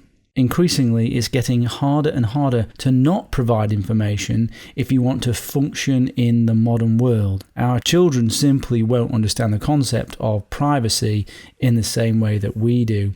But the clear facts are that the less information about you that is out there, the more security, privacy, and anonymity you can grasp at attempting to attain. The less information out there about you, the better protected against identity theft, phishing attacks, spam, conmen, social engineering, hackers, nation-state surveillance, local law enforcement, basically everything. But you have to balance your personal information disclosure with your need for an identity or identities online. Here is a scrolling list of information you should consider before revealing online or consider before giving to companies.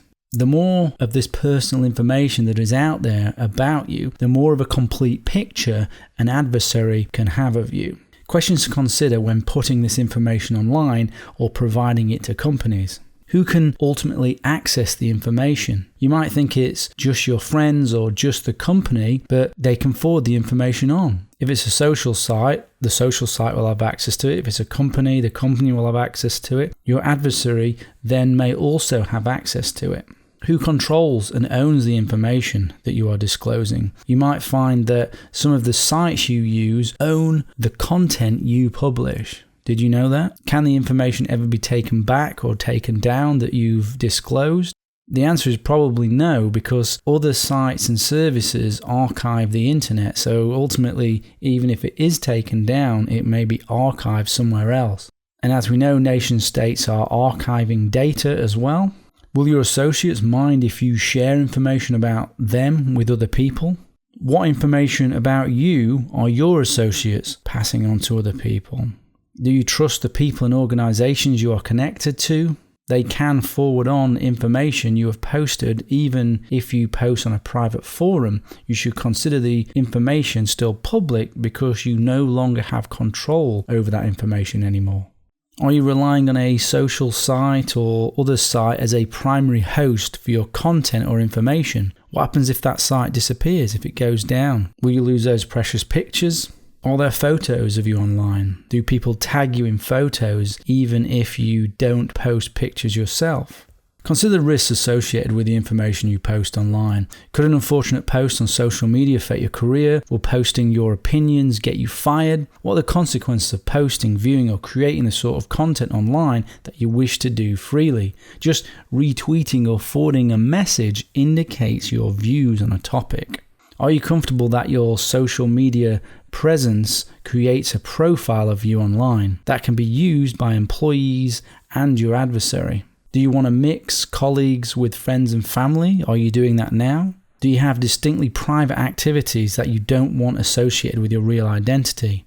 Do you perform activities that law enforcement agencies or nation states have laws against? Will the information you disclose lead to the targeting of your friends and family members by your adversaries? Will your children appreciate you posting photos and information about them when they get older? Does this make them more vulnerable? I recommend this site here, who do a great breakdown of the terms of use and privacy policies of companies that you use. They also have a browser plugin. So if you are interested in the social sites that you're using, so let's, for example, look in Facebook.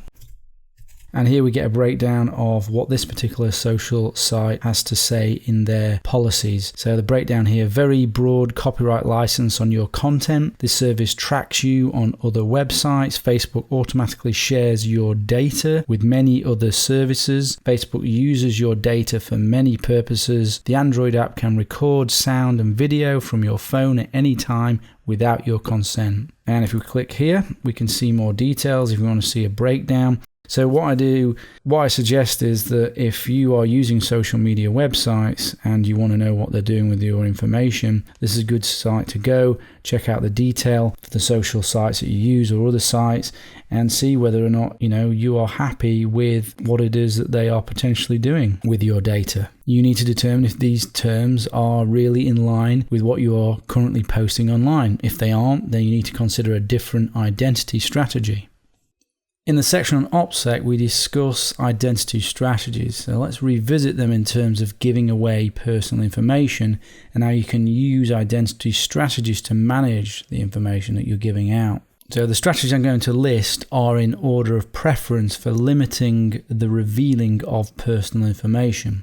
So first is the avoidance strategy. This is the best strategy for reducing risk related to giving out personal information. And the avoidance strategy is simply avoiding using certain social media, not posting, not filling in forms, simply not registering, just not giving out that information. This is often unrealistic and deprives you from the advantages of the internet and modern living, and just may simply not be possible in some circumstances. But a common example might be not having social media accounts and limiting your accounts to the bare minimum. This way you release the least personal information. It is recommended to use the avoidance strategy where possible. The less information that is out there, the less vulnerable you are. Where avoidance isn't possible, you can use compartmentalization. This is having contextually separate identities from each other and your real identity. For example, you could maintain a social media account under an alias. So you could have a Facebook as John Smith or whatever name, and you might reveal information about you, but it's separate from your real identity. So if your adversary or a HR department do a search on you, there is nothing linked to your real identity. I have a number of friends who, both in the real world and online, are known only by an alias. It's an effective strategy for them to separate their social and professional identities. Next is the content strategy, where you're only giving out carefully considered information against your real identity. This is effective if you manage to always put out carefully considered information, but this strategy is risky as you could inadvertently reveal information you didn't intend to release. A simple example could be you download an app, you register under that app as your real identity, and not realize the default settings are revealing your location or some other personal information. Then you have the audience strategy, which is a step a little bit more risky. This is keeping, as an example, your personal and professional networks separate by using Facebook for friends and family and LinkedIn for your personal network. This can limit the exposure of your personal information, but it is still out there. Do you own that information? Can you remove it? Will someone copy it? Will your adversary be able to find it? Do you trust your audience with that information? Ultimately, if you have put personal information out to an audience, it can be passed on to another audience or viewed potentially by another audience. This is where you get into your privacy settings on those sites. You configure your privacy settings to attempt to reduce the audience. But obviously, if one person can view it, one person can pass it on. And then the most risky strategy is the open strategy. This is using your real identity and being transparent and authentic. Some people do live their lives like this and in the public eye. This is suitable for certain situations and cultures, but this is obviously risky and makes you vulnerable. Even though you're using an open strategy, you should still restrict the personal information you give out. And generally, an open strategy is not going to be suitable for someone who is interested in privacy and anonymity and security. And the final strategy is the custom strategy, which is probably the best general strategy for most people that will allow you to exist on the internet and limit information disclosure by using a combination of the strategies that we've gone through: avoidance, audience, content, compartmentalization. When information is custom to the audience, there is less risk. When identity is custom to the content, there is less risk. Whichever strategy you choose, you should post only the amount of personal information as is necessary. Even if you don't care about privacy or anonymity, you are better protected against identity theft, phishing attacks, spam, con men, social engineering, hackers, etc., etc., if you limit the amount of personal information you give away. Another good site that provides information on how different companies protect you from government requests is this one here. Who Has Your Back, another site from the EFF. And if you check this out here, you've got follows industry accepted best practices, tells users about government data demands, discloses policies on data retention, discloses government content removal requests, pro-user public policy, opposes backdoors. And you can have a look through here and see what it says about the social site that you may happen to be using. So here we can see Facebook, and it doesn't have a star here for disclosing government content removal requests. So check that out. In the section on passwords and authentication, we discuss two-factor authentication. Enable this on any social sites that you use where you disclose personal information wherever possible. So see the sections on passwords and authentication for more details on that. Some social sites will allow two-factor authentication, others may not, but we detail that in that section. Depending on what social sites you use, they will potentially have privacy settings, so you should investigate the best options for you based on your identity strategy. Here is a good guide, one of the best guides I've found on Facebook privacy settings. Facebook obviously is one of the most popular social media sites. Another good read here is on Twitter's privacy settings. If you're using Twitter, I suggest you investigate the privacy settings on whatever social sites and forums and things that you use and visit, and make them in line with your identity strategy. Another consideration is you can use decentralized social networks where you control the content and where they are happy for you to not use your real identity and do not own your data. Here are 3 decentralized social networks that I recommend. The first one is this one, Diaspora. The second one is this one, Friendica. And the third one is GNU's social network. So check those out as alternatives. Some of these integrate with existing social media sites while you attempt to migrate away from those centralized sites to these decentralized sites. So you can slowly move away and bring your friends to these more privacy-focused decentralized social networks. Often services online require you to register and give personal information, things like email addresses, home address, even your phone number and other personal information. As you're aware, you need to minimize the information that you give out and the amount of places that you register. This protects you from identity theft, it protects you from privacy invasions, from spam, from phishing, etc. Where possible, simply avoid creating an account or registering.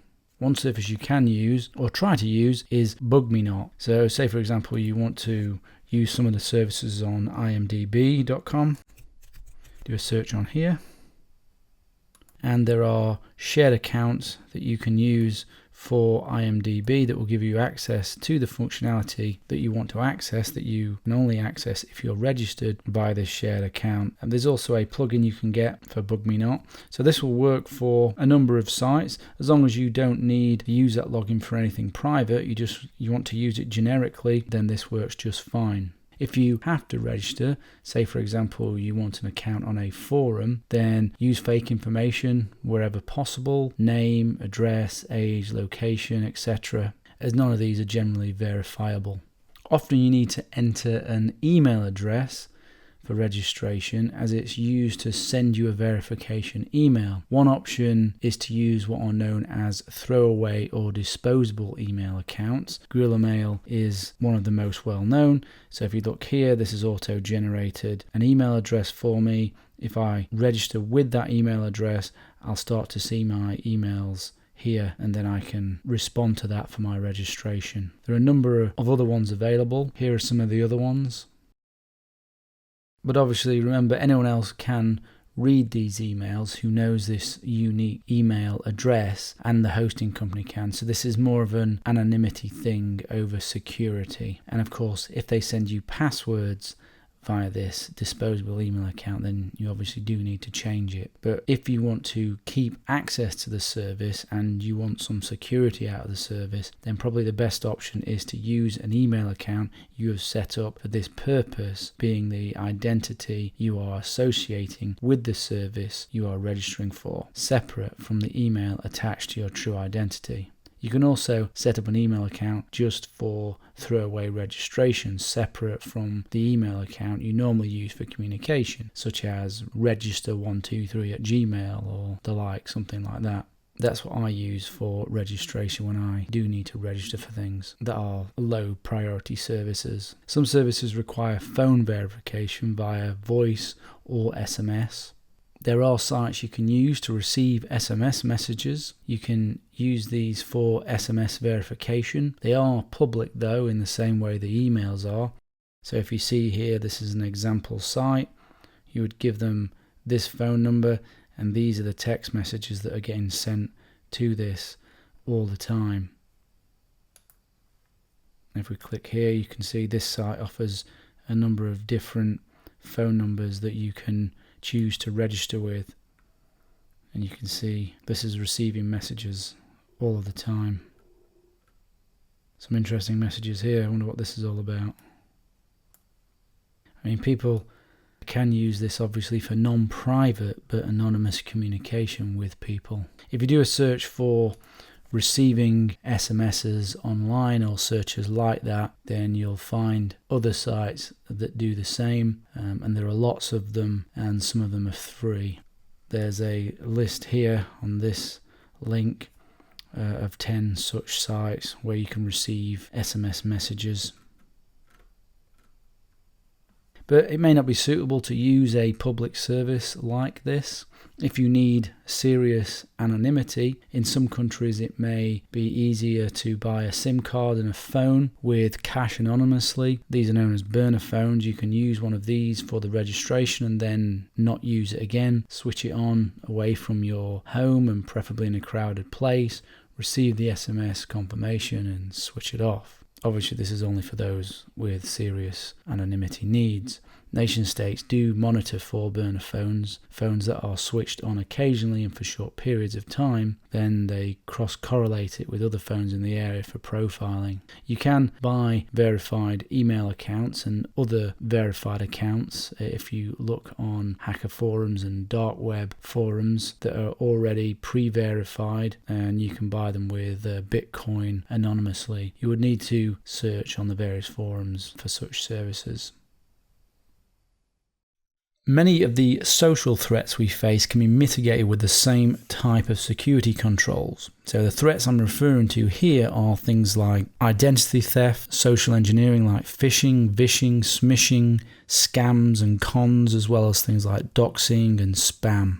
In this video, I'm going to talk through the security controls that protect you from these social threats. And these security controls can be split into two categories. The first we'll cover is behavioral changes. This is changing what you do to doing something safer instead, such as not downloading and running an executable from your email. The problem with behavioral changes, though, is it relies on us humans, and we are fallible and often forget to do the right things. The second type of control is technical security controls, such as using sandboxing on your email client or browser. And of course, we use defense in depth so that we have layers of both types of security controls to protect us. So we will implement behavioral and technical security controls to protect us against these social threats. So let's start with behavioral changes in order to protect ourselves from these threats. The number one defense against social attacks is, if you didn't request it, do not click on it. Do not respond to it and be immediately suspicious. This includes your emails, SMSs, telephone calls, messages, things that pop up on the screen, messages within messaging apps. If you didn't request anything, always be suspicious of it. Some of the messages you can get can be very enticing and seem legitimate, but if you didn't request it or you weren't expecting it, then it should always be considered suspicious. If you're subscribed to an emailing list, then you're expecting the emails and those are fine. But if you suddenly get an email you never requested, then it should be immediately considered suspicious. So remember, if you didn't request it, do not click on it. Next is, never download and run any file you don't 100% trust, especially not if you've been sent it via a link or via an attachment from an email that you did not expect. All email attachments should be considered suspicious and should be put through some technical security controls that we'll detail later. So don't run attachments and files that you don't 100% trust. Never enter things like usernames and passwords or personal information after following a link or pop-up. Always go to the site by typing in the URL yourself into the browser. In fact, these days, companies should not be sending out links in emails asking you to log in and enter personal information. You will find that companies that understand security don't do this anymore. They ask you to go to the site and log in without providing a link. They tell their users that they never send out links because they want to train their users not to click on links sent in emails to their site, because they know that that very same tactic is used in phishing attacks. So they want to train their users out of receiving links in emails and clicking on them to their site. So never enter usernames, passwords, or personal information after following a link. Go to the site itself, enter the URL yourself within the browser. You can attempt to validate the link. In the section on Know Your Enemy, we talk through how links are manipulated, so you can check to see whether it conforms to any of the known attack types and link manipulation techniques. So are there any subdomains like we can see here? So we have a subdomain here. So we know that that's dodgy looking, and that's the real domain. Are there any subdirectories? Here we can see some subdirectories. So we know that that's a dodgy URL. That's the real domain. Are there any misspellings? And here we go. Misspellings. That's a dodgy domain. So it may be tricky to understand as I've gone through this which are the real domains depending on your experience. So the real domain is the one that is to the left of the high-level domain. That's the high-level domain. And that has no slash to the left of it. High-level domains are, things like .com, .net, .org. And when we say that there is no slash to the left of it, this does not include the slash in the http://. Are they using IDN homographic attacks? So here we can see them using zeros instead of O's and a 1 instead of an L. With different fonts, it can be impossible to see the difference, so do note that. Are they using hidden URLs using HTML tags? You can hover over the link, and we can see there in the bottom left, this is revealing the correct URL, but it doesn't always reveal the correct URL. It depends on your email client, your browser, what JavaScript is being used, but that's a good indicator of what the real URL is. And also here, hovering over, you can see what the real URL is. You can try right-clicking, copying the link, and pasting it into Notepad or another text editor. This may reveal the correct link, but not always, again, because of JavaScript and depending on the client that you're using. You may also find that this is an image, but again, if you hover over it, it might show you the real URL. But if you don't trust it, don't click on it. You might see unsubscribe links like this one, usually at the bottom of emails. These can be used as attack URLs as well. Don't click on the unsubscribe links. You can copy and paste the link here to see if it's on a known bad URLs list, but if it's very new, it won't be on here, so you can't rely on this 100%. In fact, just use this as an indicator, as there are tens of thousands of phishing URLs at any one time. And if we look here, it's going to tell us, based on the various services, whether it's been reported as a bad URL. And as we can see, the BBC is safe for now. This has already been discussed, but in reference to these particular attacks, a valid defense is minimizing your personal information disclosure. I've stated this in many parts of the course. You need to limit the amount of information you give out. Simply by doing this, you reduce your risk. You are less likely to be a target of these social attacks and naturally remain more private. We've just covered minimizing your registration and alternatives to providing information on registration. This again makes you more secure and less likely to be a target of these attacks. If they don't know you exist, if your email, your phone number, your message IDs aren't available, they can't know it in order to send attacks to you. Especially do not post your email address, your phone number, your message IDs online, like saying forums on your blog and those sorts of things, because they will be picked up by automated scanners, and then you'll become an automatic target of phishing attacks, scams, cons, spam, and whatever else the latest social attack is. Validate with the sender.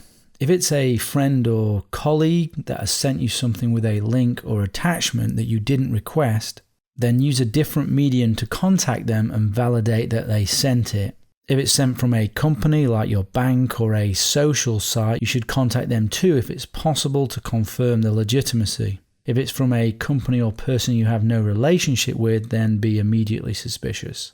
Check the domain name of the email address that it has been sent from. If it's not the domain of the company and it is something like Hotmail or Gmail, then it's definitely fake. Companies can afford their own domain names. They don't need to use Yahoo or Gmail or Hotmail.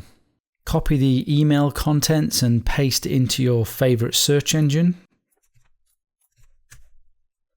But be careful not to click on any link. If it's a known attack, it will be found by your search engine if it's an attack that's been out for a few days. If it's a brand new attack, it may not come up in the search engine results. But here we can see phishing scam straight away, and you will get that for many of the phishing emails that you get because they are identified by the security companies fairly quickly. There's often an option to view the raw email and email headers that you've received depending on the email client that you've got. So this is an option that isn't always available within webmail, but if you do have it, say it's in Thunderbird or Mail for OS X, then you can look at this. You can examine the content and see whether it matches what it's claiming to be. And to make that easier, you can use this site, parsemail.org. Let's copy this. Paste it into here. Click this. 5 minutes. Submit. So here's just an example of an email that I've got. This is actually a legitimate email. So if this was from a company like this is, I can check out things like its IP address, where it's come from, the various domains, and see whether that is actually genuinely associated with that company. You can do a search for the company name and see if it has a legitimate internet presence, see if it has their own site, their own telephone numbers to call. If not, it's likely to be fake. If they do have a website, does it have a private listing in Whois? You can go to any of the Whois services to do a search for this, but if you go for this one, just picked an example here, blob.com, do a search. And let's have a look at blob.com. And we can see here that blob.com is using a privacy protection service, which means it's hiding who the owner is. A private listing is okay for a personal website or a blog or an information-only website. If it is a private listing, then this could be a sign that something's a bit off, because mostly businesses that are selling something will have non-private listings. It should identify the company that owns the domain or the person that owns the domain. Example being the BBC here, so you can see the full details of who owns the BBC, the company, the address, the registered address, etc. That's the sort of information you'd want to see from a Whois result. If you look here, you can also do a reverse IP address lookup. So this is the IP address of the server in relation to this domain name, blob.com. If we do a reverse lookup on it, we can see what other domains are associated with this IP address. And we can see here it's listed 3 and another 1.1 million other domains. So that is extremely unusual. But what you can do here is you can look to see whether any of these other domains are suspicious. So you could Google these domains as well, and that will be an indicator as to whether the main domain that you had, blob.com in this case, is a legitimate domain. Also, you can just look at the general characteristics of the website. Does the site look like it's been quickly put together? Do the links on the website work? Are there unrelated photos or content? Do the pictures, links and contents on the page match, and the theme and purpose of the page and website all go together? Is the information vague or inaccurate if they're trying to sell you something? You can determine if something's cloned by copying and pasting parts of the site into your favorite search engine and see whether the site has been cloned. Again, that gives you an indicator as to whether or not it's some sort of scam. Another warning sign is a redirect. So if you typed in the URL or you clicked on the link and then it forwards you to somewhere else, that's a sign of a scam as well. You should validate any attachment that is with the message, so never download and run any file you don't 100% trust, as I've said. You can use Total Virus to check if the attachment is a known malware by forwarding the email to scan@virustotal.com. Check out this link here, follow the instructions that are on it, and that'll show you how you can forward your email to VirusTotal for it to be checked. But essentially you can just forward, send it to scan@virustotal.com and send. But read this to make sure you're doing the latest thing that they're requesting you to do. This isn't obviously a completely conclusive check, as antiviruses are flawed. They only know known viruses. If it shows as clear, it still can be malware, and maybe custom malware for you, or just very new malware. But if it shows as infected, then obviously it should be avoided. What you see here is a non-exhaustive list of executable file types. You should absolutely never ever run any of these unless you're 100% sure that you trust the source. These are all programs, so have the power to do anything on your computer if you run them. This is a list of the file extensions, so this will be at the end of the file, so it will be filename.exe.com.vb. And this is a list of document extensions that also should be avoided. These can contain executable macro viruses, so you should be very careful when running these. Excel, Word, Adobe in particular can contain these viruses, so be careful about running these. These are some of the compression and file archive extensions. These are often used to hide executables, so be careful with these too, as you might find executable files within the archive if you unarchive it. And finally, these are a list of what are probably safe extensions, .txt, .gif, .jpg, but it is possible that these could exploit a flaw if the software you use to view them has a vulnerability in it, but it's quite unlikely. And finally, we'll finish off with some of the obvious stuff. It is obvious, but I've got to say it anyway, just to cover it. If the requester asks for bank account information, credit card numbers, your mother's maiden name, or other personal information, then obviously that is fake. They're not going to be sending you that in an email or a message. If they send something to you, say you've won a prize, you have won the Nigerian lottery, or a prince has contacted you and he wants to desperately send you money, obviously these are all fakes, ignore. If it contains a lot of hype and exaggerations, but few facts and details about costs, your obligations, and how it actually works, that's a sign of a scam too. If you ask for a fee for administration, processing, taxes to be paid in advance, never provide money in advance of receiving anything. This is the advanced fee scam. Technical support will never ask you for your username and password. That's a scam. Don't put USBs or CDs into your computer you don't trust, especially if you found them on the floor. Be suspicious of anything that seems to be too good to be true. It probably is. If you discover a scam email or link or phishing email or spam, forward the spam emails onto this email address here to help stop spam. If you received a bad email that's reportedly from a company, you can send a copy of that email to the company in order to help them prevent the attack. If you have a phishing email, you can send it to this email here. This is the anti-phishing work group. This will help fight phishing attacks. On vishing and phone calls and phone cons, one of the best ways to protect against vishing attacks is to have a way to confirm with whom you are speaking. Do not provide any information to an unknown caller, even if there is a caller ID that looks legitimate, because these can be faked. With vishing and phone calls, always have the caller validate their identity. Ask for their name, ask for the company name, ask for their title and phone number to call them back. More advanced attackers will have a legitimate number to call back, so verify the company by searching the internet and doing the various checks that we've already gone through. Validate that the company and everything associated with it is legitimate. Search online for everything that they've said to validate who they are and what they are claiming. When it comes to offline, to reduce the risk of being a target, buy and use a paper shredder. Anything with personal information should be shredded. Don't carry your social security card with you, and make sure you report lost or stolen checks and credit cards immediately.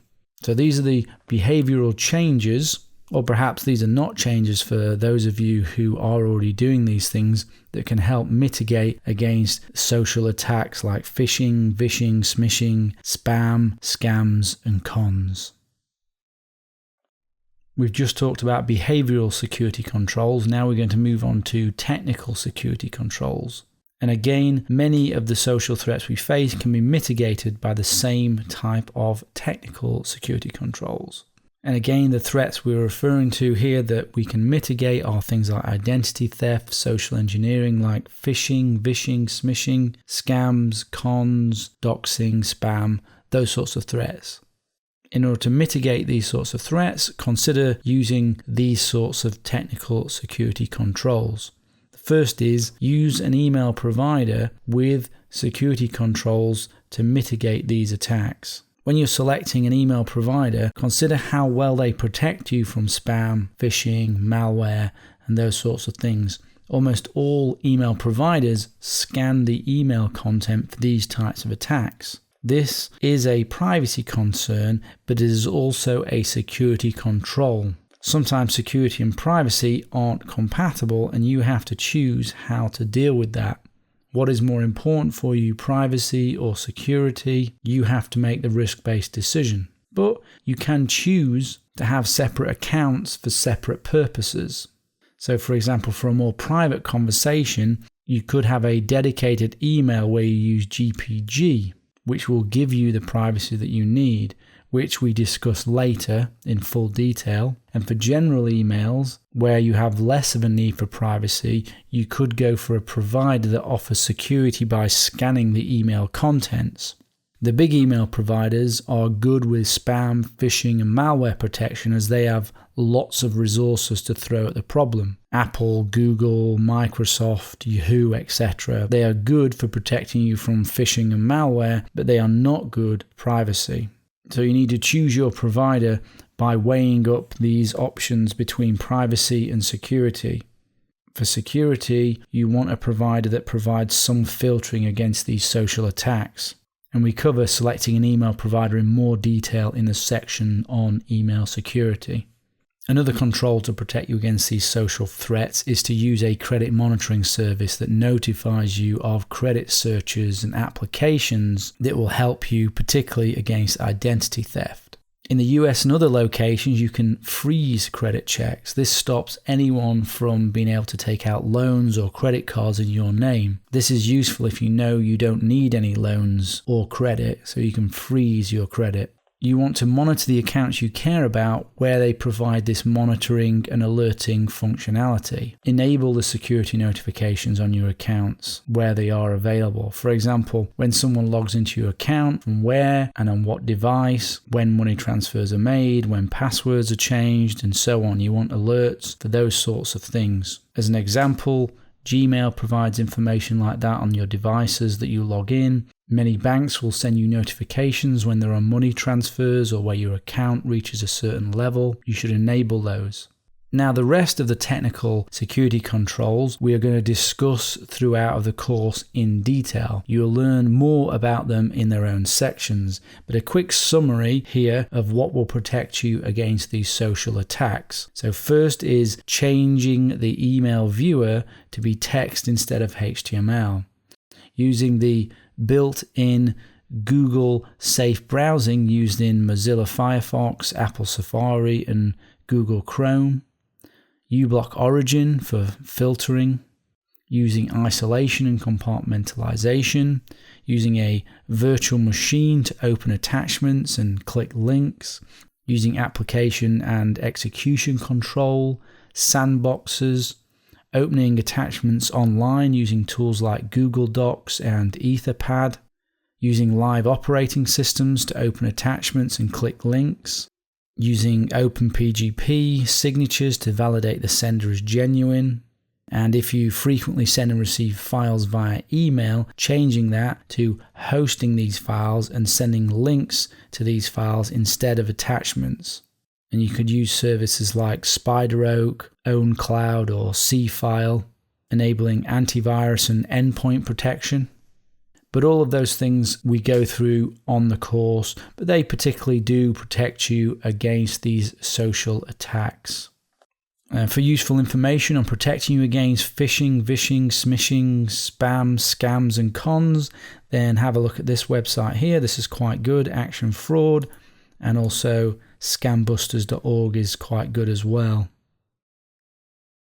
The objective of this small section is to understand virtual and physical security domains, how these can be used to help reduce the attack surface and interfaces between assets, plus how security domains are used to reduce the impact and spread of attacks. What you're going to realize pretty quickly is that if you have a high need for security and or privacy, that this can be somewhat incompatible with things being quick and easy if you're trying to do it all within the same environment or operating system. So what I'm talking about here is security domains in isolation and having different security domains in isolation. Sadly, it can be very difficult to get the operating system that you use for daily use to be highly secure and to maintain privacy, plus be fast enough for applications that you might want to run and for it to be easy to use. So, if you want to use games, then if you've got full disk encryption, it's going to slow it down as an example. Which is why for everyday use, you might have a low security and or privacy domain. And when you want stronger security and or privacy, use a different approach or security domain. Security domains are generally really either physical or virtual in terms of how you can separate them in some way. An example of a physical security domain could be that you have one lockdown physical machine or laptop, and the operating system and everything in it is configured in a certain way that gives you high security, and you have another physical machine or laptop, and that is for general use. So that's an example of a physical security domain. And you can also have virtual security domains or isolation. A virtual example could be using platform virtualization software or hypervisors, which, as we've discussed and you've seen, is software that emulates a whole physical computer and can often emulate multiple physical platforms, like having Windows as your low security domain and perhaps a virtual machine that has Debian in it for your high security domain. There are actually quite a few options to give you different security domains and isolations that aren't too onerous. Including virtual machines is a good example. So you can set yourself up these separate security domains or environments if you really want to beef up security and privacy. Virtual isolation provides a barrier to compromise. So if you have a virtual machine guest operating system, so say for example Debian, if this was compromised and your host operating system, say Windows, then that would be difficult to access. It would be difficult to get from Debian to Windows through the hypervisor. The hypervisor would need to be exploitable, or it would have to be poorly configured in some way, like you've allowed file sharing or something like that, in order so that the exploit from the Debian to the Windows environment can be done. It's worth noting that if security and/or privacy are paramount, then you literally will need separate security domains for different tasks. Not necessarily physical, but at least virtual. The level of security you need to maintain high privacy isn't practical for day-to-day use of the internet. Think about the type of security domains that you might want as you go through the course. Domains you might have in extreme cases could be work domain, personal, banking, a temporary domain, a non-persistent domain that is used temporarily and then it's destroyed, a high privacy domain. All of these are possible in different ways with different techniques and not necessarily that onerous depending on how you set them up. Let's talk more about physical isolation. Physical separation provides the highest level of security and privacy. It also protects you against any adversary that has physical access to your device. This would mean a different laptop or physical device configured for security and/or privacy, and another for general use. Let's talk about some of the situations where physical might make sense, or a physical security domain. If you need, for example, to enter a country where customs can access your laptop, which, to be clear, is most countries, many which have laws to force you to give up your password or can take your laptop, or other countries where it's even worse, where they can use forms of threats and intimidation and abuse and violence in order for you to disclose your password or get access to your laptop. With physical separation, you simply don't take the laptop with the sensitive information or the things that you're trying to keep private away from them. This is something that I've actually had to recommend for corporate clients who needed to travel to particular areas or parts of the world where they have valuable information that we knew the governments would potentially want to get a hold of. Those clients don't want to be in a situation where they have to resist forms of intimidation. So do consider the laws of other countries if you travel. Even adult material could be a crime in other legal jurisdictions. If you have a threat agent that could visit your location, you can physically hide or lock away a secure laptop, making it impossible for it to be forensically examined if they can't actually find it, and you keep a more standard laptop available. With physical separation, if your standard laptop is compromised by your threat agent, that could be via malware or via some other means, because you have kept physical separation, they can't get access to your secure data from your standard laptop. You don't even have to use your own equipment when it comes to physical isolation or a physical security domain. This can be dangerous, of course, to use other people's equipment for both privacy and security if you don't take the right precautions, which we'll cover as part of the course. But you could use, for example, an internet cafe to send an anonymous message. You could also maybe boot that machine with your own operating system and configurations. You could use an internet connection that you don't own for privacy. These are all separations of physical security domains. You could have a separate router or separate network equipment for a particular type of privacy activity. You could have separate network cards or Wi-Fi cards or Ethernet adapters. Physical devices can be tied back to the purchaser in some instances.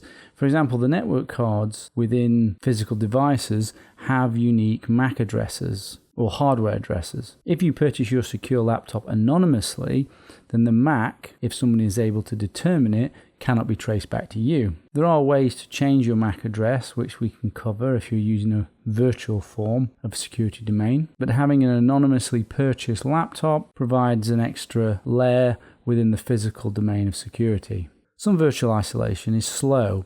For example, using virtual machines or hidden operating systems, and having a separate machine for speed and usability might be needed. There are quite a few disadvantages though to having physical separation. It means that you have to have another machine, or multiple machines if you want different security domains, which is cumbersome, it's expensive, and it can just generally be annoying and just inconvenient for your situation. Transferring data between physical machines really breaks physical isolation, and it breaks those separate security domains, so it's hard to transfer data securely. Physically separate machines are also just as vulnerable to attack, even though they're in separate domains. So just having a separate machine is no good, it has to be secure as well. The more domains you have, or the more machines you have, you end up having to keep them all up to date, and you have to keep them all secure. And also, malware has been known to bridge physical devices called the air gap, and that has been demonstrated, which we will discuss more about. So there are some cases for physical separation and physical security domains, and this is something that would be unique to your situation as to whether or not you think you need a physical security domain. Let's talk about some of the virtual ways you can create separate security domains in isolation. First point worth making is that virtual separation, the technology used to create the virtualization, can be attacked in an attempt to bypass the one security domain and get into the other. To create separate domains, you could do things like dual booting. You can use platform virtualization software and hypervisors, the likes of VMware, VirtualBox, Vagrant, Hyper-V, VPC. There's also kernel virtual machine, there's jails or BSD jails, zones, Linux containers, Docker. You can also have hidden operating systems. Veracrypt and TrueCrypt provide that functionality. You can have separate hard drive partitions that are encrypted and hidden. You can have things like sandboxes. You can have portable apps. You can have non-persistent operating systems like Tails, Knoppix, Puppy Linux, John Doe Live, Tiny Core Linux. You can have bootable USBs. You can have operating systems that are dedicated to isolation and separation, like Cubes, which is a very good operating system. So there are lots of ways to create security domains through isolation and separation, and the useful ones we'll be covering throughout the course. The objective of this section is to go a little bit more technical now and learn how to apply effective virtual and physical isolation and compartmentalization techniques to be able to effectively mitigate the impact of attacks through that isolation and compartmentalization. You will learn how to apply isolation and compartmentalization across all common platforms, and even how the techniques are applied to other security-orientated operating systems. Isolation and compartmentalization is one of the most powerful security controls available to you, and if used effectively, can mitigate most security threats. Isolation and compartmentalization is used to implement security domains, creating separate levels of usability, security, and supporting different identities or aliases for privacy and anonymity. If an adversary exploits a vulnerability, isolation and compartmentalization mitigates the impact to the isolated security domain. Let me give you a simple but very effective example of isolation and compartmentalization. Using a virtual machine guest to browse the web. If the virtual machine guest browser is compromised, because of the isolation and compartmentalization, the host system is protected from compromise. The impact is reduced or possibly completely mitigated. With isolation and compartmentalization, you get to control the attack. In this section, I'm going to go through a number of best methods to implement security domains through isolation and compartmentalization. And multiple methods can be used in combination, like a virtual machine with a sandbox with encrypted partitions, etc. You need to consider what sort of security domains you might need. This will be based on your personal risk, consequences, and your adversary and threat model. You want to isolate and compartmentalize your assets, the things that you care about, and those applications that interact with untrusted sources like the internet, your browser, an email client, for example. We won't go through all methods of isolation and compartmentalization as there are so many, but I will run through the best and also cover more general methods so you can design your own isolation and compartmentalization when needed. You will see that many of the controls in the course will use the principle of isolation and compartmentalization. In the section on security domains, we talked about physical security in terms of a separate device like a secure laptop or a secure USB or SD card. Now we're going to dig a little deeper in relation to privacy and anonymity and physical security domains. So let's start with devices and their hardware serial numbers. So devices have hardware serial numbers that can uniquely identify them. These unique identifiers can then possibly trace back to you through a money trail or potentially other methods if the hardware wasn't bought anonymously. If you care about non-attribution and staying anonymous, then you need isolation of the unique hardware identifier, so it cannot be enumerated by your adversaries. So the first unique hardware ID that you need to be aware of, if you're not already, is the MAC address. An adversary could get your MAC address off your network card, which is always a unique number. This method was used by the NSA to de-anonymize Tor users through a Firefox exploit on the Tor browser. And this is a write-up here of how that happened if you're interested. The MAC address is like an IP address, but for your local network only. If an adversary has access to your machine, they can view the unique MAC. If they know the unique MAC, that can be potentially traced back to you through the purchasing of that device. So in Windows, if you want to look at your MAC address, you simply type in ipconfig/all. I have a lot of adapters on this because it's a virtual machine, but let's scroll up and see if we can find the physical address as the MAC address. So there's one of them. So for this network adapter, that's the physical address, unique physical address. You may only have one network card, so you may only see one physical address. There you go. There's the MAC address. And there's another one. And yours will probably say Ethernet adapter or wireless adapter, and you'll see it here. On both Mac and Linux, you can use ifconfig. We'll need sudo to run it, or root permissions. And there it is, the hardware unique MAC address on both Linux and Mac OS X. It's also possible to see it using IP tool. So you can see it there. IP is like the new ifconfig. And that'll just specify ETH0 so you can see the hardware address. It's the same thing. Just another way to find the hardware address.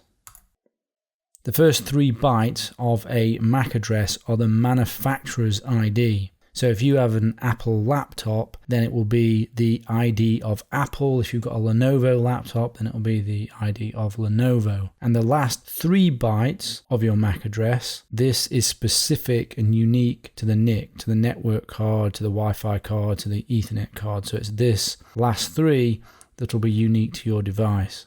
If you are looking for privacy, anonymity, non-attribution, then you need to change your MAC address. It can be potentially got at via malware, and it can be seen on local networks as well, Ethernet and Wi-Fi. For Windows, you can use this tool here to change the MAC address. It's a pretty good tool, works very well, it's free. In Linux, there's a tool called Mac Changer that's available in Kali, but won't be available in Debian and another distribution straight away, so you'll need to install it.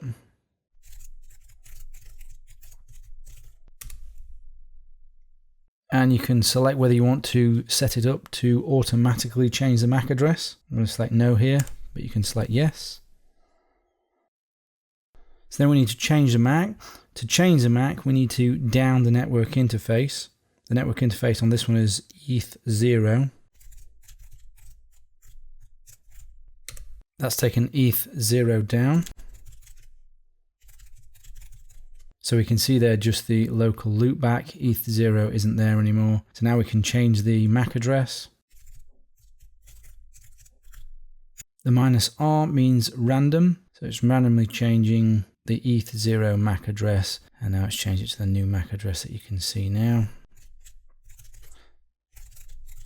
As you can see, the interface is still not there, so we need to bring it up again. And that will bring it up. And let's see if it's up. And there it is, with its new hardware address, its new MAC address. On a Mac, you can change your MAC address using the command line as well, and that would be like this. EN0 would be the name of the interface, so whatever the name of the interface is. And then you specify at the end there the MAC address, and that will change the MAC address on a Mac OS X. But I'm on Debian here, so I'm not going to run that command. If you don't want to do it on the command line with Mac OS X, you can download MacDaddyX. That will enable you to change the MAC. And there's actually another tool as well called Wi-Fi Spoof, which will enable you to change the MAC address.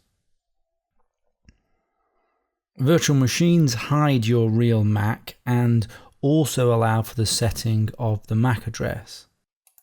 Example here. So you can see the MAC address here.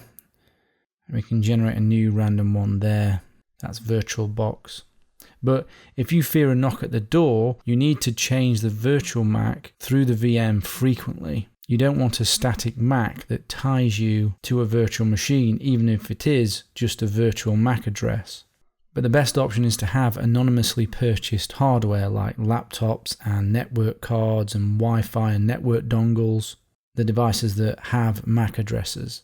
You could purchase a whole bunch of cheap USB network adapters and use a MAC changer in combination to mitigate the risk. This would be the best way of MAC mitigation: anonymous hardware plus MAC changer. Tails and other security-focused operating systems use MAC changers as default, but do check to make sure they don't show the real MAC of your device's network card. You know how to check that now. So when you're not using Tails, check out what the MAC is. Then when you're in Tails, run ifconfig or sudo ifconfig and see if the MAC address has changed. There are other possible unique hardware IDs other than the MAC address that you need to be aware of and mitigate the risks associated with them if you need anonymity and non-attribution. So let's start with the CPUs. Almost all modern CPUs do not have a software readable serial number. Intel started to try to add them in the 1990s with the Pentium 3, but because of a massive public upset, they discontinued the serial numbers, which is good. So with most CPUs, you can only identify a particular model, and that's all, because there's no serial numbers. Now, if you want to examine your CPU and see what sort of information you can get from it, then on Windows you can use CPU-Z or CPU-Z, which you can download from here. This will show you what information is available in your CPU. But as I said, there shouldn't be anything unique if you have a modern processor. And on Linux there's a very similar tool to view CPU information called iNex, which you can download from here. And that looks like this, pretty similar to CPU-Z. And on Mac, if you want to see the CPU information, download this tool here. So that CPU should be nothing much to worry about with CPUs in terms of hardware serial numbers. Now the next thing is the motherboard. Motherboards often, but not always, contain unique identifiers in the System Management BIOS, SMBIOS memory. And major OEMs typically have these serial numbers in the SMBIOS, which means an adversary could get access to this and tie it back to the purchaser or you. In Windows, you can view the hardware information using the Windows Management Instrumentation tool, WMI. So malware could pretty much do exactly the same. From a command prompt, check out if your device has a unique identifier. You can run a command similar to this.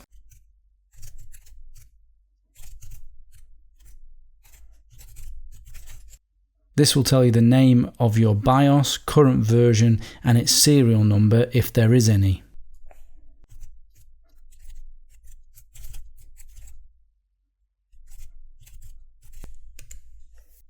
And this command tells you the system motherboard name, number, and its UUID. I'm currently using VMware, so you can see the UUID for this virtual machine. So that tool's unique to Windows. There is another tool for determining hardware information that you can use on Linux, Mac OS X, and Windows. And that's this DMI Decoder. This is the Windows version that you can just download and install. This is the version you can download and install for both Linux and Mac. But on Linux, you'll be able to get it from your repository quite easily if you're on Debian or Debian-based systems with just simply the apt-get tool.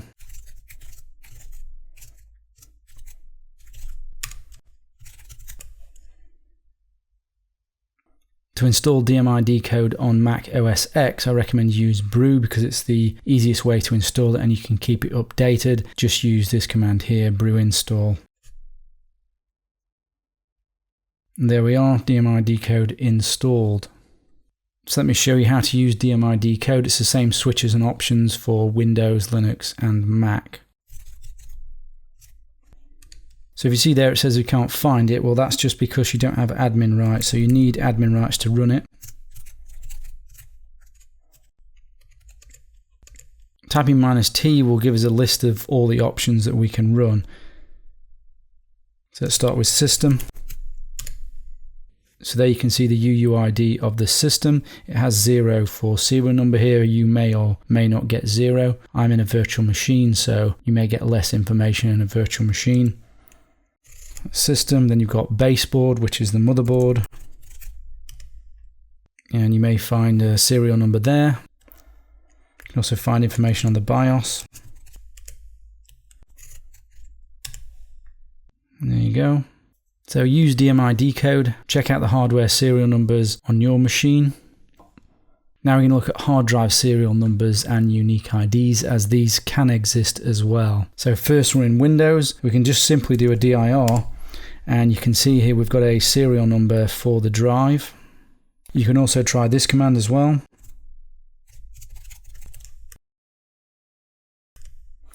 And you see there you've got lots of information about the disk drive. If we want to separate out the serial number, then we need to type, and that would give us a serial number. Again, I'm in a VM, so this is reducing the number of serial numbers that it's producing, but check that out on your own system. That's for Windows, that's how you do it in Windows. On Linux there's a couple of ways of doing it, but LSHW is the tool that I tend to use, so we need to install that if it doesn't already exist. So that's installed.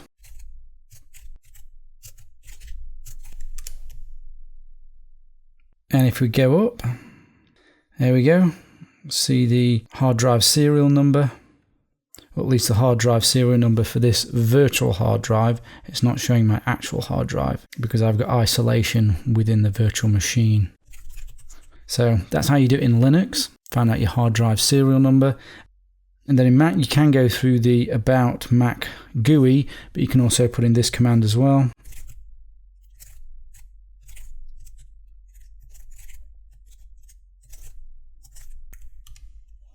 And there we go, we can see a bunch of volume unique IDs here, here, and serial number here. I blurred these out as these are the actual serial numbers on this machine for the hard drive.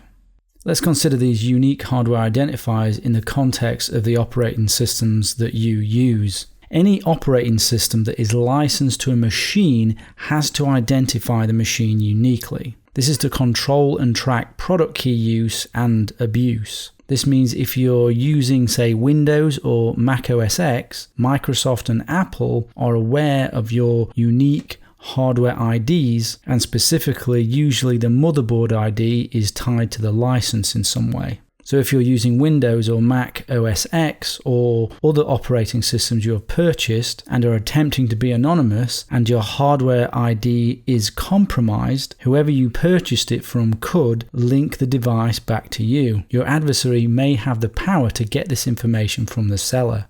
And it's not just operating systems, also applications can be aware of your hardware serial numbers, which again, through a money trail, can be tied back to you.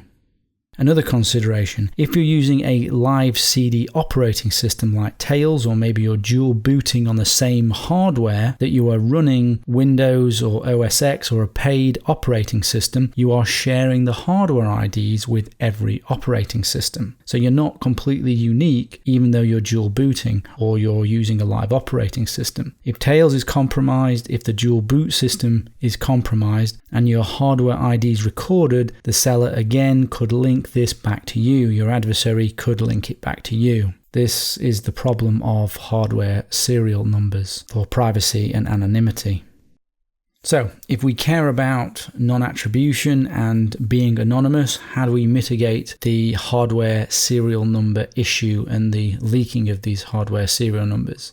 Well, it's potentially possible to alter the unique identifiers with special proprietary tools. Much like we did with the MAC address, you can find tools to change some of these hardware serial numbers. If you look here, you can see an old post for some tools that can enable you to change the hardware serial IDs. Check out this post. A couple of the main ones is volume ID that it shows on this post, which you can get from sysinternals, which works for Windows. And there's also Chameleon. Chameleon can change the hard-coded serial numbers of hard drives and network adapters on Windows. So these might be useful for you. The next mitigation is to have anonymously purchased the devices that you use. This will mitigate the risk of an adversary de-anonymizing you, as there is no money trail. Another strong mitigation is using virtual machines for isolation and compartmentalization. Virtual machines have different physical machine IDs, and there is no traceable connection to the real physical machine's unique hardware IDs, unless there is a breakout to the host, which is unlikely. Check out what the unique IDs are within the virtual machines you have and compare them to your host operating system. They should be different. So when in a virtual machine, you don't need to worry about these hardware serial numbers. Moving on from hardware serial numbers, let's explore some other isolation and compartmentalization methods that are implemented physically. You can use a separate phone or burner phone, which we talk about later. You can store your files, emails, and data physically separate, maybe on an external USB drive, a DVD, or in the cloud out of the sphere of influence of your adversary. Law enforcement agencies are having particular problems getting access physically to remote content out of their jurisdiction. You can use security tokens, hardware security modules, and store encryption keys separately. NitroKey is an example of something you can use to do that. YubiKey is also an example. We discuss more on these later. You can store backups off-site for physical isolation. You can do network isolation, separating trusted devices and untrusted devices using LANs, VLAN, utilizing routers, switches, and firewalls. We cover this in its own section later. And you can even use a separate physical location to operate, such as using an internet cafe for separate aliases. And we discuss more on these topics later as we go through the course. Isolation and compartmentalization can extend to anything physical to create layers of defenses.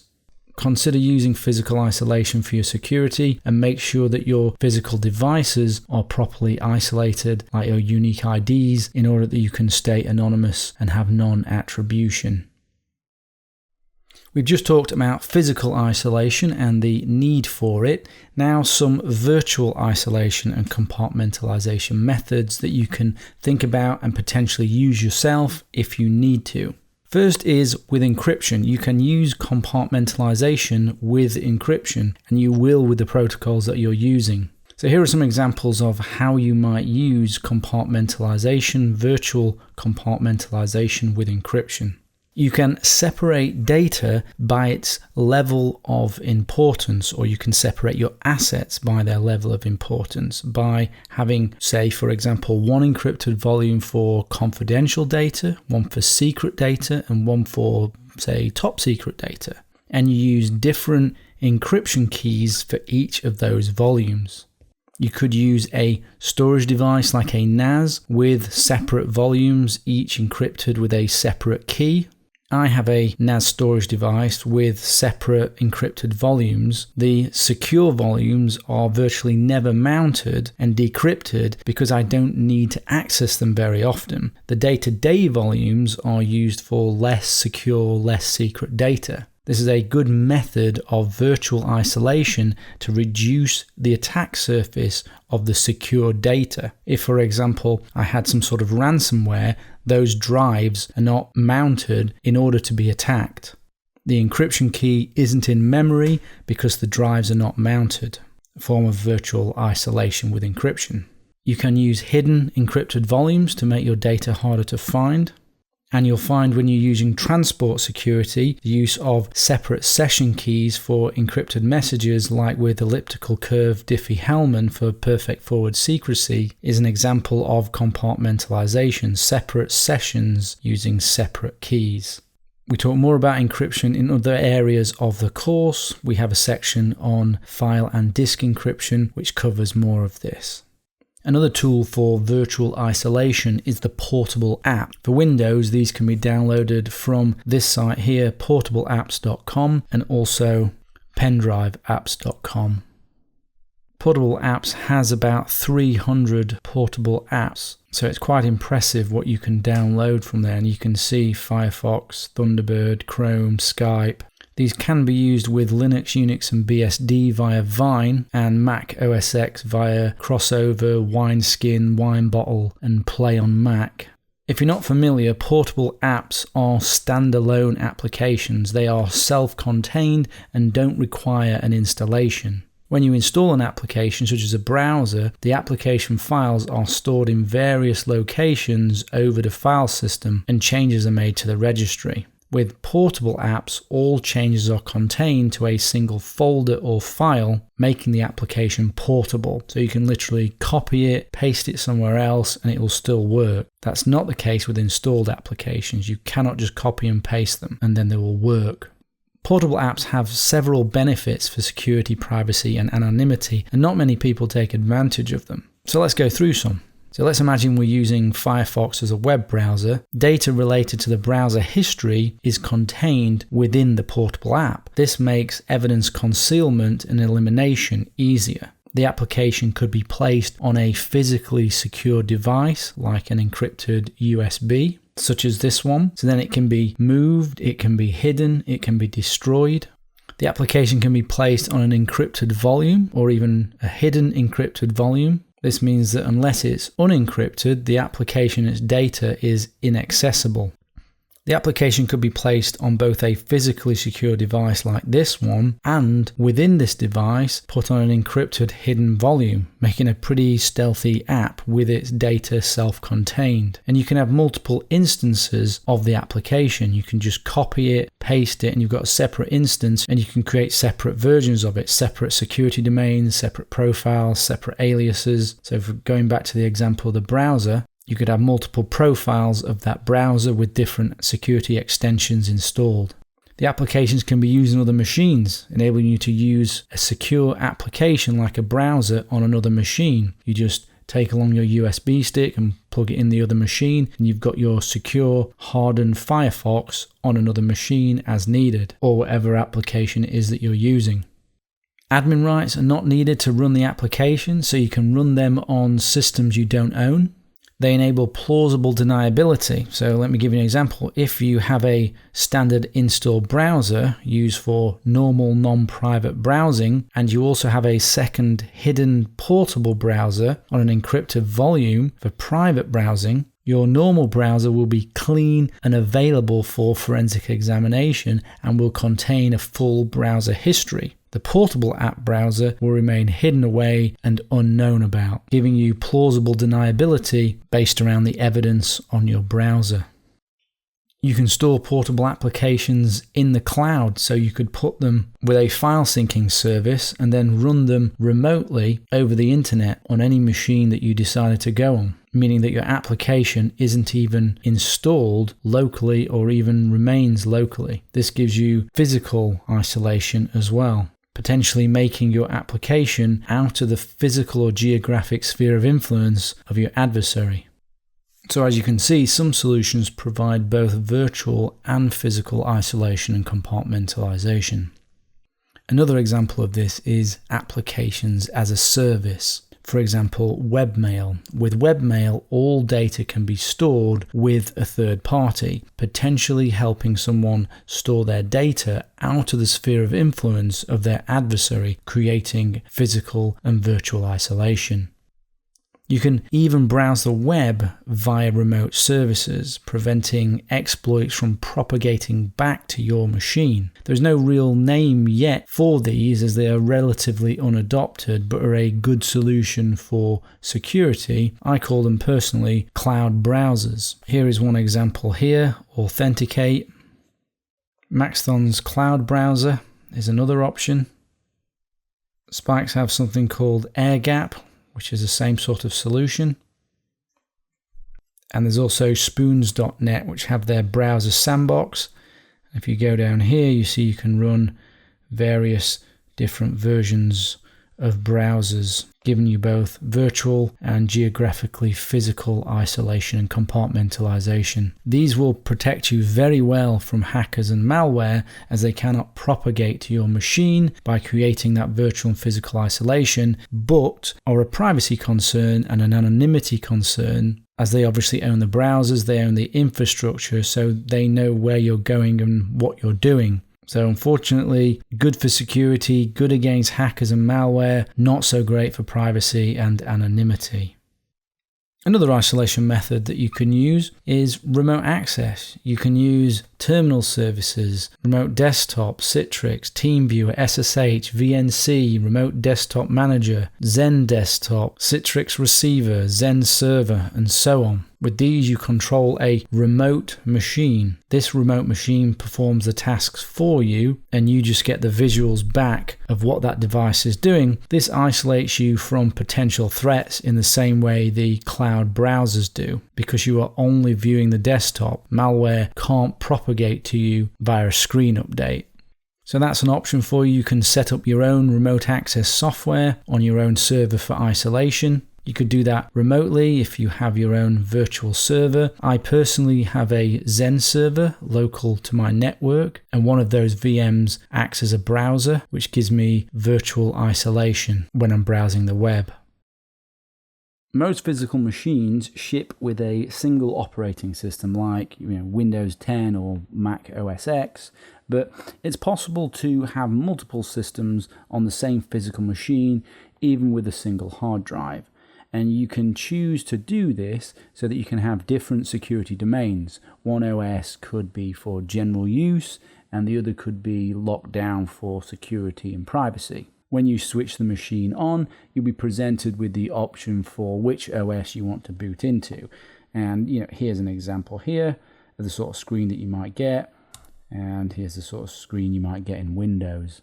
And dual boot is a viable option for different security domains, but it lacks some flexibility in that you can't access multiple operating systems at the same time like you can with virtual machines and with some other options. So one viable option could be to go with Windows as your standard boot, and you secure that and you use that for everyday use. And then you go with a Linux-based operating system like Debian, and you increase the security, lock it down more, and use it for more extreme privacy. So with dual boot, you do get that separation, you can get that privacy and security balance, but because this is virtual, depending on how you're storing files on one operating system and on the other operating system, they could be used to compromise each other.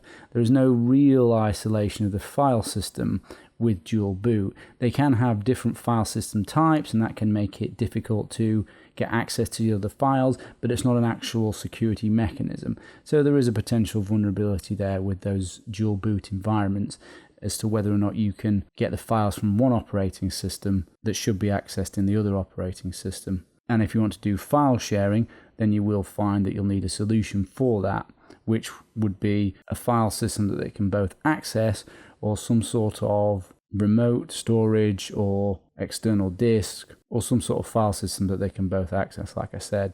How you set up dual boot is very depending on the operating systems that you're going to go with. So you're going to need to figure out how to do that based on the operating system that you've got, and also on the machine that you've got. So different machines will enable you to get into the BIOS in different ways. There is a pretty good website that explains the various options, and that's here. But if you Google dual boot and the operating systems that you're wanting to use, then you'll find some information on how to set all that up. So it's an option that might interest you. A sandbox is a security control, and it is an excellent isolation tool to prevent, detect, and mitigate threats, which I recommend you use when you can. A sandbox is an isolated environment for running applications or code. It's a virtual container to keep the contents confined to that container. A sandbox should be used for high-risk applications such as those that interact directly with untrusted sources like the internet, such as browsers and email clients, and you are already using built-in sandboxes already and you may not know it. For example, Chromium, which Chrome is based on, uses sandboxes and actually provides an excellent implementation that stood up to quite a bit of scrutiny. So that's Chrome and Chromium sandboxes. Firefox also implements sandboxing. The core of the Windows Firefox sandbox is actually the Chromium sandbox. Content loaded in browser plugins and extensions is sandboxed, like Flash, Silverlight, Java, etc. Not very well in some cases, unfortunately, though. Adobe Reader now runs PDF files in a sandbox, attempting to prevent malicious code from escaping the PDF viewer and affecting the rest of the computer. There's been a nasty history of that. Microsoft also has a sandbox mode to prevent unsafe macros from harming your system. There are many examples of built-in sandboxes, but we still get hacked. Unfortunately, not all sandboxes are made the same, and sandbox breakouts happen.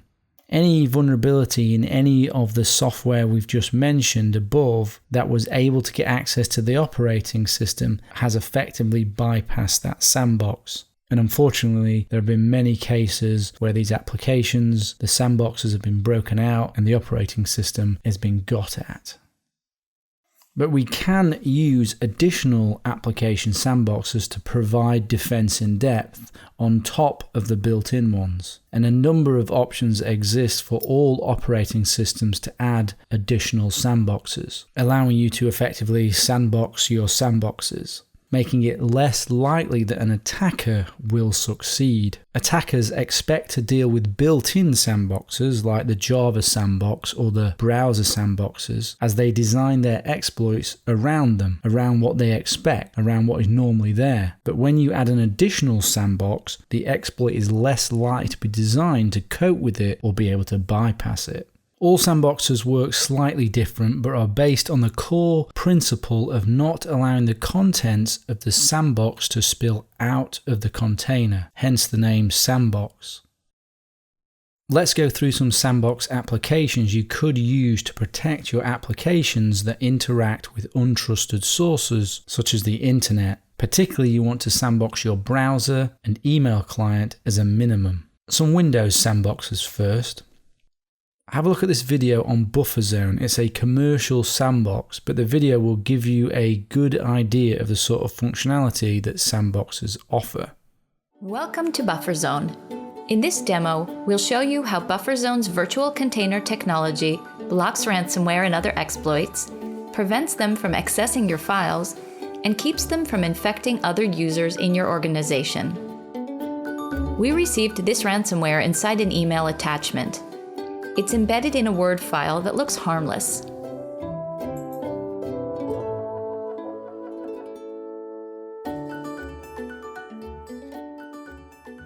When you open the file, the malware silently downloads onto the computer.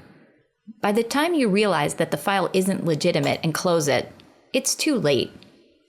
At this point, the malware keeps quiet, so a lot of users would decide that the file was just spam.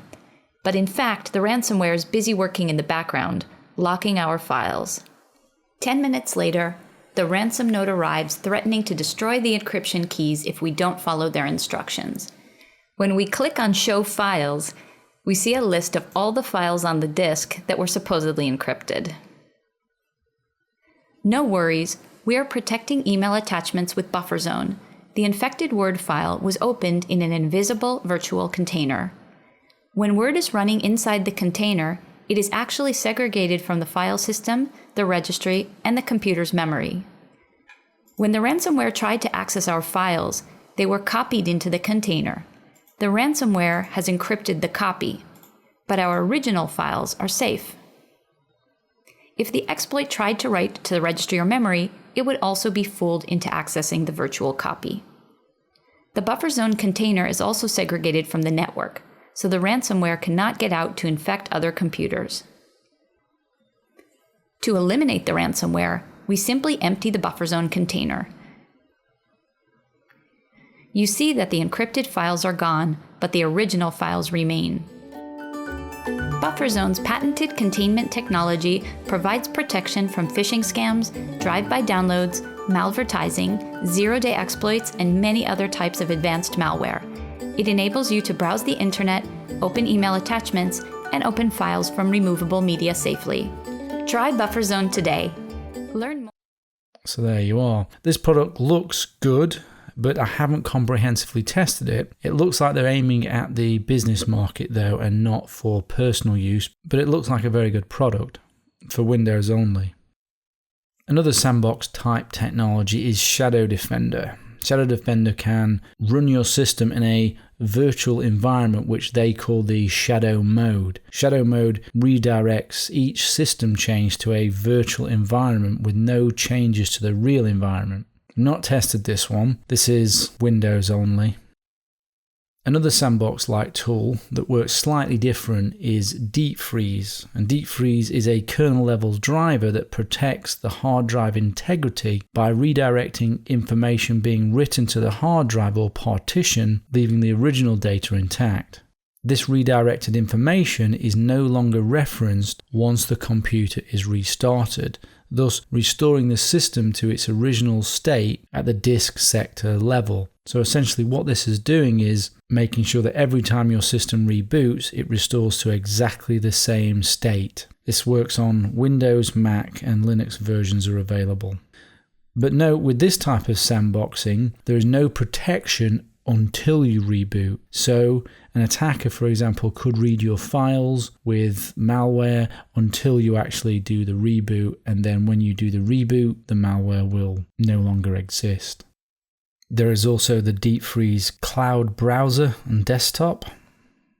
Another kind of sandbox is return nil. This creates a cloned version of your system partition to boot from and then work within. If anything does go wrong during your session, you reboot the system and the operating system environment is returned back to where it was before you turned return nil protection on. But note that there is no protection until you do that reboot, so an attacker could be reading your files with malware or key logging until you actually do that reboot. But once you do the reboot, your system is returned to normal and any malware or hacker would be removed. And this is what it looks like. It isn't just a sandbox or virtual environment, it also has additional features including file protection and an anti-executable function. It's free for private use only. The free Komodo firewall comes with a built-in sandbox and virtual desktop. The Komodo firewall is a good tool, but Komodo lately have made some mistakes with some of their security products, so I don't have a great deal of faith in this sandbox and virtual desktop. Some antivirus offer sandboxing functionality like Avast antivirus, although I don't recommend this as Avast are known to sell your data. Bitdefender also has SafePay, which is a limited functionality browser providing sandboxing. Next is Sandboxy or Sandbox.ie, which is an excellent sandbox that I recommend for Windows. It is shareware software. The free version is missing a few features which are available in the paid version, and after 30 days of use the free version displays reminders to upgrade you to the paid version but remains functional. The missing functionality is to automatically run programs under Sandboxy even when they are not started directly through Sandboxy. This could be quite a useful function and maybe you might need it. Programs can be forced by name or by containing folder. Another missing feature is running programs in more than one sandbox at the same time, which again could be useful. Prices are here. Sandboxy is very simple to use out of the box, but if you want to get the most out of it, you will need to spend a little time configuring it and working out what features they offer so you can configure it to use it in the way that you need. Just download it as normal and install it. It's your usual simple Windows install. Or you can use Choco to install it. Let's do a search here for Sandboxy. So we can see there's two versions, one that actually installs. It's installing. Downloading. And there we go, installed. And there it is. And that's what it looks like.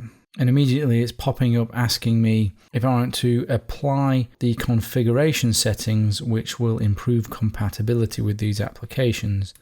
So you can see here it's the Windows and Office licensing service. So you'd have to look into that as to whether or not that was something you wanted to do or not. But yes, it's okay. I'll give you some tips on Sandboxy. If you see in the bottom right here, the sandbox icon is there. You can right click on here. And if you go up here, this will show you here the sandboxes that you have. At the moment, there's just the default sandbox, which comes when you install it. If you go up here, you can run each of these within a sandbox. Your default web browser, email reader, you can launch any program through the sandbox or through the start menu or through Windows Explorer. The way I tend to run things is just by right-clicking and then run sandboxed. And then it will give you a choice here of which sandbox you want to use. You have different settings per sandbox. So I can choose here the default sandbox or to run outside the sandbox. But obviously I want to run it as the default sandbox and I don't want to run it as administrator. So there Firefox has started within the default sandbox and you can tell that it's in the sandbox because you can see this yellow box around it. So now that is protected by the default sandbox and you can see this icon has changed. It's got some red dots on it because the sandbox is in use. If I right click on here again, go to show window. This here is the sandbox, and you can see what's running within the sandbox. And there, obviously, you can see that Firefox is there and the accompanying processes that Sandbox itself requires. Now I can configure this default sandbox or sandboxes that I want to use. If I go here, sandbox settings. Make sure these two are ticked so that you can see a border around the windows, because what you can do is accidentally think you're running something sandboxed and you're not. So it's always useful to have a yellow border around it. Let's go to recovery.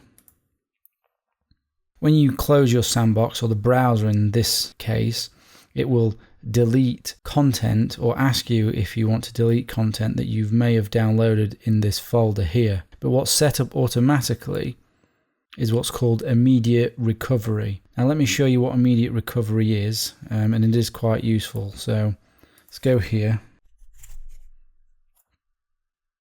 So I'm choosing to download a file here just to demonstrate. I'm choosing the file sdelete because we are going to use that later. So let's download that, save it, and then this is what comes up. This is because we've got immediate recovery set.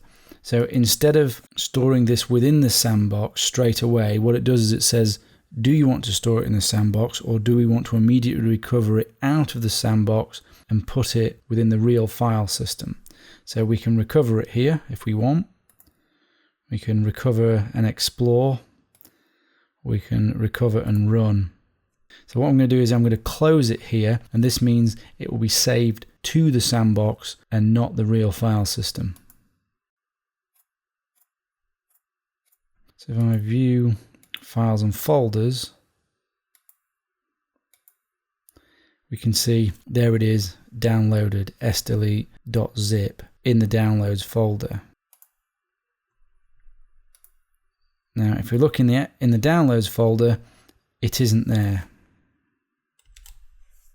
Actually it is there. This is a version I downloaded previously, but the version I've just downloaded isn't there, because that is a zip file. So the SD zip file isn't here. It isn't in the downloads folder. Now if I was to run Explorer sandboxed with the default sandbox, the Explorer would be able to see what is in the sandbox. So if I go on downloads here, there we can see the SD delete that is within the default sandbox. And you can see here this is yellow. Close that. We look back here and you can see it isn't there when you're not sandboxed. So let's go back to our options. Default sandbox settings. So those are recovery options. This is set for the immediate recovery, but you don't necessarily have to have that set. You can choose at the end what you want to do with the files that have gone into the sandbox. Now delete. It's usually a good idea to automatically delete the contents of your sandbox when the sandbox is closed or the application that you've launched with the sandbox is closed. So I usually have this set. And then you've got the choice of delete command, so you can securely delete or wipe with random data or zeros and ones over the content that's in the sandbox, and that's a good idea. So you want to use sdelete or eraser if you like. So let me show you how you would do that. So select sdelete, and we know where we've put that. This is what I downloaded before. And there what you can see is it creates a special command so that when it deletes securely, or rather it deletes multiple times. See, this is 3 passes. You can get both eraser and sdelete with Choco if you want to. As an example. So that's installed. And that will install eraser. So back to Sandboxy.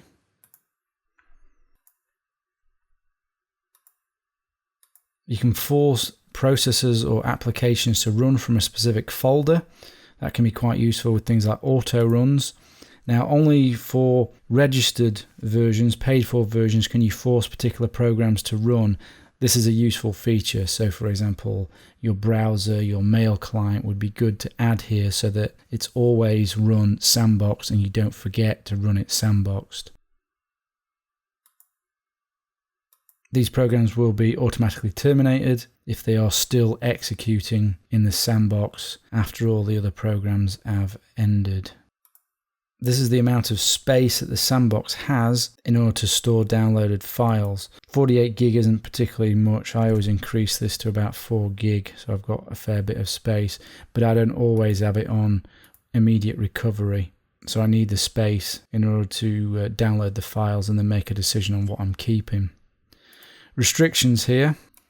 You can prevent programs from accessing the internet, allow or deny programs to start and run, and you can drop the rights if you're running as administrator. You shouldn't be running as an administrator, but select that anyway, just in case that happens. Access restrictions. So for files, registry access, IPC, Windows Access COM, you can specify the sort of access that you want to allow the sandbox to have. So do you want to give any programs full access, read access, write access? Do you want to block anything in particular? Generally, you want to give as little access as possible. And then there's some specific application settings that you can make. So here we've got Firefox. This is allowing it direct access to the phishing databases. That can be okay for security. And perhaps you want to keep cookies. So you may have to, so instead of the sandbox being unable to access the cookies, you may want to add the access there. And then specific settings for various different email clients. So there you go, that's Sandboxy. If you're using Windows, there's no reason really why you shouldn't be using Sandboxy or some other sandbox alternative in order to give you that extra layer of sandbox protection. This is a good document that I recommend. It goes through using Sandboxy with your browser and an email client. So check that out, go through it if you want to set up Sandboxy with a browser or Firefox and your email client. I would also recommend the Sandboxy forums where you can find out quite a lot of information, and if you've got any particular questions, it is a good responsive forum. Sandboxes for Linux now. First we have AppArmor. AppArmor is a kind of sandbox. It is a mandatory access control framework for Linux. What AppArmor does is it confines programs according to a set of rules that specify what files a given program can access. It's available on a number of distributions, including my recommended distributions, Debian and Arch Linux. I do recommend using AppArmor, and it is worth learning how to use. AppArmor, SE Linux, and GR Security, which are other security frameworks for Linux, are discussed later, and they are other methods of isolating your Linux environment and hardening and securing it. Another sandbox for Linux is SandFox. It runs Firefox and other apps in a sandbox, limiting their access to the file system, and it works under Debian, Arch, Ubuntu. Some Linux distributions have the sandbox command, which you can see here. For the distribution you use, you'll have to see if that's available. There's also FireJail, which describes itself as a SUID program that reduces the risk of security breaches by restricting the running environment of untrusted programs using Linux namespaces and seccomp BPF. So you can think of this as just a lightweight sandbox. And that's what it looks like. And it's easy to use then, for example, AppArmor. You can download from here. I'm going to download it with wget.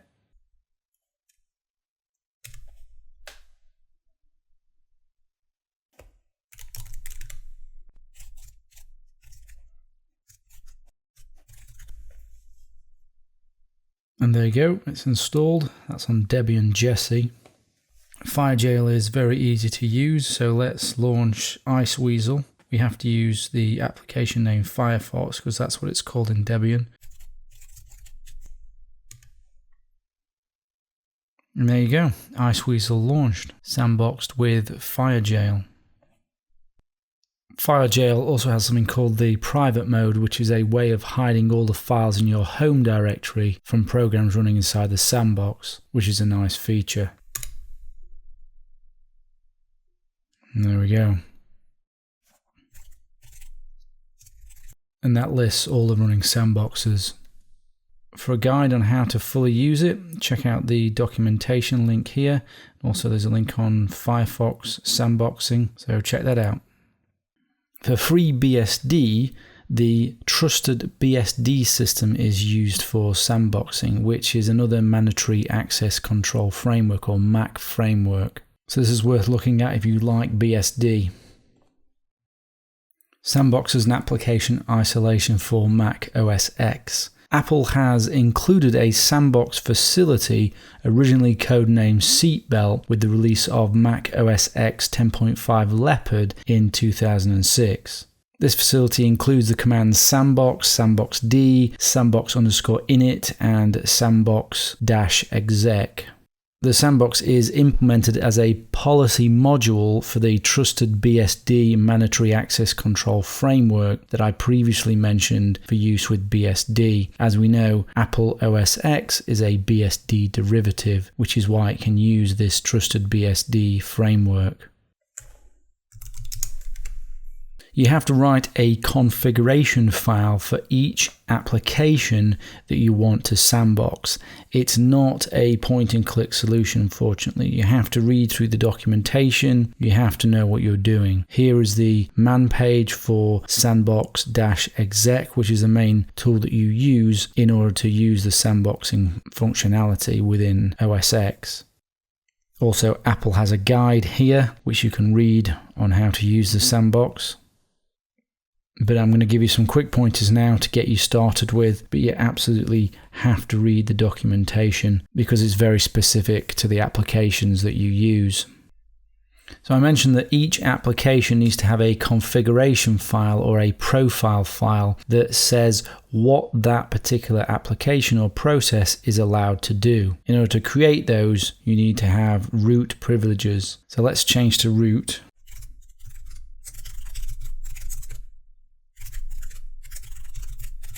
So now we're root. Let me show you an example config file that I've created for Firefox.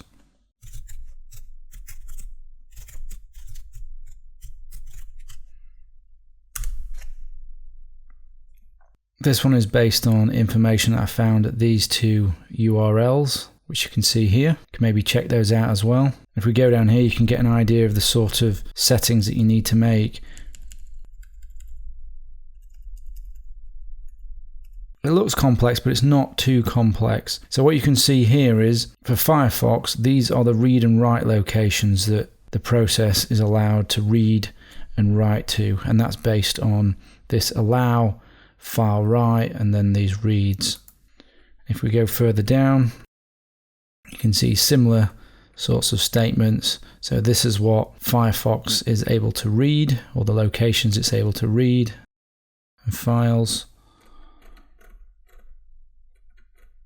Here we're importing extra rules from the bsd.sb file, which is essentially a file that looks like this, that has some specific BSD rules in it. And we can also lock down whether or not Firefox can create any new processes. So this is not allowed to create any new processes, only new threads. And here we're giving it network access, so you can disallow certain applications from having network access. So that gives you an idea. But if you really want to use this, then you need to read the documentation and figure out how to use it. But of course, I would recommend you do the browser and the email client, and of course anything that interacts with the internet or untrusted sources. So that was an example of a profile. So how do we actually run Firefox using that profile? So we have to type in a command, but we need to exit out of root into a standard non-admin user.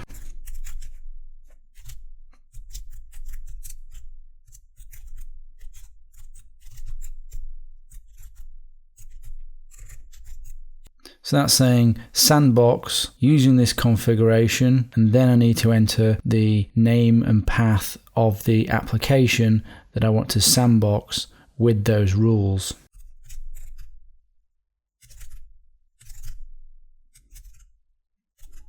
So that's the command there for Firefox.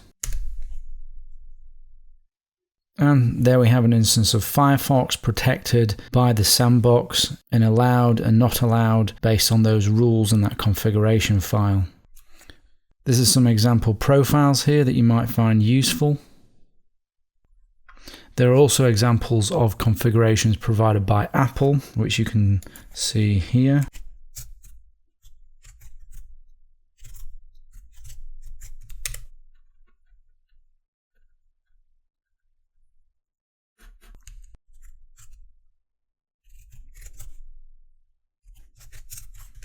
So that's what one of them looks like for FTP proxy.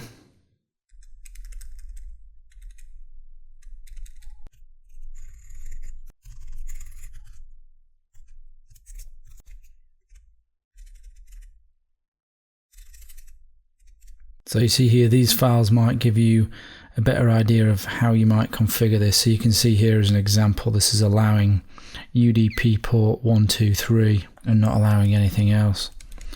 So it gives you a good idea. You also get errors as well, trace results showing you when you have problems with a file when you've sandboxed it, and that can help you decide on what you want and don't want. There's a Firefox profile here that you might find useful if you want to use Firefox.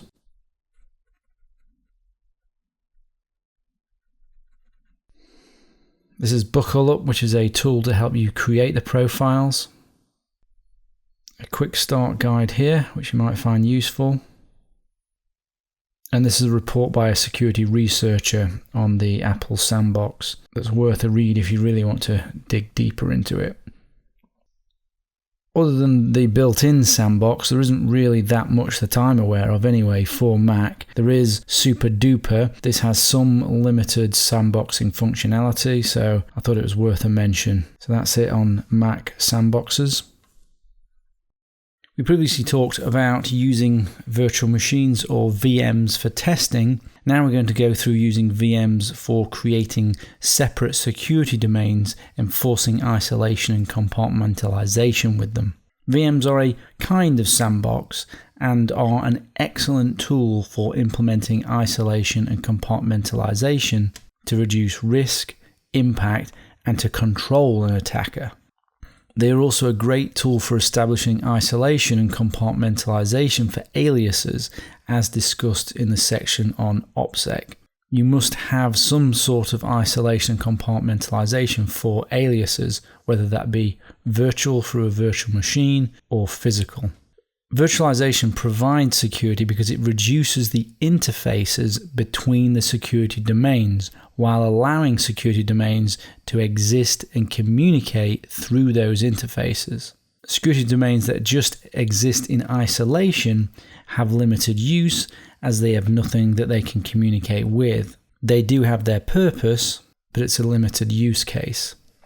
So we use virtualization because it reduces those interfaces between the security domains while still allowing the domains to exist and communicate through those interfaces. Hopefully you set up the test environment. I've been going through the course and testing various things out, so you should now be familiar with VMware and/or VirtualBox. These are the Type 2 hosted hypervisors. The hypervisor is installed on the operating system that you have. The main Type 2 hosted hypervisors are VirtualBox, as we've mentioned. There's the VMware Player and the Workstation. VMware also has something called VMware Fusion, which is for Mac. There's something called Parallels Desktop, which is for Mac. There's also Vagrant, VPC, and Citrix Desktop Player, which is for Windows and Mac. I recommend VirtualBox for security, privacy, and anonymity as it's free, so there is no money trail if non-attribution is important to you. Also, VirtualBox has snapshots. VMware doesn't have snapshots on the free version. Snapshots are a useful security feature to return back to a known good state. Snapshots enable you to make a permanent backup of the entire virtual machine and then restore back to that virtual machine. So it's a useful feature for security to return back to a known good state, as I said. So that's the Type 2 hypervisors, which you should be reasonably familiar with your use of VirtualBox or VMware. Now there's the Type 1 native hypervisors, also called bare metal hypervisors. There is no host operating system. In fact, the hypervisor is really the host operating system. Common Type 1 native bare metal hypervisors include VMware ESX and ESXi. There's also Oracle VM Server. Microsoft's got its Hyper-V product. And there's also the free and open source Zen server. Type 1 hypervisors have the advantage of being faster and probably more secure as there is a reduced attack surface. There's no operating system that they're sat on that can be attacked. You might set up a Type 1 hypervisor on a server on your network or remotely in the cloud to escape an adversary's sphere of influence that hosts virtual machines for you. I like and use Zen server, which is free. I have a Zen server on my local network which hosts many of my virtual machines. And you can install Zen server just like any other operating system. You can even install Zen server in a VirtualBox if you want to play around with it and see how it works. Simply download the ISO and install it like any other operating system. And that's what the interface looks like. It's very similar to VirtualBox and VMware, it's just dedicated on its own server. Other than Type 1 and Type 2, there are also hybrid hypervisors that effectively convert the host operating system to a Type 1 hypervisor. That might also be of interest to you because you can use it for security, for isolation and compartmentalization. First is KVM or Kernel Virtual Machine. It's an open source FOSS GPL licensed hypervisor that comes with GNU Linux OS. And other than VirtualBox and Zen, I can also recommend this as a virtual machine for Linux. But do make sure you use it with Virtual Machine Manager, which is a front-end GUI for KVM, making it simpler and easier to use. And that looks like this, and as you can see, it's pretty similar to VMware and VirtualBox. And then when you want to see the settings for the virtual machines, again, it's pretty similar to VMware and VirtualBox. You can see all your various options for setting up the virtual machine. If you're considering using KVM, here's a guide for Debbie and Jesse. You can see it's not too difficult. The packages are available in the repository. Simply install them and give it a try. It works with Unix, which is a security-based operating system we're going to talk about shortly. So if you want to use Unix, you might well be using it with KVM if you're using Linux, but as I said, we'll discuss that shortly. There are quite a few Linux VMs. KVM probably is the main one, as it does come with GNU Linux OS, but a couple of others worth a mention is OpenVZ, which is a container-based virtualization, and also Linux Containers, which as the name suggests is another container-based virtualization application. FreeBSD uses a mechanism they call jails, which are independent environments implemented via operating system level virtualization, wherein each jail is a virtual environment with its own files, processes, and user accounts and bound to a different IP address. And each jail is completely sealed off from the other. If you use FreeBSD, you will be aware of it already, I'm sure. This works very effectively as an isolation and compartmentalization security control. Anyone familiar with Oracle Solaris will know that there's a similar concept which they refer to as zones. I've worked with those at some banks, but Solaris is not a very used operating system at the moment. Finally, there is Docker, which is quite the buzzword at the moment. To explain what Docker is, let me show you this diagram. If you think about VM hypervisors such as Hyper-V, KVM, and Xen, they're all based on emulating virtual hardware. That means they're heavy relatively in terms of system resources. Docker containers, however, use shared operating systems. That means they are much more efficient than hypervisors in system resource terms. Instead of virtualizing hardware, containers rest on top of a single Linux instance, meaning you have a small capsule containing your applications. Docker is becoming very popular for businesses because of this. It enables virtualization with lower system requirements. So Docker is another option for isolation, but it is mostly implemented server-side. Solaris Zones works very similar to this.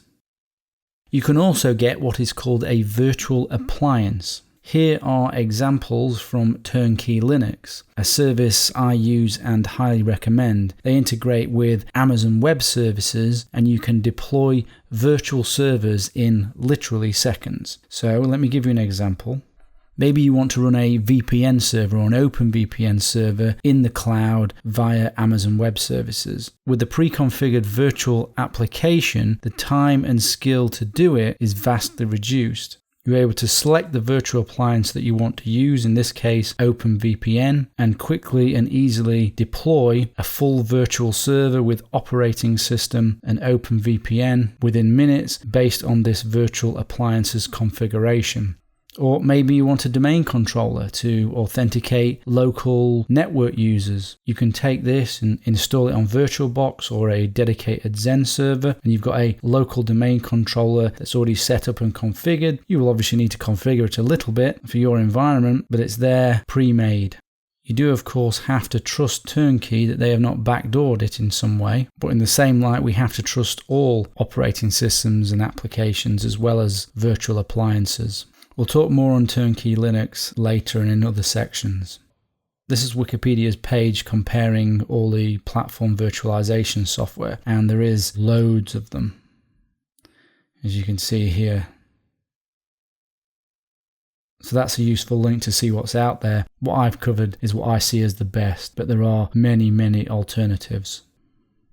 Moving away from dedicated virtual machines, it's inevitable that operating systems will move to using virtualization as part of its core security. Windows 10 has made that move already. Windows 10 Device Guard uses hardware technology and virtualization to isolate the decision-making functions from the rest of the operating system, which helps provide protection from attackers or malware that have managed to gain admin rights. Type 1 hypervisor technology that is used to run virtual machines in Microsoft Hyper-V is used to isolate core Windows services into a virtualization-based protected container. These hardware-protected containers are guarded by the IOMMU and other mechanisms within the CPU. So you can see that Windows 10 has taken quite a leap into security through isolation and compartmentalization by implementing this Windows 10 Device Guard. This will make Windows 10 harder to compromise, and I talk more on Device Guard in its own section, but it's obviously worth mentioning in the section on virtual machines, as that is where operating systems' core security functionality, I believe, is moving towards. Virtual machine weaknesses now. Under most circumstances, it's safe to assume that the virtual machines are isolated from each other, that the host is separated from the guest and the guest is separated from the host. But the configuration, settings, and vulnerabilities within the hypervisor and the VM tools and other locations can weaken that isolation. Let's talk through some of the potential weaknesses of using virtual machines. And virtual machines and sandboxes are kind of synonyms for each other. So when we say sandbox, when we say virtual machine, they are very similar devices. Virtual machines and sandboxes are based on the same principles. So if we have a host and a guest, if the host is compromised, then it's possible that the guest could be compromised. For example, a simple remote access tool running on the host would only need to take a screenshot to watch the activity of the guest virtual machine, or run a keylogger, which would effectively break the isolation between them completely. Maintaining the security of the host operating system is of paramount importance, highlighting the need for a separate secure laptop for high-stakes situations where you're considering using virtualization as your isolation and compartmentalization security control.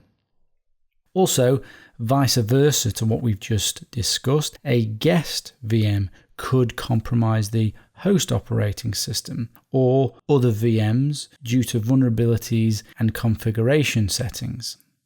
The hypervisor, sandbox, or the VM tools installed can have security vulnerabilities that could compromise this isolation.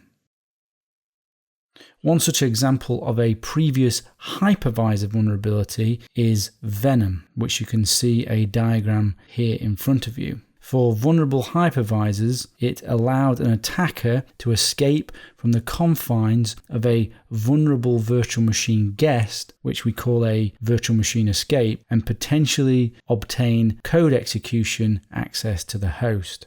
This has been patched now by all the major vendors, but obviously if you're using an old unpatched hypervisor, you may even still be vulnerable to this. Here you can see previous virtual machine hypervisor vulnerabilities that have occurred over the years, 2007 through to 2014, 2015. I'm sure there'll be more to come. So that's vulnerabilities within the hypervisor. Here's an example of the virtual machine tools having vulnerabilities. In VMware, this allowed a standard user to escalate privileges to an admin or root user within the confines of the guest. No virtual machine escape in this case, but it's an example of VMware tool vulnerabilities. As you can see, vulnerabilities can and do exist with virtual machines. Virtual machines can leak information. So, for example, traces of your virtual machine's session could be left on the local hard drive of the host, even if it's a live operating system. For example, host operating systems usually use virtual memory called swapping or paging, which copies parts of the RAM to the hard drive. This could contain information about the guest's session, and it could be left on the host's hard drive. So it's potential to get leakage from your virtual machine. Let's think about active attacks now and malware. VMs are used by security researchers to deliberately isolate malware so that the malware can be forensically examined and reverse engineered in order to understand how the malware works.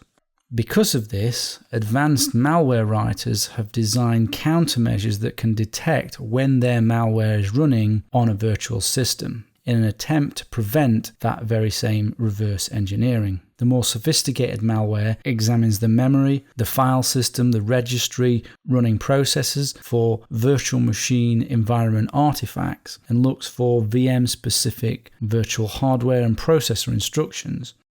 It's relatively trivial to detect if you are running in a virtual machine.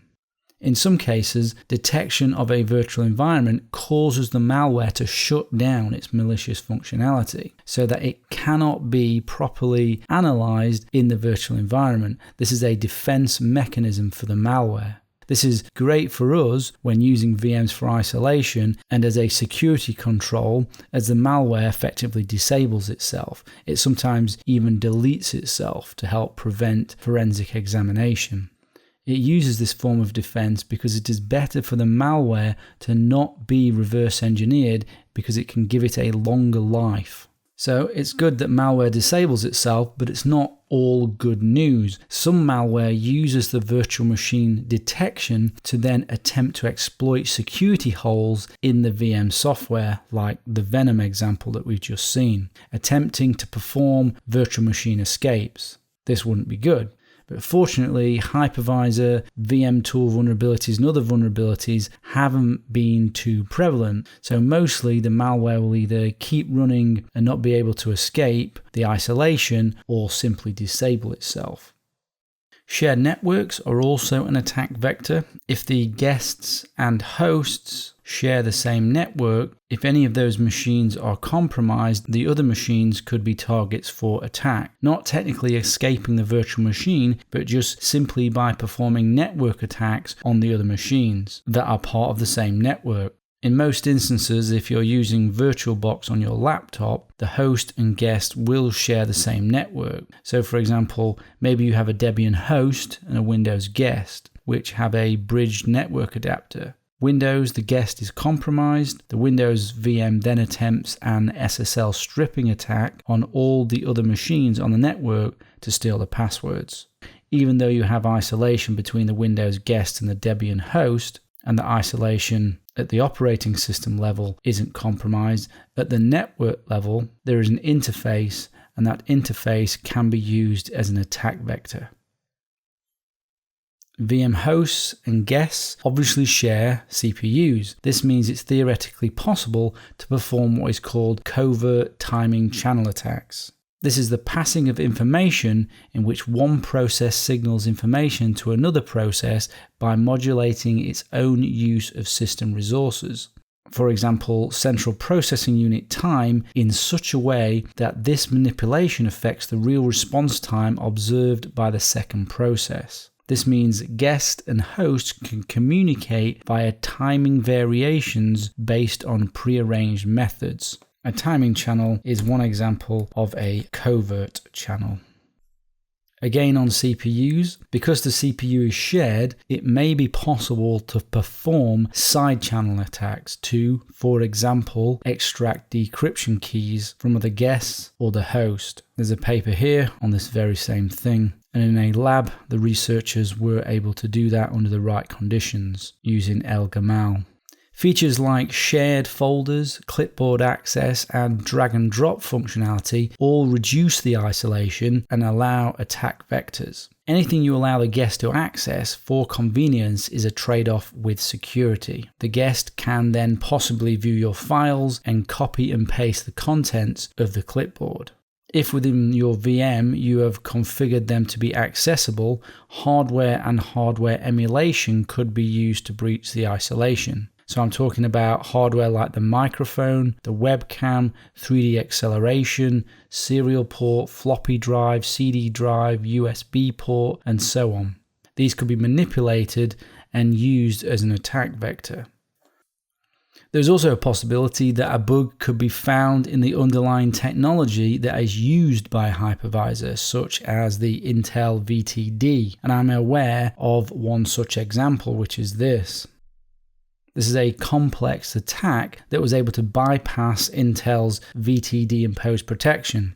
Intel VTD, if you're not aware, enables hardware support for isolation and virtualization, and a vulnerability was found by these two researchers here at Invisible Labs.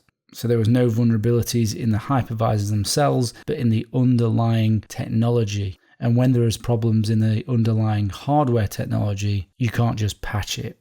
And then when we start to think about who needs serious security, privacy, and anonymity, running a number of virtual machines requires a fast machine with good CPU and memory. Many of the people who need security, privacy, and anonymity are unfortunately not rich. They live in places where there isn't a lot of money and they can't afford a machine to support virtual machines. This is a disadvantage, a major disadvantage of virtual machines for people with limited funds.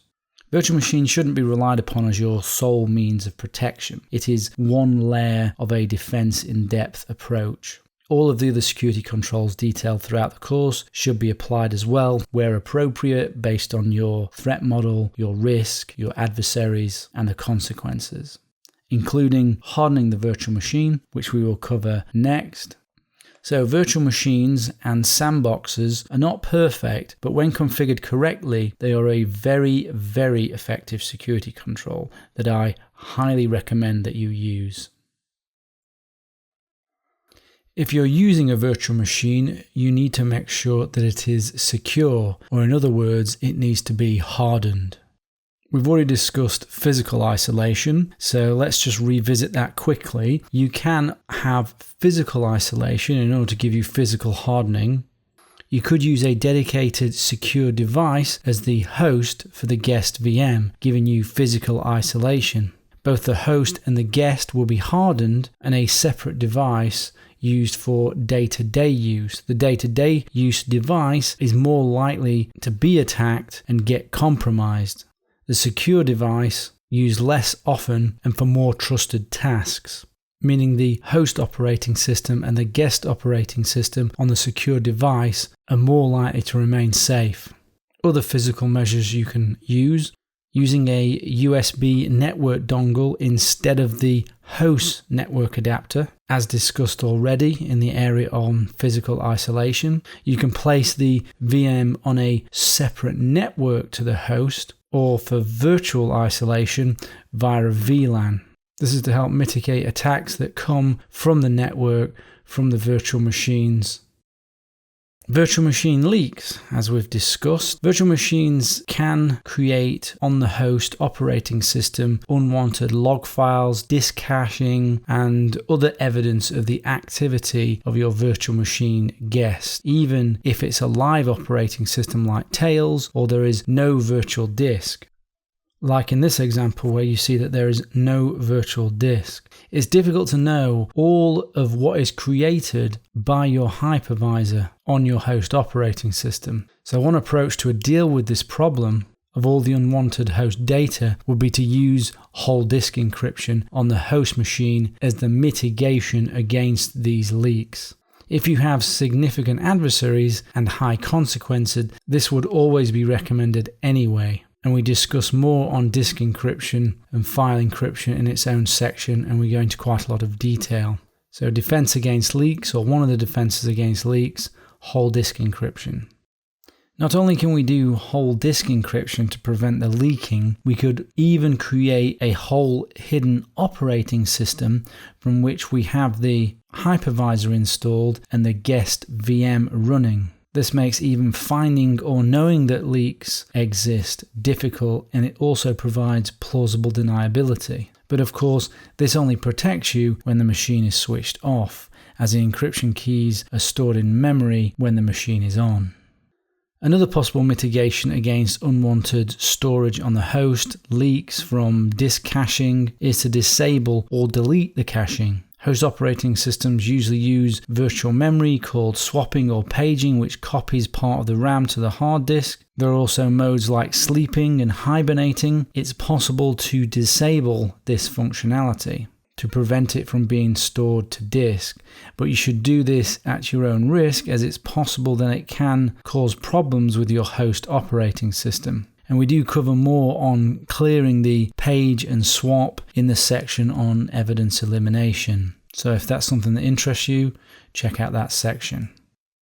Moving away from leaks now and onto protecting the data within the virtual machine, you can enable encryption using the hypervisor for each of the individual virtual machines. But obviously again, this only protects them when they are switched off. Using the hypervisor's encryption is probably a less tried and tested solution than encrypting the operating system itself using more well-known encryption technology such as Lux, FileVault 2, BitLocker, and Veracrypt, which have been subject to more public and community scrutiny than perhaps the hyperdriver encryption has. Enabling both encryption in the hyperdriver and within the operating system will slow down your virtual machine, but does give you defense in depth. You want to reduce the attack surface of your hypervisor, and here are some of the features that you might consider removing. You might want to disable the audio and the microphone, and not specific to virtual machines. You might want to cover your webcam with tape, disable shared folders, disable drag and drop and clipboard. Don't enable video acceleration, 3D acceleration, and do not enable serial ports. If you can, do not install VirtualBox Guest Edition or VMware Tools or equivalent. That gives the operating system more access to the hypervisor, and it gives the guest access to more of the host like the microphone and increases the attack vector. You want to remove the floppy drive and remove any CD or DVD drives. If it's a live operating system, you want to remove any virtual disks.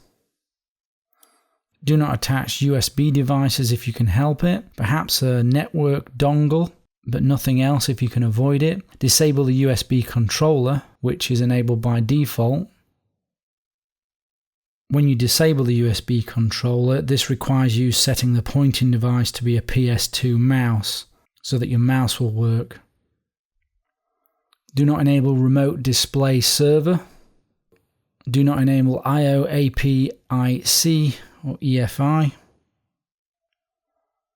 Enable PAE NX. NX is in fact a security feature.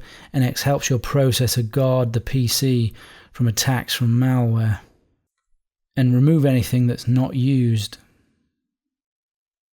If you are concerned about someone getting a hold of your device and local forensics, then use non-persistent operating systems like live CDs, live USBs, and don't add virtual storage when setting up the virtual machine.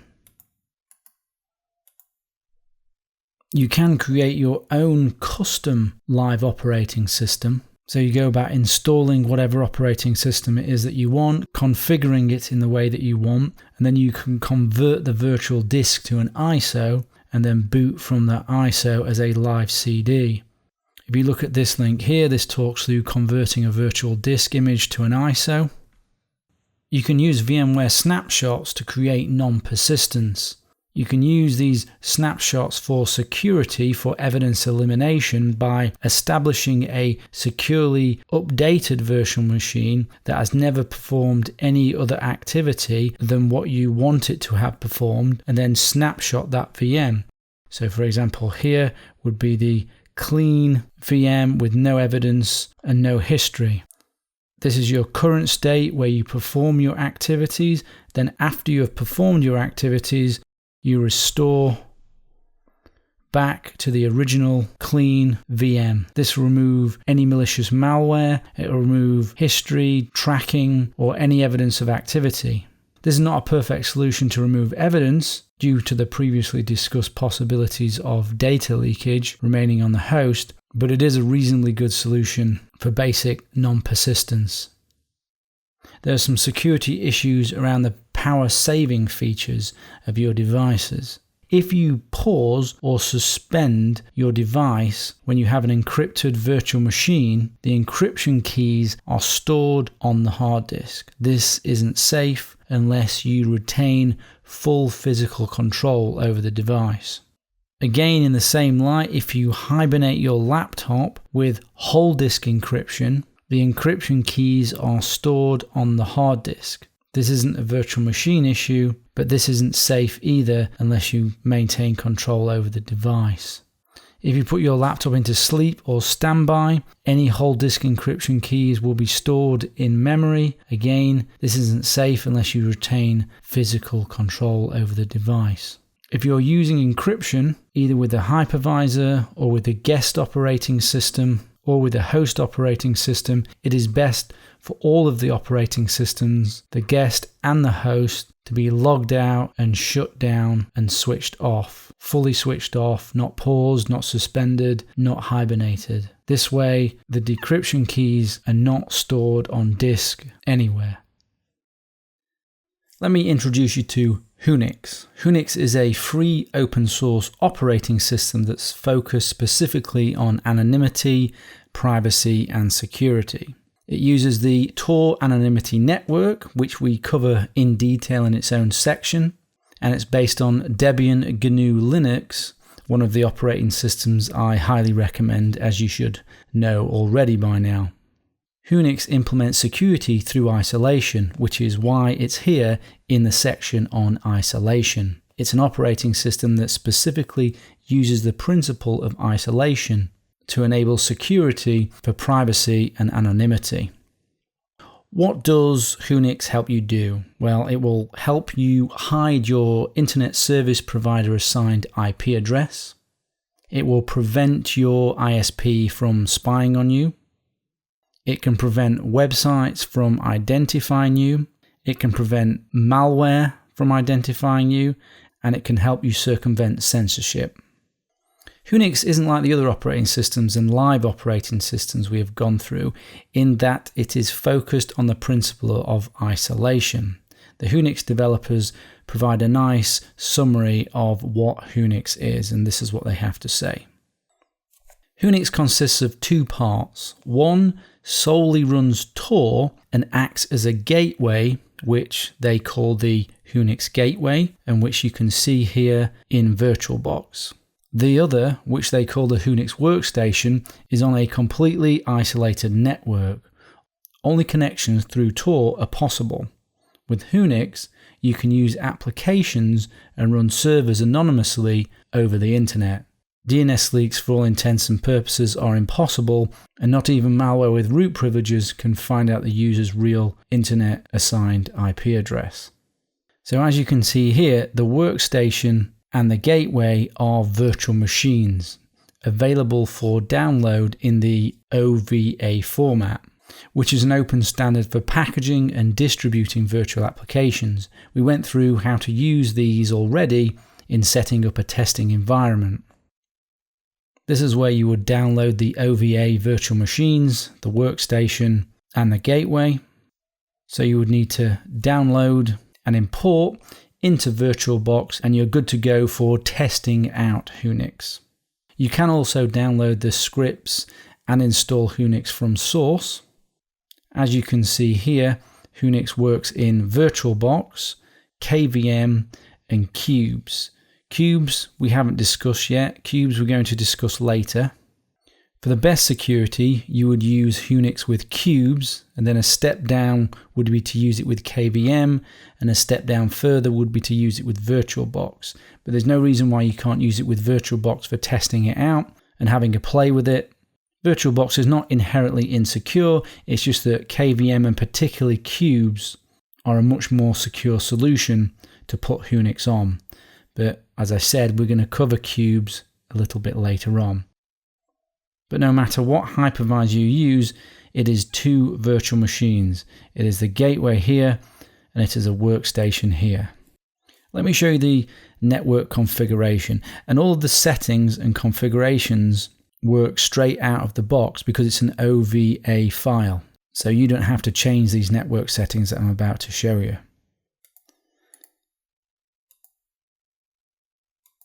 So if you look here, you can see adapter 1 is on NAT, and adapter 2 is on internal network, and the network name is Unix. So two network adapters. This one is going onto my local network, and therefore will go to the internet because it's assigned DHCP from my router and firewall. And then here is the internal network that it's created called the Unix network. There is no other network. Now, if we go to the workstation, look at its network settings, and you can see its network adapter is set to be on the Unix network, the internal network. So the workstation is only connected to the gateway.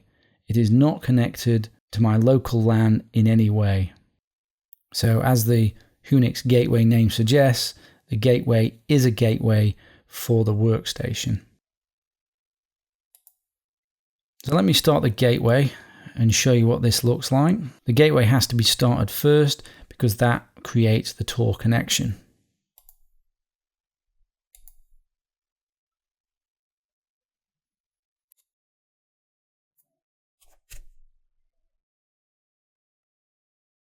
So there it's starting.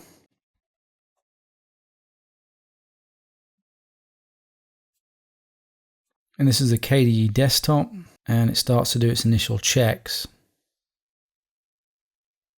And I'll start the workstation.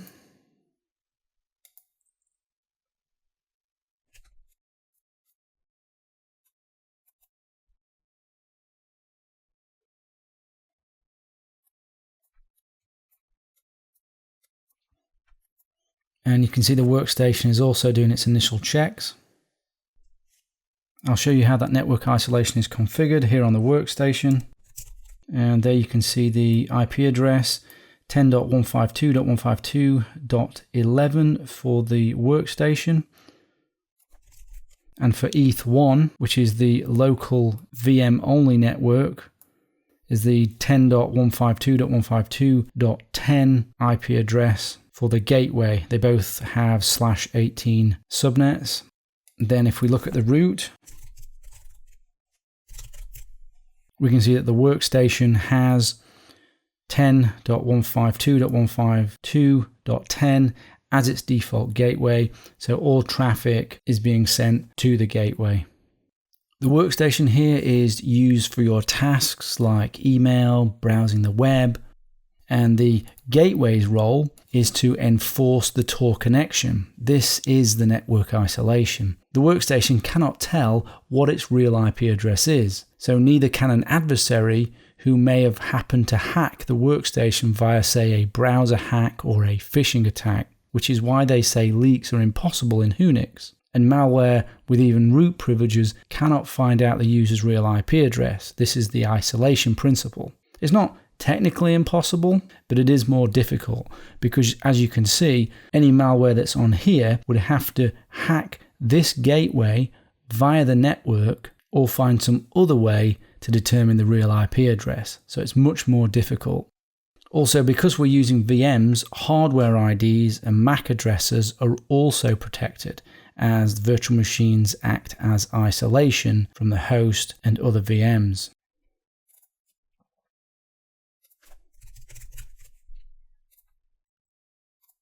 So there you are, you can see browsing the web using Tor.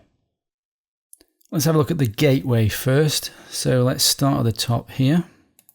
What we're looking at here is something called ARM. It's the anonymizing relay monitor. So it's like a status monitor for Tor and for this gateway. It shows things like resource usage, bandwidth, CPU. It's a little bit like TOP, but for Tor. So you can see there some data being downloaded from the workstation. If I press M, you'll see similar sort of functionality as you do in the Tor browser. So I can create a new identity. I can stop Tor, restart.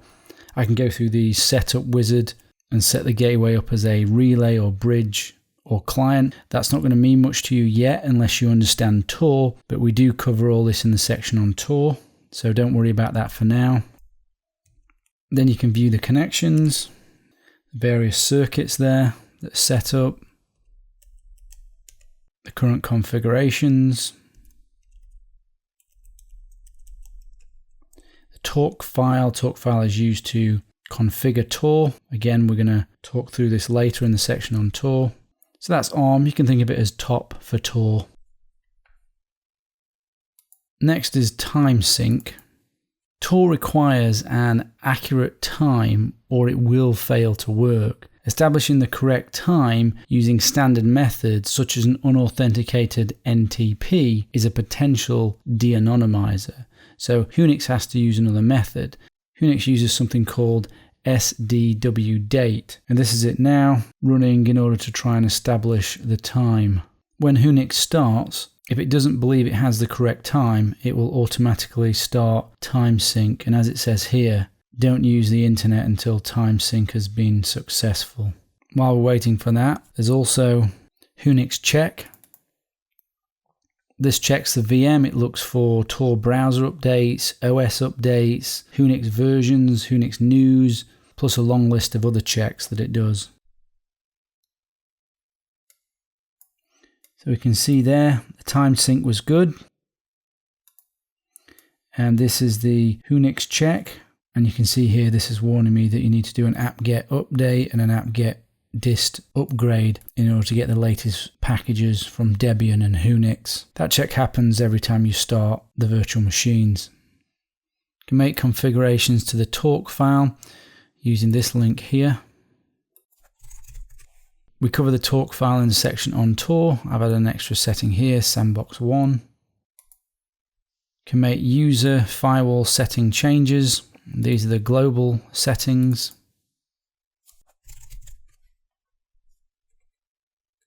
And this is where a lot of the gateway's configuration is as to what it does, whether it's a transparent proxy, on what port, and so on. One of the best things about Unix is the Unix gateway itself. Any VM, not just a Unix workstation, as long as it's configured correctly, could use the Unix gateway to take advantage of its security features and the Torification of that internet connection. In fact, you don't technically have to be a VM either. If the gateway is configured in a certain way, a physical machine could also use the gateway. If you want to connect your own workstation to the Unix gateway, then you will need to connect it to the Unix network, as we saw here. Once it's on the Unix network, it needs to have the right IP addresses set up. You can use the IP address of the workstation if you're not using the workstation, 10.152.152.11, but I believe you can use any IP address that's in that subnet. So for example, I've got a workstation with .50. It'll need a subnet mask, which is /18, which translates into 255.255.192.0. Your default gateway should be set up obviously as the Unix gateway, which always has this address, 10.152.152.10, and preferred DNS should also be the same. And then your own custom workstation should work with the Unix gateway. Your own custom workstation is inferior if you're not using SOX proxy. So that's something you're going to have to look into to setting up if you want to use your own workstation. But that's a more advanced usage of Unix. And there's a useful link here for setting up your own workstation, so check that out. What you can see here is a representation of the Unix workstation here, the Unix gateway here, and then the 3-hop circuit of the Tor network. First node, second node, third node, and then the destination. The Unix gateway here acts as both a transparent Tor proxy and a SOX proxy. Transparent means that even if downloaded applications aren't configured to use Tor, they will still go through the Unix gateway and be transparently Torified. Transparent as in transparent Tor proxy. This is a good feature. It means you can download and install things that you need, and they don't need to be specifically configured to use Tor. They can go through the transparent proxy. But note, all trans-proxied apps use the same Tor circuit. So as you can see illustrated here, they go through the same nodes, they'll have the same exit IP address, and be seen as the same to the destination. Now, SOX proxies, on the other hand, is used when an application is specifically configured to use Tor as a proxy. So, for example, the proxy settings within the browser. If you look here, these are the SOX proxied applications within Unix and the ports that they use and whether they are pre-installed and pre-configured to use SOX. So you can see the Tor browser here is connecting locally on the workstation on port 9150 and is using the SOX proxy. If you install Thunderbird, then this will also use the SOX proxy. There's also command line apps that you do need to go through Tor, and of course these also go through the SOX proxy. So you've got things like wget, curl, aptitude and apt-get for downloading your apps from the repository. So plenty of pre-configured applications to use a SOX proxy. And that's good because using the SOX proxy is better for security because it provides what is called stream isolation, i.e. each application uses a different Tor circuit as illustrated here. So you can see this one's going that way, this one's going that way, this one's going that way. Therefore, each application going through the SOX proxy potentially has a different IP address. Not always. They may have a different circuit, but their exit node may be the same. Even so, this protects against identity correlation attacks because of Tor circuit sharing. It is recommended you use a different workstation per alias to prevent correlation attacks. I talk more on correlation attacks in the section on Tor. If you want to get a little bit more advanced with Unix, it is possible to run Unix on a physical machine to provide physical isolation, which has its security pros and cons.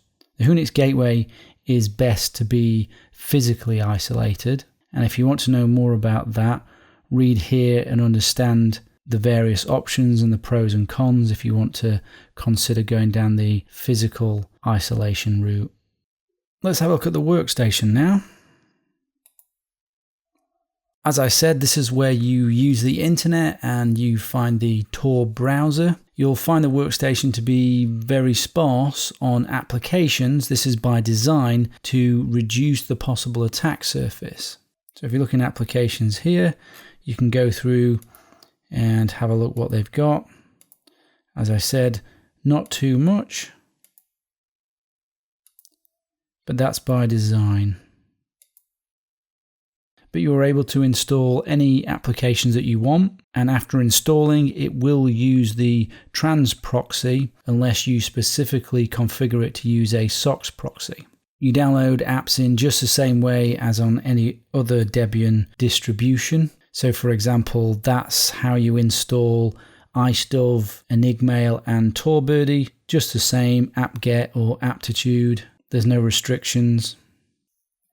Check here for what SOX proxies might be available for any apps that you might want to install.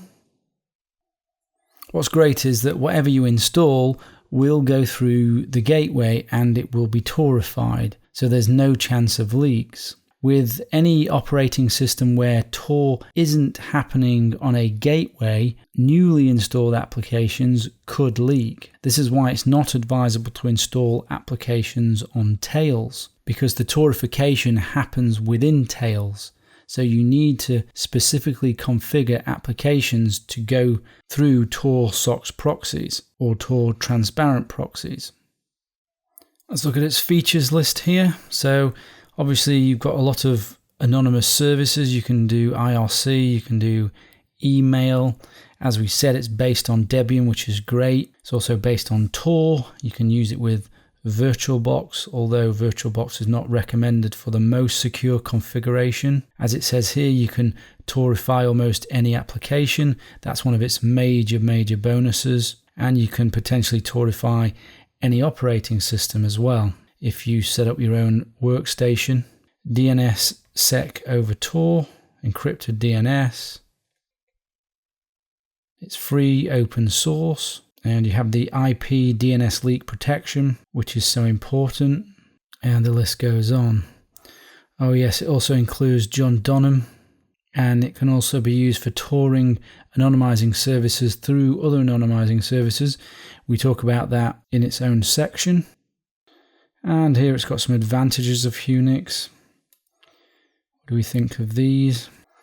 Install any software package. That's a great feature. That's a great advantage over live operating systems where you cannot do that. And then a lot of the rest of this is about preventing leaks, which again is its main benefit really because of the isolation.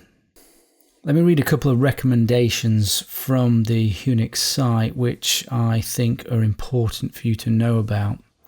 So it's recommended that you keep a master copy of Unix Workstation, keep it updated, make regular clean snapshots, but do not edit any settings or install additional software or use it directly for any activity. Instead, make a clone or use snapshotting, but never mix up clean and unclean states for activities that require anonymity. After importing the VMs, do a first run of the Unix gateway and workstation virtual machines, securely update it.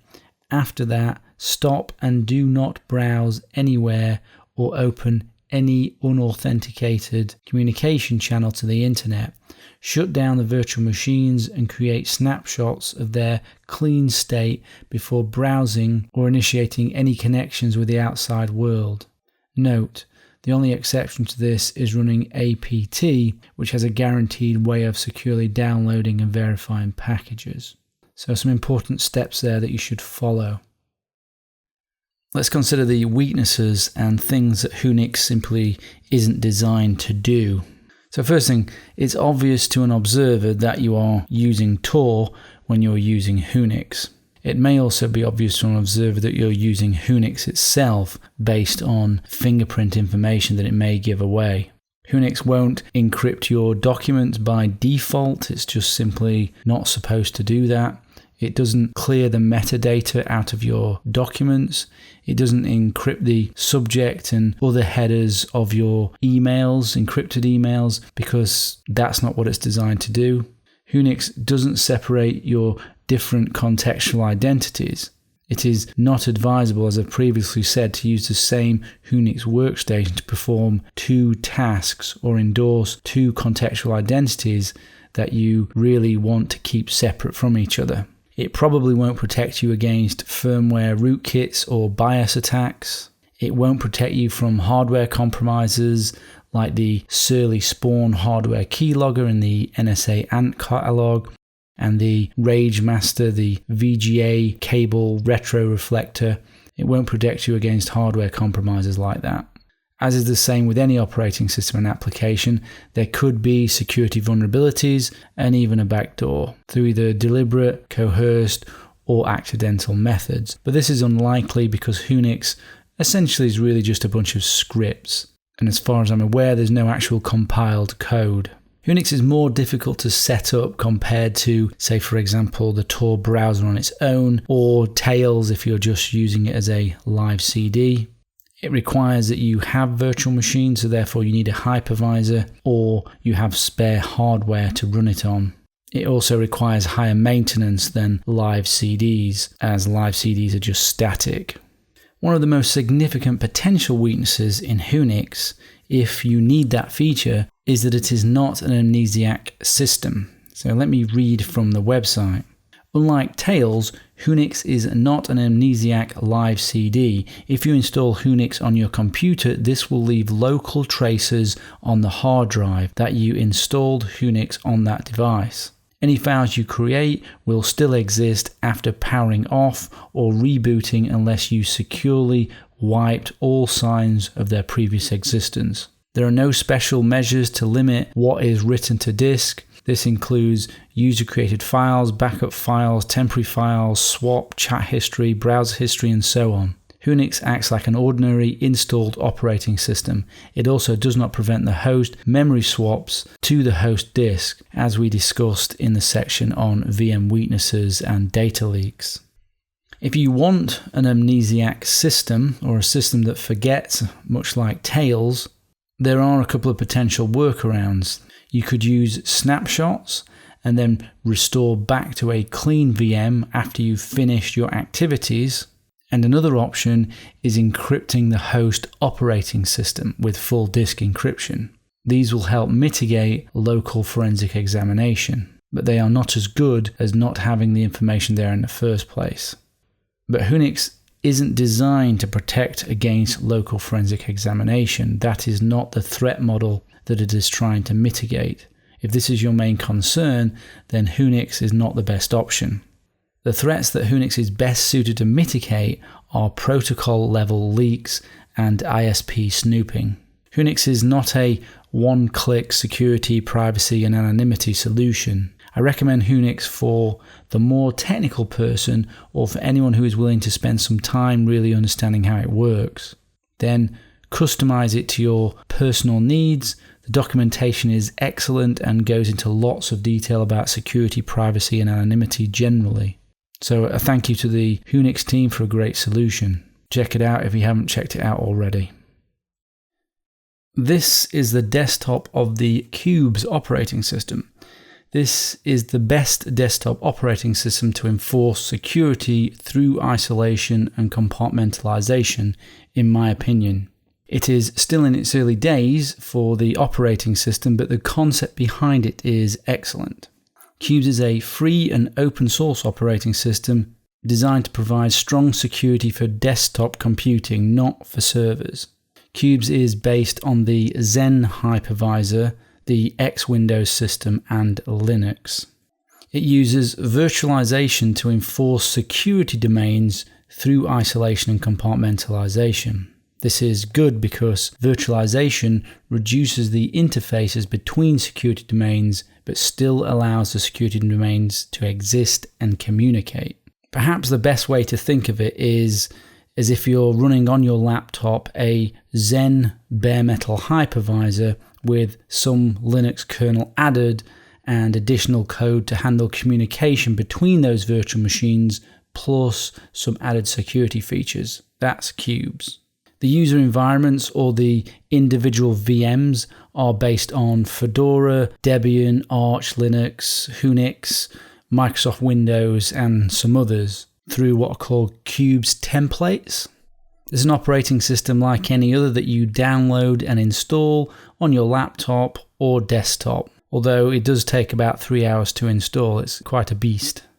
At the moment, this is the latest version to download, and there's also a live CD version that you can get, which you can download here if you want to try it out. The live CD currently, as I'm recording, doesn't have the latest features as the full install version, but at least with the live CD you can test it out and see whether it works on your hardware.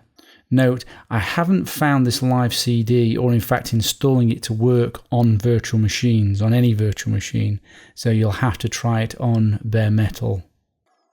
Let's talk about kernel design for a minute. So most operating systems, Unix, Linux, BSD, use a monolithic kernel architecture, which means lots of code runs with high levels of privilege, or what is called the Trusted Computing Base, or TCB. The TCB is all the hardware, firmware, and or software components that are critical to a system's security, the Trusted Computing Base. If security bugs or compromises occur inside the Trusted Computing Base, it is very likely to jeopardize the security of the entire system. Vulnerabilities in the kernel are especially dangerous, so avoiding kernel vulnerabilities is especially critical.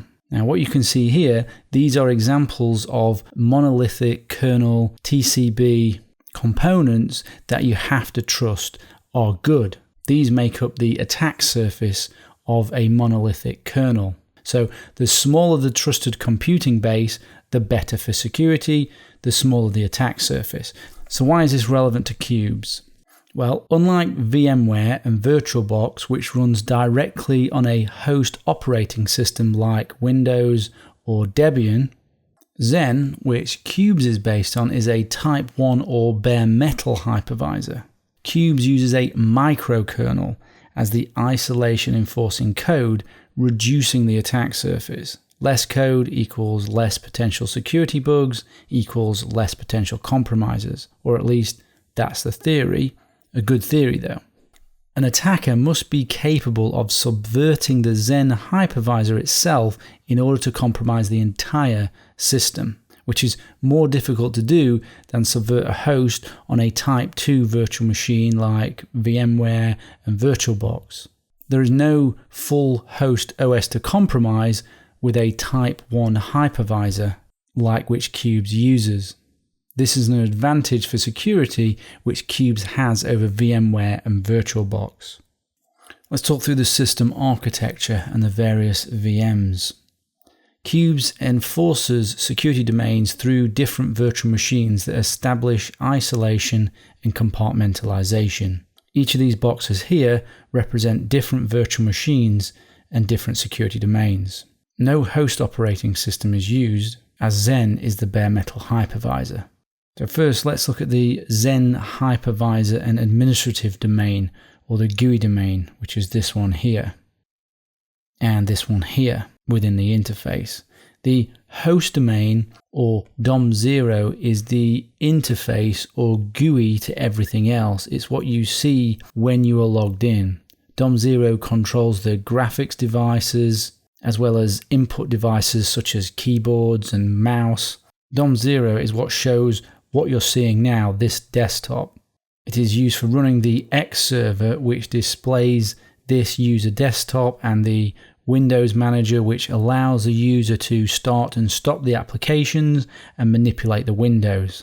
Critically, and for security, DOM0 has no network connectivity. It has as little communication as possible with other domains in order to minimize the possibility of attack from a compromised VM. As you can see, it uses KDE by default, and even, for example, if there was a bug in this KDE, DOM0 isn't reachable for an attacker as there is no network connection to it. You can just view it, in effect. Because the DOM0 doesn't have network access, only a few components need to be updated, which the administrator can install at the command line. To view applications running in each VM's domain, Qubes provides the application viewer.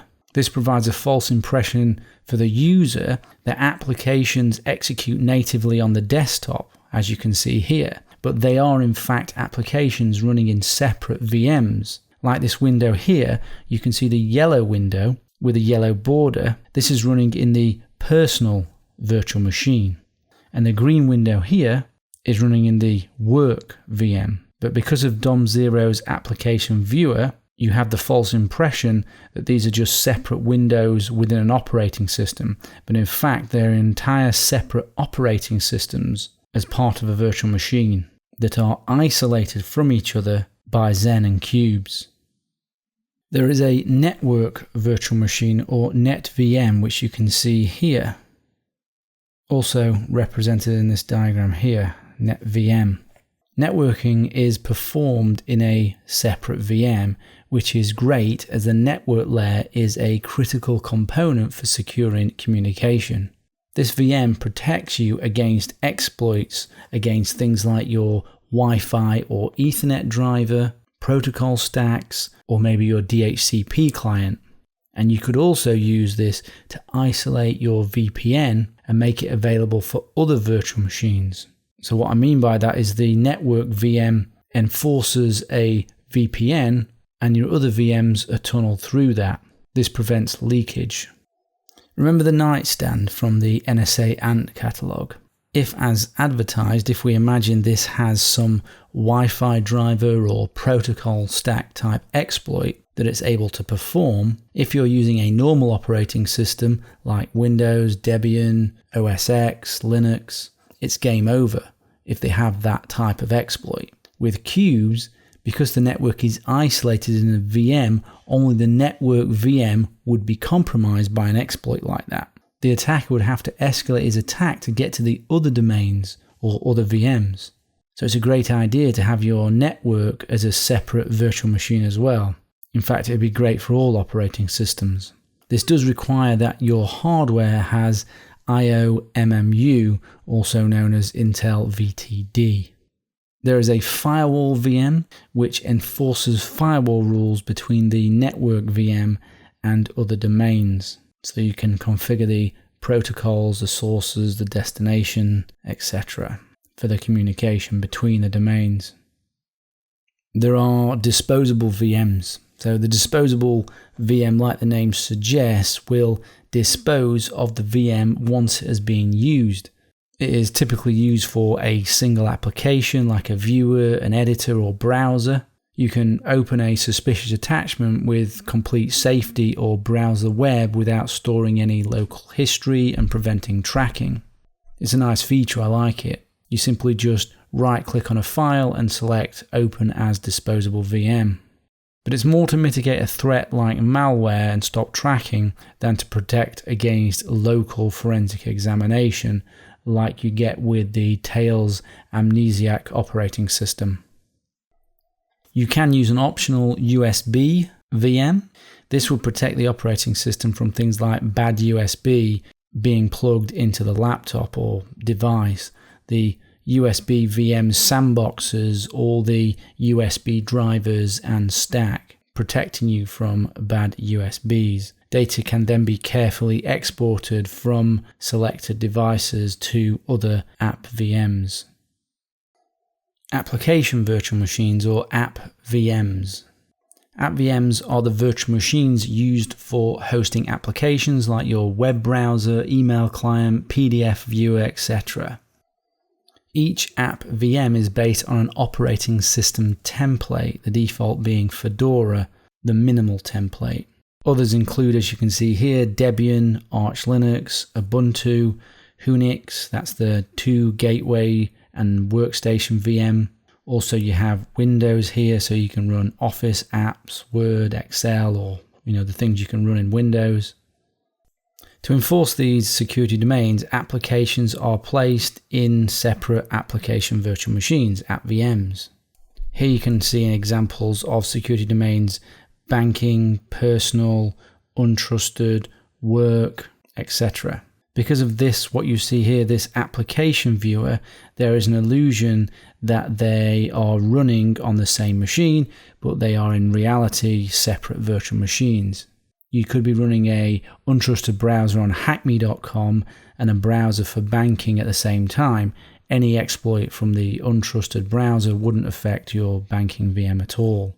And each security domain is labeled by a color, and you can see here each window is marked by the color of the domain it belongs to. So here is the yellow, which is personal, which you can see there. There is the green, which is work. So it's always clear, visible as to which domain a given window belongs to. They also allow for things like secure copy and paste operations between VMs, securely copying and transferring files between VMs, and secure networking between VMs and the internet. Qubes has inbuilt integration with Tor. The Unix gateway and workstation templates come with Qubes and is a great option for using Tor and preventing leaks. You get the benefits of Unix privacy and anonymity and the host security, isolation and compartmentalization of Qubes together, which is a very good solution. Hardware. Because of its design, Qubes has a level of resistance to malicious hardware. Backdoor NICs, USB drivers, bad BIOS, disks and SATA controllers.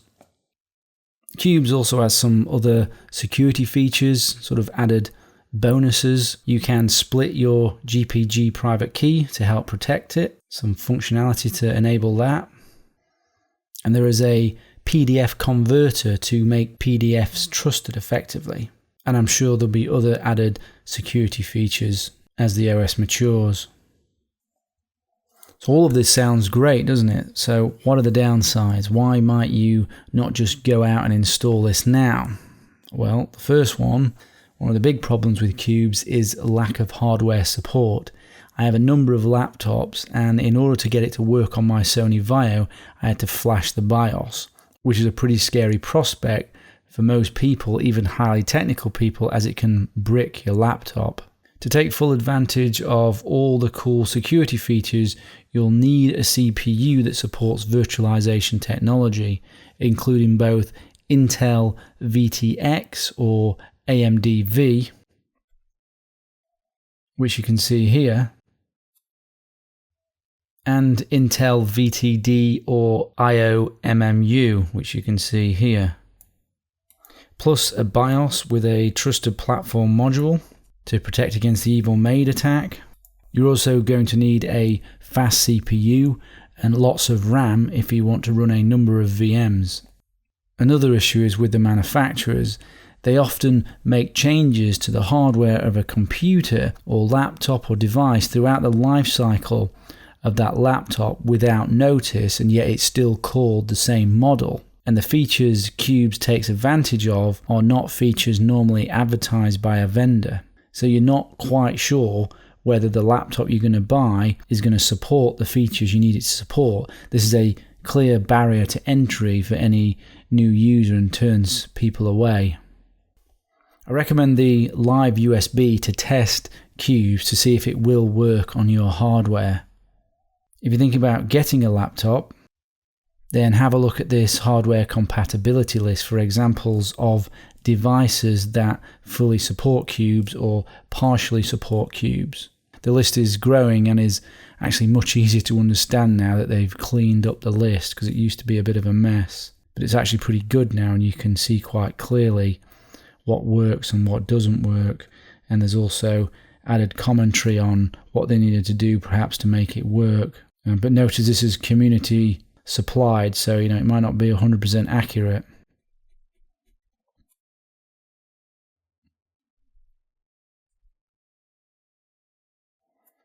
So there's actually quite a few in there. There's a lot more than there was last time I looked, which was a few months ago.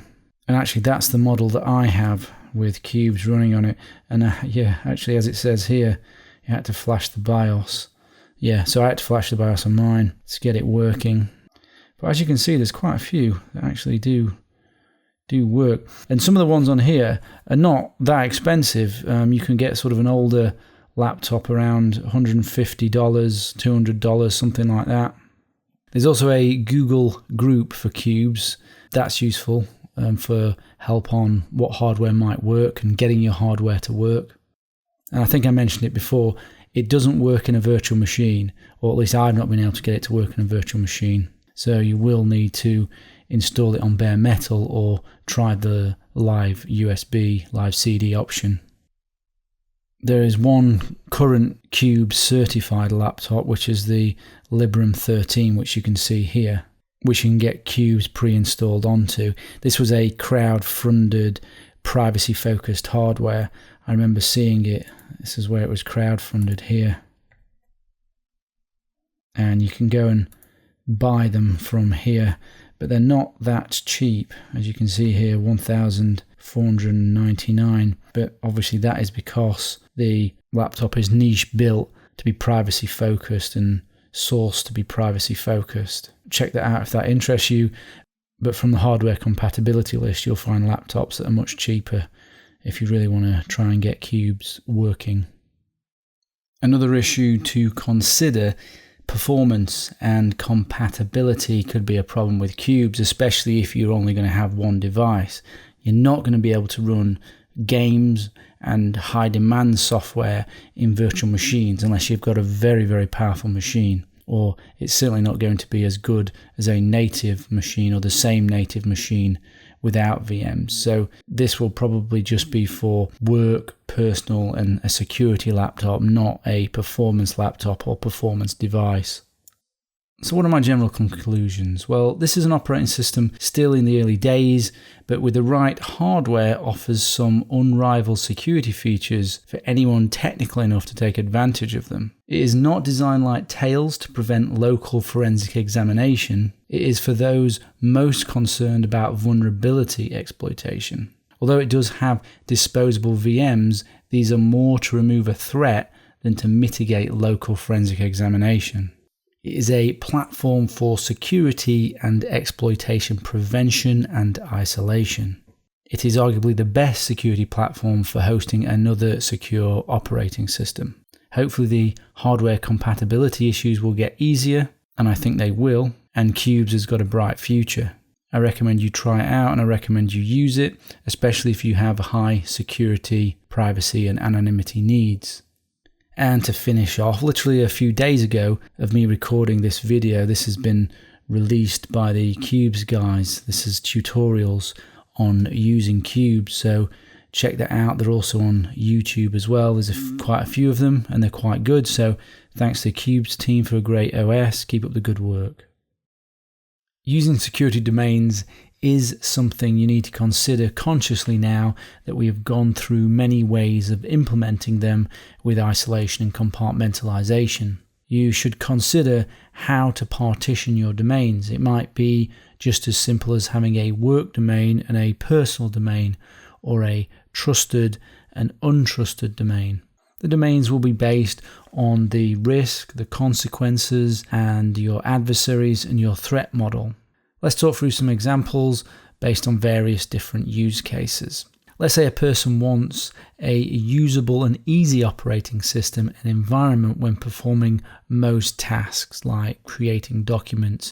They don't want to be overly burdened by security. In this case, they may use Mac OS X on a laptop with all of the uncumbersome security settings set.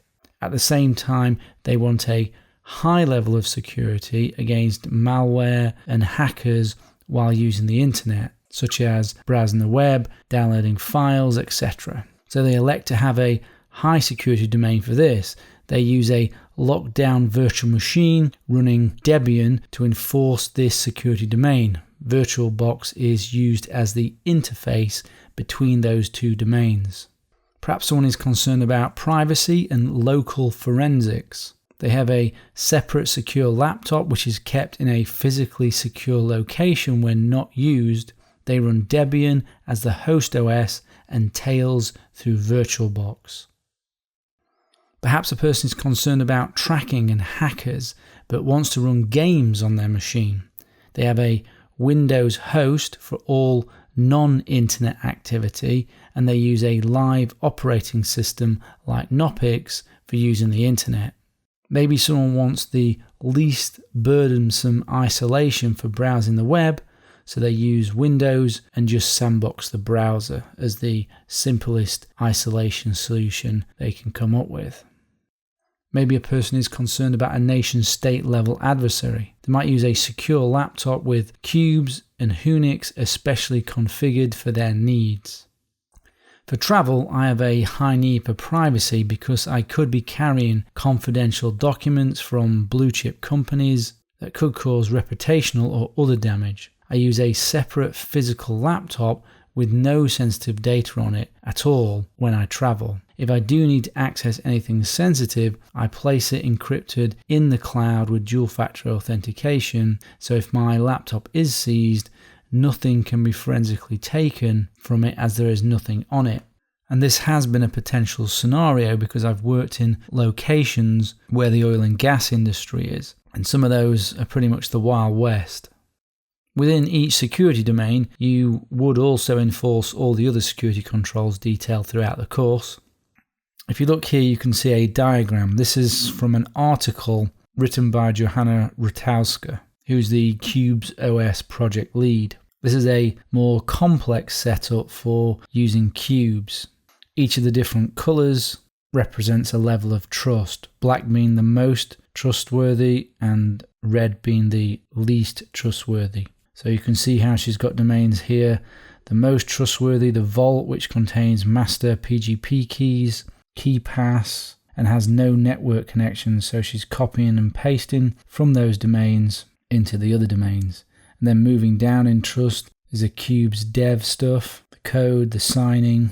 And over here there's very personal, so personal email, personal PGP keys. And there's various work activities and other domains, work admin, and then through to the least trustworthy, which of course is browsing the web and untrusted apps. So these are separated into different security domains and different VMs within cubes. And then you can see here the interfaces between those domains. So this is obviously the sort of thing that you do when you want to take it to the next level, really, in terms of your isolation and compartmentalization. So I hope that gives you an idea of what different security domains you might need and use depending on your situation to help you protect you from your adversaries.